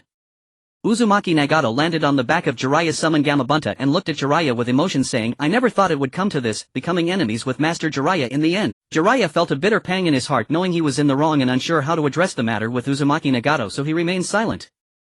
But thinking that they would invade Konoha, Jiraiya still brazenly said, Nagato, could you withdraw from the land of fire? Uzumaki Nagato waved his hand, a black rod appearing in his palm. He looked expressionlessly at Jiraiya and said, Master Jiraiya, it's all too late now. If your Hokage Hiruzen Sarutobi hadn't invaded our land of Lan back then, this situation, our invasion now, would never have occurred. Universal Pull. Uzumaki Nagato extended his left hand and used Universal Pull on Jiraiya, drawing him close while his right hand raised the black rod ready to strike at any moment. But Jiraiya showed no fear and shouted, Nagato, if that's the case, show me all your strength. Let your teacher see just how far you have grown in the time I have not been by your side. Then Jiraiya raised his hands and a massive rapidly spinning Rasengan materialized in his palm, thrusting toward the approaching Uzumaki Nagato's body. As Jiraiya rubbed his palms together to form a Rasengan, he was about to be drawn in by Nagato's almighty push. Jiraiya intended to use the force to catch Nagato off. Divine Punishment. Unexpectedly, before Jiraiya could close in, Nagato unleashed a divine punishment that sent him flying. Jiraiya tumbled through the air several times before barely managing to steady himself. Standing atop the heart of the Thunderstorm General at a height of 40 meters, Li Shuwei surveyed his surroundings. He spotted ninjas from the land of Earth chasing a man and a woman from Kumogakure in the distance. Those 2 ninjas looked so familiar. Gazing at the silhouettes of the man and woman, Li Shuwei felt a sense of recognition as if he had seen them before but couldn't quite recall. Li Shuwei glanced down at Nagato, who was battling Jiraiya. Seeing him pressuring Jiraiya in sage mode, he felt relieved, but then he noticed Orochimaru nearby. Li Shuwei found it truly troublesome. In the world of Naruto Shippuden, this fellow was immortal, corrupted, defeated, redeemed, resurrected. Forget it, let's just see if Nagato can handle the 2 of them. Li Shuwei decided to ignore Orochimaru and simply stood by to watch the battle. Orochimaru dared not act rashly, keeping a close eye on Li Shu's movements. After all, this was not the Orochimaru from Shippuden who had single-handedly defeated the 3rd Hokage Hiruzen Sarutobi. He still harbored feelings for Kumogakure and for Tsunade, who was now under Li Shu's control. Orochimaru wished to save the village and Tsunade as well. Orochimaru swallowed a soldier pill and stood quietly waiting for an opportunity to strike. When Nagato and Jiraiya had distanced themselves, Nagato's body transformed into 3 heads and 6 arms. One of his arms morphed into a launcher firing missiles directly at Jiraiya. Relying on his agile reflexes and the perception of Sage Mode, Jiraiya swiftly evaded the incoming missiles. Fukasaku Sage calmly said, "Little Jiraiya, we need to cast the genjutsu again. Buy us some time." Jiraiya nodded and replied steadily, "Leave it." Jiraiya said to Gamabunta, "Let's use the combined technique." "All right." Gamabunta responded, puffing out his cheeks ready to coordinate with Jiraiya's combined art. Jiraiya quickly formed hand seals and shouted, "Fire-style Toad Oil Flame Bullet." He spewed a stream of fire while Gamabunta released toad oil, creating a massive conflagration upon contact.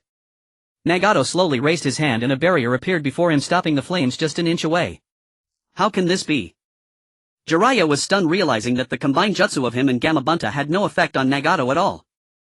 Nagato gripped the black rods tightly and sprinted forward. Gamabunta swung his blade at Nagato, but Nagato used a divine punishment to repel him, then leaped onto Gamabunta's back. Jiraiya knew the summoning beast could no longer be of much use, so he said, "Bunta, return to Mount Mayaboku. Leave this to me, Lord Fukasaku and Lord Shima. Be careful, Jiraiya." Gamabunta bade a simple farewell and vanished instantly. With the summoning gone, Jiraiya and Nagato fell through the air, then charged at each other. In a single exchange, a kunai and a black rod clashed, producing sparks. They passed each other and stood back to back. Then Jiraiya struck first, hurling kunai and shuriken at Nagato. Nagato swung his black rod, deflecting all the projectiles. Immediately after, they both moved at almost the same time, rushing toward each other.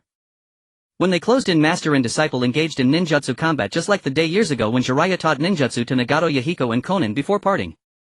Only this time he was fighting Nagato alone. Their taijutsu duel grew faster and faster, their movements nearly imperceptible to the naked eye, leaving a trail of overlapping afterimages. Occasionally only the sound of their fists and feet colliding could be heard without seeing the exact moves. Just then Jiraiya gathered natural energy, launched a taijutsu attack and suddenly executed a frog strike, punching Nagato. Nagato narrowly avoided the blow but unexpectedly took a heavy impact to the face, his features distorted and he was sent flying. Nagato twisted in midair, regained his balance and distanced himself from Jiraiya. But at that moment, Nagato did not press the attack. He stood at a distance, spat out a mouthful of bloody saliva and wiped the blood from the corner of his mouth. Jiraiya also refrained from attacking as he was buying time for Fukasaku and Shima to cast their genjutsu. Jiraiya began to talk to Nagato. "After all these years, your strength has grown far beyond what it was." Nagato looked up at Li Shuei in the sky and said excitedly, "All of this is thanks to our big brother Li Shuei." Jiraiya glanced back, lost in thought. Nagato said, "I thought that under the boss training my taijutsu would surpass Master Jiraiya's, but I still can't defeat you." Hearing Nagato's words, Jiraiya felt a cold sweat. In his current sage mode, as long as he maintained it, he had nearly infinite chakra and never tired. In normal state, he admitted his taijutsu was no match for Nagato's. Not far away, Li Shuei watched the master and disciple chatting away, completely forgetting they were enemies. Their casual conversation left Li Shuei speechless, so he formed hand seals and shouted, "Storm Release Clone Technique." After creating a storm release clone, Li Shuei himself leaped from the heart of the Thunderstorm General. At that moment, Jiraiya and Orochimaru's hearts were in their throats, fearing that Li Shuei was coming for one of them. To their surprise, before landing, Li Shuei tossed out a paper boat and chanted a spell, "Paper boat, heed my command, grow or shrink as I will by the urgent decree of the law." After he finished the incantation, the paper boat instantly enlarged, enveloping him, and under his mental control it drifted far away from the scene. Kakashi used lightning blade to strike down a rock shinobi approaching him, swiftly repelling dozens of enemies from the hidden stone village, though he appeared somewhat fatigued. As more and more rock shinobi gathered, Kakashi tightly shielded Rin no Era behind him, scanning the surroundings. Kakashi still hadn't seen the arrival of his long-awaited teacher Minato Namikaze. A sense of inexplicable disappointment crept into his heart and he couldn't help but complain. He said he would come to back me and Rin up today. Why isn't teacher Minato here yet? Rin Nohara, gazing at Kakashi's back, couldn't help but think of Obito Uchiha. The scene of Obito's death was still vivid in her mind, causing her eyes to ache and bloodshot veins to burst forth. She looked around, slowly raised her hand before her eyes and murmured to herself while watching Kakashi, "If it weren't for me, with Kakashi's strength he could definitely break out of this encirclement alone."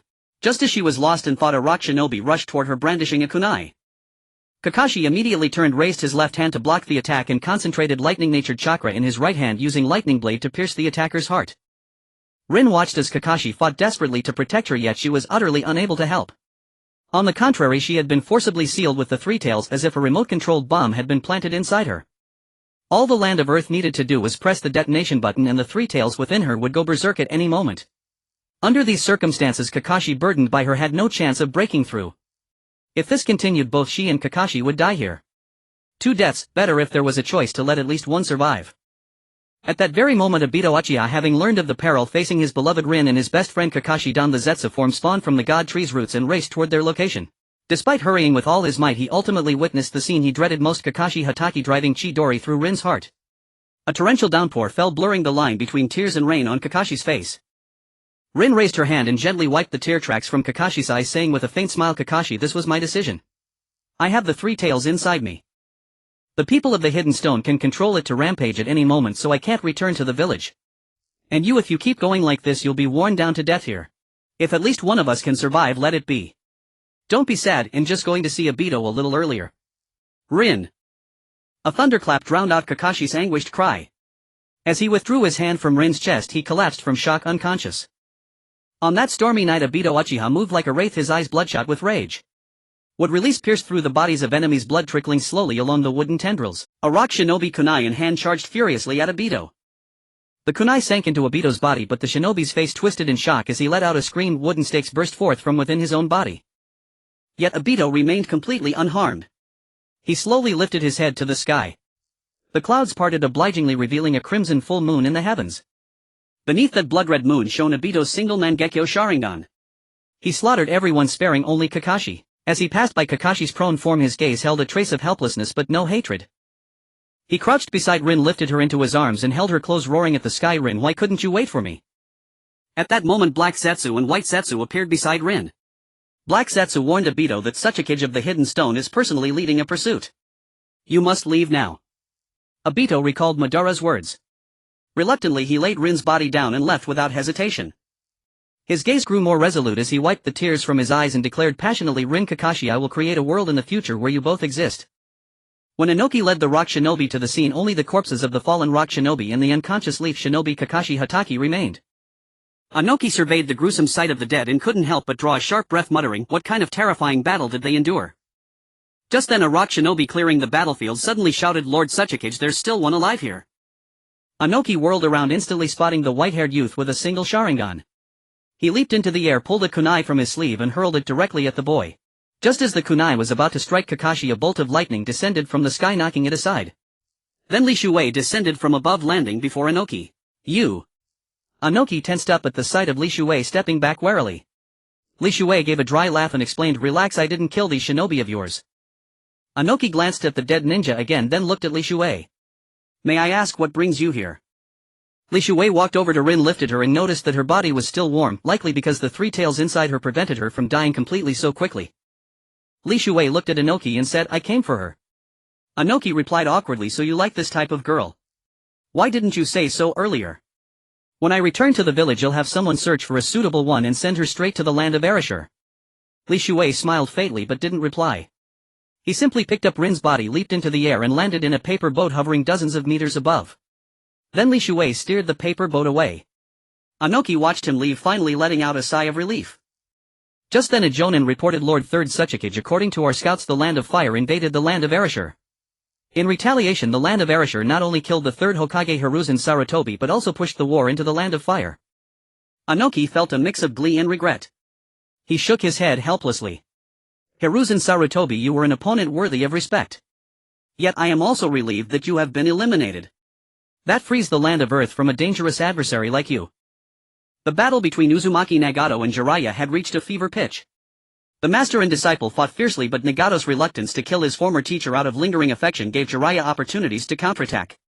Shima Sannin had completed her chakra accumulation and was about to unleash her illusionary technique, the Great Toad's Chant. Having already been subjected to that unbearable illusion, Nagato had no intention of letting it happen again. Bansho Tenin. With a sudden universal pull, Nagato caught Shima Sannin off guard, yanking her toward him and disrupting her impending illusion. He raised a black rod, aiming to impale her. Jiraiya dashed forward, his hands forming seals rapidly as he shouted, "Sage Art Toad Tongue Bind." Using the power of Sage Mode, he extended his tongue to strike Nagato. Nagato swiftly raised his left hand and roared, "Shinra Tensei." The immense repulsive force sent Jiraiya's tongue rebounding. Then Nagato drove the black rod through Shima Sannin's abdomen, flicking it aside to land before Jiraiya. Shinra Sannin burned with rage, while Li Shuei, concerned for Shima's injuries, hesitated to leave Jiraiya's shoulder, fearing that without him Jiraiya's Sage Mode would falter. Enduring his inner torment, he watched his wife die calmly, then said, "Little Jiraiya, let's continue fighting." Jiraiya nodded, his eyes blazing with murderous intent. He had made up his mind to kill Nagato. Nagato, using the power of the Azura Path, launched missiles for a long-range assault. Jiraiya retreated dozens of meters and the missiles struck the ground, creating a massive crater. He began analyzing Nagato's abilities. He glanced back at Li Shuei, who was suspended dozens of meters in the air, and at the animal path's little girl Xiao Chao Ai Meng. Jiraiya thought to himself, including Nagato, there are 7 people. There's a female ninja inside the giant's body, and the Nagato before me seems to possess all the techniques of the previous 6. And why has Danza-sama become a puppet? Hanzō of the Salamander's power seems to be controlled by Nagato as well. Meanwhile, Orochimaru stood frozen, not daring to move. Li Shu's shadow clone and the 50 Turtle Raisin Water General were watching him closely. Li Shuei, who had single-handedly killed the 3rd Hokage Sarutobi Hiruzen, possessed strength that Orochimaru, at least for now, could not match. Yet Tsunade was still inside the giant's body, and Orochimaru felt a restless urge. After all, he still harbored feelings for her, whether romantic, friendly, or fraternal. All these emotions drove Orochimaru to risk everything, at least to rescue his beloved Tsunade. Gritting his teeth, Orochimaru unleashed his true form, a massive white serpent, the Yamada no Orochi, and lunged at the Raisin Water General. Li Shu's clone was caught off guard and wrapped up by the serpent. Annoyed, it stretched and shouted, "Lightning release electric fish jutsu." This technique was originally improvised by Li Shuei when he electrocuted a crocodile, but facing Orochimaru's true form he couldn't think of a better jutsu on the spot. So the shadow clone, in a flash of inspiration, used it again. But this time it wasn't the voltage for fish, it was millions of volts of high-pressure electricity. In an instant the current coursed through Orochimaru's entire body, leaving him charred and crispy with a tantalizing aroma. Though Orochimaru didn't die, he was knocked unconscious by the million-volt shock. The sudden appearance of the Yamada no Orochi briefly diverted the attention of both Uzumaki, Nagato, and Jiraiya.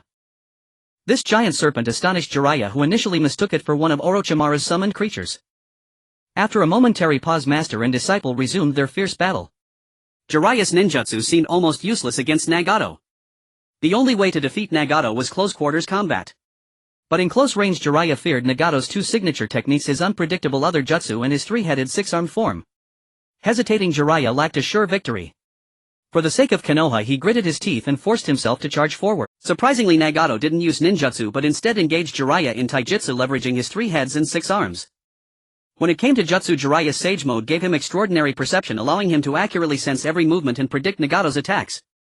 But the Rinnegan's insight was equally formidable. As Jiraiya anticipated Nagato's next move, Nagato simultaneously read Jiraiya's. Both predicted each other's actions and struck at the same time. Jiraiya quickly formed a single-handed Rasengan and drove a massive Otama Rasengan toward Nagato's waist. Nagato dodged sideways, thrusting a black rod at Jiraiya's forehead.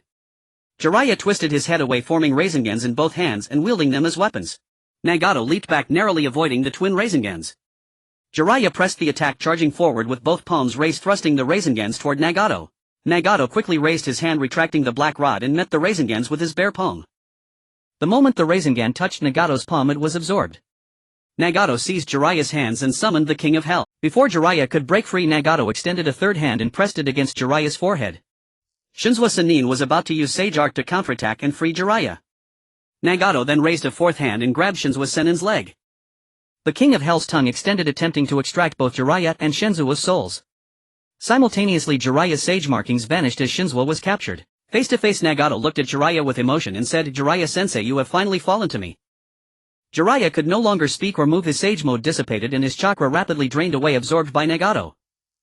Nagato smiled slightly, controlling his last pair of hands to raise black rods, one aimed at Jiraiya and the other at Hanzō Sannin. Li Shuei, accompanied by Yi Yuanlin, piloted a paper boat and swiftly sped towards the capital of Longua. They arrived at the entrance of the southern city store just in time, where all the citizens of Longua had gathered awaiting news from Li Shuei and Xuanhua Changmen.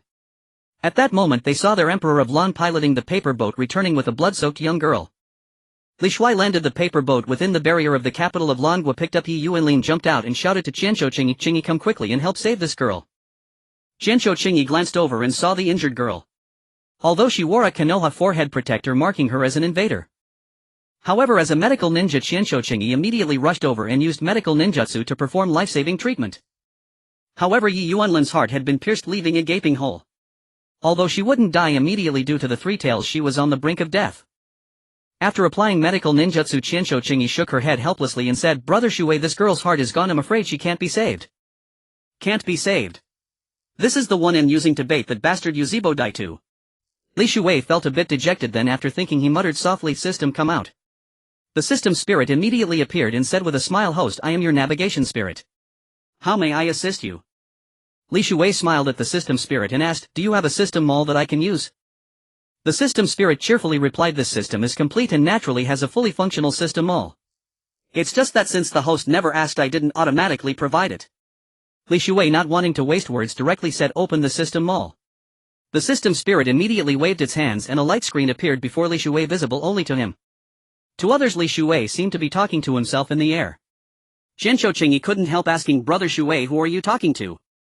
Li Shuwei replied, "You continue treating the girl, don't get distracted. In doing what I need to do." After the light screen formed, the complete system mall appeared before him.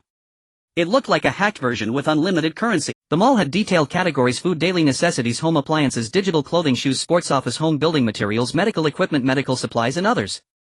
Li Shuwei browsed the medical equipment section and found a nano heart. This heart had special customization features. Its material was nano, but it was crafted to be a one-tone replica of a human heart. The nano heart beats by connecting to the brain's nerves using the body's own microcurrents and pulsates in response to emotional fluctuations from the brain. It has self-repair capabilities. After implantation, it distributes nanofactors throughout the user's body. Over time, it accumulates sufficient trace elements to increase the number of nanofactors. It will stop accumulating only when it has enough material to recreate a second nano heart. Even if the heart is shattered again, the nano heart can rebuild itself through the nanofactors distributed throughout the body. Li Shuwei reached into the light screen, took out the nano heart and placed it directly into the gap in Yi Yuanlin's heart. The nano heart, upon touching the wound, quickly began connecting to her damaged organs and tissues. In a short time it had reconnected with the heart's blood vessels, and through nanotransport it was visibly repairing the gap in the heart. After about 10 minutes the gap in Yi Yuanlin's heart was completely filled, though it still looked a bit bloody and raw. Zhensho Qingyi helped Yi Yuanlin up and shouted to the crowd, "Gardenia, come quickly and help me."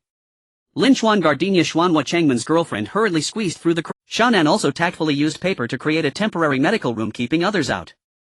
When Lin Xuan Gardenia arrived, Zhensho Qingyi immediately said, "Gardenia, from now on I'll use medical ninjutsu to treat the front of this girl and you treat her back." "I understand." Lin Xuan Gardenia nodded, then half-crouched, supporting Yi Yuanlin's back with one hand while using medical ninjutsu to treat her. With the combined treatment of Zhensho Qingyi and Lin Xuan Gardenia, Yi Yuanlin's injuries were no longer serious and her bodily functions gradually stabilized. Li Shuwei stared at the medical equipment section of the system mall, his eyes gleaming. If only he had known earlier, he would have turned the capital of Longwei into the greatest medical power in the Naruto world. Li Shuwei then walked out of the temporary medical room. Before leaving, he instructed Qingyi, "I have big plans for this girl. You must keep a close watch on." Zhensho Qingyi looked at Li Shu's back and said, "Brother Shuwei, don't worry, I'll protect her." Returning to the battlefield between Xuanhua Changman and Zilai. Xuanhua Changman had already thrust a black rod into Zilai's shoulder. However, he deliberately avoided vital spots, not intending to kill Zilai with a single blow. Zilai instantly felt a sense of oppression from the samsara, a sensation transmitted through the black rod embedded in his shoulder. Zilai tried to struggle but realized he had lost control of his body and all his chakra was sealed at that moment. As for the toad sage standing on his shoulder, he was not so lucky. Xuanhua Changman's rod had pierced the toad's body, flinging it next to the corpse of the other toad sage, reuniting the couple in death. However, at this moment the remaining forces of Konoha regrouped, led by the Hyuga clan's head Hyuga Nichiza and the Uchiha clan's head Uchiha Fuyue. Xuanhua Changman used his samsara eye to intimidate everyone present and cast the Uedo technique on them. In an instant tens of thousands of people fell into an infinite. In 1 second they experienced 10 years of torment, where Xuanhua Changman stabbed them with his black rod 81 times per second. As the black rod in Xuanhua Changman's hand thrust in and out, their blood gushed continuously and they screamed in agony 81 times every second. When Xuanhua Changman stopped, only less than 5 minutes had passed in real time. Everyone present had lost their combat ability, collapsing to the ground, frothing at the mouth and twitching limbs. Noara Rin slowly opened her eyes and looked around, only to find herself surrounded by a group of strangers. She had just been revived due to the earlier piercing of her heart and excessive blood loss. She was still in a weakened state. Fortunately, the nanoheart accelerated her blood production, which slightly improved her complexion. Senju Qingyi held Noara Rin's hand and said gently, "This is the land of Erashur. Our Emperor of Erashur discovered you on the brink of death and saved you." At that moment Uzumaki Nagato fired a signal flare of victory.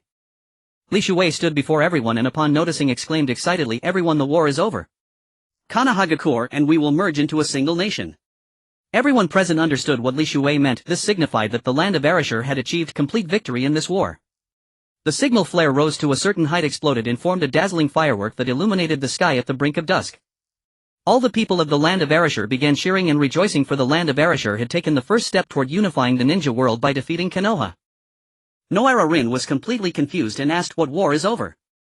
Did Konoha and Iwagakure successfully sign a peace treaty?" Senju Qingyi did not answer her question directly but instead said, "In a while you'll know when you come with us to Konohagakure." At this moment Li Shuwei directly threw out hundreds of paper boats from his sleeve, chanted a spell and made the paper boats enlarge, capable of carrying hundreds of people. Then Li Shuwei took the lead and jumped onto a paper boat, saying to everyone, people of the land of Arashi, follow me to Konohagakure. Everyone began to form orderly lines and boarded the boats one after another. Li Shuwei found Konan alone and said, Konan, go take Mitarashi Anko and Terumi Mei with you, then catch up with me. Well, go to Konohagakure together. Konan nodded, left a paper clone to watch over Noara Rin, then spread her paper wings and flew toward the capital of the land of Arashur. As Li Shuwei piloted the paper boat away, he looked back reluctantly at his original base and said, I will return and rebuild you into a modern metropolis. After saying this, Li Shuwei turned and controlled the hundreds of paper boats to ascend, grandly setting off with the people of the land of Arashur toward Konohagakure. Arriving at the location where Uzumaki Nagato was, besides Nagato, who still stood firm, there were also Li Shu's shadow clone and the animal path Xiao Chao, aiming. All the other Konoha ninjas had already fallen to the ground. Li Shuwei then controlled the paper boats to land and then purchased a large number of collars from the system shop to seal the opponent's power. He handed them to Yahiko to distribute one by one, having the people of the land of Arashur put them on all the Konoha ninjas. This collar contained intelligent control and sensing. Whenever the wearer disobeyed Li Shu's orders or harbored murderous intent toward Li Shuwei, the collar connected to the system would automatically generate a paralyzing effect on the wearer, rendering them immobile. Jiraiya was severely injured but not dead. Li Shuwei handed Uzumaki Nagato a collar and said, Nagato, this is a sealing collar. Put it on your teacher and then let Chingy treat him. Uzumaki Nagato immediately took the collar and put it on Jiraiya, then pulled out the black rod stuck in his body. Senju Chingy quickly went over to perform medical ninjutsu to treat him, stopping the bleeding and healing his wounds. With such a good thing as the collar, Jiraiya had it on, so Orochimaru naturally couldn't be exempted. Orochimaru had a talent for research, so keeping him had some use. Although he could shed his skin and be reborn, the collar could take root upon contact with flesh and blood. Even if Orochimaru could spit himself out from his mouth, the collar would follow him out and appear around his neck. With Jiraiya and Orochimaru both collared, Tsunade naturally couldn't be left out. After deactivating the Thunderstorm Water General, Li Shuwei personally carried Tsunade to the ground, put the collar around her neck and then woke her up. As soon as Tsunade opened her eyes, she shouted bastard and tried to punch Li Shuwei directly, but she found herself paralyzed, unable to exert any strength. Her face with baby fat, her body with just the right amount of plumpness, curves in all the right places, she had a figure that was both voluptuous and firm. Reaching out to touch her skin, it was incredibly springy and elastic. At 1.7 meters tall, with a stubborn expression and eyes full of intense murderous intent, she glared at Li Shuwei, puffing out her cheeks, which made her look even cuter. What made it even more striking was that Tsunade was in her youth, causing Li Shu's heart to pound faster. He couldn't help but say, Tsunade, you are truly beautiful now.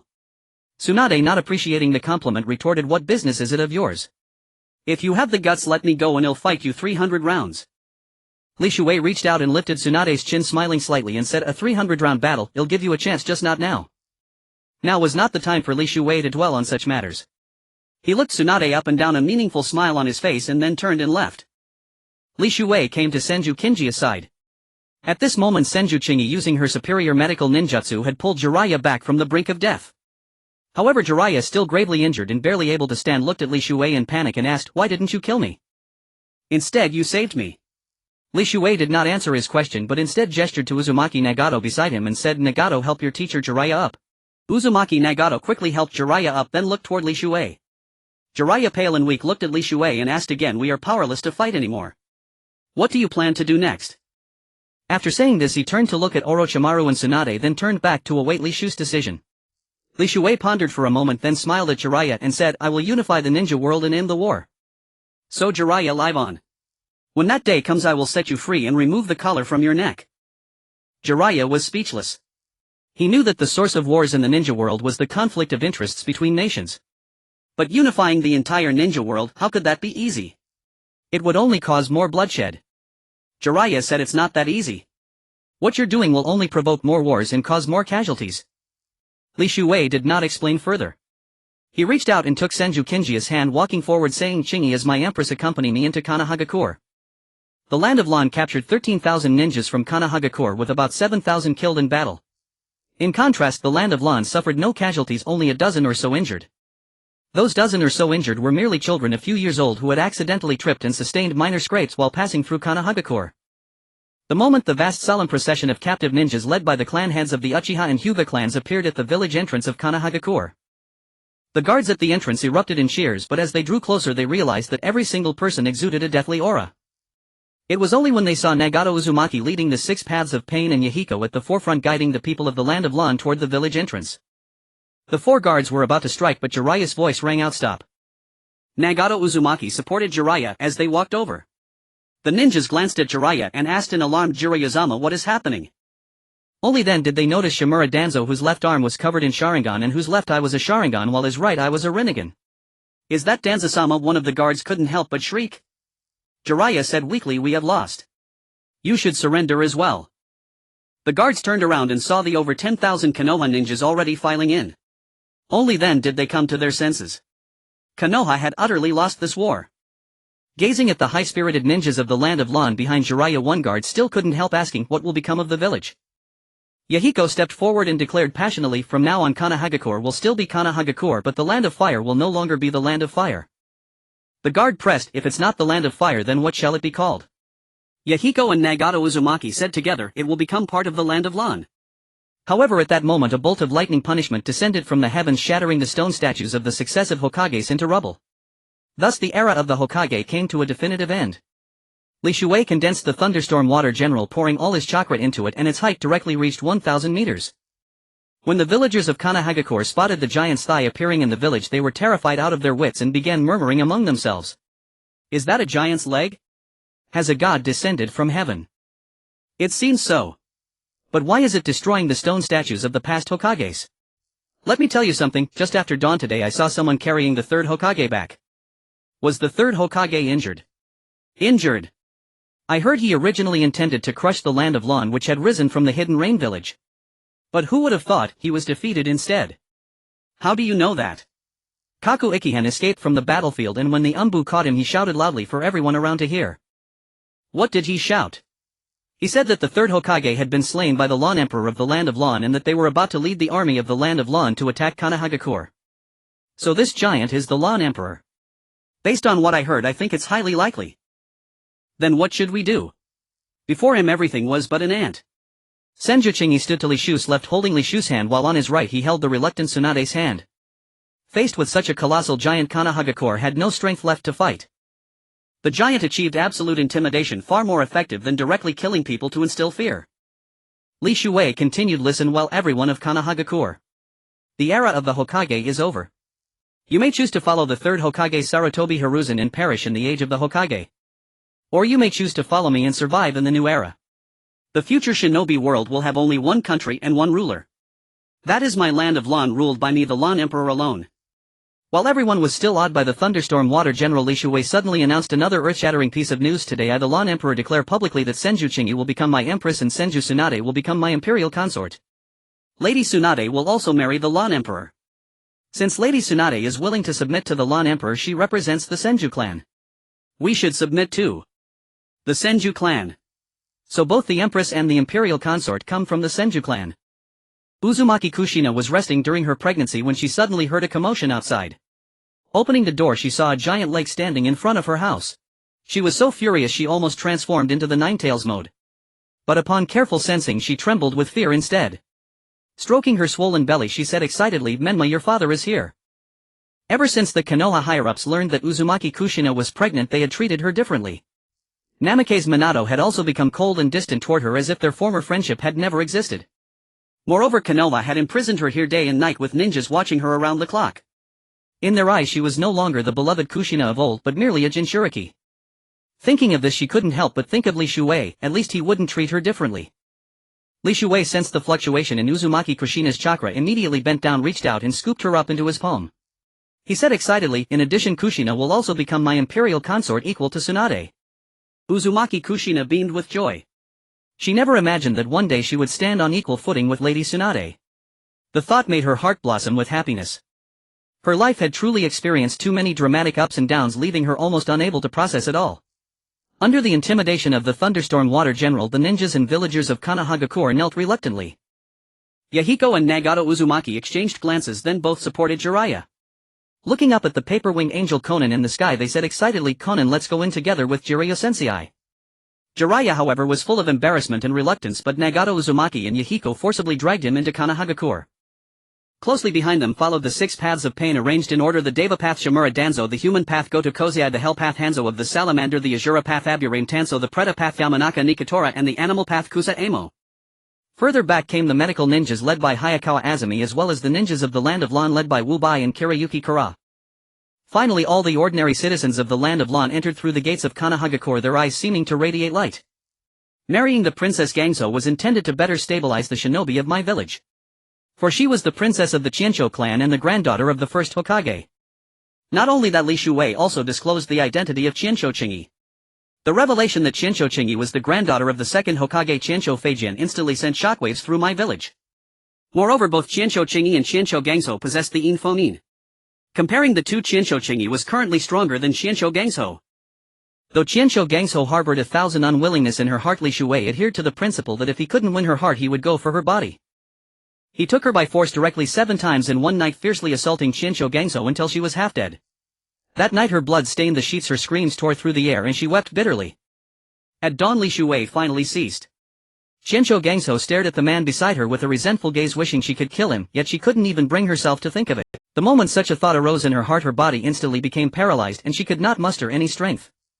Li Shuwei turned to look at Qianzhou Gangso beside him, his heart surging with excitement.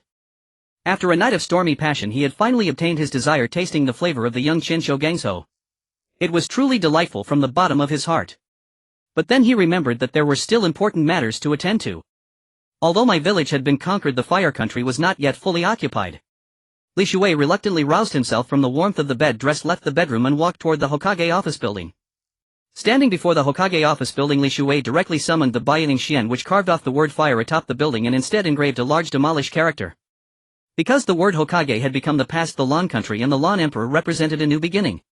Leaving this place would only allow the stubborn villagers of Mai who revered the will of fire to rekindle their desire for restoration. All the shinobi in my village were fitted with neck collars, while the ordinary people were not deliberately given such restraints. For they posed no sufficient threat. As long as the shinobi of my village were firmly controlled, the entire village and the entire fire country would be under his command. Of course, completely conquering my village and the fire country would still take time. Li Shuwei personally went to the Uchiha clan's compound to meet with the clan leader Yuzebo Fuyue. As seen on the battlefield, Li Shuwei had summoned the 50-meter Lei Lan Shuwei General, and later in my village he manifested the 1,000-meter Lei Lan Shuwei General. This led Yuzebo Fuyue to suspect that Li Shuwei might be a descendant of the Uchiha clan who had been wandering outside. When Yuzebo Fuyue met Li Shuwei, he knelt directly on both knees and bowed, saying Yuzebo Fuyue pays homage to His Majesty the Lan Emperor. Li Shuwei nodded and personally helped Yuzebo Fuyue rise, smiling as he asked, "I've heard that since the founding of my village the Uchiha clan has been marginalized and treated differently. Is that true or false?" Yuzebo Fuyue's heart tightened, uncertain why His Majesty the Lan Emperor was asking this. He could only answer truthfully, reporting to His Majesty, "It is indeed so." Li Shuwei said with extreme seriousness, "If in the future I unify the ninja world and entrust my village to your governance, do you have the confidence to manage it better than all the previous Hokages?" Yuzebo Fuyue was instantly stunned, not knowing how to respond. Li Shuwei then pressed on sharply, "Your eyes will be stimulated and undergo changes, forming Tomo. This is called the Xiaolunian, isn't it?" Yuzebo Fuyue was again shocked, looking at the Lan Emperor before him in panic. He was even more convinced that this man was very likely a descendant of the Uchiha clan. Li Shuwei continued, "From the moment of awakening the Xiaolunian gradually manifests unique abilities, granting the Uchiha clan ever-increasing power." After Li Shuwei finished speaking, Yuzebo Fuyue could no longer suppress his curiosity and asked, "Your Majesty, how do you know all this?" Li Shuwei smiled contemptuously and said, "I not only know this, but I also know the specific evolutionary path of the Xiaolunian." Yuzebo Fuyue's eyes gradually filled with longing and he asked excitedly, "Really?" Li Shuwei nodded and said, "The Xiaolunian is divided into Onetomo, Tutomo and Threetomo. Under stronger stimulation it can awaken the one-watting Xiaolunian. However, the one-watting Xiaolunian has a fatal flaw." Hearing this, Yuzebo Fuyue forgot his manners and his identity, pressing urgently, "What is it?" Li Shuwei smiled slightly, feigning mystery, and continued, "You haven't yet awakened the one-watting Xiaolunian. Haven't you seen the stone inscription left by the ancestors of the Uchiha clan?" Yuzebo Fuyue revealed his Threetomo Xiaolunian and shook his head helplessly. Then he realized his loss of composure and hurriedly pressed his forehead to the ground, saying, "Your Majesty, I have been rude. Please forgive me." But Li Shuwei generously helped Yuzebo Fuyue up and said, "Fuyue, rest assured. I have come this time only to have a heartfelt talk with you as a friend. If you have anything to say, say it. If you have anything to ask, ask." Yuzebo Fuyue looked at Li Shuwei, now extremely agitated, yearning for Li Shuwei to reveal everything to him in advance. Because the stone inscription could only be read with the one-watting Xiaolunian. Li Shuwei said once the Wanwading Xiaolunian is awakened it will unlock extraordinary abilities. At the same time when both eyes are possessed one can activate the Shuzhuanenghu. Yuzhibo Fuyu's father who had died in battle had mentioned Shuzhuanenghu to him when he was alive. He only knew that in this world only the Uchiha clan could use Shuzhuanenghu. After saying this Li Shuwei shook his head helplessly and said alas the Wanwading Xiaolunian has a fatal flaw. Upon hearing that there was a flaw Yuzhibo Fuyue immediately knelt again and asked Your Majesty is there a way to resolve it?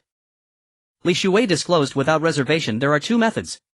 The first is to transplant the Wanwading Xiaolunian of a close relative into one's own eyes. Yuzhibo Fuyu's heart trembled. He thought the eyes of a close relative. I have only my 5-year-old eldest son Yu and my unborn younger son Sasuke. Thinking this he couldn't help but ask again what about the second method? Li Shuwei said transplant the cells of the first Hokage Chenshou Zhujian. For example look at the Xiaolunian on Danzo's left arm and his left eye. The Xiaolunian on Jitsu and Tuanzang's left arm and left eye were bloody evidence of the persecution of the Uchiha clan by the high-ranking officials of my village. Thinking of this Yuzhibo Fuyue knelt again and kowtowed 3 times to Li Shuwei saying excitedly His Majesty the Lawn Emperor. My Uchiha clan is willing to follow His Majesty the Lawn Emperor wholeheartedly for generation after generation. If we have any second thoughts we will surely suffer the calamity of extermination. Seeing Yuzhibo Fuyue swear allegiance Li Shuwei said calmly very well. Now the fire country has not yet been fully subdued by me. I will specially grant the removal of the Uchiha clan's neck collars allowing them to stand above others. At the same time I hope that the Uchiha clan will become the founding heroes of the Lawn country.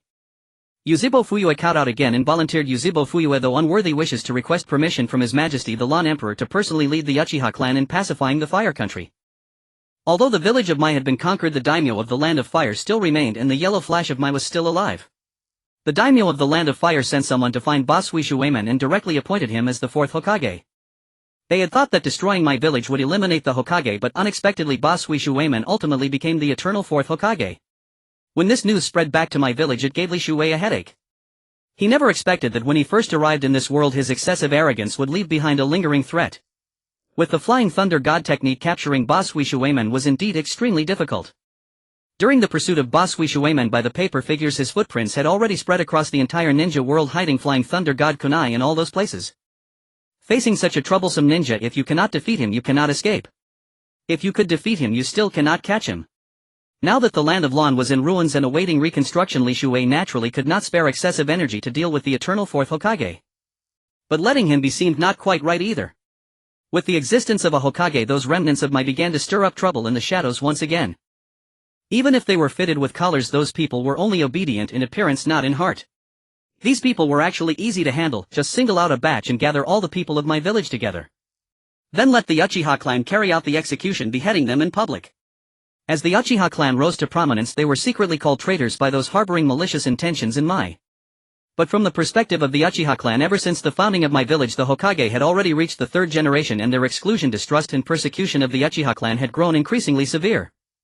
Even without the emergence of the Land of Lan one day the Uchiha clan would no longer endure this oppression and would eventually rise in rebellion.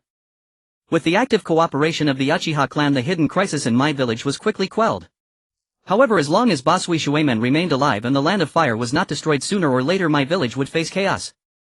Li Shuwei summoned Xianqiu Qingyi Mayan Xiaonan Xuanhua Changman Lin Chuan Jizi Wubai and Wuli Qianku to gather on the playground of the Ninja Academy in my village. He also notified Uchiha Fuyue to come for a discussion. When everyone gathered they immediately noticed Uchiha Fuyue who was not wearing a collar. The crowd's puzzled gazes fell upon Li Shuwei in unison. Li Shuwei smiled and said Uchiha Fuyue has been in contact with me for a long time he is the spy I planted in my village. By saying this Li Shuwei gave Uchiha Fuyue enough face directly elevating him to the rank of founder of the Land of Lan. Uchiha Fuyue understanding the situation bowed respectfully to everyone present and said excitedly from now on I hope everyone here will take good care of Fuyue. Since Li Shuwei had spoken the others naturally had no objections.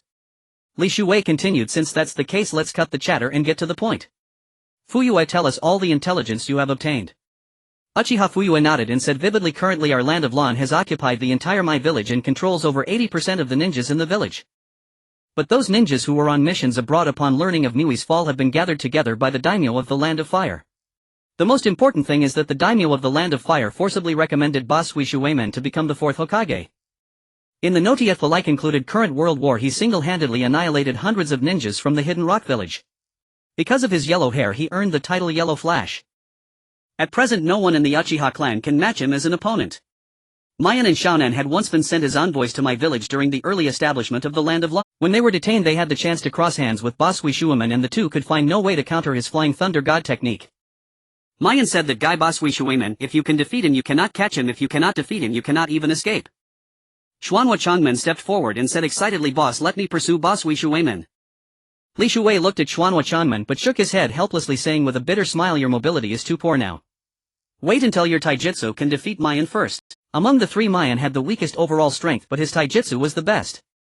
This was because he worked extremely hard, even surpassing Might Guy and Rock Lee from the Naruto Shippuden series. After speaking, Li Shuwei added, Changmen, the Land of Lan also needs you to stay unguarded, we cannot do without you. Uchiha Fuyue, seeing Xuanhua Changmen's Rinnegan up close, was deeply shaken from the bottom of his heart. He thought, what kind of existence is the Emperor of Lan? It feels like he knows everything and can do everything. Facing Li Shu's words, once Xuanhua Changmen acknowledged him, he would never harbor a single complaint from the bottom of his heart. Even if there was a bottomless abyss ahead and Li Shuwei told him to jump, he would not hesitate. Xiaonan looked at Li Shuwei and said, seriously, Master Boss Shuiman must be dealt with. Whom should we send? Li Shuwei pondered for a moment and after careful consideration said, I will go with the Uchiha clan members. Lead the ninjas who have already surrendered in Mayan first, take the entire Land of Fire. At this moment Uchiha Fuyue could not help but voice his worries. Emperor of Lan, wait a moment. Before Uchiha Fuyue could finish, Li Shuwei interrupted him and continued, Fuyue, I brought you here to treat you as a brother. The title Emperor of Lan is for outsiders to address me. You and I are brothers. I am 1 year older than you, so you should address me as big brother or boss just like everyone else here. These words instantly elevated Uchiha Fuyue's status, making him feel equal to everyone present. He excitedly called out to Li Shuwei, boss. Li Shuwei nodded with satisfaction and said, we are all brothers, isn't it good to address each other like this? Fuyue, continue with what you were about to say.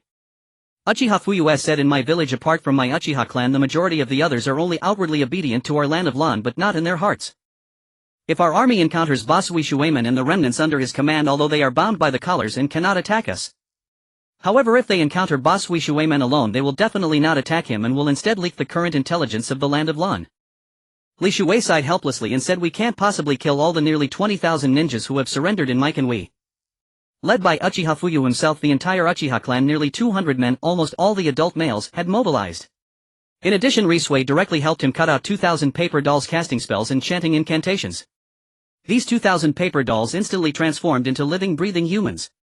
Their appearances varied and their overall strength equaled 50% of Risui's normal state.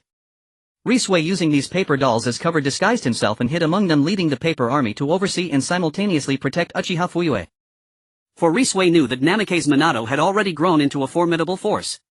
In contrast, Uchiha Fuyue had only just awakened his 3-tomo Sharingan. If Uchiha Fuyue were to face Namikaze Minato, he would be instantly killed with no chance of survival.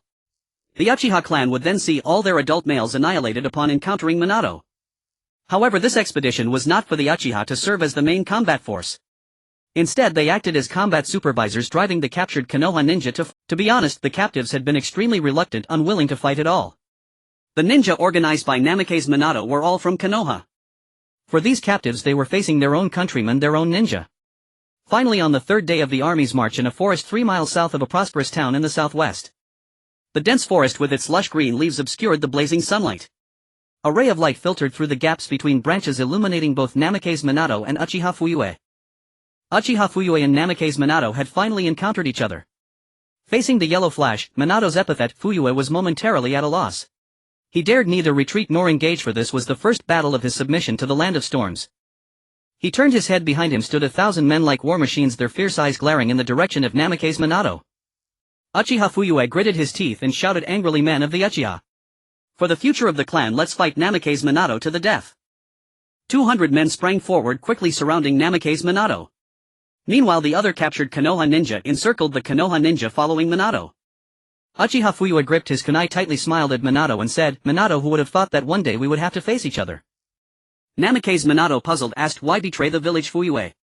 Uchiha Fuyue snorted disdainfully, betrayal. That's not quite right.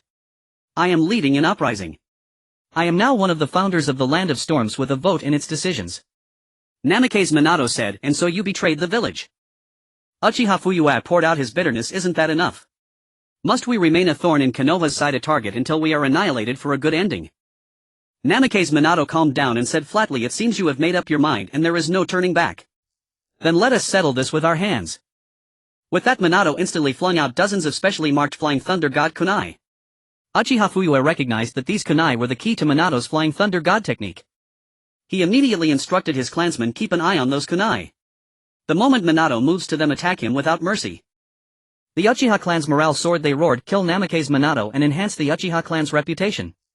Then Uchiha Fuyue directly activated his Three-Tomo, gripped his kunai and charged aggressively at Minato.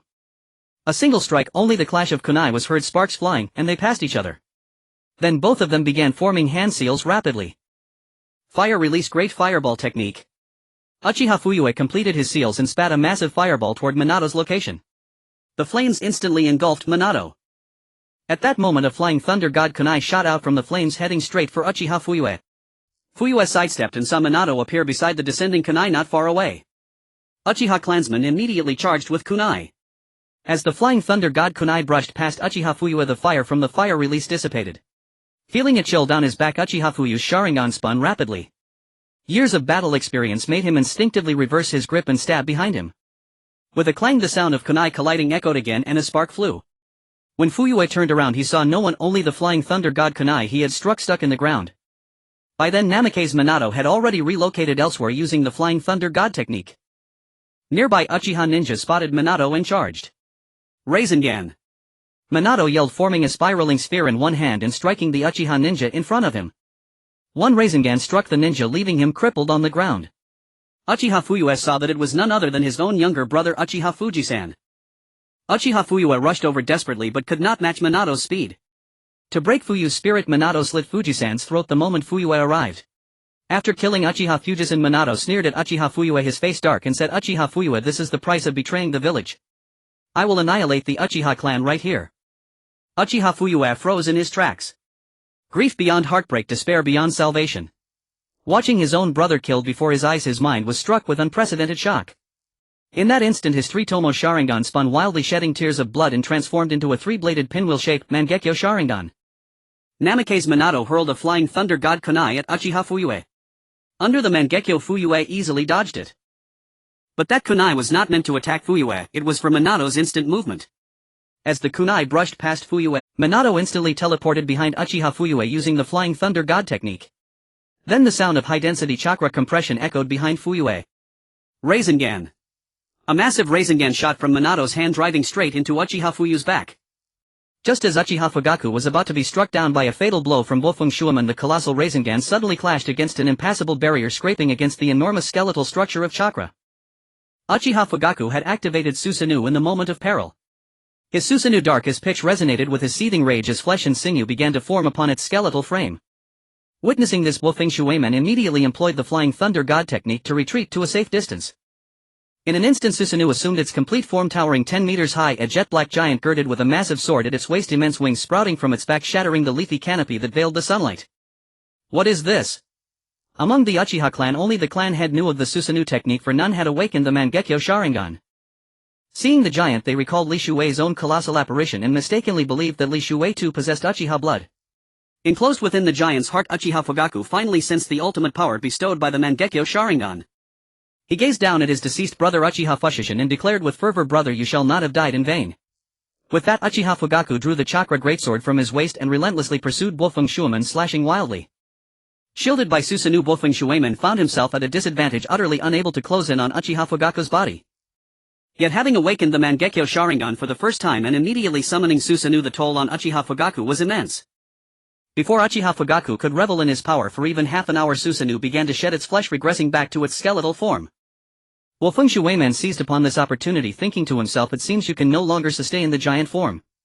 Once you revert to your normal state, that is when I shall deliver the killing blow. Uchiha Fugaku.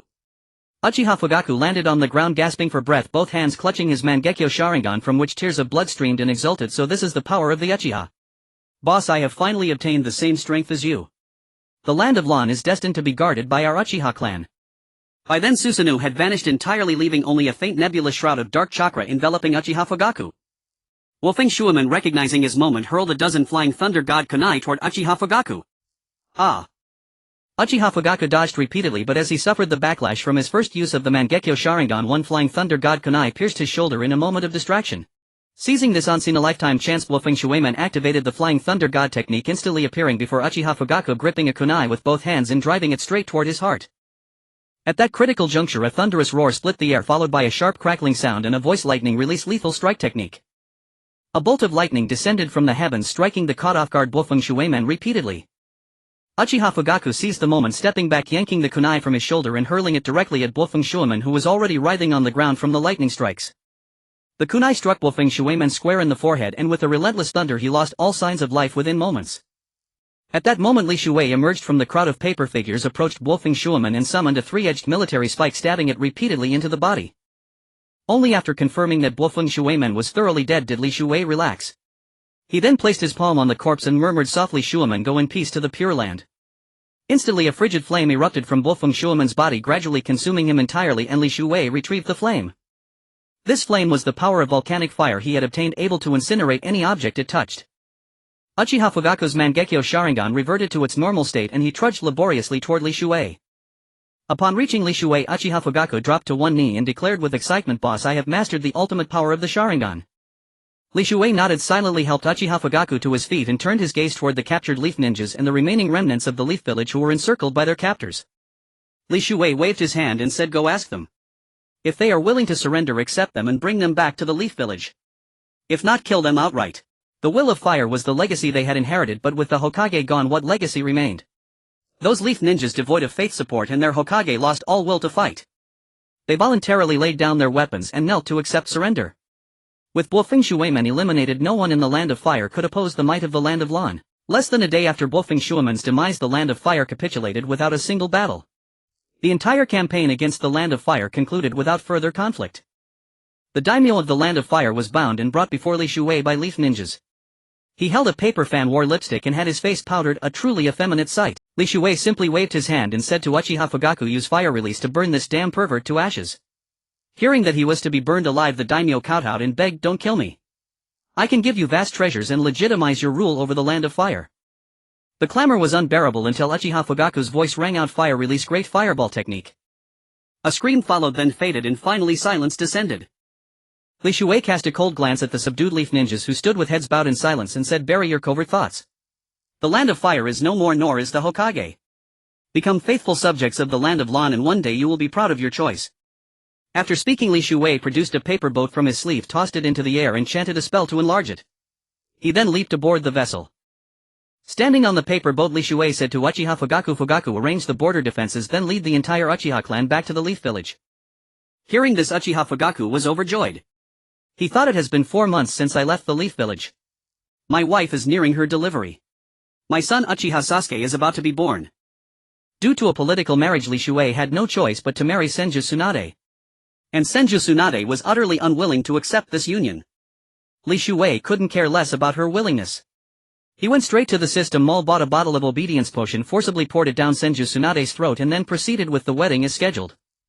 At this wedding, Li Shuei simultaneously married Senju Chingi, Senju Tsunade, and Uzumaki Kushina. At the wedding venue, Senju Tsunade acted like a clingy little bird, stirring envy among the people of my village, who marveled at the charm of the founder of the Lan country, His Majesty the Lan Emperor. As for the wedding location, it was the former Hokage office building. The demolished Hokage office building had been rebuilt into a 2.5-story luxury villa, serving as Li Shu's private residence. In front of the villa, a large courtyard was enclosed, spacious enough to accommodate tens of thousands of people, complete with gardens, a swimming pool, and a playground. Among those who came to offer congratulations, only the original citizens of the Lan country and the Uchiha clan, who were at the peak of their power in my village, were genuinely sincere. On this day, the happiest person was undoubtedly Uzumaki Kushina. She had originally thought she would be abandoned and despised by everyone, but in an instant she became a noble empress consort with Li Shu's child in her womb.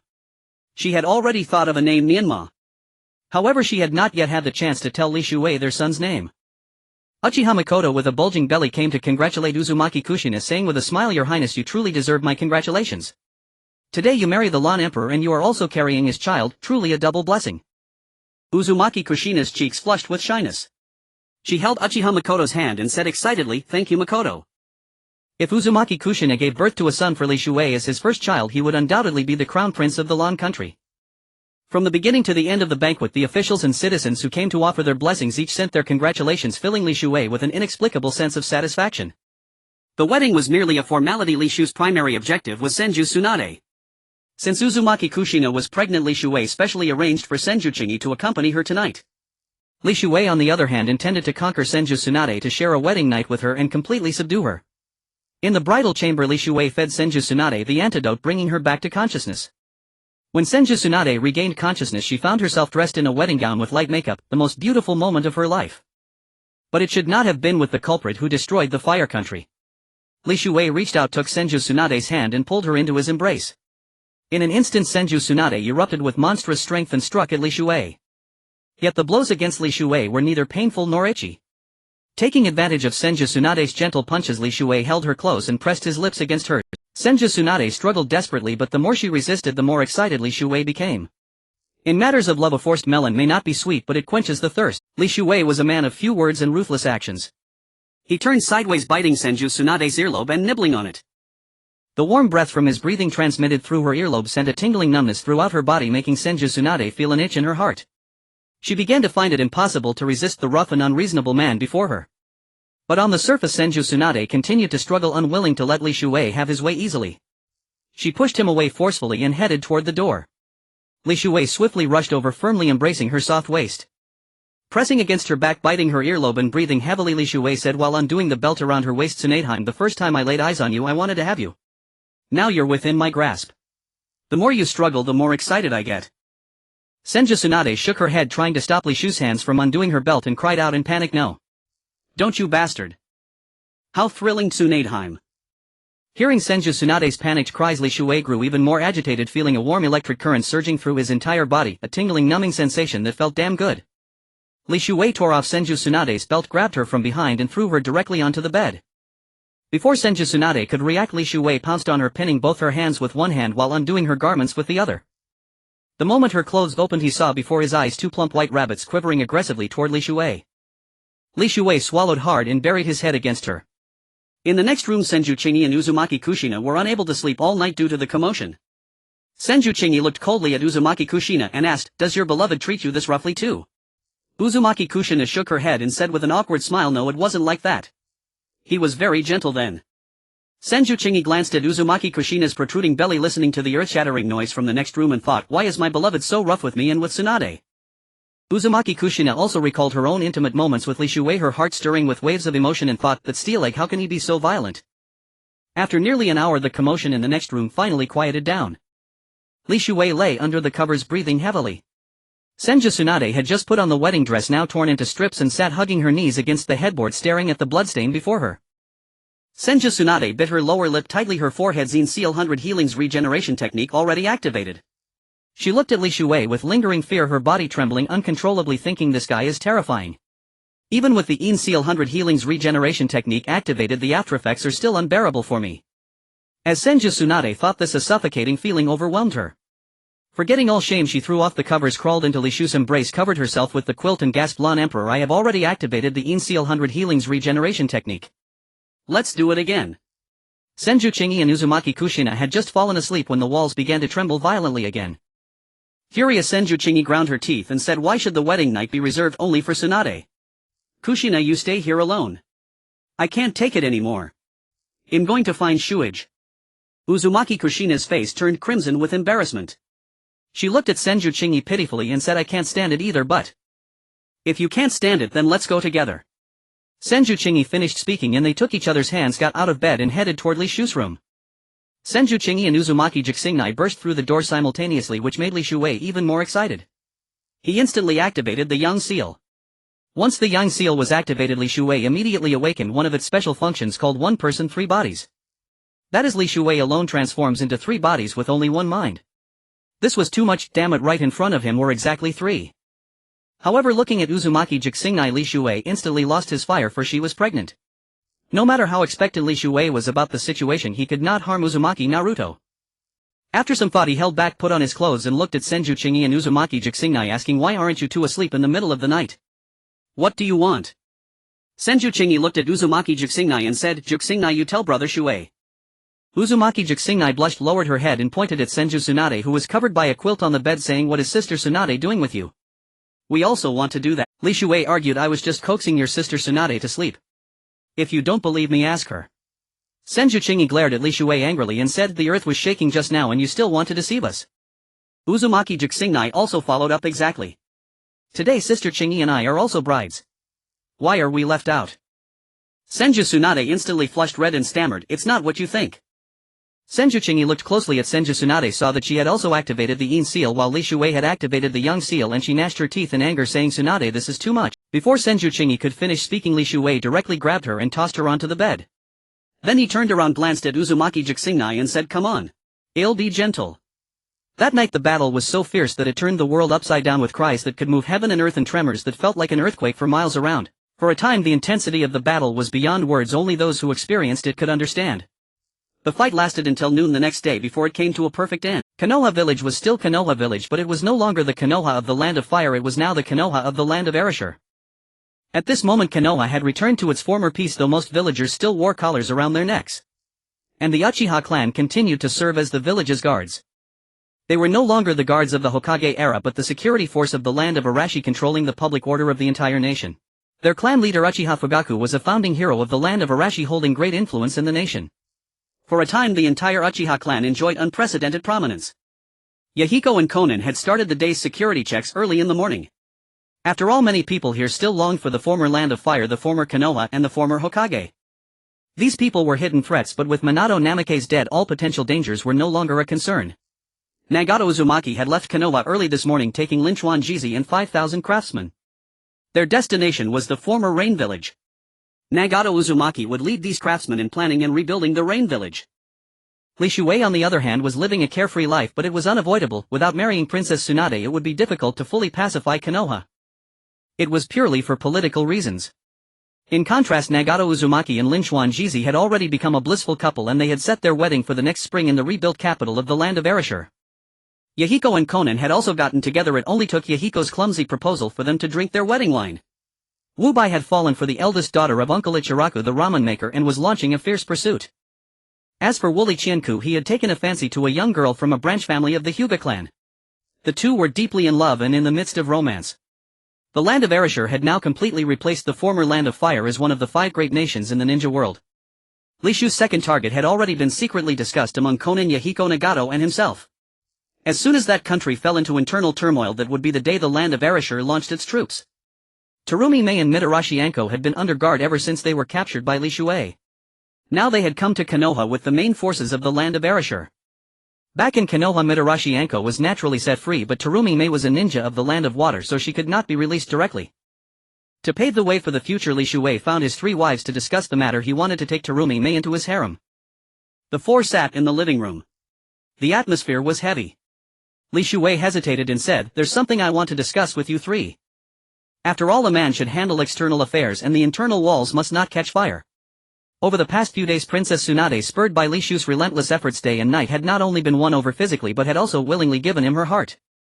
Now she was completely submissive to Li Shuei, docile and clinging like a little bird. If Li Shuei told her to go east, she would never dare go west. Uzumaki Jixingnai was similar. Being pregnant, she naturally hadn't been tortured and her heart was filled with anger. She had pimples on her face, looking completely irritated. Since entering Konoha with Li Shuei, Senju Chingy had undergone a tremendous change. Her vision was no longer limited to the romantic relationship with Li Shuei, it was now fixed on the entire realm. It must be said that this woman had an enormous ambition. 3 women together made quite a scene. They all looked at Li Shuei in unison, waiting for him to explain. Li Shuei said, "I find Terumi Mei of the Mist Village in the land of water very appealing, and I have decided to marry her as an imperial consort." Upon hearing this title, Uzumaki Jixingnai immediately asked, "Will she be on equal footing with me and Sister Tsunade?" At this point Senju Chingy had grasped Li Shu's intention. She spoke up, "I understand Brother Shu's words. Tsunade and Jixingnai don't oppose him. Support our man in doing what he wants." Tsunade lowered her head, stole a glance at Li Shuei and said, "As long as your majesty doesn't neglect me, I support him no matter how many women he marries." Li Shuei stood up and the image of Terumi Mei's fiery figure flashed in his mind, making him unable to contain his excitement. He said, "In that case it's settled. Pick a good day and I'll take Terumi Mei into the harem."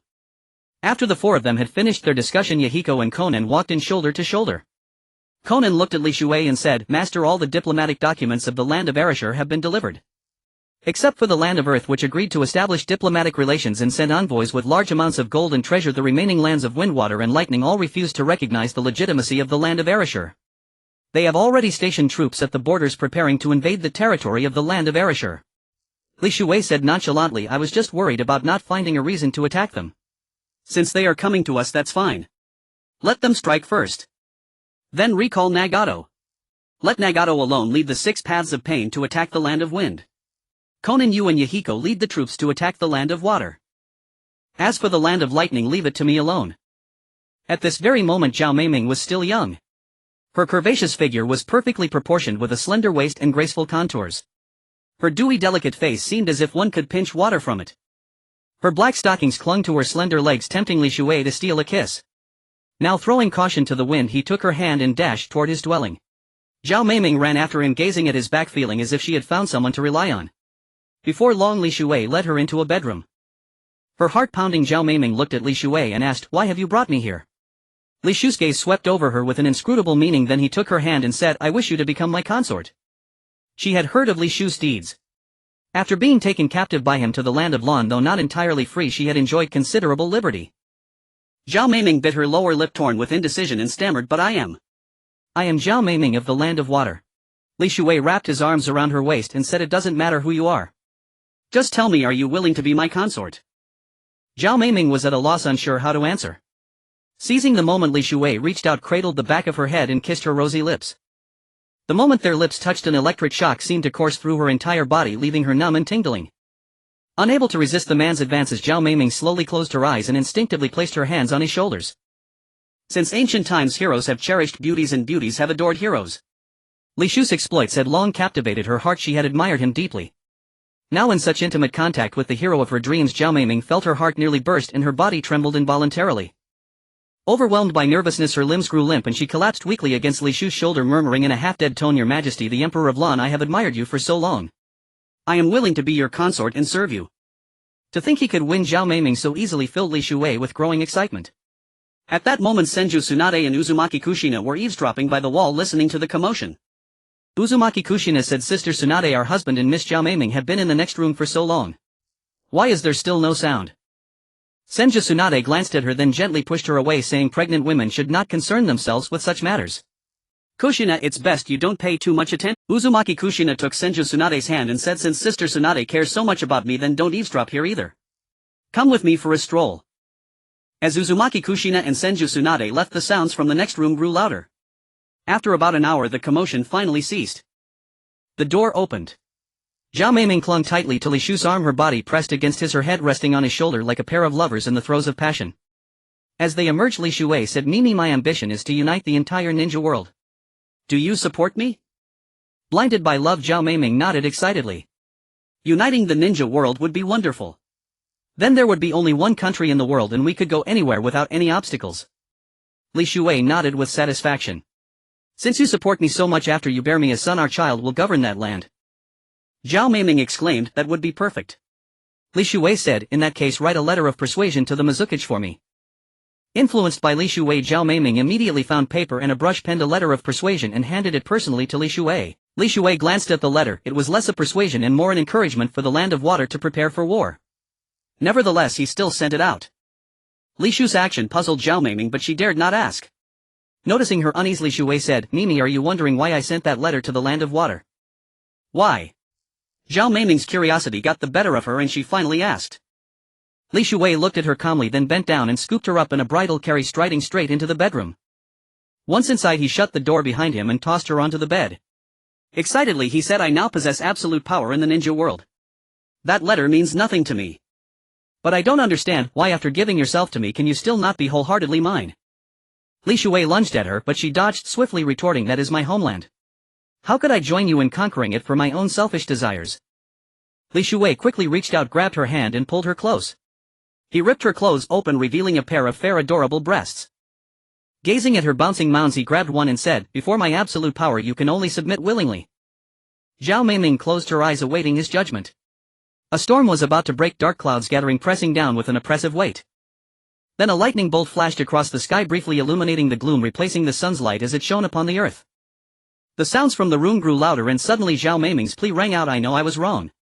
Please have mercy on me." Then Li Shu's voice followed, "Are you convinced in your heart?" Zhao Meiming moaned, "I am." Li Shuwei, "So your heart is convinced but your mouth is not. A sharp slap sounded and Zhao Meiming screamed, "It hurts. Stop hitting me. My buttocks are already half swollen." Yet Li Shuwei persisted, "Very well, tell me, are you convinced in heart or in mouth?" Zhao Meiming sobbed, "I am convinced in both heart and mouth. I am willing to serve you as a beast of burden for the rest of my life." The rain poured down, growing heavier, mingling with the thunder and gradually drowning out the sounds from within. The torrents fell upon the ground, forming puddles, the rain becoming more furious as if it would not stop until it had flooded the entire Hidden Leaf village. After handling the matters concerning Terumi, Li Shuwei decided to divide his forces into 3 routes. Led by Xuanhua Changmen along with the 6 Paths of Pain and 3,500 ninjas from the country of Arashi, they would attack the country of Wind. Among them was also Xuanhua Changmen's girlfriend Lin Xuan Jizi. This battle would be their battle of love. After the war, the two of them would return to the capital of the country of Arashi, where Li Shuwei would personally hold their wedding. At this time in the country of Wind, the 3rd Kazekage, who was skilled in magnet release, had mysteriously disappeared. The 4th Kazekage Raza was entrusted with the command of Tsunegakure in a time of crisis. The 4th Kazekage Raza's strength was not weak, that was relative to others. But for Xuanhua Changmen, he was not even worth a cup of tea. The country of water had just been passed down to the 4th Mizukage Goju Shirtsong. Because Yayuan Lin was saved by Li Shuwei, the 3 tails was better sealed within Yayuan Lin's body. Therefore the 4th Mizukage Goju Shirtsong no longer had a tailed beast inside him, and he was no longer a Jinchuriki. Mayan and Xiaonan formed a pair, leading 5,000 troops from the country of Arashur to attack the country of water. As for the country of earth, Li Shuwei had already sent a diplomatic letter to establish relations with it. The old man Daimu, because of the previous time when Li Shuwei took Mayan and watched Xiaonan attack the country of earth, had been left with an indelible shadow. He dared not lightly send troops against the country of Arashur. Moreover, Li Shuwei had promised that as long as the country of Wind was destroyed, he would give half of it to him, adhering to the principle that if you can't beat them, you might as well ally. With the support of the country of earth, the situations faced by Mayan, Xiaonan and Xuanhua Changmen became somewhat easier. Finally, there was Li Shu's solo route to the country of light. The front line was opened by Li Shuwei, followed by the Yuzhibo clan, the Rixiang clan and other Mai ninjas totaling 2,000 people. Xianshou Qingyi stayed in my village to prevent trouble at home. With her current strength, she could find no opponent in my village. On the way to the country of lightning, they had to pass through a country called the country of hot springs. Li Shuwei directly called Yuzhibo Fuyue over and said, "Fuyue, this country of hot springs is for your Susanoo to practice on." Since the last battle with Blofeng Shuaman, Yuzhibo Fuyue felt that his heart was willing but his strength was insufficient. In front of him, the country of hot springs was not a small country. Yuzhibo Fuyue looked at the crowd behind him. Whether it was the boss Li Shuwei or the Rixiang clan that had once been under the rule of the Hokage of my village, or the Yuanfei clan, in their eyes the Yuzhibo were the ones being targeted. Now Yuzhibo Fuyue would use his strength to prove it to them. My compatriots of the country of Arashur behind me, witnessed the power of the Yuzhibo with your own eyes. Yuzhibo Fuyue's eyes widened in fury and his pupils rapidly spun, transforming directly into the Mangekyo Sharingan. As blood tears flowed, the dark skeletal Susanoo began to slowly generate flesh and meridians. A 10-meter-tall dark Susanoo gradually grew before everyone's eyes. All the original residents of my village present couldn't help but associate Yuzhibo Fuyue with Li Shuwei. The 2 brothers of the Rixiang clan, Rixiang Richa and Rixiang Rizu, couldn't help but lower their heads at this sight. In their eyes, the strongest family in Mai should be the Rixiang clan, but the Susanoo of Yuzhibo Fuyue instantly overshadowed the former glory of the Rixiang clan. Guard day and night, the Yuzhibo clan still ended up ruling my village. At this moment, Yuzhibo Fuyue had already charged into the territory of the country of hot springs with his Susanoo. When the Susanoo entered the country of hot springs, countless ninjas of the country of hot springs appeared from all directions holding kunai with explosive tags attached, throwing them as if they were free toward the direction of Yuzhibo Fuyue. Yuzhibo Fuyue controlled the Susanoo to directly draw the sword at its waist and slash horizontally. The roofs in front and the ninjas standing on them were instantly slain in one strike. Li Shuwei immediately led the crowd to follow closely. The remnants of the Hokage's reign in my village watched helplessly as Yuzhibo Fuyue wreaked havoc. At this time, Xuanhua Changmen was also controlling the 6 Paths of Pain and entered the country of Wind, encountering over 10,000 ninjas from Tsunegakure. The 4th Kazekage Raza controlled the golden sand rising from the ground and coming overwhelmingly across the sea of sand, determined to engulf the 7 enemies in front of him who wore red robes with black cloud patterns. Xuanhua Changmen reached out and pulled Linchuan Juzi beside him, saying, "Juzi, just stand by my side and enjoy this brilliant battle." The golden sands swept in. The human path Wutong Wangchan took the lead, throwing out 5 barrier talismans. The Deva Path Jitsu and Tuanzang quickly formed hand seals and shouted, "Deva Path 5 seal barrier." He opened a huge barrier, letting the golden sand come like waves, like a flood bursting a dam. The people standing inside the barrier received no damage at all. However, under the covering of the golden sand, a towering pyramid had already formed. As the fourth Kazekage reached out toward the pyramid and shouted Sandstorm Grand Funeral. The pyramid began to tighten, continuously squeezing the barrier, emitting eerie sounds. Lin Xuanzhi panicked instantly and became anxious. But when she saw the calm and composed Xuanhua Changman along with his pair of Rinnegan representing the Sage of Six Paths, she immediately calmed down. She believed in Xuanhua Changman's ability; he would surely unite the ninja world with the boss Mayan and Xiaonan. At this moment the Deva Path Jutsu in Tuanzang directly pressed his palms together, and then a black energy sphere was pushed open in his palms. The black energy sphere instantly detached from his palm and flew upward. At this time Xuanhua Changman also made the same gesture as the Deva Path Jutsu in Tuanzang and shouted planetary devastation. The black energy sphere directly broke through the pyramid of golden sand and rose into midair. Then with the black energy sphere as the center, it released a tremendous gravitational pull, beginning to attract objects from the ground upward. The fourth Kazekage saw that the golden sand pyramid he had created was being pulled toward the black energy sphere appearing in the sky. He immediately pressed his hands together, condensed more chakra and gathered more golden sand, bringing it in large quantities toward the place where the enemies were buried. Immediately after, the fourth Kazekage Raza shouted Sandstorm Grand Funeral. But it still could not prevent the fact that a large amount of golden sand was gathering toward the sky. Mayan and Xiaonan traveled to the country of water by ship. Passing through the country of waves, after destroying it, they left 1,000 garrison troops while the rest boarded the ship and set out for the main island of the country of water. At a distance of 500 nautical miles from the country of water, thick fog began to appear on the sea. The fog blew toward Mayan and Xiaonan with the wind. Faintly visible 7 strange figures stood looming in the mist. Uchiha Fugaku, clad in Susanoo, swept through the land of hot water as if no one could oppose him. He fought his way into the capital, slayed the daimyo of the land of hot water, and captured the beautiful princess Tang Liangying. Li Shui handed the princess of the land of hot water Tang Liangying over to him for disposal. Uchiha Fugaku then decided to reward the princess to an ordinary soul, but there was a condition: after the war they would compete to see who had eliminated more enemies. Morale soared instantly, and without Li Shui lifting a finger, the army marched straight from the land of hot water into the border of the land of lightning. Upon learning this, the third Raikage flew into a rage and immediately assembled his army, personally leading the counterattack against the land of storm's forces. However, the third Raikage had yet to realize that the leader of the land of storm, the Storm Emperor, was none other than the obscure Gangdan from the land of lightning years ago. They had received intelligence that the land of storm had already destroyed the land of fire. The leader of the land of storm was called the Storm Emperor, and his full name was Li Shui. At this moment the Uchiha clan led by Uchiha Fugaku, who had activated Susanoo, charged ahead as the vanguard and entered the land of lightning like a flash of lightning. They arrived at the canyon fortress where Li Shui had fought the 5 great elders of the land of lightning years ago. The third Raikage personally led the elite ninja of the land of lightning, setting up an ambush at the entrance of the canyon, having long been hidden above the passage. This canyon passage could accommodate at most 2 people passing through side by side. At the entrance the third Raikage stood. Uchiha Fugaku's fighting spirit was high. He had long heard that the Raikage of the land of lightning had once single-handedly fought the 8 Tails without being defeated. Now clad in Susanoo and with his Mangekyo Sharingan activated, Fugaku was eager to challenge the third Raikage to an unknown duel.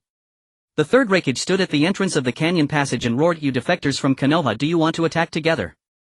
Uchiha Fugaku stepped forward and declared with fervor, "No, the Uchiha clan will represent the land of storm and challenge you, the Raikage alone." At this moment Li Shui ordered everyone to retreat 100 meters, wanting to see just how capable Uchiha Fugaku was. The third Raikage glanced sideways at Fugaku within the Susanoo and said disdainfully, "Overreaching yourself. Let me see what you're made of." After speaking, the third Raikage released his lightning release chakra, instantly enveloping his entire body and forming an indestructible lightning release armor. Uchiha Fugaku immediately controlled the Susanoo to draw its sword and swung it down toward the third Raikage's forehead. The third Raikage was so confident that he didn't even dodge, allowing the Susanoo's giant sword to strike him. He remained unmoved and completely unharmed. The sight stunned Uchiha Fugaku and everyone behind him. Then something unbelievable happened. The third Raikage suddenly raised his fist and roared, "Damned Uchiha brat, take this." He then punched the left leg of the Susanoo, shattering it instantly. The violent chakra energy blasted the entire Susanoo 10 meters away. Witnessing this, Li Shui couldn't help but recall the original plot of Naruto, where Sasuke, Uchiha and the Hawk team ganged up on Killer Bee. The third Raikage had deflated Uchiha Fugaku's pride. Li Shui felt it was about time for him to step in and save the day. At that moment the third Raikage used a body flicker technique to appear before the Susanoo's right leg. He raised both hands and using them as blades furiously chopped at the Susanoo's body. Under the third Raikage's ferocious power, his hand blades cut through the Susanoo like tofu. Just as they were about to reach the thigh of the fallen Uchiha Fugaku, Li Shui charged in from above and forcibly drove the third Raikage back. Also surrounded by lightning, Li Shui donned a lightning release chakra cloak, forming a lightning release armor as he appeared before the third Raikage. When their eyes met, a flicker of surprise crossed the third Raikage's gaze. Gangdan, he blurted out, calling the name of the original owner of Li Shu's body. Li Shui snorted coldly and said contemptuously, "Third Raikage, do you still remember what I said to you when I left the village?" Li Shu's body was overflowing with lightning release chakra, demonstrating power that was no less than the Third Raikage's. The Third Raikage quickly calmed down from his shock and nodded slightly. "I remember, but I never expected you to grow so fast." Li Shui smiled slightly and said, "Good that you remember. Now I want to negotiate a condition with you. If you agree, when I conquer the entire Land of Lightning, only the name of the Land of Lightning and the Raikage will be destroyed. Kumogakure will still exist." Ha ha ha. The Third Raikage burst into wild laughter, then said, "Negotiating with me? Gangdan, have you weighed your own worth before speaking?" Li Shui knew there was no room for further negotiation. He immediately adjusted his state, summoning the Lightning Storm Water General to envelop his body, forming a 20 measure tall armor to protect himself. Seeing Li Shu's towering Lightning Storm Water General, the Third Raikage was instantly shocked and exclaimed excitedly, "How do you know the jutsu of Lan Chuan Lingyin?" Li Shui charged straight at the Third Raikage. As he closed in, he delivered a hand blade strike directly at the Raikage. The Third Raikage crossed his hands above his head and quickly blocked the blow.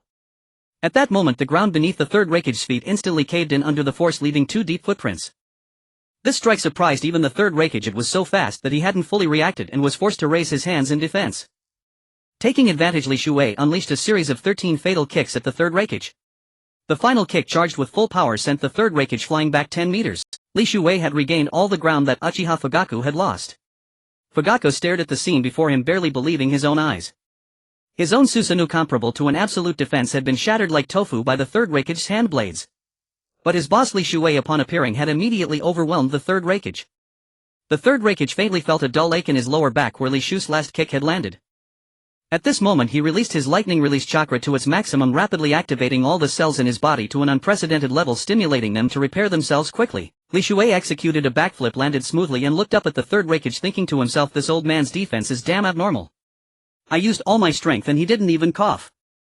The Third Raikage, still shaken, looked at Li Shui with a calm facade, thinking to himself, "Gangdan, this kid is impressive.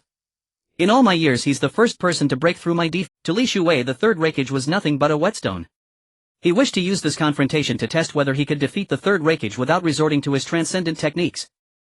Yet as things stood, he had indeed repelled the Third Raikage, but the man bore not a single visible wound. His lightning release armor remained utterly unbreached. Li Shui took a deep breath and shed his own Thunderclap Water General, choosing instead to cloak himself in lightning release armor and counter the Third Raikage's lightning with lightning of his own. He wanted to see whether he had truly grown or was merely showing off his meager skills before a master. Clenching his fists, 2 spikes of lightning-infused chakra materialized in his hands. This technique was called Thunder Spike. Once held, the spikes adhered to his fists. Then Li Shui stepped forward with his left foot and charged toward the Third Raikage, who stood 10 meters away. Seeing the steel egg again rushing toward him, the title of Raikage blazed in the Third Raikage's heart, driving him to meet the charge head-on. The instant they clashed, fists and feet flew. The Third Raikage excelled in handblade strikes and piercing finger thrusts, killing moves that relied on speed and close-quarters combat. Li Shui, on the other hand, had mastered most basic ninjutsu and was most adept at controlling the Thunderclap Water General. Piloting the giant mecha was pure bliss, yet now he chose to duel the Third Raikage using his second-best skill, taijutsu. Since both wielded lightning release chakra, there was no elemental advantage or disadvantage. Li Shui fought with all his might, his speed marginally faster than the Third Raikage's and his strength moderately greater. Every blow he landed on the Third Raikage seemed to breach his defense, not on the surface but deep within, causing his internal organs to churn with excruciating pain. Because Li Shui was only marginally stronger, he pummeled the Third Raikage relentlessly. Yet the Third Raikage's lightning release armor was as tough as a 1,000-year-old turtle shell, impossible to shatter. Losing patience, Li Shui struck with both fists, simultaneously executing the twin dragons surging from the sea. Chakra materialized into actual lightning dragons that shoved the Third Raikage backward. The Third Raikage's feet seemed rooted to the ground. Even as he slid back, his legs plowed 2 deep furrows into the earth.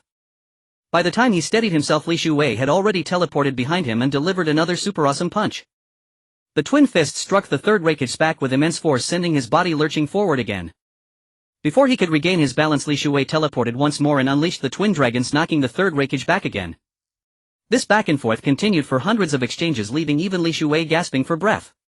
Damn it, the Third Raikage's lightning release turtle shell remained utterly unmoved. But then the Third Raikage coughed violently and blood trickled from the corner of his mouth.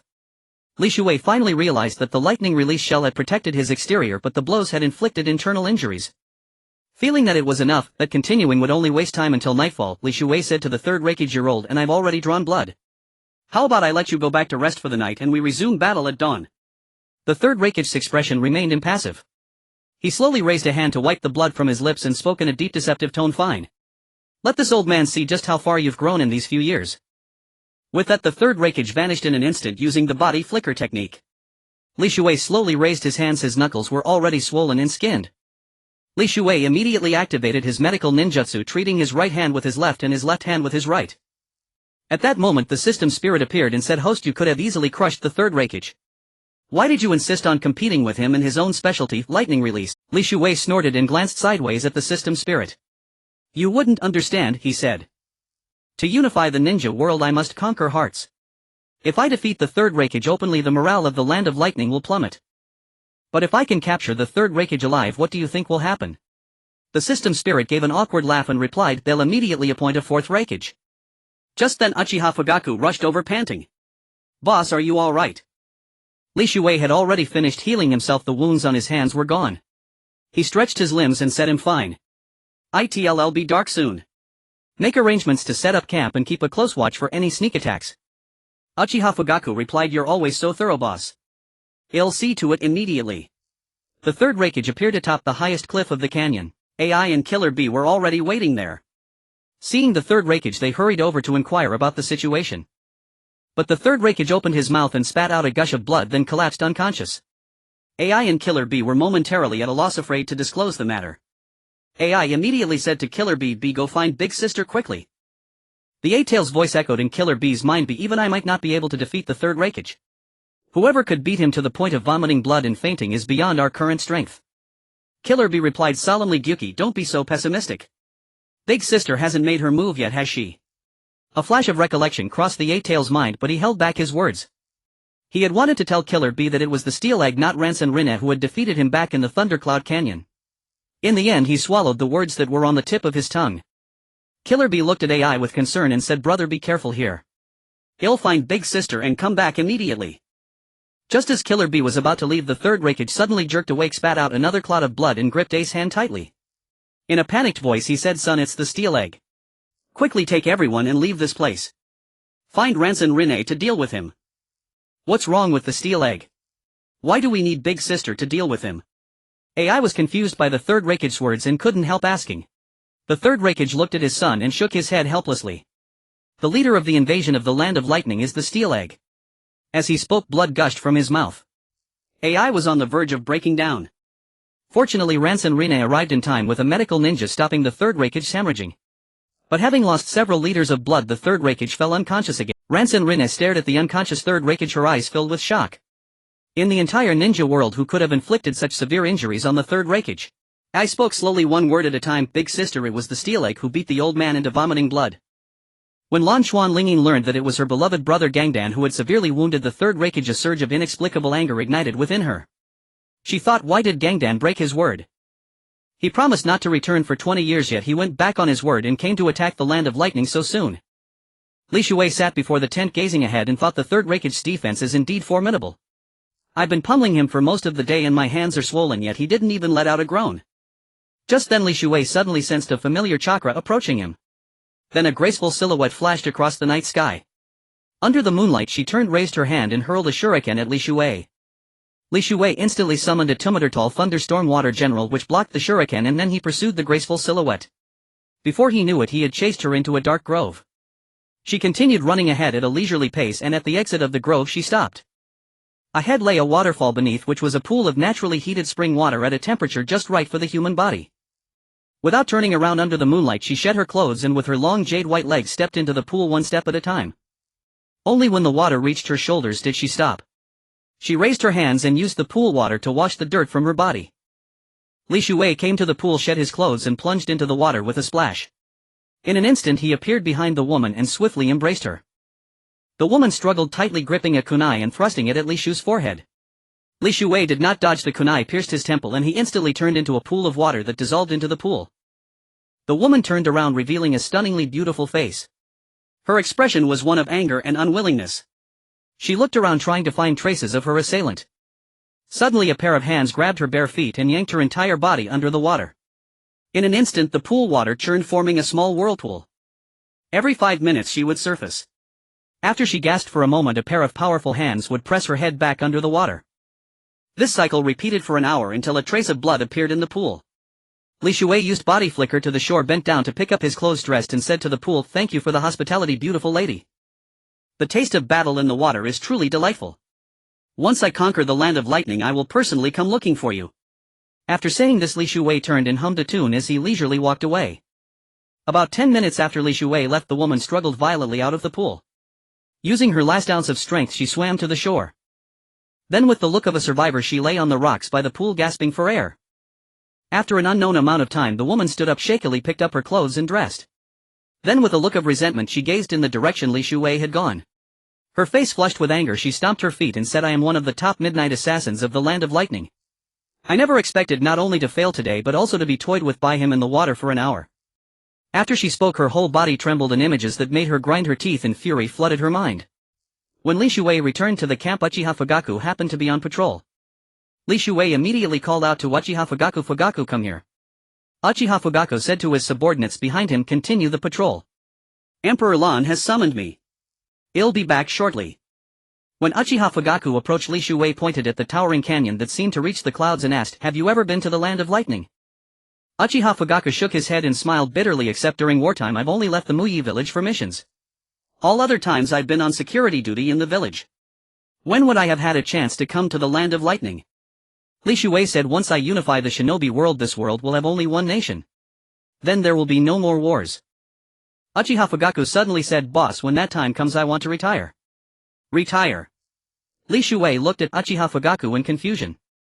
Uchiha Fugaku nodded vigorously, "That's right, I want to retire and then travel everywhere with Mei-chin, seeing all the customs and landscapes of the shinobi world." Li Shuwei smiled and said, "Then who will do your work?" Uchiha Fugaku replied, "I hope to entrust it to my eldest son Itachi, Uchiha Itachi." Uchiha Itachi.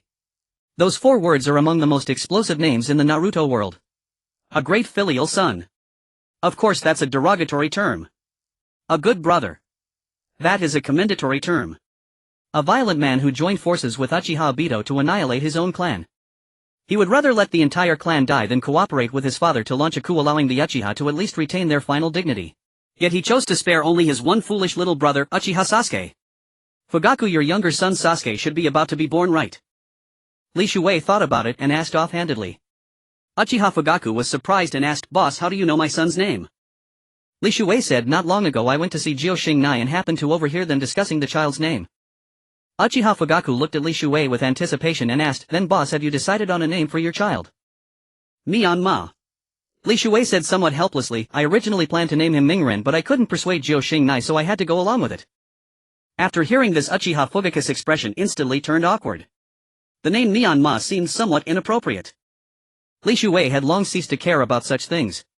His child with Lan Xuan Lingyin took the surname Lan Xuan, and his child with Xianhua Zhou Nai took the surname Xianhua. If Jian Shou Qingyi is lucky enough to give birth to a boy, then he must take the surname Li and be called Li Changshang, a perfect protagonist of a cultivation fantasy novel. The sky was just beginning to lighten. After a night of rest, all of their people were ready to set out, gathered in front of the only passage through the canyon. However, the 3rd Raikage did not arrive as expected. Li Shuwei looked up and saw AI leading Lan Xuan Lingyin and the midnight assassin from last night who had failed to kill him and instead been toyed with at the top of the canyon cliff. They were walking down the rock wall as if on flat ground with chakra adhering to their feet. Meanwhile, at the top of the canyon, the once short and small Chi-Bai-La had grown into a tall young man. Chi-Bai-La had already entered his tailed beast state, transforming into the form of the 8-tails Nyogue and hiding above, ready to gift Li Shuwei and his group a free-tailed beast ball at any moment. When AI appeared before Li Shuwei with Lan Xuan Lingyin and Midnight Killer, Li Shuwei could not describe his feelings at that moment, merely offering them a faint smile. A's peripheral vision fell upon Lan Xuan Lingyin, who nodded in response. Only then did AI walk toward Li Shuwei. Li Shuwei scrutinized AI and said, "AI, you've grown quite a bit in the years we haven't seen." AI looked at Li Shuwei with a serious expression and said, "Brother Gangdan, I am here now representing the land of lightning to negotiate with you." Negotiate? Li Shuwei was bewildered, thinking to himself, yesterday the 3rd Raikage and I fought to a stalemate. Logically, that should have sparked his will to survive. Today he should have challenged me to another battle, not suddenly sent his son to negotiate before the front lines. Li Shuwei waved his hand helplessly and said, "You're not qualified enough. Call your old man over." AI replied calmly, "I am now the 4th Raikage of the land of lightning. Everything in the land of lightning is under my command." Li Shuwei said, "Since you want to negotiate, fine. He'll tell you this Kumogakure may be preserved, but the land of lightning must become history." AI understood the implication and questioned, "Brother Gangdan, what exactly do you mean?" Li Shuwei replied breezily, I mean exactly what I said. To be honest, I intend to unify the ninja world. Either surrender and become part of the land of Lan or let me storm in directly. AI suddenly turned to look at Lan Chuanlingyin, who immediately grew impatient. She rushed over and shouted, Gangdan, that's enough. Do you want to fight? Lan Chuanlingyin brandished the Lan Guang sword, the very token of love Li Shuwei had given her back then. At that time Li Shuwei himself was still weak and had given her his only weapon. How ironic fate was, she was now using the sword he had given her to fight against him. Li Shuwei snorted coldly and said disdainfully, Lingyin, you're not the only woman in the world. I can have as many as I want. For the sake of our son, get out of my way.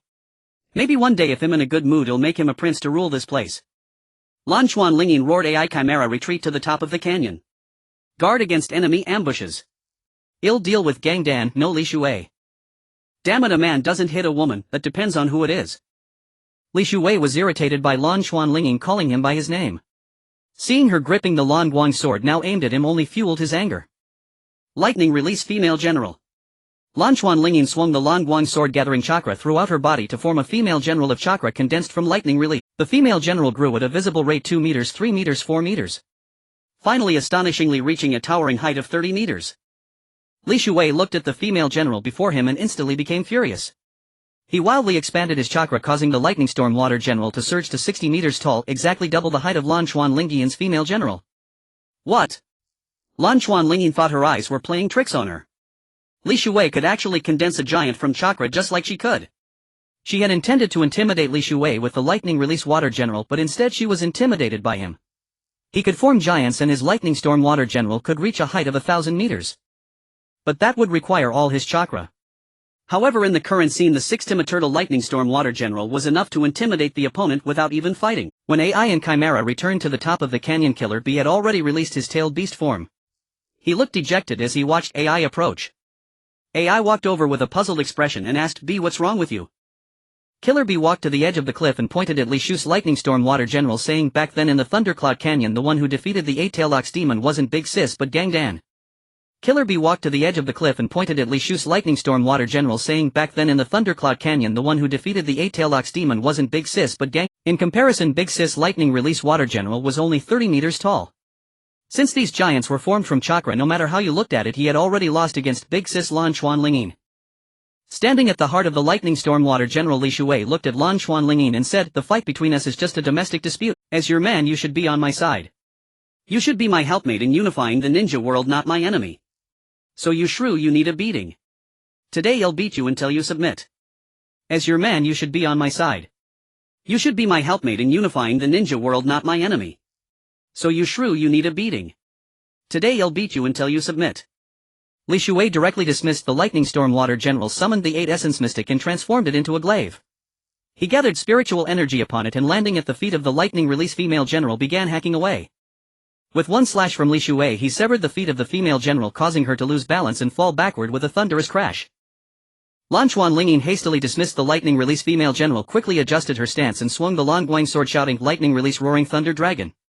Then a ferocious-looking lightning dragon emerged from the Lan Guang sword. The dragon, surrounded by crackling lightning, let out a dragon roar and charged toward Li Shuwei with bared fangs and claws. Li Shu's 8 essence mystic instantly transformed into a lightning rod. He flung it from his hand and it collided with the lightning dragon. In an instant the lightning on the dragon was neutralized and the dragon dissolved into nothing. Seeing that her ninjutsu was no match for Li Shuwei, Lan Chuanlingyin directly gripped the Lan Guang sword and charged at him. With a wave of Li Shu's hand, the lightning rod which had fallen to the ground instantly transformed into a silver flying sword. With a mere thought from Li Shuwei, the flying sword shot straight toward Lan Chuanlingyin. The sword's attack was fierce and rapid, catching her off guard. Though the Lan Guang sword could enhance Lan Chuanlingyin's strength, it was no match for Li Shu's flying sword. Back then Li Shuwei had discarded the Lan Guang sword because he found it unwieldy. With the flying sword's enhancement, Li Shuwei hadn't even imbued it with sword intent. If he had, the sword's aura would have surged and the flying sword would surely have taken Lan Chuanlingyin's life. That woman was truly stubborn. She had no chance of winning, yet she persisted, only hoping that Li Shuwei would give her a way out. It's fine to spoil a woman, but you can't be too indulgent or she'll develop bad habits. Since she was stubbornly refusing to admit defeat, he would slowly wear down her arrogance, beating her until she was completely convinced. Unable to withstand the assault, Lan Chuanlingyin defended against the flying sword with one hand while forming hand seals with the other, unleashing lightning release shadow clone. Instantly 6 lightning release clones of Lan Chuanlingyin appeared. She freed herself and leading the 5 clones surrounded the steel-egg brother she hated to the bone. Thunder Release Paralyze You technique. Li Shuei roared, striking directly at the approaching Ransun Lingyin. Ransun Lingyin was clad in the Thunder Release armor, rendering Li Shu's move ineffective. Failing the first strike, Li Shuei took hold of Ransun Lingyan's hand, yanked her down and pinned her to the ground.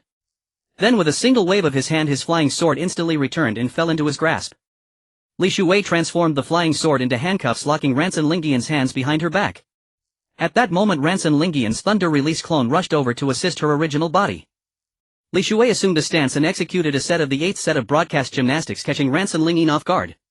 Meanwhile, AI and Killer Bee, witnessing this, set aside their fear. AI covered his entire body with Thunder Release chakra, forming the Thunder Release armor, activating every cell. With a single hand chop and a body flicker jutsu, he appeared before Li Shuei. Before AI could strike, Li Shuei abruptly turned, pressing his hands on Ransun Lingyan's shoulders and kicked backward with all his leg strength, landing a direct hit on Ace's chest. AI had thought the Thunder Release armor would provide some protection, but upon being struck he felt an unprecedented impact that sent him flying. As AI landed, Uchiha Fugaku arrived with his clan members, activating the Mangekyo Sharingan and casting a powerful illusion, Mirror Flower Water Moon. AI instantly found himself in the illusion he had been longing for, a lecherous grin spreading across his face as drool dripped from his mouth. Li Shuei continued his fierce battle with Ransun Lingyin, who wielded the Ranguang sword, striking with lethal intent. Yet Li Shuei held back, unwilling to harm the adorable Ransun Lingyin. At this moment, Killer Bee transformed into his tailed beast form, gathered a tailed beast ball and hurled it violently toward the land of the Wind's army. The tailed beast ball moved at near supersonic speed, poised to strike the land of the Wind's forces. Li Shuei used the body flicker jutsu to intercept the tailed beast ball, then kicked it back at Killer Bee as if he were a soccer player. The fully transformed 8-Tails Gyuki was caught off guard. Attempting to block the tailed beast ball, it instead swerved around him and exploded in the canyon. This natural fortress, the last bastion of the Land of Lightning, was instantly reduced to a flat plain.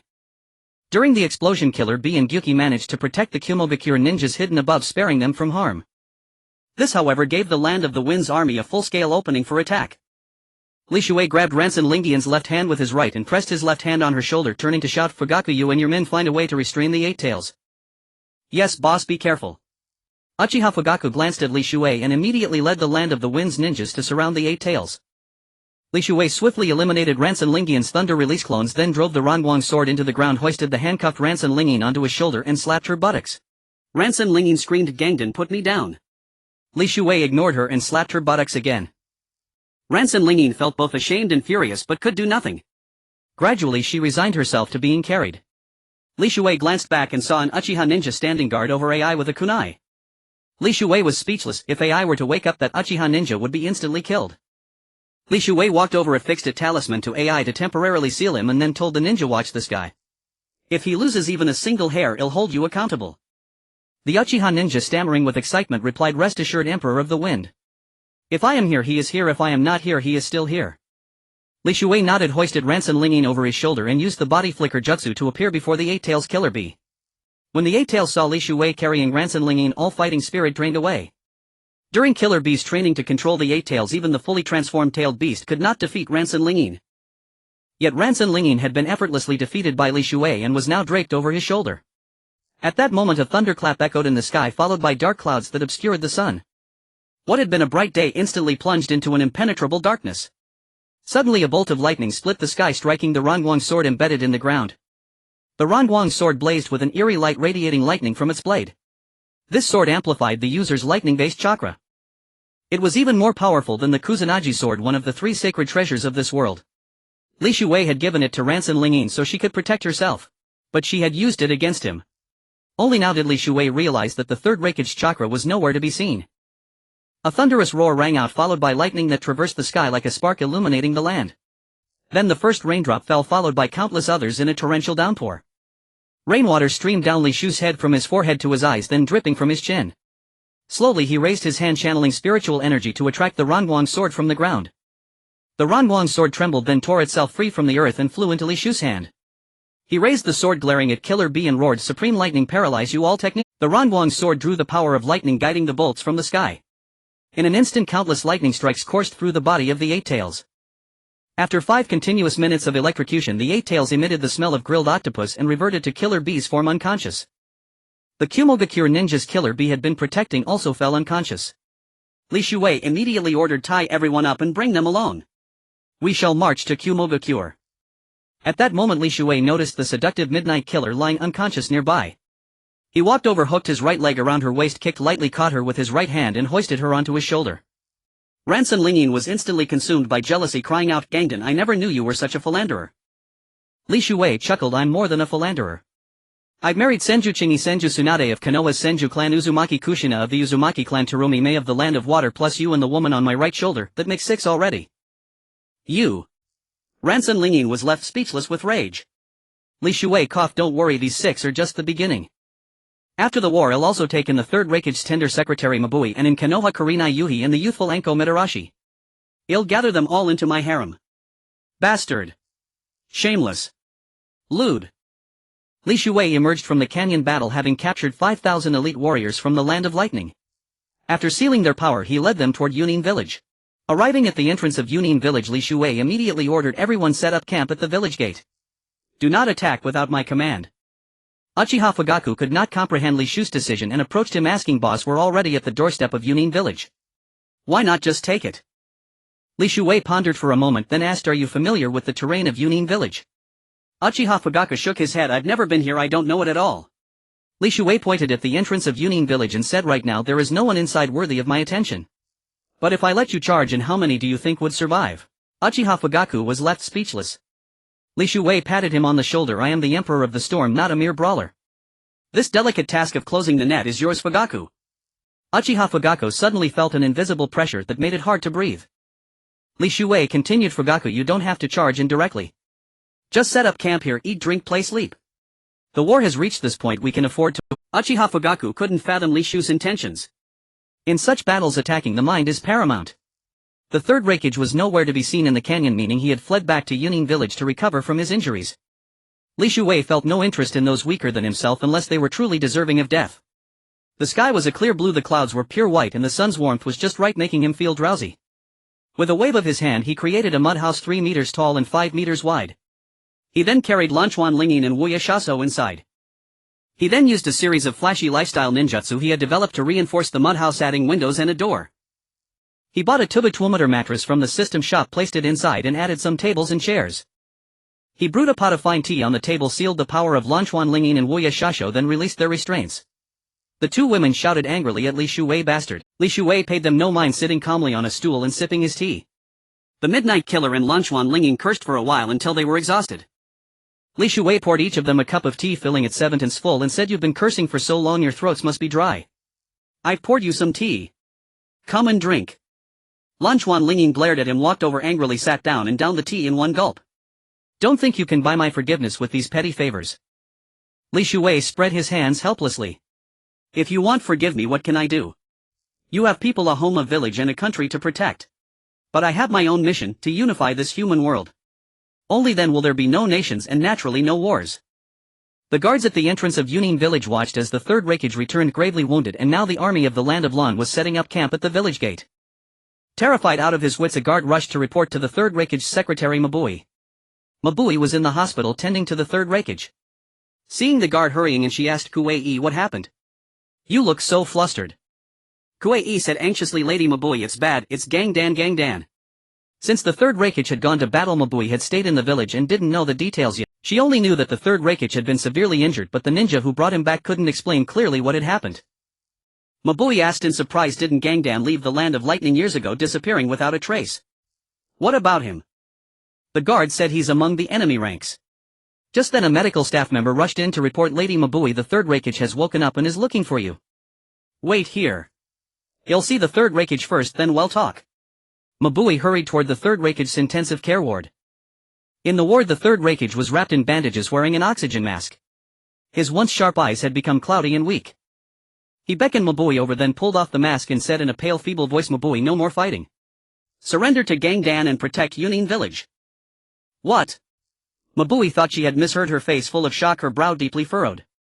Mabui asked again tentatively, "Lord 3rd Raikage, I didn't catch that clearly. Could you repeat it?" The 3rd Raikage said dejectedly, "I am old, but you are still young. Gangdan wants to unify the ninja world. The Land of Lightning will cease to exist, but Yunin village must be preserved." Mabui's mind was still foggy, but seeing the 3rd Raikage's insistence, she nodded. "Don't worry, tell me slowly." The 3rd Raikage shook his head inside. "My era is truly over. I may be stubborn but I am not inflexible. After all, Gangdan is a man from Union Village. If he unifies the ninja world, it means the villagers of Union Village have unified the ninja world. Mabui finally realized the gravity of the situation and pressed, what terms should we propose when we negotiate with Gangdan? The third Raikage said excitedly, as long as Union Village is preserved, let Gangdan set any other conditions. We will fully support his demands. This. Mabui looked at the third Raikage before her, suddenly feeling that he was truly old enough to be confused. But the strongest combat power of the Land of Lightning in Union Village was now lying on a hospital bed. Mabui had no way to reverse the situation. She could only nod and agree to the third Raikage's request. Lord Third Raikage, I will do it immediately. The third Raikage breathed a sigh of relief as if a weight had been lifted. He waved his hand. Go, Mabui. Mabui walked out of the intensive care unit. Kuei was still waiting outside the ward. Seeing Mabui approach, he stepped closer and said, Karachi just came by. Mabui said impatiently, what's with him now? Kuei said with a pale face, he said that Lingyin and Chimera have all been captured by Gangdan. Mabui's mind went blank, a buzzing sound filling her ears. She nearly fainted, stumbling back several steps before steadying herself. With reluctance, Mabui, holding the letter of surrender approved by the third Raikage, found Li Shuei. On the Simmons bed behind Li Shuei lay Suzune Arashikawa and Chimera. Mabui knelt down, presenting the letter of surrender, her face flushed with shame as she whispered timidly, this is the surrender letter personally decreed by the third Raikage of Kumogakure. Please review it, Your Majesty the Storm Emperor. Li Shuei picked up the letter and read it. After finishing, he pointed to the bed where the two women were already lying and said, since you said my demands are unrestricted, Mabui, I want you to be my woman and serve me alongside them. Mabui instantly felt overwhelmed with shame, gritting her teeth and glaring at Li Shuei. Gangdan, you. Li Shuei crouched down, reaching out to lift Mabui's chin, and said with a smirk, how come I never noticed before that you, Mabui, are such a stunningly beautiful woman with an amazing figure? Mabui, blushing with embarrassment, turned her head away and said, please show some restraint, Your Majesty the Storm Emperor. The moment Mabui turned her head, Li Shuei suddenly thrust his hand into her collar. Mabui let out a scream. Immediately she began pushing Li Shuei away, but he held onto her soft flesh tightly, exclaiming excitedly, this is the only thing I truly enjoy in this world. Mabui, why don't you just give in to me? Ha ha ha. Mabui was terrified by Li Shu's laughter and struggled frantically. The more she struggled, the more excited Li Shuei became and the tighter he gripped. Enduring the discomfort in her chest, Mabui asked, what will it take for you to stop? Li Shuei replied, I will soon unify the entire ninja world. As the sole ruler of this world, I want a harem of 3 palaces, 6 courtyards and 72 consorts. I want you all to bear me sons. Mabui said urgently, at least let me think about it. How can anyone handle such haste? Li Shuei gave her a fierce kiss on the cheek and said excitedly, I am the butcher's knife and you are the fish. The urgency is yours, not mine. For every day you delay, Kumogakure suffers another day. After speaking, Li Shuei reluctantly released Mabui. She immediately turned and fled from his mud hut. Watching Mabui leave, Li Shuei couldn't resist throwing mud at her. When it hit her, Mabui shuddered, turned back to glance at him, her face flushed with shame, and then fled the scene. At that moment, Li Shuei closed the door, sat on the bed and partially lifted the seals on Suzune Arashikawa and Chimera, allowing them to speak and move. Suzune Arashikawa opened her eyes, sat up and glared fiercely at Li Shuei, grinding her teeth in anger. You're nothing but a scoundrel. I endured the scorn of the entire village when I was pregnant with Darui, all for you, and now you come back to destroy my country and my village. Li Shuei couldn't be bothered to respond. Do you think I don't know? Back then you used the Arashiglo sword I gave you to kill Gold Egg, Silver Egg, Copper Egg and Iron Egg. Struck at her weak point, Suzune Arashikawa lowered her head in shame. At that time, didn't those elders say that only one of the 5 brothers could survive? As she spoke, she pressed close to Li Shuei, wrapping her arms around his waist. I did it all for you back then. I never expected you to fly into a rage and lead an army to annihilate the Land of Lightning. Li Shuei pretended to be angry. Now that most of the Land of Lightning has been conquered, are you suggesting I just hand it back? Over the years, Suzune Arashikawa had assisted the third Raikage, gaining a deep understanding of worldviews, warfare and personnel matters. She also knew that if she actually persuaded Li Shuei to withdraw his troops, he would face retaliation from the 5 great nations. Suzune Arashikawa had long planned in the Land of Lightning, hoping that one day Li Shuei would return safely to retire there, reuniting with her and their son as a family of 3. But she hadn't waited that long. Li Shuei had attacked ahead of schedule. Li Shuei held Suzune Arashikawa's head, kissed her lips and paused for a moment before saying, Suzune, once the arrow is shot, there's no turning back. I can't go back. If I unify the ninja world, our son Darui can become the next Storm Emperor and continue to protect the entire realm in my place. Suzune Arashikawa said with some reluctance, if it weren't for you and our son, I wouldn't have gone this far. I don't like politics. Li Shuei had expected Suzune to refuse him. Unexpectedly she said, Li Shuei, I don't want to be the Storm Emperor's empress. But I can be the woman behind you, Li Shuei, supporting you without expecting anything in return. With those words from Suzun, the stone that had been weighing on Li Shu's heart was finally lifted. Suzun continued, Darui shouldn't inherit your throne either. If you truly unify the ninja world once you find a successor, will you come back to Kumogakure with me? Li Shuei hesitated. Suzun continued, of course you can also bring all the women you've collected from around the world.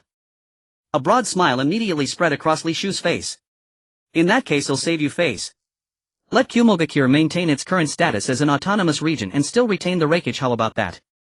After all, who would actually become the Raikage was entirely up to Li Shuei. Suzun worriedly asked, what about the third Raikage? He. Li Shuei laughed.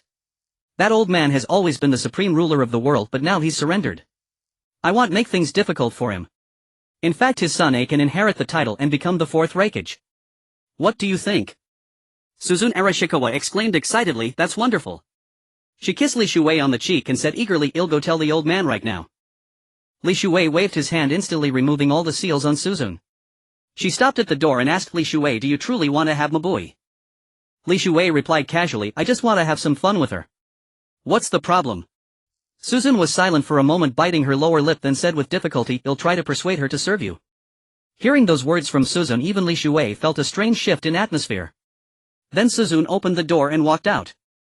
Li Shuei immediately chased after her and called out, bring our son to see me. Suzun turned around sharply, her eyes redrimmed, and nodded.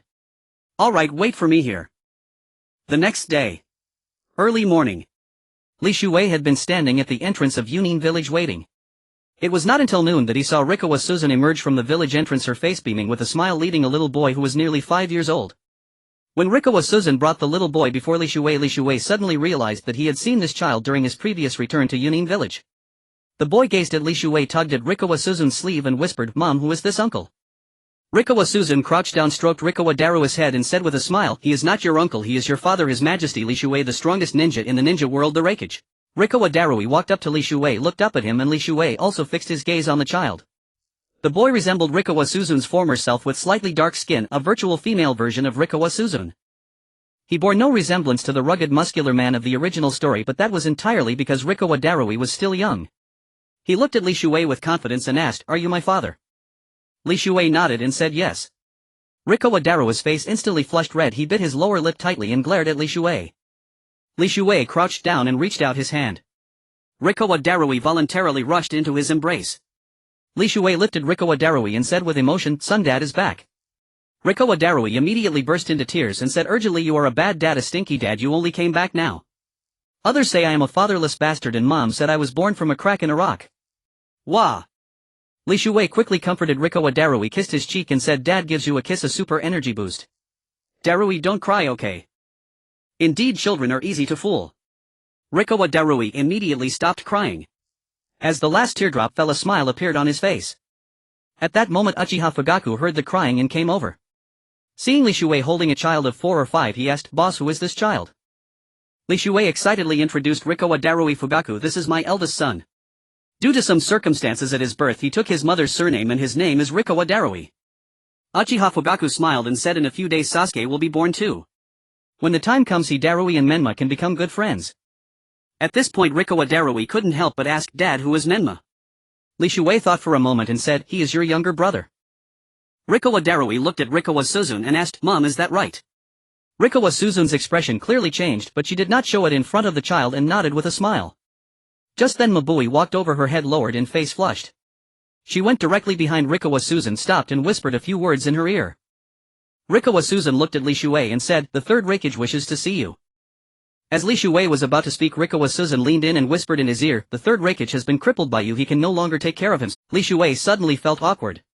In that great battle he had struck over and over without seeing any effect on the third Raikage and had inevitably used his full strength. Who knew that the old fool was just pretending, sacrificing his face to save his life? Li Shuei glanced at Rikawa Suzun awkwardly and said, fists and feet have no eyes. I'm truly sorry. That day I used a little too much force. Then Li Shuei carried Rikawa Darui, took Rikawa Suzun's hand and followed Mabui into Yunin village. Uchiha Fugaku, seeing this, immediately ordered everyone to be on alert. Upon entering the hospital room they saw the third Raikage lying on the hospital bed, fitted with an oxygen tube, barely alive, staring at the approaching Li Shuei. Li Shuei set down Rikowa Darui, who immediately rushed to the third Raikage side and said excitedly, "Grandpa Raikage, my dad is here. He is the most powerful ninja in the world. He can definitely cure you." These words nearly choked the third Raikage to death. He thought, cure me? Damn it, this half-dead state I'm in is all your father's doing. But the third Raikage remained expressionless, waved his hand at Rikowa Susan and said, "Susan, take Darui out. I have something to discuss with Gangdan alone." Rikowa Susan hurriedly walked over, picked up Rikowa Darui, glanced at Li Shuei, who nodded slightly, and then she immediately carried Rikowa Darui out of the hospital room, closing the door behind her. Now only Li Shuei and the third Raikage remained in the room. The third Raikage coughed a few times, then with a strong will pulled out the oxygen tube, sat up and said emotionally, "Thank you for preserving the village." Li Shuei nodded and said, "After all, this is where Darui grew up. I don't want to make things difficult for him. I hope to gain your support for my ambition to unify the ninja world."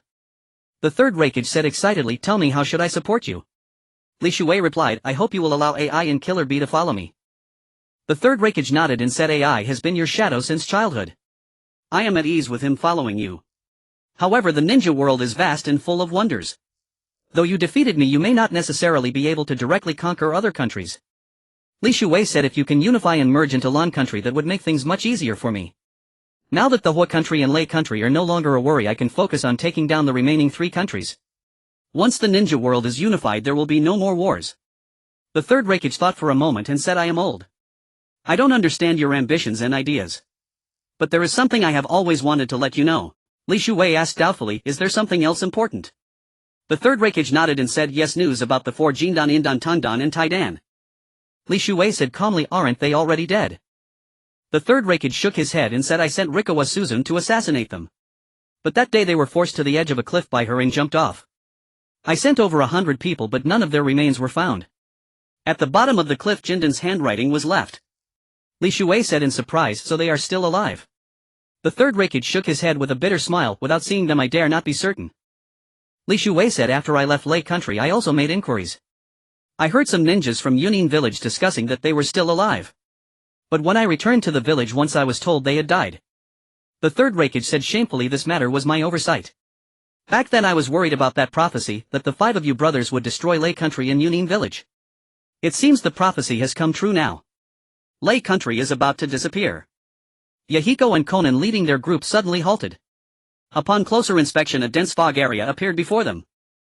From the mist, 7 figures slowly emerged, followed by a chilling laugh. "Who are you, daring to appear within the land of water's borders?" Konan quickly flung out 100 explosive tags, controlling them to fly straight into the mist. After a moment, a series of explosions echoed from within the fog. Immediately afterward, a series of screams rang out. "Mizuka-jesama, why did you kill Samahata? No, you have been controlled by Genjutsu, the Sharingan of the Uchiha clan from Konohagakure. Quick, flee back and find a way to inform the village." After a moment, the 4th Mizukage Yagura Karatachi walked out with his innocent-looking baby face. His expression was dazed, as if he had fallen under a genjutsu. Due to Li Shu's intervention, Yagura Karatachi should have become the Jinchuriki of the Three Tails at this point, but because Li Shuei replaced Rin Nohara's heart with a nanoheart and saved her, Rin Nohara became the Jinchuriki of the Three Tails. At this moment, the mist gradually dissipated, revealing 7 figures suspended above the water. These were the 7 ninja swordsmen of the mist. Behind the corpses of these 7, 100 meters away, lay countless dead bodies. From behind the 4th Mizukage and Yagura Karatachi, 2 figures emerged. Both wore the same demon-like masks and had Konohagakure ninja headbands on their arms. Both possessed a single Sharingan, and it was a Mangekyo Sharingan. The one on the left quickly raised his left hand, and instantly a chirping sound emerged from it like 1,000 birds singing. He roared Chidori. Then he charged across the water surface as if on solid ground, straight toward Konan and Yahiko. Yahiko instantly appeared before Konan, quickly forming hand seals and shouting, "Water-style water bullet." As Yahiko completed the hand seals, a water dragon materialized beside him, opened its mouth and spat a water bullet toward the attacking ninja. The masked ninja behind shouted, "Kakashi with me here," just charged straight through. Little did they expect that these 2 ninjas were actually Kakashi Hatake and Obito Uchi. The moment the water bullet touched Kakashi Hatake's body, his body became intangible and the water bullet passed right through. Seeing that the ninjutsu had no effect, Yahiko drew a kunai ready for close combat. Konan, realizing the situation was dire, grabbed Yahiko, spread her wings and soared into the air. Then Konan waved her left hand, tossing 5 paper figures downward. The moment they fell, they transformed into copies of Konan, gathering chakra at their heels and standing on the water as if on solid ground. By the time Kakashi Hatake arrived, Obito Uchiha had also brought the 4th Mizukage, whom he controlled with his Mangekyo Sharingan, to provide support. Nagato Uzumaki had already captured the 4th Kazekage Raza and led the 6 Paths of Pain in the great army of the land of Erashur to invade Sunigakure. The Land of Earth also obtained half of the Land of Wind's territory as desired, capturing parts of the Land of Wind's lands. When Li Shuei received the battle report, he was overjoyed and shared the news with the 3rd Raikage. The 3rd Raikage never expected that not only did Steel Egg possess such thunderous methods but his subordinates also had such formidable power. Li Shuei said with a smile, "We have 2 people, one named Yahiko who is extremely skilled in taijutsu and the other named Nagato Uzumaki who possesses the Rinnegan and has combat power beyond the mortal realm. I'm afraid even at your peak strength the best you could do is draw." The 3rd Raikage sighed and said, "It seems I am old. The future of Kumogakure is in your hands, Steel Egg." Li Shuei patted the 3rd Raikage's hand and said with a smile, "I will give Kumogakure a bright future. Rest assured, 3rd Raikage-sama." At that moment a ninja from the Uchiha clan hurriedly reported, "Emperor of the Arashi, there is an urgent matter. The clan head requests a private meeting."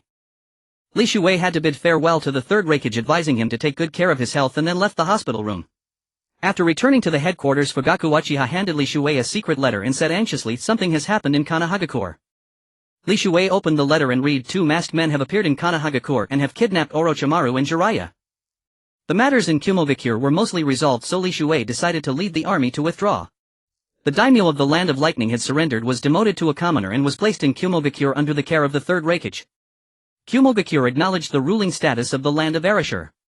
In the future every elected Raikage would be personally confirmed by Li Shuei, the Emperor of the Arashi, who would issue the appointment certificate. A killer bee and a group of elite Jonin and Umbu members were directly handed over to Li Shuei, and after reorganization they became Li Shu's Imperial Guard. Kumogakure became the only autonomous region of the Land of Erashur. Li Shuei did not interfere in its management, so it remained essentially the same Kumogakure. For the health of the 3rd Raikage, Li Shuei decided to take him to Konohagakure and have Senjutsugi treat him personally, as her specialty was medical ninjutsu. Soon the army gathered again with 30,000 troops, leaving Kumogakure and marching back to Konohagakure. At this time the ninjas that Konan and Yahiko had led to attack the Land of Water were almost all dead, leaving only Konan and Yahiko. They tried to escape but were blocked by Obito Uchiha Kakashi Hatake and the 4th Mizukage Yagura Karatachi. Konan frantically threw out 6 paper figures trying to stop Kakashi and Obito. However, Obito and Kakashi used Kamui to quickly evade the paper figures. The 4th Mizukage performed the jutsu water-style water mirror, creating replicas equivalent to Konan and Yahiko, who began to counterattack. Konan held Yahiko tightly and flew to a sufficient altitude, preparing to escape. But Obito and Kakashi actually joined hands, combining their chakra, and directly activated the complete Kamui Susanoo. The 2 of them in their complete Susanoo took off and chased after Konan and Yahiko, intent on killing them. Konan, carrying Yahiko, knew she could not defeat the combined complete Kamui Susanoo of Kakashi and Obito, so she immediately accelerated and flew back toward Konohagakure. Under their combined power, Kakashi and Obito piloted the complete Susanoo, chasing after Konan leisurely like a cat toying with a mouse. Seeing the enemy closing in, Yahiko immediately said to Konan, "Quick, drop me off and go find the boss."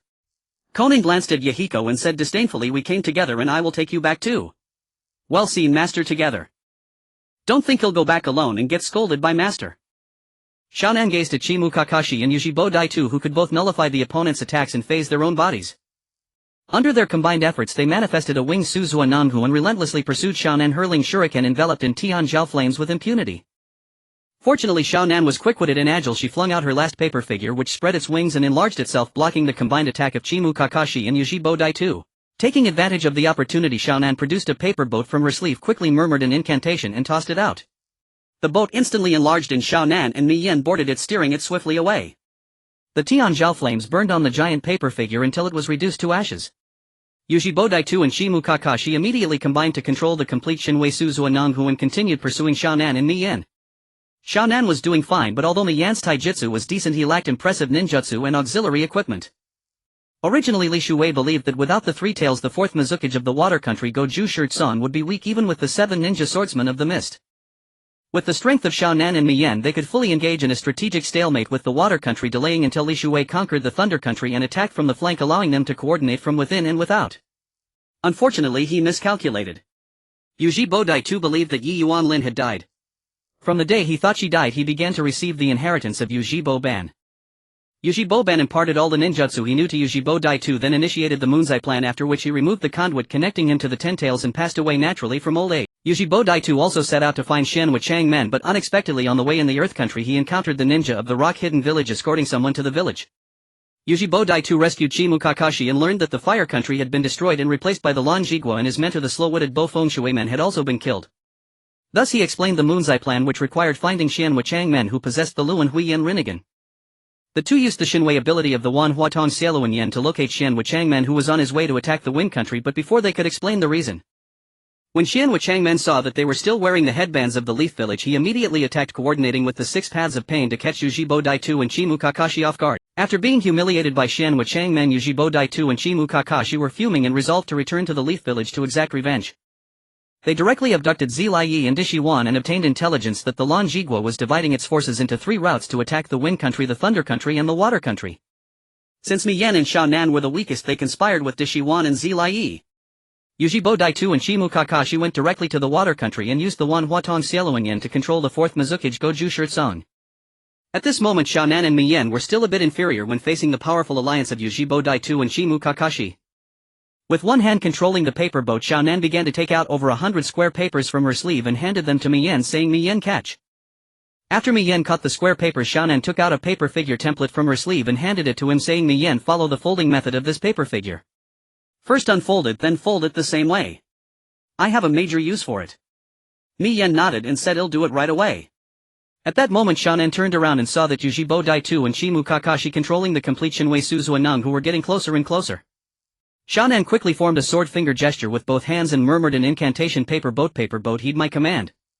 Fly to the azure clouds, transform into a gust of wind, fly to the azure clouds faster than lightning dash.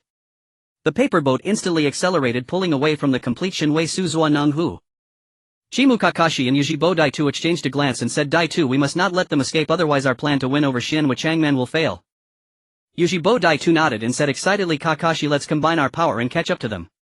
At this time Li Shuwei had already led his army back towards the Leaf Village. As they passed through an ancient road flanked by forests on both sides, a narrow entrance appeared ahead. Li Shuwei was riding a horse followed by his 3 wives, Lan Xuan, Ling Chi Lame and Mabui, along with an army of over 30,000, feeling extremely pleased with himself.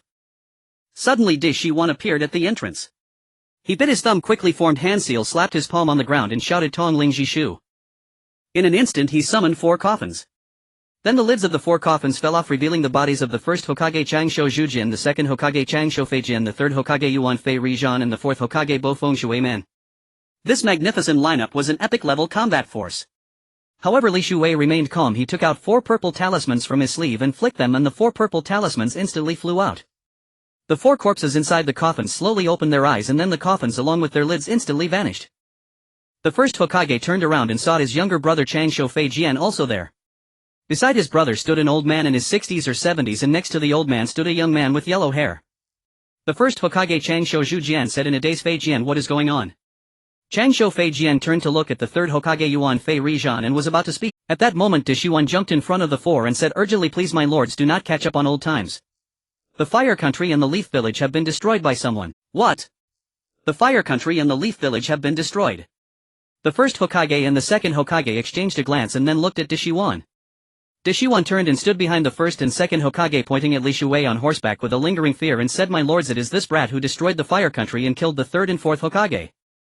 The first and second Hokage looked at Li Shuwei and were about to speak when suddenly a gust of wind carrying 4 purple talismans blew over, sticking 1 talisman onto the forehead of each of the 4 corpses. In that instant the first Hokage, second Hokage, third Hokage and the 4th Hokage, who had been sent to die in battle, instantly raised their hands and stood upright stiffly. The 4 turned around simultaneously to face Dishiwan. Alarmed, Dishiwan pointed at Li Shuwei, who was riding a horse and shaking a Sanshang bell, and said, "Why are you 4 turning around and pointing your hands at me?" Li Shuwei said, "Your enemy is the one on the horse." Then he chanted, "Heavenly spirits, earthly spirits, countless corpses, heed my command. By the urgent decree attack Dishiwan." The 4 Hokage immediately performed a zombie leap, lunging stiffly at Dishiwan's neck with their hands. "My lords, you have the wrong target." Dishiwan cried out. Dishiwan reached out to tear off the purple talisman from the forehead of the first Hokage, but found it completely stuck. He let out a shriek, transformed into a snake and fled into the forest. As Orochimaru transformed into a serpent, he was about to vanish into the forest, leaving no trace. Li Shuwei unhurriedly flicked a piece of folded paper from his sleeve. The paper landed, transforming into a honey badger that dashed forward with wind-like quick steps, catching up to Orochimaru, who had already half-burrowed into a snake hole. The honey badger lunged, grabbing Orochimaru's tail with its front claws, biting down hard and then using its claws to pull the serpent out of the hole, peeling it along the length of the tail. Only after the entire great serpent was dragged out did the honey badger realize that the snake had already shed its skin and slithered deeper into the hole. "Trying to escape? I don't have time to play with you." Li Shuei took another piece of folded paper from his pocket shaped like a mongoose and threw it out, issuing a command: mongoose compete with the honey badger. Whoever catches Orochimaru first will receive a transformation pill to gain a physical form. The mongoose and the honey badger chattered briefly as if negotiating, then charged ferociously into the snake hole. Li Shuei glanced ahead, then shook a Sanshing bell chanting, "The aim past the living avoid." Using the corpse driving technique, he manipulated the 4 former Hokages of Konoha, directing them back toward the village. The ninjas behind him, once loyal to the Hokage, watched this scene with a sense of profound humiliation. All the previous Hokages were being manipulated like toys by Li Shuei. At that moment no one dared to defy him. If you refused to submit, were you stronger than the past Hokages? Uchiha Fuyua, having personally fought the third Raikage and been mercilessly beaten, was then utterly defeated by Li Shuei, left incapacitated and carried on a stretcher by the Cloud Ninja. As they drew closer to Konoha, dark clouds loomed over the village. Qianzhou Qingyi was discussing with Qianzhou Gangzhou at the Konoha hospital about restructuring the 3-man squad system into 5-man teams each, including a medical ninja. This arrangement would be more convenient and suitable than the previous 3-man team with 1 medical ninja. Just then Xiao Nan and Mi Yan crashed down in a paper boat, landing 100 meters before them. Qianzhou Qingyi and Qianzhou Gangzhou exchanged a glance and immediately used a teleportation technique to move to the scene. As the paper boat fell, Xiao Nan shielded Mi Yan so he was unharmed. Xiao Nan, however, was severely injured and unconscious. Qianzhou Qingyi quickly supported her and began emergency medical treatment. At that moment Qianzhou Qingyi sensed an enemy approaching and said, "Mi Yan, enemies are closing in. Prepare for battle." Mi Yan looked up and saw a Twentama turtle complete Kamui Susanoo appearing in his line of sight. He suddenly felt intimidated and said urgently, "Big sister, Xiao Nan and I were just chased all the way from the land of water by them." Uchiha Obito and Hatake Kakashi jointly controlled the complete Kamui Susanoo landing before them. Hatake Kakashi and Uchiha Obito exchanged a look, then simultaneously removed their masks, shouting excitedly toward the village people of Konoha, "We have returned to save you." Qianzhou Qingyi glanced back at Qianzhou Gangzhou and said, "Sister Gangzhou, I think you can hold them off for a while, can't you?" Qianzhou Gangzhou said nothing. She leaped to the top of the tallest building, barely reaching the height of the complete Kamui Susanoo. But she saw 2 familiar figures standing on the Susanoo's head: Uchiha Obito, who had died in the 3rd Great Ninja War, and Hatake Kakashi, who had gone missing on a mission. Hatake Kakashi looked at Qianzhou Gangzhou and said excitedly, "Lady Tsunade Obito and I have rescued Lord Orochimaru and Lord Jiraiya." Lord Orochimaru has used the Impure World reincarnation to summon the 1st Hokage, the 2nd Hokage, the 3rd Hokage, and Minato Sensei. Lord Orochimaru will stop them. If you cooperate with us, we can rebuild Konoha. Before Qianzhou Gangzhou could respond, 4 figures flashed onto the rooftops of nearby buildings, revealing 4 familiar silhouettes. Hatake Kakashi and Uchiha Obito looked at them: the 1st Hokage Qianzhou Zhujin, the 2nd Hokage Qianzhou Feijin, the 3rd Hokage Yuanfei Risen, and the so-called 4th Hokage Buofengshu. Hatake Kakashi said excitedly, "Lady Tsunade, Lord Orochimaru has won. Look, they have brought the 4 Hokages." Qianzhou Gangzhou saw her 2 grandfathers and her teacher appear before her again, her emotions becoming immensely complex. But upon closer inspection she noticed that each of the 4 had a purple talisman attached to their foreheads. If Hatake Kakashi was telling the truth, why hadn't Orochimaru the hero appeared yet? At that moment 2 3-ma turtle creatures, a mongoose and a honey badger, were fighting over a white phosphorus serpent which had been devoured down to just its head. Li Shuei descended like a divine warrior, landing beside Qianzhou Gangzhou. He looked at Hatake Kakashi and Uchiha Obito, smiling. "It truly surprises me that the 2 of you could defeat my personal disciple Xiao Nan." Uchiha Obito's expression was exaggerated as he said excitedly, "There are many more things you don't know. We now have 4 Kages, and with Kakashi and me working together our jutsu are unbeatable. Surrender now and we might spare your life." Li Shuei looked at Qianzhou Gangzhou and asked, "What do you think of their proposal?" Qianzhou Gangzhou gazed at the 30-ma turtle Susanoo, recalling Li Shu's Thunderstorm Water General. A 1,000-meter giant compared to a 30-meter one, it would be an effortless crush. Qianzhou Gangzhou immediately said, "Kakashi, stop this futile struggle. Surrender. I can guarantee that you will be spared." Hatake Kakashi stared at Qianzhou Gangzhou in disappointment, saying, "Lady Tsunade, I am deeply disappointed in you. Since that's the case, after we defeat the primary enemy of Konoha, we will treat you as a war criminal." Li Shuei waved his hand, saying, "Very well, then I will use your so-called Kages to fight you properly." At that moment the 1st Hokage Qianzhou Zhujin, the 2nd Hokage Qianzhou Feijin, the 3rd Hokage Yuanfei Risen, and the so-called 4th Hokage Buofengshuaman instantly leaped into the air, then used a body flicker technique to charge directly at Hatake Kakashi and Uchiha Obito. Hatake Kakashi and Uchiha Obito controlled the complete Kamui Susanoo to swiftly knock down the 4 Kages, exchanging a smile. Hatake Kakashi said, "Obito, has Orochimaru turned traitor?" Uchiha Obito replied, "Something feels off. The Impure World reincarnation that Orochimaru showed us didn't have purple talismans. There's definitely something wrong. Let's first seal them in the Kamui dimension." Uchiha Obito then used a body flicker technique to move in front of the four Kages, touching them and forcibly pulling them into the Kamui dimension. Li Shuei observed all this without intervening. He waited until they finished, then applauded and said, "Hatake Kakashi and Uchiha Obito, you two fools. What bait should I use to lure you?" Uchiha Obito swiftly unfurled his weapon scroll, summoning the Uchiha Warfan, and lunged directly at Li Shuei. Li Shuei took a slow step back. Without needing his intervention, Yahiko, armed with a kunai, charged forward to intercept Uchiha Obito's attack. Li Shuei gazed at Yahiko's back and spoke coldly, "Yahiko, you and Konan have disappointed me deeply." At that moment Uchiha Obito's body flickered into intangibility as he reached for Yahiko, while Hatake Kakashi, having deactivated his Susanoo, charged forward with both hands crackling with lightning cutter.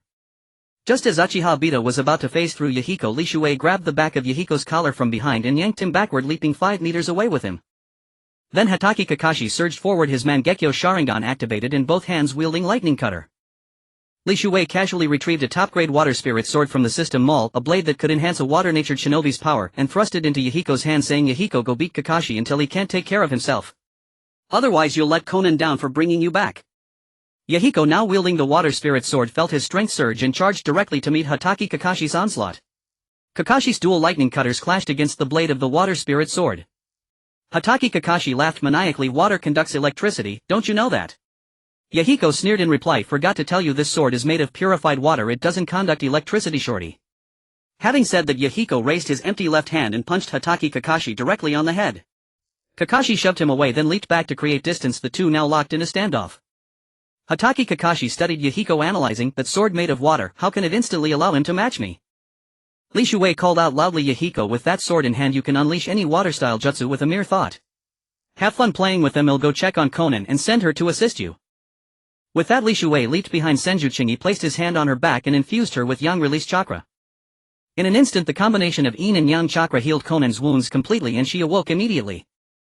Konan, seeing Li Shuei, brimmed with grievance. On the verge of tears, she pointed at Uchiha Obito and said, "Master, those two killed all our people." Li Shuei promptly took a mirror from the system mall and handed it to Konan, saying, "This mirror, when shown upon anything, can reflect a person or object with abilities identical to the target. Konan, take this mirror and help Yahiko deal with Uchiha Obito and Hatake Kakashi."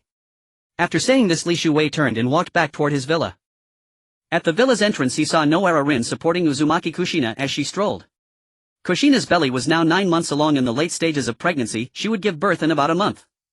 Nevertheless, Uzumaki Kushina insisted on naming the unborn child Uzumaki Menma. Li Shuei felt a bit helpless but figured as long as she was happy he didn't mind. "Kushina!" Li Shuei called out to her. Uzumaki Kushina looked at him and immediately said, "Dandan, you're back." Li Shuei felt awkward. Ever since Kushina became pregnant she had developed a touch of pregnancy brain. Every time they parted and met again she would give him a peculiar nickname.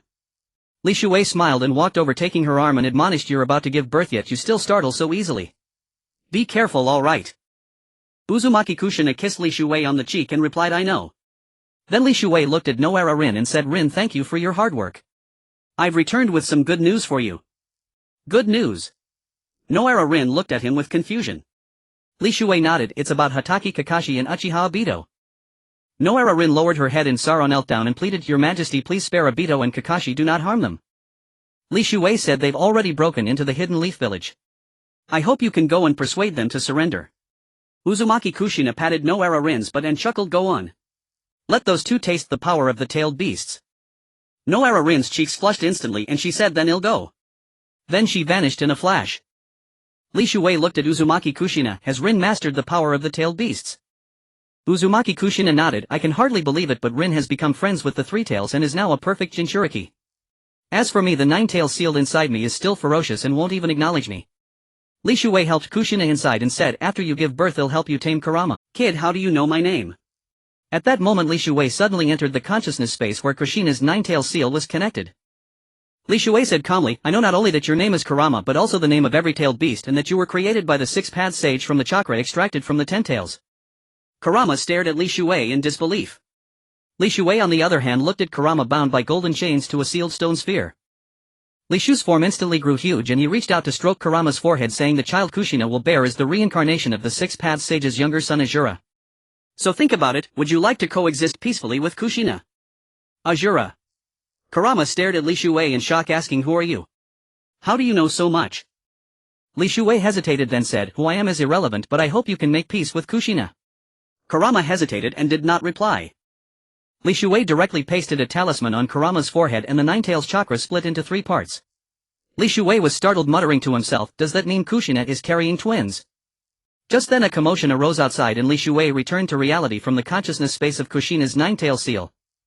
Noara Rin was dragging Uchiha Obito by one ear and Hatake Kakashi by the other, cursing as she walked into the villa.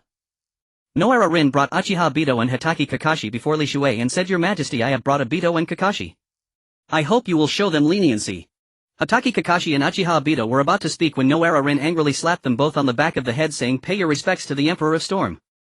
Li Shuei glanced at them and thought to himself, green bean fishing for a turtle. Hatake Kakashi and Uchiha Obito could only be caught by Noara Rin. Obito, I know you intend to carry out the Moon's Eye plan.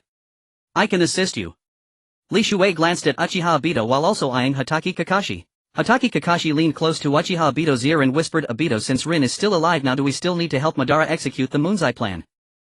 Uchiha Obito grinned and glanced at Noara Rin, saying awkwardly, the Moon's Eye plan was originally meant to create a world with Rin. Since Rin is right here, why bother with the plan?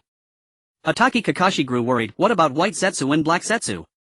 Uchiha Obito glanced at Li Shuei and murmured, this guy even revived the dead Rin. Let's tell him and see if he has any ideas. Hatake Kakashi looked up at Li Shuei and said, Rin is alive. There's no need to proceed with the Moon's Eye plan anymore. Li Shuei pondered for a long while, then asked, what about Madara's will? How do you plan to deal with Black Zetsu? Uchiha Obito stared at Li Shuei with suspicion. How do you know all this? Li Shuei smiled calmly and said, I also know that Madara's Rinnegan is with Nagato. Uchiha Obito looked at him curiously. How can you know so much?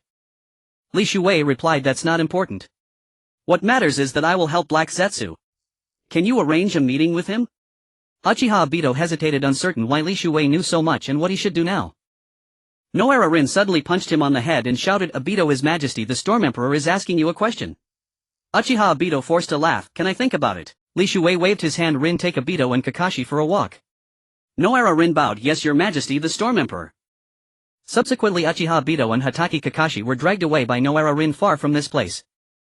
Li Shuei then turned to Kushina Uzumaki, thinking to himself, after the child is born, help her adjust the seal properly so that Kushina becomes a complete Jinchuriki and the 2 newborns will also possess the power of the Ninetales. At that moment the mongoose and the honey badger dragged the half-dead Orochimaru along with Konan and Yahiko toward this place. Upon arriving before Li Shuei, Konan and Yahiko immediately knelt on one knee. Seeing this, Li Shuei said angrily, kneeling is a rule set for others. Why are you 2 kneeling? Konan said shamefully, Master, I have disgraced you. Yahiko pressed his head to the ground and whispered, sorry boss, we let you down. Li Shuei sighed, if your strength is lacking, just train more. Losing once is no big deal. Hearing this, Konan and Yahiko felt even more ashamed. Soon Nagato Uzumaki led the victorious army escorting the 4th Kazekage Raza of the Wind Country and had gathered at the former border of the Fire Country. Li Shuei didn't pay much attention to how to deal with the 4th Kazekage Raza, but upon second thought Raza was a walking treasury. Controlling him meant controlling countless mountains of gold and silver. Thus Li Shuei used the paper person technique to fold a paper crane capable of communication, cast a secret technique to control it and flew it to Nagato Uzumaki's side. Once the paper crane reached Nagato Uzumaki, they conducted a holographic projection conversation.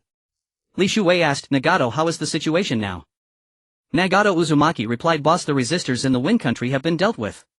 Sufficient garrison troops have been left. Only the Kazekage family of Tsunade here remains. We are bringing them to see you in Konoha village. Li Shuei thought for a moment. Nagato, don't come to Konoha. Take the prisoners to help build the capital of the Storm Country. He'll take Konan and Yahiko to conquer the Water Country, then we'll all return to the capital of the Storm Country to hold the wedding for you and Miss Jeezy. Hearing this, Nagato Uzumaki's eyes reddened and he said emotionally, boss, I am truly grateful to you. Li Shuei nodded and smiled, cherish everything before you. We haven't unified the ninja world yet and there will surely be conflicts between nations. The 2 talked until dark before stopping. After nightfall, Li Shuei was about to find Uchiha Obito when he inadvertently sensed Black Zetsu hiding in a dark corner of Konoha village. Sensing this, Li Shuei directly touched the ground with both hands using the Taoist technique of turning earth into steel to block Black Zetsu's escape route. Black Zetsu looked at him in panic. Who are you? What do you want? Li Shuei picked up Black Zetsu and said with a half smile, good son, I am your stepfather Storm Emperor Li Shuei. Black Zetsu struggled, you're lying. Li Shuei said, I'm lying, it's true. But I have the power to help you resurrect Kaguya Otsutsuki. Black Zetsu stared at him in shock. How do you know my mother's name? Li Shuei sneered disdainfully, I not only know Kaguya Otsutsuki's name but I also know that she was sealed by Hagoromo Otsutsuki and Hamura Otsutsuki together. Black Setsu looked at Li Shuwei and asked tentatively, if you want to help me, what reward do you seek? Li Shuwei patted Black Setsu's cheek and chuckled, I have no particular hobby. I just want to be your father. What do you think? Black Setsu hesitated. Li Shuwei directly slapped him, making his cheek burn. Li Shuwei continued, have you decided? Will you be my son, or would you rather be sealed by me? Black Setsu looked at Li Shuwei in panic, struggling but unable to break free from his bindings. He thought Black Setsu can bend and stretch. I'll agree to him first. Once my mother is resurrected she can crush him. Li Shuwei glared at Black Setsu, have you decided? Black Setsu put on a fawning smile, Dad, from today on you are my real father. I'll tell you the exact steps to resurrect my mother. Li Shuwei slapped him again. Black Setsu looked at him bewildered, Dad, what did I do wrong now? Li Shuwei said, what do you mean I'll tell you the steps? It's me leading you, all right. Black Setsu asked, Dad, dear Dad, what do you plan to do? Li Shuwei thought for a moment, first unify the ninja world. Well, talk later. Black Setsu protested, Dad, that's not the right order. Li Shuwei slapped him again and said excitedly, I'm your dad. I call the shots. I'm more eager than you to resurrect Kaguya. Black Setsu asked doubtfully, do you know my mother? Li Shuwei snorted coldly, if I hadn't traveled through time to the wrong era I would have been Hagoromo and Hamura's real father. Why would I need to resurrect a remarried Kaguya in this age? Damn it. A few days later. Li Shuwei personally mustered his troops, bringing along Xiao Nan and Yahiko, who had previously fled to the Shuwei country. He also brought AI from Yunin village and the Eight-Tails Jinchuriki Kibala, along with over 10,000 ninjas retrieved from Yunin village. He brought the Uchiha clan and the Hyuga clan from my village. He disbanded the Inoshikacho formation, taking the Akimichi clan along with nearly 8,000 ninjas from my village. He ordered the Nara clan to guard the Phone country. He ordered the Inoue clan to escort the third Raikage, who had almost fully recovered, to Yunin village to assist in its expansion. He left Lunchuan Linin Senju Chingi Senju Tsunade and Terumi Mei to jointly guard my village. The army, numbering around 25,000, directly annihilated the Tang country, which was sandwiched between the original Hua country and Shuwei country. They sailed directly from the sea to the Shuwei country. The current Shuwei country was nothing but a pushover. The fourth Mizukage was still being manipulated by Uchiha Obito, and the 7 ninja swordsmen of the mist had been completely wiped out. He marched the army over, and without much fighting they directly conquered the entire Shuwei country. They annihilated all who resisted in the Shuwei country. This was no war at all for Li Shuwei, it was simply a group tour of tens of thousands. After occupying Wuyin village, Li Shuwei incorporated the prisoners of war from Wuyin village and then divided them into 2 groups, one half to garrison the former Lei country's territory and the other half to garrison the former Feng country's territory. As for the ninjas from Yunin village, half were left behind and half of the ninjas from my village were also left to jointly guard the Shuwei country. Since the Shuwei country was a maritime nation, Li Shuwei felt completely unaccustomed to living there. After the Lan country's army occupied the entire Shuwei country, Li Shuwei left behind several thousand paper puppets the next day. He took the Jinchuriki Yugo, Xiaonan, Yahiko, AI and Kibala and left Wuyin village. This time Li Shuwei did not go to my village, instead he bypassed it and arrived at the Lan country capital. The Lan country capital had now been built into a modern high-tech city incorporating all the architectural features of the original 5 great ninja countries. At this time Yugo was still a young man about the same age as Kakashi, a naive youth ignorant of the world. Li Shuwei directly sealed his chakra with a talisman and brought him to the Lan country capital. When he saw the Lan country capital he was filled with boundless novelty. Originally Yugo was someone who did not particularly care about villages or countries. His parents had died during the time when the 4th Mizukage Yagura was under control. And because he was a Jinchuriki he had been kept imprisoned. Li Shu's appearance was like a beam of light in his eyes, illuminating the path ahead in his life. Li Shuwei patted Yugeo's head and said with a smile, "This is your new city of life." The highest place in the Lan country capital was where Nagato lived. From the heights he controlled the 6 paths of pain, monitoring the entire Lan country capital. Upon discovering that the boss Li Shuwei had arrived, Nagato along with Lin Chuanjizi used the body flicker technique to quickly appear before him. Nagato, accompanied by Lin Chuanjizi, knelt on one knee and said in unison, "Welcome back to the Lan country capital, Your Majesty the Emperor of Lan." This startled Li Shuwei so much that he was dumbfounded. He quickly went over to help them up one by one, then turned back and glared at Xiaonan and Yahiko, saying, "Why are all of you acting like this?" As he helped Nagato up, Nagato leaned close to Li Shu's ear and said, "Boss, there are others around you. We have to give you enough ceremony." What else could Li Shuwei do? He could only force an awkward smile at Nagato and say symbolically, "You may rise." Then Nagato personally led the team, guiding Li Shuwei to tour the completed Lan country capital. The Lan country capital was rebuilt on the foundation of the Rain village. Its central location was the top tower, which was 200 stories high. The top was equipped with special materials that could greatly amplify the chakra released by Nagato, allowing the 6 paths of pain to receive it more precisely. With the top tower as the center, it spread out in all directions. The eastern part was the original Lan country capital.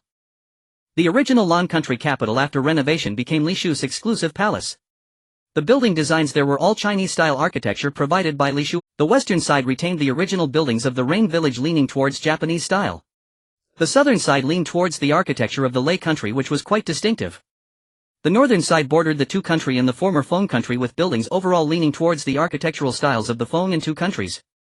The entire Lan country capital had an underground city constructed beneath it, preserving appropriate space. Underground and above-ground platforms were retained. Most vehicles passed through the underground city's roadways and were then lifted to the corresponding positions via elevators. After finishing this period and unifying the ninja world, Li Shuwei decided to usher in the next era, the era of technology. Most of the people involved in building the Lan country capital chose to stay here, were assigned housing, and were responsible for maintaining the city. It appeared orderly and organized, only lacking a large influx of people. Li Shuwei had already made arrangements for this. He decided to bring all the people from the intermediate countries that had been destroyed by the 5 great nations during the war to the Lan country capital. However, every citizen moving into the Lan country capital had to undergo a thorough investigation before being allowed to settle. That is to say, those who moved into the Lan country capital must not be great villains or evildoers elsewhere to avoid unnecessary trouble. People here did not need to possess extremely high combat power. Ordinary people who could live like normal individuals were even better. Apart from those who participated in the construction of the Lan country capital, the first batch of residents were the ninjas and ordinary people from the original Rain village. After discussing these matters with Nagato, Li Shuwei handed Yugao over to Nagato and said, "This is the 6 tails Jinchuriki. Take good care of him for me. Once he successfully becomes a perfect Jinchuriki, he can freely integrate into the Lan country capital." Yugao walked towards Nagato, looking back every few steps. When he reached Nagato's side, he couldn't help but ask, "Big brother, you'll come back to see me, right?" Li Shuwei nodded and said, "Of course. He'll be back soon after I go out." After saying this, Li Shuwei handed a letter to Xiaonan and said, "Xiaonan, you and Yahiko help me deliver this letter to Demai." Xiaonan reached out and took the letter, smiling as she said, "Master, when will we move back to the Lan country capital?" Li Shuwei thought for a moment and said, "When you return from the Tu country, go directly back to the Lan country capital. I'm going to my village now to bring my wives over.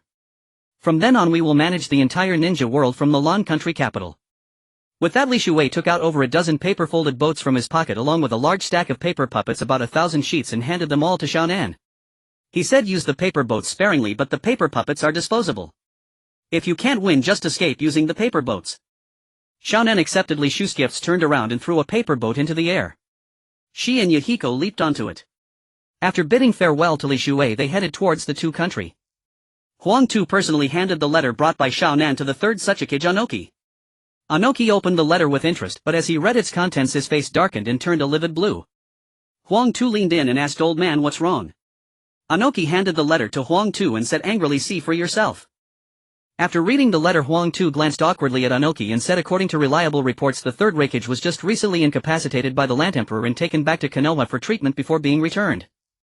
Anoki sighed, "We can't defeat him yet, we can't accept it." Huang Tu said, "Old man, how about we surrender?" Anoki remained silent. Huang Tu continued, "We could also propose an autonomous region like the Cloud Village. Maintaining full autonomy would be better than annihilation like the Water Country." Anoki glared at Huang Tu and lowered his voice. "Surrender is not an option.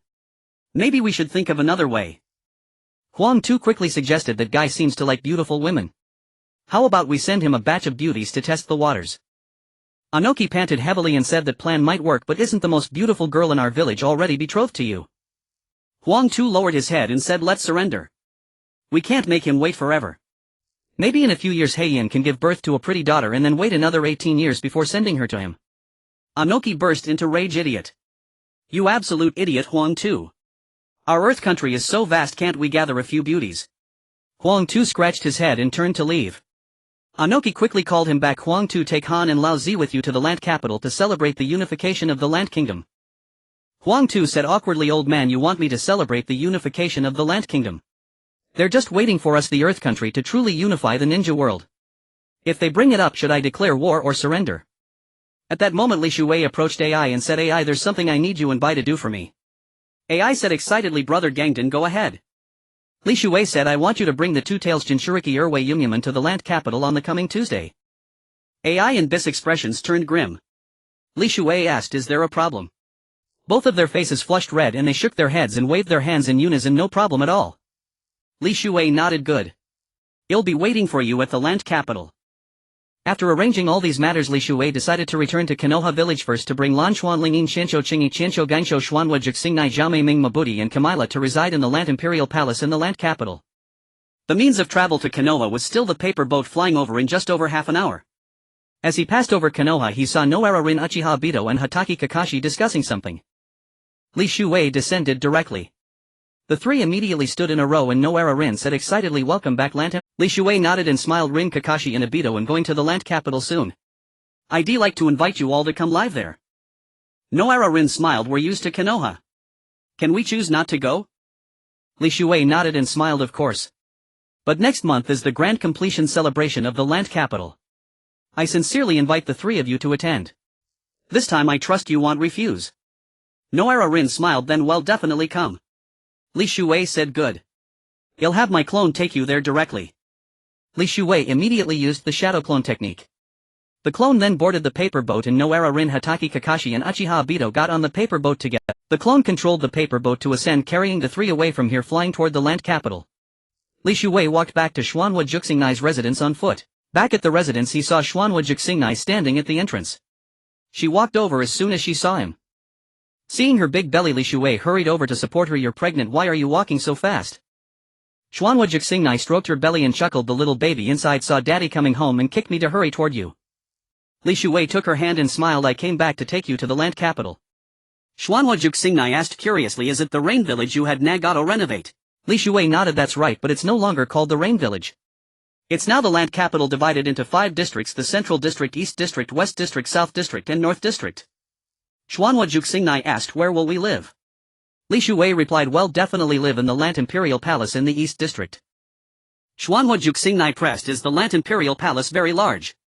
Li Shuwei thought for a moment. It's decent. It consists of the main hall, auxiliary halls and the inner palace where we all live together. The inner palace has 15 separate palaces, so each of you will have your own exclusive palace. Xuanhua Juxingnai took Li Shu's arm and pleaded, darling, I don't want to live alone in a palace. I want to live with you. Just then Qianqiu Qingyi and Qianqiu Gangsho approached from the front of the courtyard. From afar Qianqiu Gangsho shouted, Juxingnai, Li Shuwei doesn't belong to you alone. Xuanhua Juxingnai snorted, her cheeks puffed out and made a face at Qianqiu Gangsho's sister. Gangsho, you're so annoying. When you get pregnant I promise I won't compete with you over our shared man. Qianqiu Qingyi smiled gently and said, Juxingnai, you're so cute. Mabuti and Kamila were chatting and laughing as they walked home. Meanwhile Jiamei Ming was inviting Yashuxi Hondo to visit their home, pulling her along. Seeing this harmonious scene, Li Shu's heart felt truly delighted. In his mind beautiful and carefree scenes of the future kept emerging. He wished for a day when he could sleep until waking, naturally count money until his hands cramped. Carefree with beautiful companions by his side, able to be a groom every day and a merry man every night. After returning from Konoha village to the Lan Emperor's palace in the capital of Lan country, he had just landed steadily when Xuanhua Juxingnai began to complain of a stomachache. Li Shuwei quickly carried Xuanhua Juxingnai into the bedchamber and laid her on the bed. Qianqiu Qingyi and Qianqiu Gangsho hurriedly followed behind them. Both of them shoved Li Shuwei simultaneously. Qianqiu Gangsho said, Sister Qingyi and I are going to deliver Juxingnai's baby. You go out first, dear. Li Shuwei tactfully walked out, closed the bedchamber door and waited outside. While Li Shuwei was anxiously waiting, he suddenly sensed an unusual chakra approaching. He quickly flicked a paper boat from his sleeve, wrote it up into the air and then flung dozens of purple spirit talismans from his sleeve. The purple spirit talismans attached themselves to the walls of the bedchamber, instantly releasing purple energy. The purple energy coalesced into a barrier that enveloped the entire palace. At that moment a crashing sound came from the southeast direction of the barrier. Li Shuwei looked down and discovered that it was none other than Yuzebo Daitu and Chimu Kakashi. Li Shuwei had already guessed their specific purpose. Yuzebo Daitu and Chimu Kakashi smiled awkwardly as they looked at Li Shuwei. Chimu Kakashi said, I'm really sorry. We're strangers here and accidentally bumped into this place without realizing it. Li Shuwei smiled slightly and said, Lin's appearance is only average. I still plan to revive her and then fulfill her union with Yuzebo Daitu. The wedding can be held for you two at any time. Yuzebo Daitu, you know that the child Xuanhua Juxingnai is carrying is mine, not Wolfing Shuaman's. You're setting your sights on Juxingnai. You really have lost one eye and can't see the right direction. Yuzebo Daitu and Chimu Kakashi exchanged a glance, then directly activated the complete Kamui Susanoo, preparing to destroy the barrier. Li Shuwei immediately flung out 3 more sealing talismans. The moment they touched the complete Kamui Susanoo they sealed it instantly, and Yuzebo Daitu and Shimukakase were also sealed inside. Li Shuei steered the paper boat to land on the heart of the Susanoo level with Shimukakase and Yuzebo Daitu. A sly grin curled at the corner of Li Shu's mouth as he said, "It'll take both your lives. It'll take Lin too. When your graves are overgrown with grass, I'll bring the child Linbor for me to pay respects at your tombs." Li Shuei clenched his fist and struck the complete Kamui Susanoo with full force. One punch shattered it along with Shimukakase and Yuzebo Daitu inside, reducing them to nothing. Afterwards Li Shuei went to the entrance of the bedchamber and looked over. Lanchuan Lingyin was pulling her son Lanchuan Daruti as they walked this way. Kamila and Mabuti were admiring the palace while chatting about something. Yashuxi Hondo tightly gripped Zhao Meiming's hand and said excitedly, "Zhao Meiming, can I also marry His Majesty the Lan Emperor?" Zhao Meiming nodded and said with a smile, "I'll mention it to His Majesty the Lan Emperor in a moment. You're so cute, he'll definitely like you." Yashuxi Hondo felt a bit unsure and shyly lowered her head. Li Shuei saw them approaching and hurried over to greet them. He came to Lanchuan Lingyin, picked up Lanchuan Daruti and said, "Daruti, let Daddy hold you." But Lanchuan Daruti resisted, saying, "Dad, Daruti is already grown up. I don't need Daddy to hold me anymore." Just then the vigorous cries of a newborn baby came from the bedchamber. Lanchuan Daruti shouted excitedly, "Dad, has little brother Myanma been born?" Menma. Li Shuei really didn't like that name, but after all it was his own son, so he could barely accept it since Xuanhua Juxingnai had chosen it. The bedchamber door was suddenly pulled open and a dazzling ray of sunlight shone in. Xianshou Qingyi and Xianshou Gangzhou walked out, each holding a newborn baby in their arms, one on the left, one on the right. The baby on the left had black hair and 3 whisker-like marks on its face. The baby on the right had a full head of red hair and also bore 3 whisker-like marks. Xianshou Gangzhou said, "The red-haired baby's name is Xuanhua Mingren." Xianshou Qingyi said, "The black-haired one looks like you. His childhood name is Myanma. You can choose his formal name." Li Shuei thought for a moment and said, "Then let's call him Li Lan." Lan. Xianshou Qingyi said with a smile, "Is it the Lan from Lan country?" Li Shuei nodded and said, "That's right." Upon closer inspection Li Shuei suddenly noticed that even Xuanhua Mingren had traces of Nine-Tails chakra hidden within him. Li Shuei thought to himself, it seems the separation method succeeded. The remaining 2 children of Xuanhua Juxingnai also have a small Nine-Tails inside them. Realizing this, Li Shuei didn't even bother to hold the children. He rushed straight into the bedchamber to check on Xuanhua Juxingnai's condition. The sealing technique on Xuanhua Juxingnai had clearly loosened considerably and the Nine-Tails chakra was leaking out directly. Li Shuei placed his hand directly on the seal at Xuanhua Juxingnai's navel, absorbed the leaking Nine-Tails chakra into his palm, forming a highly concentrated chakra sphere, and then tossed it directly into his system backpack. The Nine-Tails sealed within Xuanhua Juxingnai immediately became displeased and said arrogantly, "What have you done to me? Why did I simultaneously give birth to 2 small Nine-Tails when Xuanhua Juxingnai was in labor?" Li Shuei directly removed the seal on Xuanhua Juxingnai and then entered the sealed world connected to the Nine-Tails. The Nine-Tails glared at Li Shuei menacingly and said, "You bastard, what exactly have you done to me?" Li Shuei smiled slightly and said, "Nothing much. I just slightly modified your existence. As long as Xuanhua Juxingnai continues to bear children, those children will naturally possess Nine-Tails chakra from birth." After saying that, Li Shuei added, "Also, I've already removed the seal on Xuanhua Juxingnai. You can go berserk anytime you want. But if you dare to, I'll give you a good beating, put a dog collar on you and keep you as a pet dog." Hearing this, the Nine-Tails instantly flew into a rage, baring its fangs and vowing to tear Li Shuei limb from limb. Li Shuei simply blew a breath at the Nine-Tails and its mountain-sized body instantly shrank. Li Shuei returned to reality, tightly grasped Xuanhua Juxingnai's hands, kissed her and said, "Juxingnai, thank you for giving birth to Myanma and Mingren for me." Xuanhua Juxingnai looked at Li Shuei weakly and revealed a long-lost smile. "When we first met I really hated you. But from now on I've fallen in love with you. Wherever you go in the future I will follow you through life and death." Li Shuei stroked Xuanhua Juxingnai's head and said comfortingly, "Silly girl, don't talk nonsense.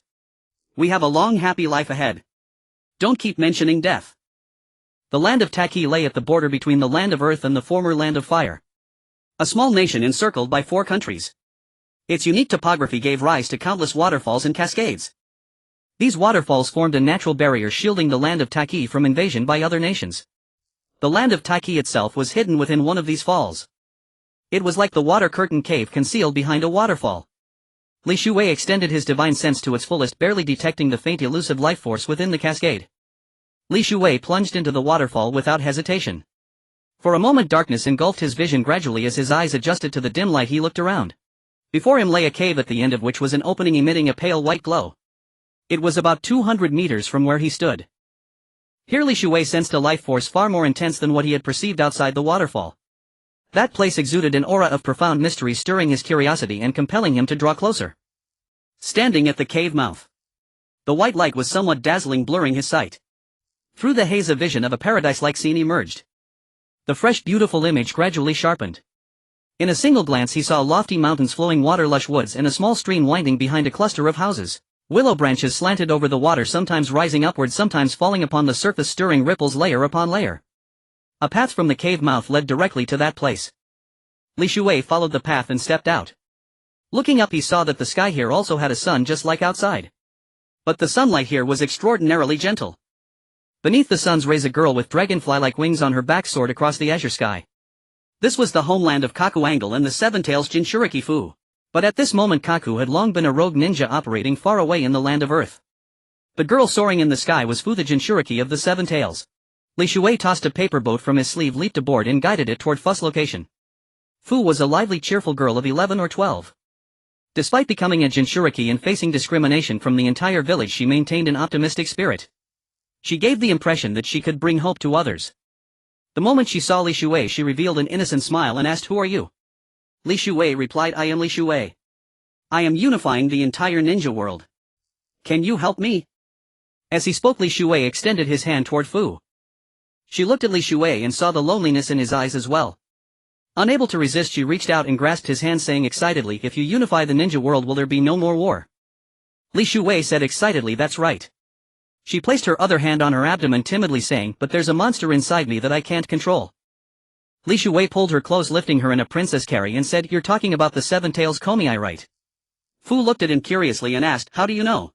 Li Shuei smiled and said, "I've already gathered almost all the tailed beasts. If you visit the capital of the Lan country you'll see that Jinchuriki are not objects of fear, they can live peacefully with ordinary people." "Really?" Fu looked at Li Shuei, waiting for an answer. Before he could reply she realized that Li Shuei had already placed her on the paper boat, left the cave, flown out of the waterfall, and was now soaring through the azure sky. Gazing at the white clouds on both sides, Fu couldn't help asking, "How did you do it?" Li Shuei gently stroked her head and smiled, "Do you want to learn?" Fu nodded vigorously and said eagerly, "Yes." "Can you teach me?" Li Shuei took out a book titled The General Essentials of Paper Jutsu and handed it to Fu, saying, "You are my second disciple." Fu immediately declined, "But I don't want to be your disciple." Li Shuei laughed, "That's all right. Consider it a gift, this book." Fu gave an awkward laugh and said, "Well, that works too." The paper boat raced across the sky, weaving through layers of white clouds. As far as the eye could see the horizon met the sea and the sun set at the ocean's edge. The moon rose from the eastern sky, taking over the sun's scorching light and illuminating the earth with its gentle radiance. Li Shuei gazed at the capital of the Lan country, growing clearer before him, his heart surging with excitement. He only needed to extract a portion of chakra from the 10-tailed beasts, infuse it into the empty shell of the 10 tails, and then use Edo Tensei to summon Uchiha Madara. Half of the chakra would be given to Uzumaki Nagato, who would use the Rinnegan to perform the Rinne Tensei technique, resurrecting Uchiha Madara and subsequently resurrecting Kaguya Otsutsuki. Only by luring the Otsutsuki clan could Li Shuei elevate the current battle to a higher level, otherwise waiting decades would still bring the Otsutsuki here. Rather than waiting for others to arrive, it was better to take the initiative. Finishing Naruto Shippuden absolutely required preventing the tragedy of Boruto Naruto Next Generations. The eldest grandson Boruto Uzumaki would not have to endure such a traumatic childhood.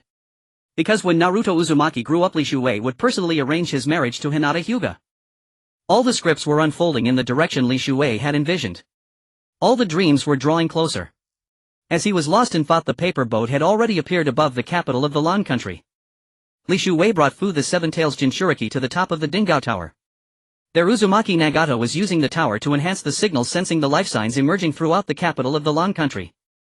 Noticing the arrival of his leader, Li Shuei Nagato immediately pulled Lin Xuanjizi to welcome him. Seeing Li Shuei with a strange girl, Nagato was about to kneel, but Li Shuei stopped him, saying, "Nagato, no need. This girl is Fu, the Jinchuriki of the Seven Tails. Could you take care of her for a while?" Nagato looked at Lin Xuanjizi and said, "Jizi, take Fu inside." Lin Xuanjizi walked up to Fu, extended her hand and said, "Hello, Fu. I'm Lin Xuanjizi. Nice to meet you." Fu happily introduced herself. "I'm Fu, the Jinchuriki of the Seven Tails. Aren't you afraid of me?" Lin Xuanjizi shook her head and smiled. "Soon all the Jinchuriki will gather here. This place is safe enough. Even if a tailed beast goes berserk, someone will suppress it in an instant." Fu looked at Li Shuei and said, "You mean him, right?" Li Shuei smiled faintly, turned around and leaped directly from the top of the Dingao Tower, boarding his paper boat and flying away. Fu hurried to the edge of the tower, clutching the railing, and shouted, "Where are you going?" How long will you be? Soon. Li Shu's voice echoed in the air, but he had already piloted the paper boat far away. AI and B have already brought back the two-tailed Jinchuriki Yujido Ni. Conan brought back the four-tailed Jinchuriki Rashi and the five-tailed Jinchuriki Han. Now there are 4 Jinchuriki and 4-tailed beasts. Adding the 9 tails from Uzumaki Kushina, the 3 tails from No Era Rin, the 7 tails from Fu, the 6 tails from Utakata, and the 1 tail from the premature infant Wat Aiwa. Thus all 9-tailed beasts were gathered. Since he had already absorbed most of the 9 tails chakra earlier, he took the other 8 Jinchuriki and Uzumaki Nagato to a vast expanse of yellow sand that originally belonged to the land of wind. Li Shui got straight to the point and said to them, each of you possesses the power of a tailed beast, so I hope you can help me with something. Fu stepped forward first and asked, Big brother, tell us. What do you need us to do? Li Shui said, I need to revive someone, but before that I need you all to lend me most of your chakra. Lend? How do you lend chakra? Is it possible? The Jinchuriki present began to chatter noisily. Li Shui ignored them and said to Fu, give me your hand. Fu followed his instructions and extended her hand. Li Shui grabbed Fu's hand and directly used a secret technique to forcibly extract the chakra from her body. As the chakra drained, the tailed beast inside Fu sensed it and immediately became enraged, wanting to go berserk. But before it could release enough chakra, Li Shui had already extracted most of the chakra of the 7 tails Chome. Although most of the 7 tails chakra was taken, Fu did not feel any discomfort. Fu, go behind Nagato for now. After saying this, Li Shui looked at the Jinchuriki of the 8 tails Gyuki Killer B and said, B, now it's your turn. Killer B walked over cautiously, trying to calm the 8 tails inside him, saying, 8 tails, you need to calm down and follow Boss Gangdan's orders. The 8 tails looked at Fu, who had just had her chakra extracted through Killer B's perspective, and said in the inner world, be careful. Killer B came over, raised his fist and fist bumped Li Shui. Li Shui fist bumped him back, using this opportunity to extract a large portion of the 8 tails chakra. One by one, most of the chakra from all the tailed beasts gathered in Li Shu's hand. He compressed and condensed the chakra of all 9 beasts, leaving only a fist-sized ball of highly concentrated tailed beast chakra. Li Shui looked at Uzumaki Nagato and said, Nagato, their chakra has been taken by me and now it's gathered in my hand. Use the summoning technique to summon the complete demonic statue of the outer path. Uzumaki Nagato nodded, then walked forward a few steps, bit his thumb and quickly formed hand seals. After completing the seals, he slammed his palm on the ground, creating a summoning array. Uzumaki Nagato shouted, summoning technique, demonic statue of the outer path. The empty shell of the 10 tails was summoned directly. At that moment, Black Zetsu appeared beside Li Shui and said, Father, how do we bring out Uchiha Madara now? Li Shui patted Black Zetsu's black head and said, good son, stand aside and watch your father's performance. Li Shui reached out his hand to Uzumaki Nagato and said, Nagato, give me your hand. Uzumaki Nagato stepped forward and placed his hand on Li Shu's. Instantly he felt a surge of chakra countless times more powerful than his own flowing through Li Shu's hand. Uzumaki Nagato felt as if he were about to burst from the chakra being transferred and said in panic, boss, enough. Li Shui then placed his hand on Nagato's shoulder and grabbed, saying, ninja art split technique. He forcibly split Nagato's body, creating a mindless replica of Nagato. Uzumaki Nagato stared in shock at the other self and said, boss, what is this? Li Shui said, don't ask too much. Take the 6 paths of pain and lead the Jinchuriki away from here.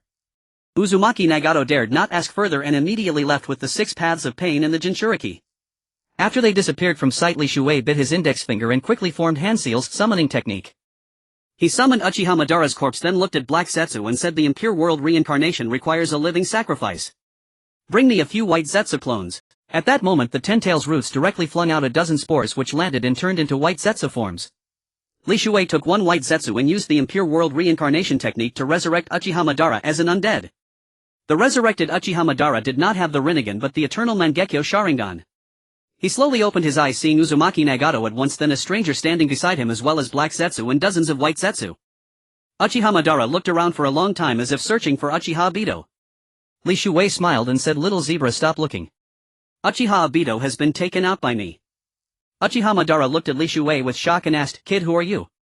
Li Shui waved his hand helplessly and said, stop babbling, him in a hurry. Stand still. You'll have Uzumaki Nagato revive you and then you can take his Rinnegan.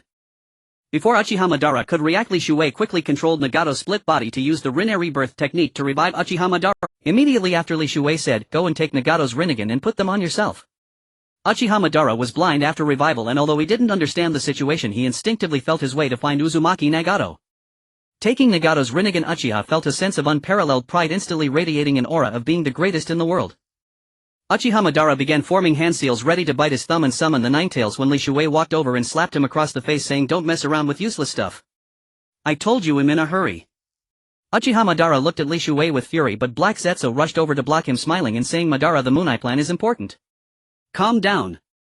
Uchiha Madara suppressed his unease, otherwise he would have fought Li Shuei. Li Shuei directly hurled the chakra of all 9-tailed beasts into the empty shell of the 10 tails. The empty shell of the 10 tails, the demonic statue of the outer path, swallowed the chakra of the 9-tailed beasts and was about to revive. Li Shuei glared at Uchiha Madara. Zebra, hurry up and form the seals to become the 10 tails Jinchuriki. The happiness came too quickly. Uchiha Madara was completely stunned. He looked at Black Zetsu excitedly, about to speak. But Black Zetsu spoke first. Madara, don't waste words. If you keep yapping, my father will hit you again. Uchiha Madara rapidly formed hand seals, directly executing the contract seal. The colossal form of the 10 tails began to shrink, merging into Madara's body. Truth-seeking balls manifested behind Uchiha Madara. A wooden block appeared on his forehead and his attire transformed into a white robe adorned with 6 tomo patterns. Uchiha Madara held a black 6-path staff resembling his appearance in the anime. It's a pity that Might Kai is still young now and cannot unleash the 8 gates. Li Shuei pondered, recalling that Might Due might be able to unleash the final gate of the 8 gates, wondering if a single kick could produce an ending worthy of the finale. But either way, Madara would directly activate the infinite Tsukuyami.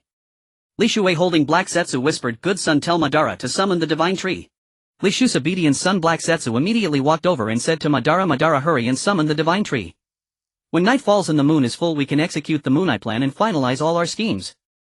Uchiha Madara felt something was amiss, yet he couldn't articulate it. Thinking that since his own consciousness, Black Zetsu, had spoken thus, he decided to simply follow the instructions. Uchiha Madara quickly formed hand seals, and upon completion he let out a mighty roar. The divine tree instantly sprouted from the ground, its roots beginning to absorb the natural energy of the planet, gradually converting it into chakra. At that moment, Li Shuei seized the opportunity to strike, summoning the 8 essences mystic art to transform into a long blade, slashing toward Uchiha Madara. Uchiha Madara hastily retreated a step, blocking with his 6-path staff, but was still wounded by the blade light released from the long blade. The black 6-path staff was instantly severed. Uchiha Madara reconstituted Yin-Yang release, gathering a black sphere which transformed into a black rod. He charged at Li Shuei wielding the black rod. Li Shuei, holding the long blade, stood firm and directly cut the charging Madara in half. Black Zetsu, witnessing this, grew anxious. My stepfather. What are you doing? Were you not supposed to help me revive mother? Why are you truly trying to kill Madara? The instant the blade light severed Madara, it flew into the distance for a moment, then directly cut the divine tree flat at ground level. The direction in which the divine tree fell happened to be exactly where Madara, with only half his body remaining, lay. In the moment the divine tree fell, a woman's voice echoed in Madara's heart, absorb the divine tree and your body will heal, your power will be enhanced. Li Shuei sidestepped to evade, then picked up Black Zetsu and whispered, I'll toss you over to Madara. Find the right moment to stab him through the heart and revive your mother, understand? Before Black Zetsu could react, he was hurled directly over and landed beside Madara. Black Zetsu cried out in terror to Madara, Madara, protect me. That guy is trying to ruin our plan. Madara immediately extended his hand to absorb the divine tree that was pressing down on him. In that instant, Madara's body underwent earth-shattering changes. The severed lower half automatically regenerated. He raised his hand to split open the wooden lump on his forehead. Once opened, it would reveal a blood-red Rinnegan with 6 Tomo Sharingan patterns. At that precise moment, Black Zetsu executed a fatal strike, directly piercing the heart of that foolish Madara. Madara turned his head in shock and asked, why is this happening? Black Zetsu snorted coldly, then directly merged into Madara's transforming body. Madara's original body was separated and reverted to a Mangekyo Sharingan. The parts he had absorbed from the 10 tails and the divine tree instantly transformed into a woman. She possessed long blue-white hair, voluminous and longer than her height, cascading behind her. Her Byakugan seemed capable of seeing through everything, exuding arrogance and majesty. A pair of horns adorned her head, and on her forehead was a blood-red Rinnegan with 9 Tomo Sharingan patterns. She possessed all the abilities of both the Rinnegan and Sharingan, capable of employing all ninjutsu from the 2 dojutsu. Her face, as fair as jade, strangely lacked eyebrows, and the corners of her eyes resembled petals. Her expression carried an air of self-righteousness. She wore a white robe adorned with the black Tomo patterns of the Akatsuki clan, accentuating her tall, slender figure. She fixed her gaze on Li Shuei, about to speak, when Li Shuei flashed before her, produced a purple spiritual talisman from his sleeve and pressed it directly onto Kaguya Otsutsuki's forehead. Then Li Shuei lifted Kaguya Otsutsuki, extracted Black Zetsu from her sleeve, slapped a black talisman onto him and sealed him instantly. Li Shuei gave a firm slap to Kaguya Otsutsuki's buttocks and said, who would have thought that even after bearing 2 sons your figure remains so stunning, it makes my mouth water. Kaguya Otsutsuki shuddered, realizing she had been suppressed by the purple spiritual talisman and could no longer move. She asked, who are you? Li Shuei replied, I'm Li Shuei, your man. Kagaya Otsutsuki said angrily, impossible, I killed him long ago. Li Shuei was instantly embarrassed. After thinking for a while he said, I've always admired you and just wanted to take you as a minor wife. Kagaya Otsutsuki exclaimed in surprise, what are you saying? I don't understand. Forget it. If you don't understand, I'll show you through actions. With that, Li Shuei quickly formed hand seals and shouted earth-style 4 walls and roof technique. He immediately enclosed himself and Kagaya Otsutsuki within earthen walls, then proceeded with the next steps. Kagaya Otsutsuki screamed, what are your hands doing? Li Shuei chuckled, go ahead, shout. Shout all you want, no one will come to save you even if you scream your throat out. Kagaya Otsutsuki, bastard, if you have the guts, tear off that talisman and let us fight 300 rounds. Li Shuei said arrogantly, keep your voice down. Aren't we already fighting 300 rounds right now? Outside the earthen wall, Black Zetsu, sealed by the black talisman, immediately started shouting, mother, where have you gone? Due to the excellent soundproofing of the earthen walls, Black Zetsu's voice could not penetrate, nor could he hear anything from inside. At that moment a series of tremors and quakes caused the ground to shake, triggering a chain of effects as the earthen wall swayed. After a full 5 hours the commotion subsided. Li Shuei, feeling his way in the dark, said, Kagaya, are you still there? Kagaya Otsutsuki said indignantly, I'm sealed by you and can't escape. If you dare release me, ill. Li Shuei immediately pounced on Kagaya in the darkness and said, I know, you want to fight 300 rounds, right? Incoming, my little Kagaya. Li Shuei and Otsutsuki Kagaya engaged in a fierce battle within the dark chamber for thousands of rounds before they finally calmed down. The earthen walls crumbled and the two emerged hand in hand, their faces glowing with contentment.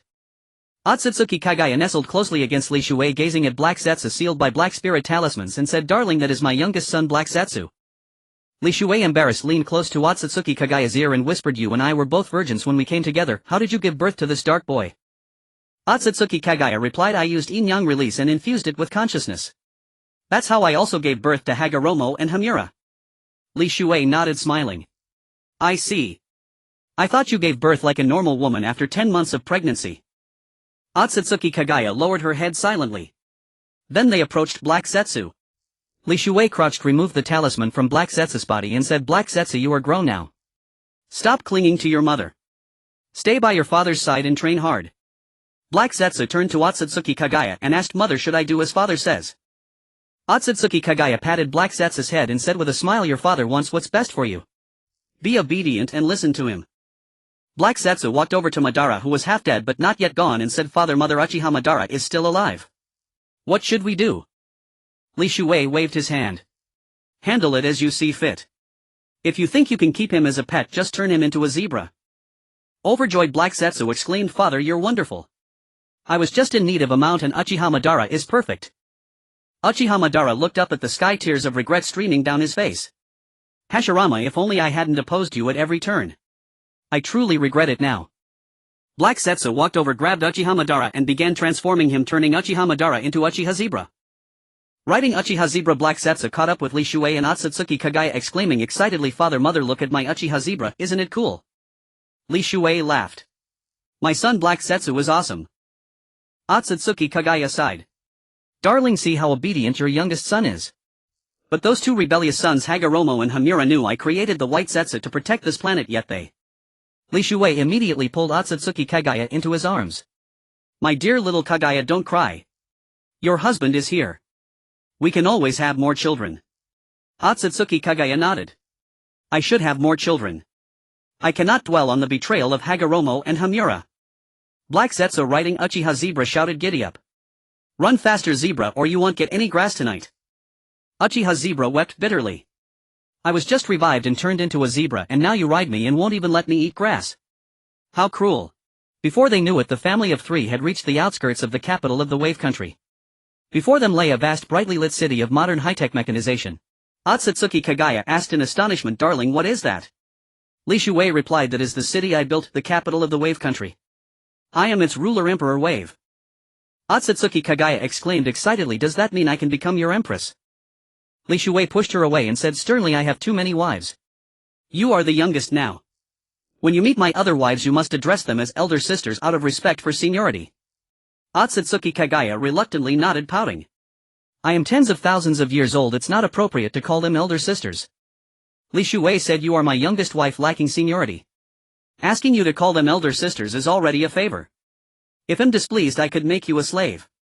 Hearing this, Black Zetsu rushed over on Uchiha Zebra, panicked. Mother, I don't want to be a slave, or else I won't even have Uchiha Zebra to ride. Akatsuki Kagaya immediately begged, I am willing to be the smallest. I will call them elder sisters. Please don't make me a slave. Li Shuwei patted her on the backside and said approvingly, that's a good girl. You're my little Kagaya. As they entered the capital of the Wave Country, Nagato Uzumaki stood at the entrance waiting, immediately spotting the Byakugan and the Rinne Sharingan in Akatsuki Kagaya's third eye. Nagato Uzumaki, shocked and curious, asked, Boss, who is this? Li Shuwei replied proudly, the mother of Hagoromo and Hamura Akatsuki Kagaya, my youngest wife. Nagato Uzumaki was instantly embarrassed. He pulled Li Shuwei aside and whispered, Boss, what strange taste you have. Li Shuwei smiled. When I revived Kagaya, I found her still charming. I couldn't resist. I think she suits me well. Nagato Uzumaki was left speechless. Li Shuwei patted Nagato's shoulder. Now that about 80% of our problems are solved, in a week I will hold a wedding for all my wives. You Lin Chuan, Jizi, Yahiko and Konan can join us. Nagato Uzumaki blushed, lowered his head and said excitedly, Jizi and I are already prepared. Well, go ahead and prepare the wedding dresses. Li Shuwei nodded approvingly. Have Jizi and Konan see Qing-e. The three of them will decide on the details. Nagato Uzumaki nodded. Understood. Boss, take your time showing Kagaya around. I'll get to work. With that he left with the 6 paths of pain to prepare. Akatsuki Kagaya approached. Darling, how did that red-haired man come to possess Hagoromo's Rinnegan? Li Shuwei thought for a moment. We should ask Black Zetsu. He knows the details best. Akatsuki Kagaya waved at Black Zetsu, who was riding Uchiha Zebra. Akatsuki Kagaya called out loudly, my son, come here. Mother has something important to ask you. Mother, I'm coming. Black Zetsu shouted, steering Uchiha Zebra around and galloping toward them. He looked at Akatsuki Kagaya and asked, Mother, you need me. Akatsuki Kagaya said, do you know how that red-haired boy got his Rinnegan? Black Zetsu patted Uchiha Zebra beneath him and said excitedly, Nagato Uzumaki's Rinnegan was transplanted from Uchiha Zebra. Akatsuki Kagaya nodded. Mother understands. Go play. Black Zetsu immediately rode off on Uchiha Zebra. In the capital of the land of Lan, Li Shuwei held a grand inauguration ceremony. Unexpectedly, Inoki himself arrived with their daimyo and the letter of surrender. Inoki's surrender came as a great shock to Li Shuwei. From then on, the shinobi world was unified and only one nation existed, the capital of the land of Lan. Li Shuwei, the Lan Emperor, would now rule over the entire shinobi world. The first to kneel and pledge allegiance in the palace was Inoki. Li Shuwei, clad in a dragon robe, sat upon the dragon throne. Facing the assembled ministers, he waved his hand and Black Zetsu immediately began to read aloud Li Shu's enthronement edict. Jiraiya, who had been rescued by Obito Uchiha and had been hiding in Mount Mayaboku, happened to be present on the day of Li Shu's coronation, which also served as the occasion for infeffing the minister. It was also the very moment when Nagato Uzumaki and Lin Chuan Jizi as well as Yahiko and Konan were to be granted marriage. Black Zetsu proclaimed, today my beloved father Li Shuwei ascends the throne and becomes the Lan Emperor. All of you shall address my beloved father Li Shuwei as His Majesty the Lan Emperor, or simply Your Majesty. The Empress is appointed as Senju Qingyi to command the harem. The Eastern Palace Imperial Consort is Lan Chuan Lingyin, the Western Palace Imperial Consort is Senju Tsunade, the Southern Palace Imperial Consort is Uzumaki Kushina, and the Northern Palace Imperial Consort is Tsurumi Mei. The four shall jointly assist the Empress in managing the harem. The consorts are Yuhi Kurenai as consort, Hong Mitarashi Anko as consort, Anko Mabui as consort, Makimera as consort, Mei Noera Rin as consort Rin, and the Seven Tails Jinchuriki Fu as consort Fu. Kagaya Akatsuki is appointed as a noble lady. All the consorts knelt in gratitude for Li Shu's favor. At that moment when Kagaya appeared, everyone was stunned. The mother of the Sage of Six Paths Hamura Akatsuki and Hagoromo Akatsuki was only deemed worthy of being a mere noble lady to Li Shuwei, not even a consort. And she was the most junior consort in terms of rank. That was the progenitor of chakra. Throughout the entire shinobi world, who could accomplish such a feat? This Lan Emperor must be invincible. Among those present, especially Inoki, who forcefully pressed the head of their nation's daimyo to kowtow, he exclaimed excitedly, didn't I tell you?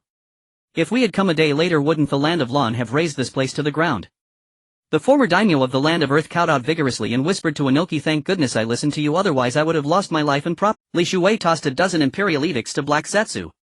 After Black Zetsu caught them, Li Shuwei said, these are the lists of personnel for each nation. Read them out. Black Zetsu opened the edict and read, I appoint Nagato Uzumaki as the Guardian King and Lin Chuan Jizi as the Guardian Queen. Nagato Uzumaki, clad in a four-clawed python robe, took Lin Chuan Zizi's hand and stepped forward, kneeled to receive the edict and said in unison, we thank His Majesty the Lan Emperor for his grace. After Black Setsu handed the edict to Nagato Uzumaki and the couple withdrew, Black Setsu continued reading. I appoint Yahiko as the pacifying king and Konan as the pacifying queen. Yahiko, dressed in a red four-clawed python robe, took Konan's hand and stepped forward to receive the edict and express gratitude. Then Black Setsu continued reading the edicts, arranging suitable personnel according to Lishus will to garrison and govern the original 5 great nations. This arrangement was mainly for mutual checks and balances. For instance, shinobi from the original land of wind were stationed in the land of lightning and the land of fire. Shinobi from the land of lightning were stationed in the land of earth and the land of water. Shinobi from the land of water were stationed in the land of fire and the land of wind. Shinobi from the land of earth were stationed in the land of wind and the land of water, and so on, with the objective of mutual restraint. The high-ranking officials present were clearly displeased. However, the one in power now was Li Shuei, not them. Li Shuei stood up and declared passionately, now that the shinobi world is unified, new rules must be established. Everyone must center around the Lan Emperor and create a peaceful future. The specific plans had all been completed. The next step was implementation. Among all the nation's armies, the Land of Earths was the most difficult to mobilize. They were still unconvinced, as they had never faced the capital of the land of Lan in a direct battlefield confrontation. Li Shuei directly dispatched Nagato Uzumaki and Lin Chuan-Jizi along with Konan and Yahiko to suppress them. The 4 of them didn't even need to act. Once the 6 paths of pain were deployed, there was nothing the Rinnegan couldn't resolve. After dealing with the mobilization of shinobi from the land of Earth, all matters were temporarily settled. Nagato Uzumaki took Lin Chuan-Jizi directly to a coastal city for their honeymoon. Konan and Yahiko flew to the edge of the world, wanting to enjoy the full view of this world. Li Shuei certainly did not neglect himself. He thoroughly enjoyed himself in the capital of the land of Lan. Sumptuous feasts and a complete banquet of delicacies were prepared. He directly hired chefs to cook the dishes he described. At this moment he truly felt the flavor of being an emperor. Li Shuei also took this opportunity to relax and unwind. He couldn't even attend to all his wives at once. Today Yuhi Kurenai, tomorrow Mitarashi Enko, the day after Chimera. This divine life, being a bridegroom every night, was damn enjoyable. Now that the 5 great nations were completely under Li Shu's control, he had to prepare for another matter, finding the other Otsutsuki who came to Earth with Kagaya Ishiki Otsutsuki. Since Li Shuei entered the world of Naruto, the entire trajectory had completely deviated. Even though Li Shuei had obtained a vast amount of intelligence, it was of little use at this time. Searching for the hidden Ishiki Otsutsuki in the shinobi world was truly like looking for a needle in a haystack. Li Shuei walked in the Lan Emperor's palace, watching the layered tiles on the roofs that shielded the palace from wind and rain. He observed his wives getting along harmoniously, the children enjoying themselves, and Black Setsu amusing his younger brothers. Li Shuei took Kagaya Otsutsuki aside and asked, I sense that Ishiki Otsutsuki is about to come to this planet. Kagaya Otsutsuki said, flustered, it's too late to create White Zetsu to stop them. We should face the enemy directly. Li Shuei patted Kagaya Otsutsuki's head and said with a smile, given their strength, creating more White Zetsu would be futile. Let them come. I also want to see how strong the Otsutsuki clan really is. Kagaya Otsutsuki's face instantly filled with awkwardness. She said, their power surpasses mine. My dear, you should prepare well in advance.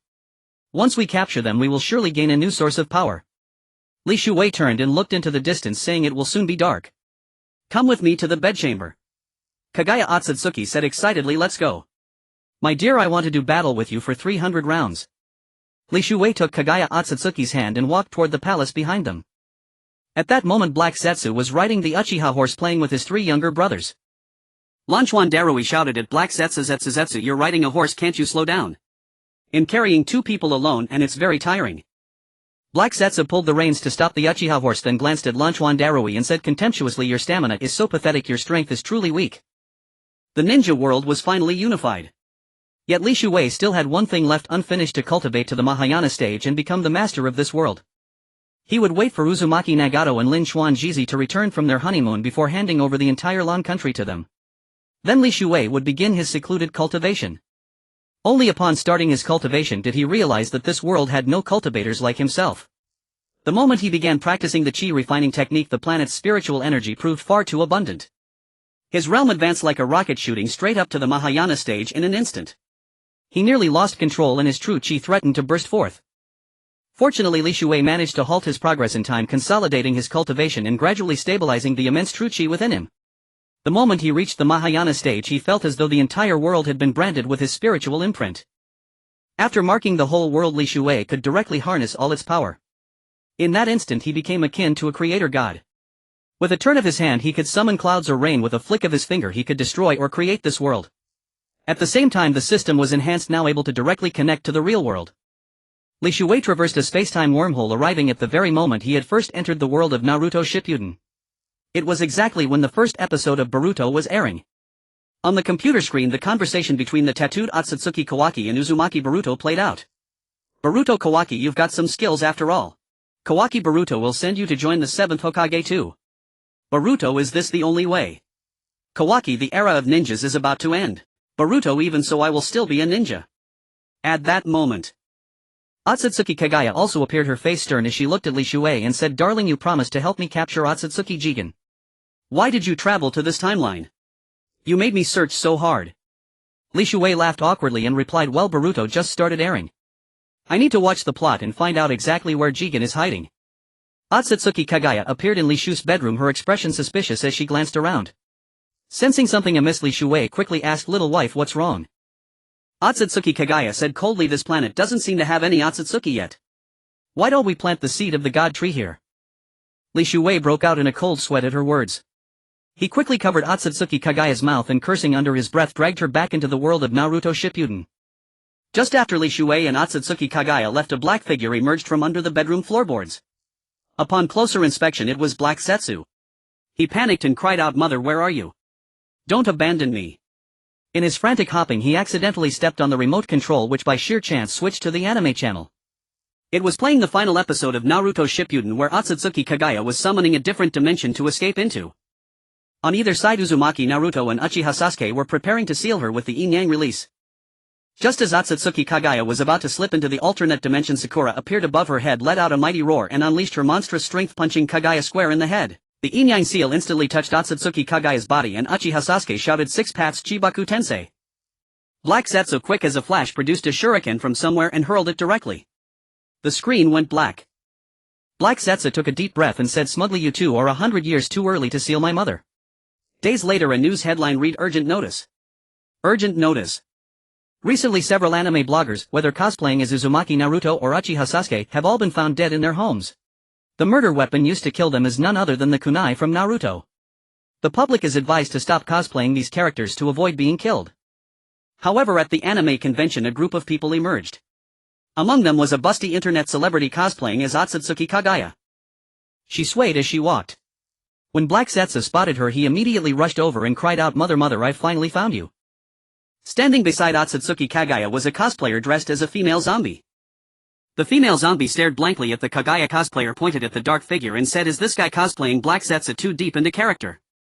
The Akatsuki Kagaya cosplayer laughed awkwardly and pushed Black Setsu away, saying, "Good son, don't get too into character. Mommy isn't ready yet." Just then the cosplayer of Akatsuki Hagoromo walked over with a grin. Seeing Black Setsu groping the Kagaya cosplayer's ample bosom, he quickly joined in and shouted, "Mother, me too." Suddenly a mosaic appeared in the space. A pair of hands grabbed Black Setsu and the Akatsuki Kagaya cosplayer, pulling them both into the mosaic. In the blink of an eye they vanished. The cosplayer of Akatsuki Hamura, who had been charging forward, skidded to a halt, turned around and asked in confusion, "Where's mother?" The female zombie delivered a flying kick and shouted, "Kagaya was fondled out of existence." The Akatsuki Hamura cosplayer hit the ground, lying there as a breeze swept by. Someone unknowingly pushed a speaker past, playing a familiar melody. Snowflakes flutter, north wind howls, the world is a vast expanse of white, a single plum blossom stands proudly in the snow. The Akatsuki Hagoromo cosplayer was left stunned in the wind. After dragging Black Setsu back from the real world, Li Shuei directly confiscated his Mount Uchiha Banma. He hung Black Setsu up and lashed him with a whip, demanding, "I told you not to kill people in that world. Do you know you were wrong?" Black Setsu wailed, "Father, I was wrong, but Uzumaki, Naruto and Uchiha Sasuke shouldn't have sealed mother." Li Shuei paused, stopped the whip and asked Setsu, "What did you see?" Black Setsu said with a tearful face, "I stayed up all night watching Naruto Shippuden and even caught up with Boruto." Li Shuei said sternly, "And what happened?" "Mother got sealed and Boruto really isn't good. It's like kids playing house and Naruto is missing." Li Shuei set Black Setsu down, patted his head and said, "That's all fake. You've watched Naruto Shippuden, so you know what it says is different from our world, right?" Black Setsu wept and begged, "Father, I know I was wrong, but please don't take away my Uchiha Banma. Without a mount it's no fun." Li Shuei said seriously, "Remember, don't go around killing people. I'll give you back your Uchiha Banma." Black Setsu nodded in apology. Daddy, Black Setsu knows he was wrong and won't dare do it again. After speaking, Li Shuei let Uchiha Banma over, lifted Black Setsu onto its back, patted his shoulder approvingly and said, "Alright, good boy, go play with Uchiha Banma." Under the setting sun, Black Setsu rode Uchiha Banma forward, about to embark on a new journey. Later generations would adapt this story into Black Setsu I have a Uchiha Banma, giddy up. Greetings everyone. I am Heiju, the pitch-black fellow from the world of Naruto Shippuden. If I open my eyes late at night you can surely see the whites of my eyeballs. Or when I open my mouth you can see my bright cavity-free teeth. If I close my eyes and shut my mouth even with a lantern you probably wouldn't find me. Because I am too dark. In the original Naruto Shippuden storyline I am a mama's boy. After my mother Kaguya Otsutsuki was sealed on the moon by my two older brothers Hagoromo Otsutsuki and Hamura Otsutsuki, I wandered the ninja world for 1,000 years solely to revive my mother. As for my final fate, those who have watched Naruto Shippuden know it well. I was pinned down by my nephew Uzumaki Naruto with a black rod and then sealed away in the 6 paths, Shibaku Tensei.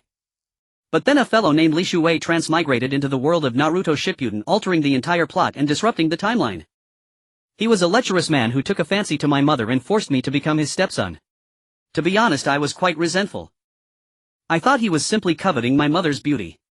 It wasn't until after my mother was fully revived that he cultivated to the great vehicle stage and opened a portal. I hid in his shadow and followed him to his world. There I watched the complete Naruto Shippuden and saw the fate that was originally mine. In that world I searched everywhere for Uchiha Sasuke and Uzumaki Naruto, but I killed the wrong targets.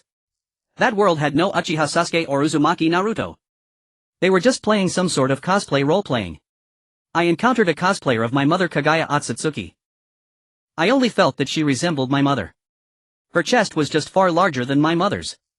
I rushed over, but before I could even tell her that I was her beloved youngest son Heiju, I was forcibly dragged back by my stepfather Li Shuei. After returning to my world I thought he would take back my beloved Uchiha Madara horse. Yet he merely smiled, patted my head and said meaningfully, "Good son, you've grown up. It's time you went out to see the world." Speaking of the Uchiha Madara horse, you must be unfamiliar. But what about Uchiha Madara? The one who was Indra's reincarnation. You must have heard of him. That guy who can pilot a giant Susanoo and loves to say, "Do you want to dance?" He was turned into a zebra by my stepfather Li Shuei, the very same Uchiha Madara horse I now ride across the ninja world. It's a high-class zebra with Sharingan eyes, a fighter among zebras 1,000 li a day. No, that would tire him to death. Although father unified the ninja world, it remains unstable. My youngest brother Kawa no Darui was in theft as the Thunder King of the former Land of Lightning after he turned 17. The reincarnation of my nephew Ashura. Bah! That's my Aunt Kushina's youngest son Uzumaki Naruto. He was in theft as the Fire King of the former Land of Fire governing that land. My Aunt Kushina's eldest son Menma was in theft as the Earth King of the Land of Earth governing the Earth of Fire. I thought I'd at least get the Wind of Fire to be the Wind King or perhaps the Water King of the Land of Water. But I got nothing at all. I rode my Uchiha Madara horse shouting, "Giddy up!" I arrived at a barren land near the sea. I thought I had reached the edge of the ninja world, so it was time to return. I returned to the capital of our country, the capital of the Land of Gale. I had gained another large group of younger brothers. Aunt Terumi, my little brother Li Zhao, became the Water King of the Land of Water at just 3 years old. My mother Kaguya Otsutsuki was pregnant with my stepfather's son. I decided to go and have a good talk with my stepfather. I said, "Good morning, Dad and Mom." Stepfather said, "Heiju, you've traveled the ninja world on your Uchiha Madara horse for 7 years and finally returned to the capital of the Land of Gale." Kaguya Otsutsuki smiled and said, "Child, your father is old and has decided to abdicate." Hearing those words, my heart leaped to my throat. My moment of glory had arrived. At last I understood my parents' good intentions. So they intended for me to inherit the Land of Gale and become the next Gale Emperor. I said excitedly, "Dad and Mom, I am ready." Father Emperor Li Shuei said, "I have decided to abdicate to the son born to me by Kaguya." Kaguya Otsutsuki's son. Besides me there was only the one in her belly. At that moment I felt I was the happiest child in the world. But who would have thought?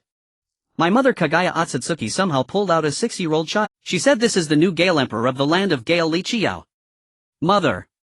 What does this have to do with me? Promised to let me inherit the throne, and now it has nothing to do with me. My father Emperor, bah! My stepfather Li Shuei said, "Li Qiao was born after my beloved consort Kaguya labored for 7 nights. He was born with all dojutsu, able to switch freely." He rolled his eyes and mother said, "Those were Byakugan." If that counts as Byakugan, I have them too. Byakugan. Then he displayed Rinnegan Sharingan 12 Magatama Rinne Sharingan Tensegan Jogan Taiji and Yin Yang eyes. Fully switching through 128 kinds of dojutsu. And there was even more unfairness. He was born with an auxiliary system and could even add points. Wait. Adding points. What does that mean? Is he playing a game? I was very disappointed and wanted to crawl into a hole. At that moment, Stepfather Li Shui patted my shoulder and said, "Good son, your father decides to infect you as the Black King. You shall go to the land of soup." At least I was made a Black King in the end. Better than nothing. So I mounted my beloved Uchiha Madara and left the capital of the land of Gale. Passing through the land of fire, I encountered my supposed nephew Ashura's reincarnation Uzumaki Naruto, who had now become my younger brother. It felt bitter.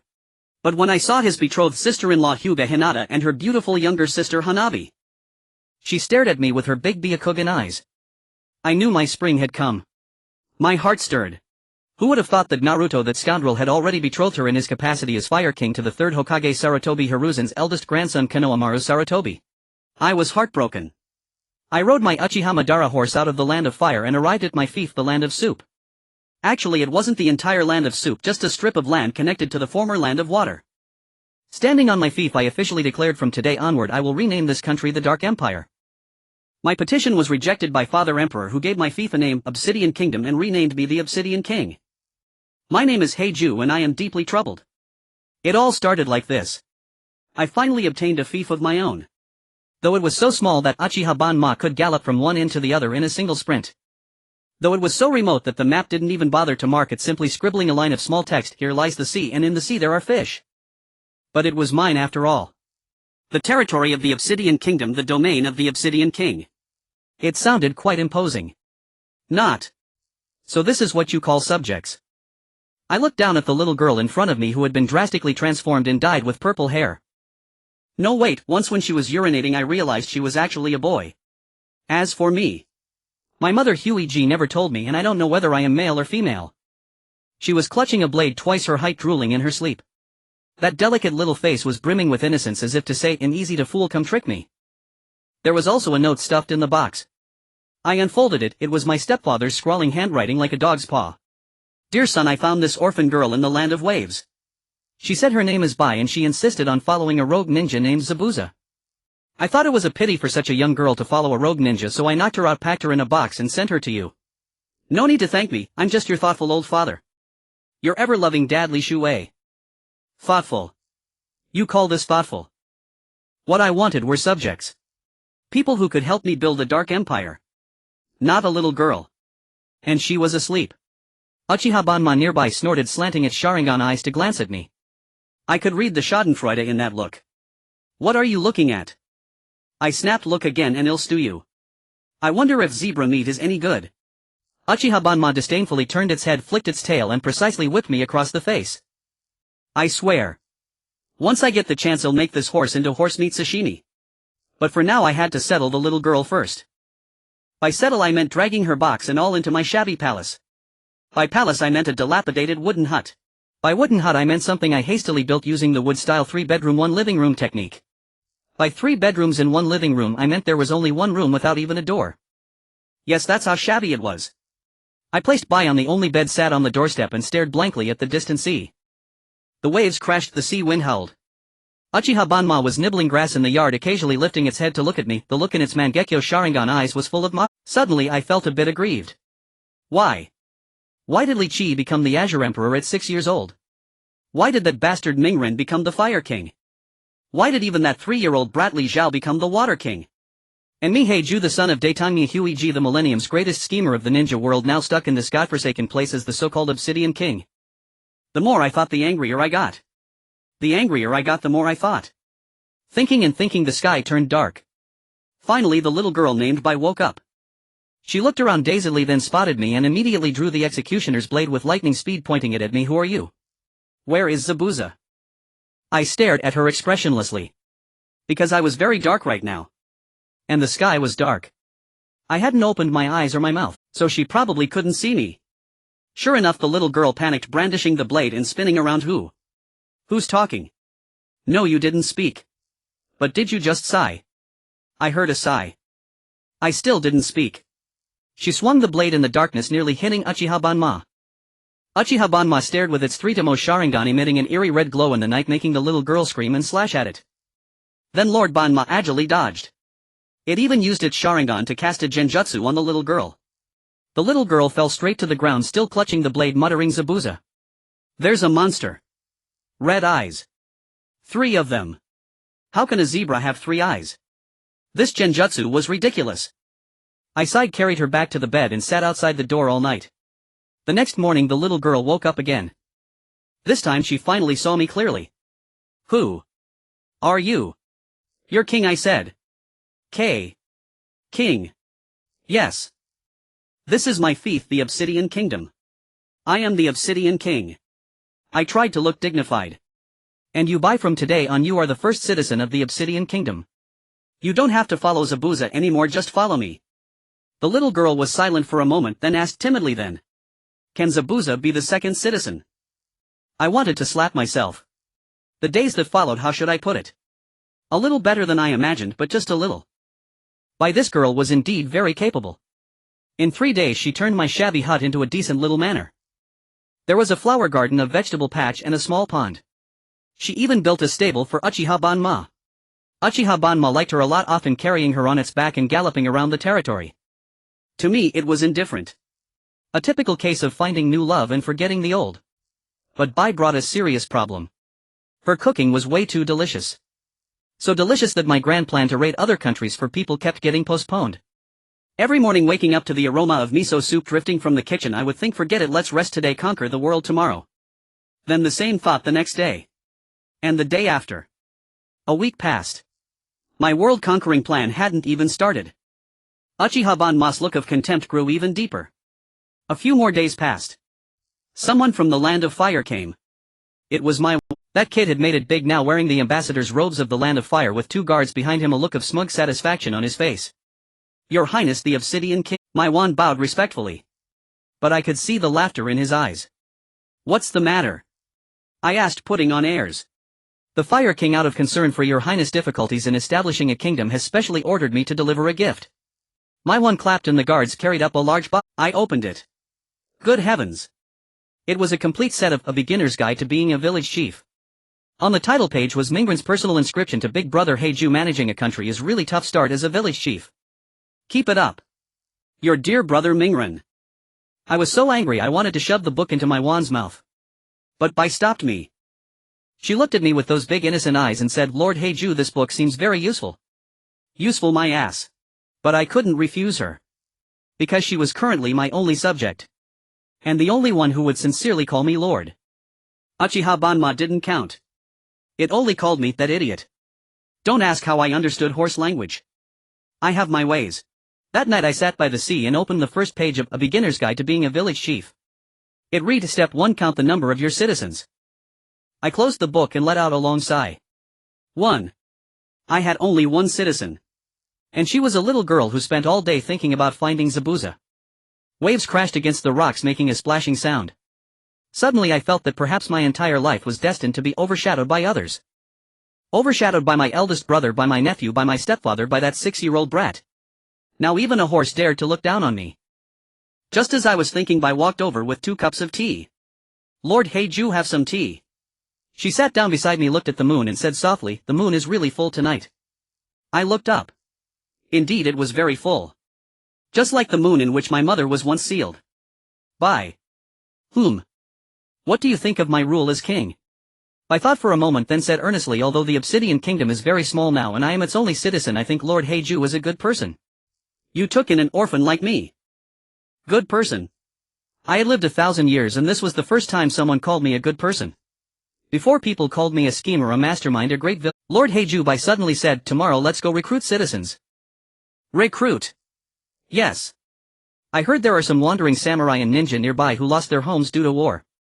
Maybe they'd be willing to come to the Obsidian Kingdom. She turned and smiled at me. Then the Obsidian Kingdom will become lively. For some reason, looking at her smiling face, I suddenly felt that maybe things weren't as bad as I thought. Maybe this godforsaken place really had hope of becoming a proper country. Maybe I, Heiju, could actually be a proper king. Then that beautiful fantasy shattered the next morning. Because someone from the Land of Water came. It was a messenger sent by my 3-year-old little brother Li Xiao, bearing a diplomatic letter. There was only one line on it, written crookedly, clearly the handwriting of a 3-year-old brother. Heiju, I heard your country is by the sea. Can I come swim?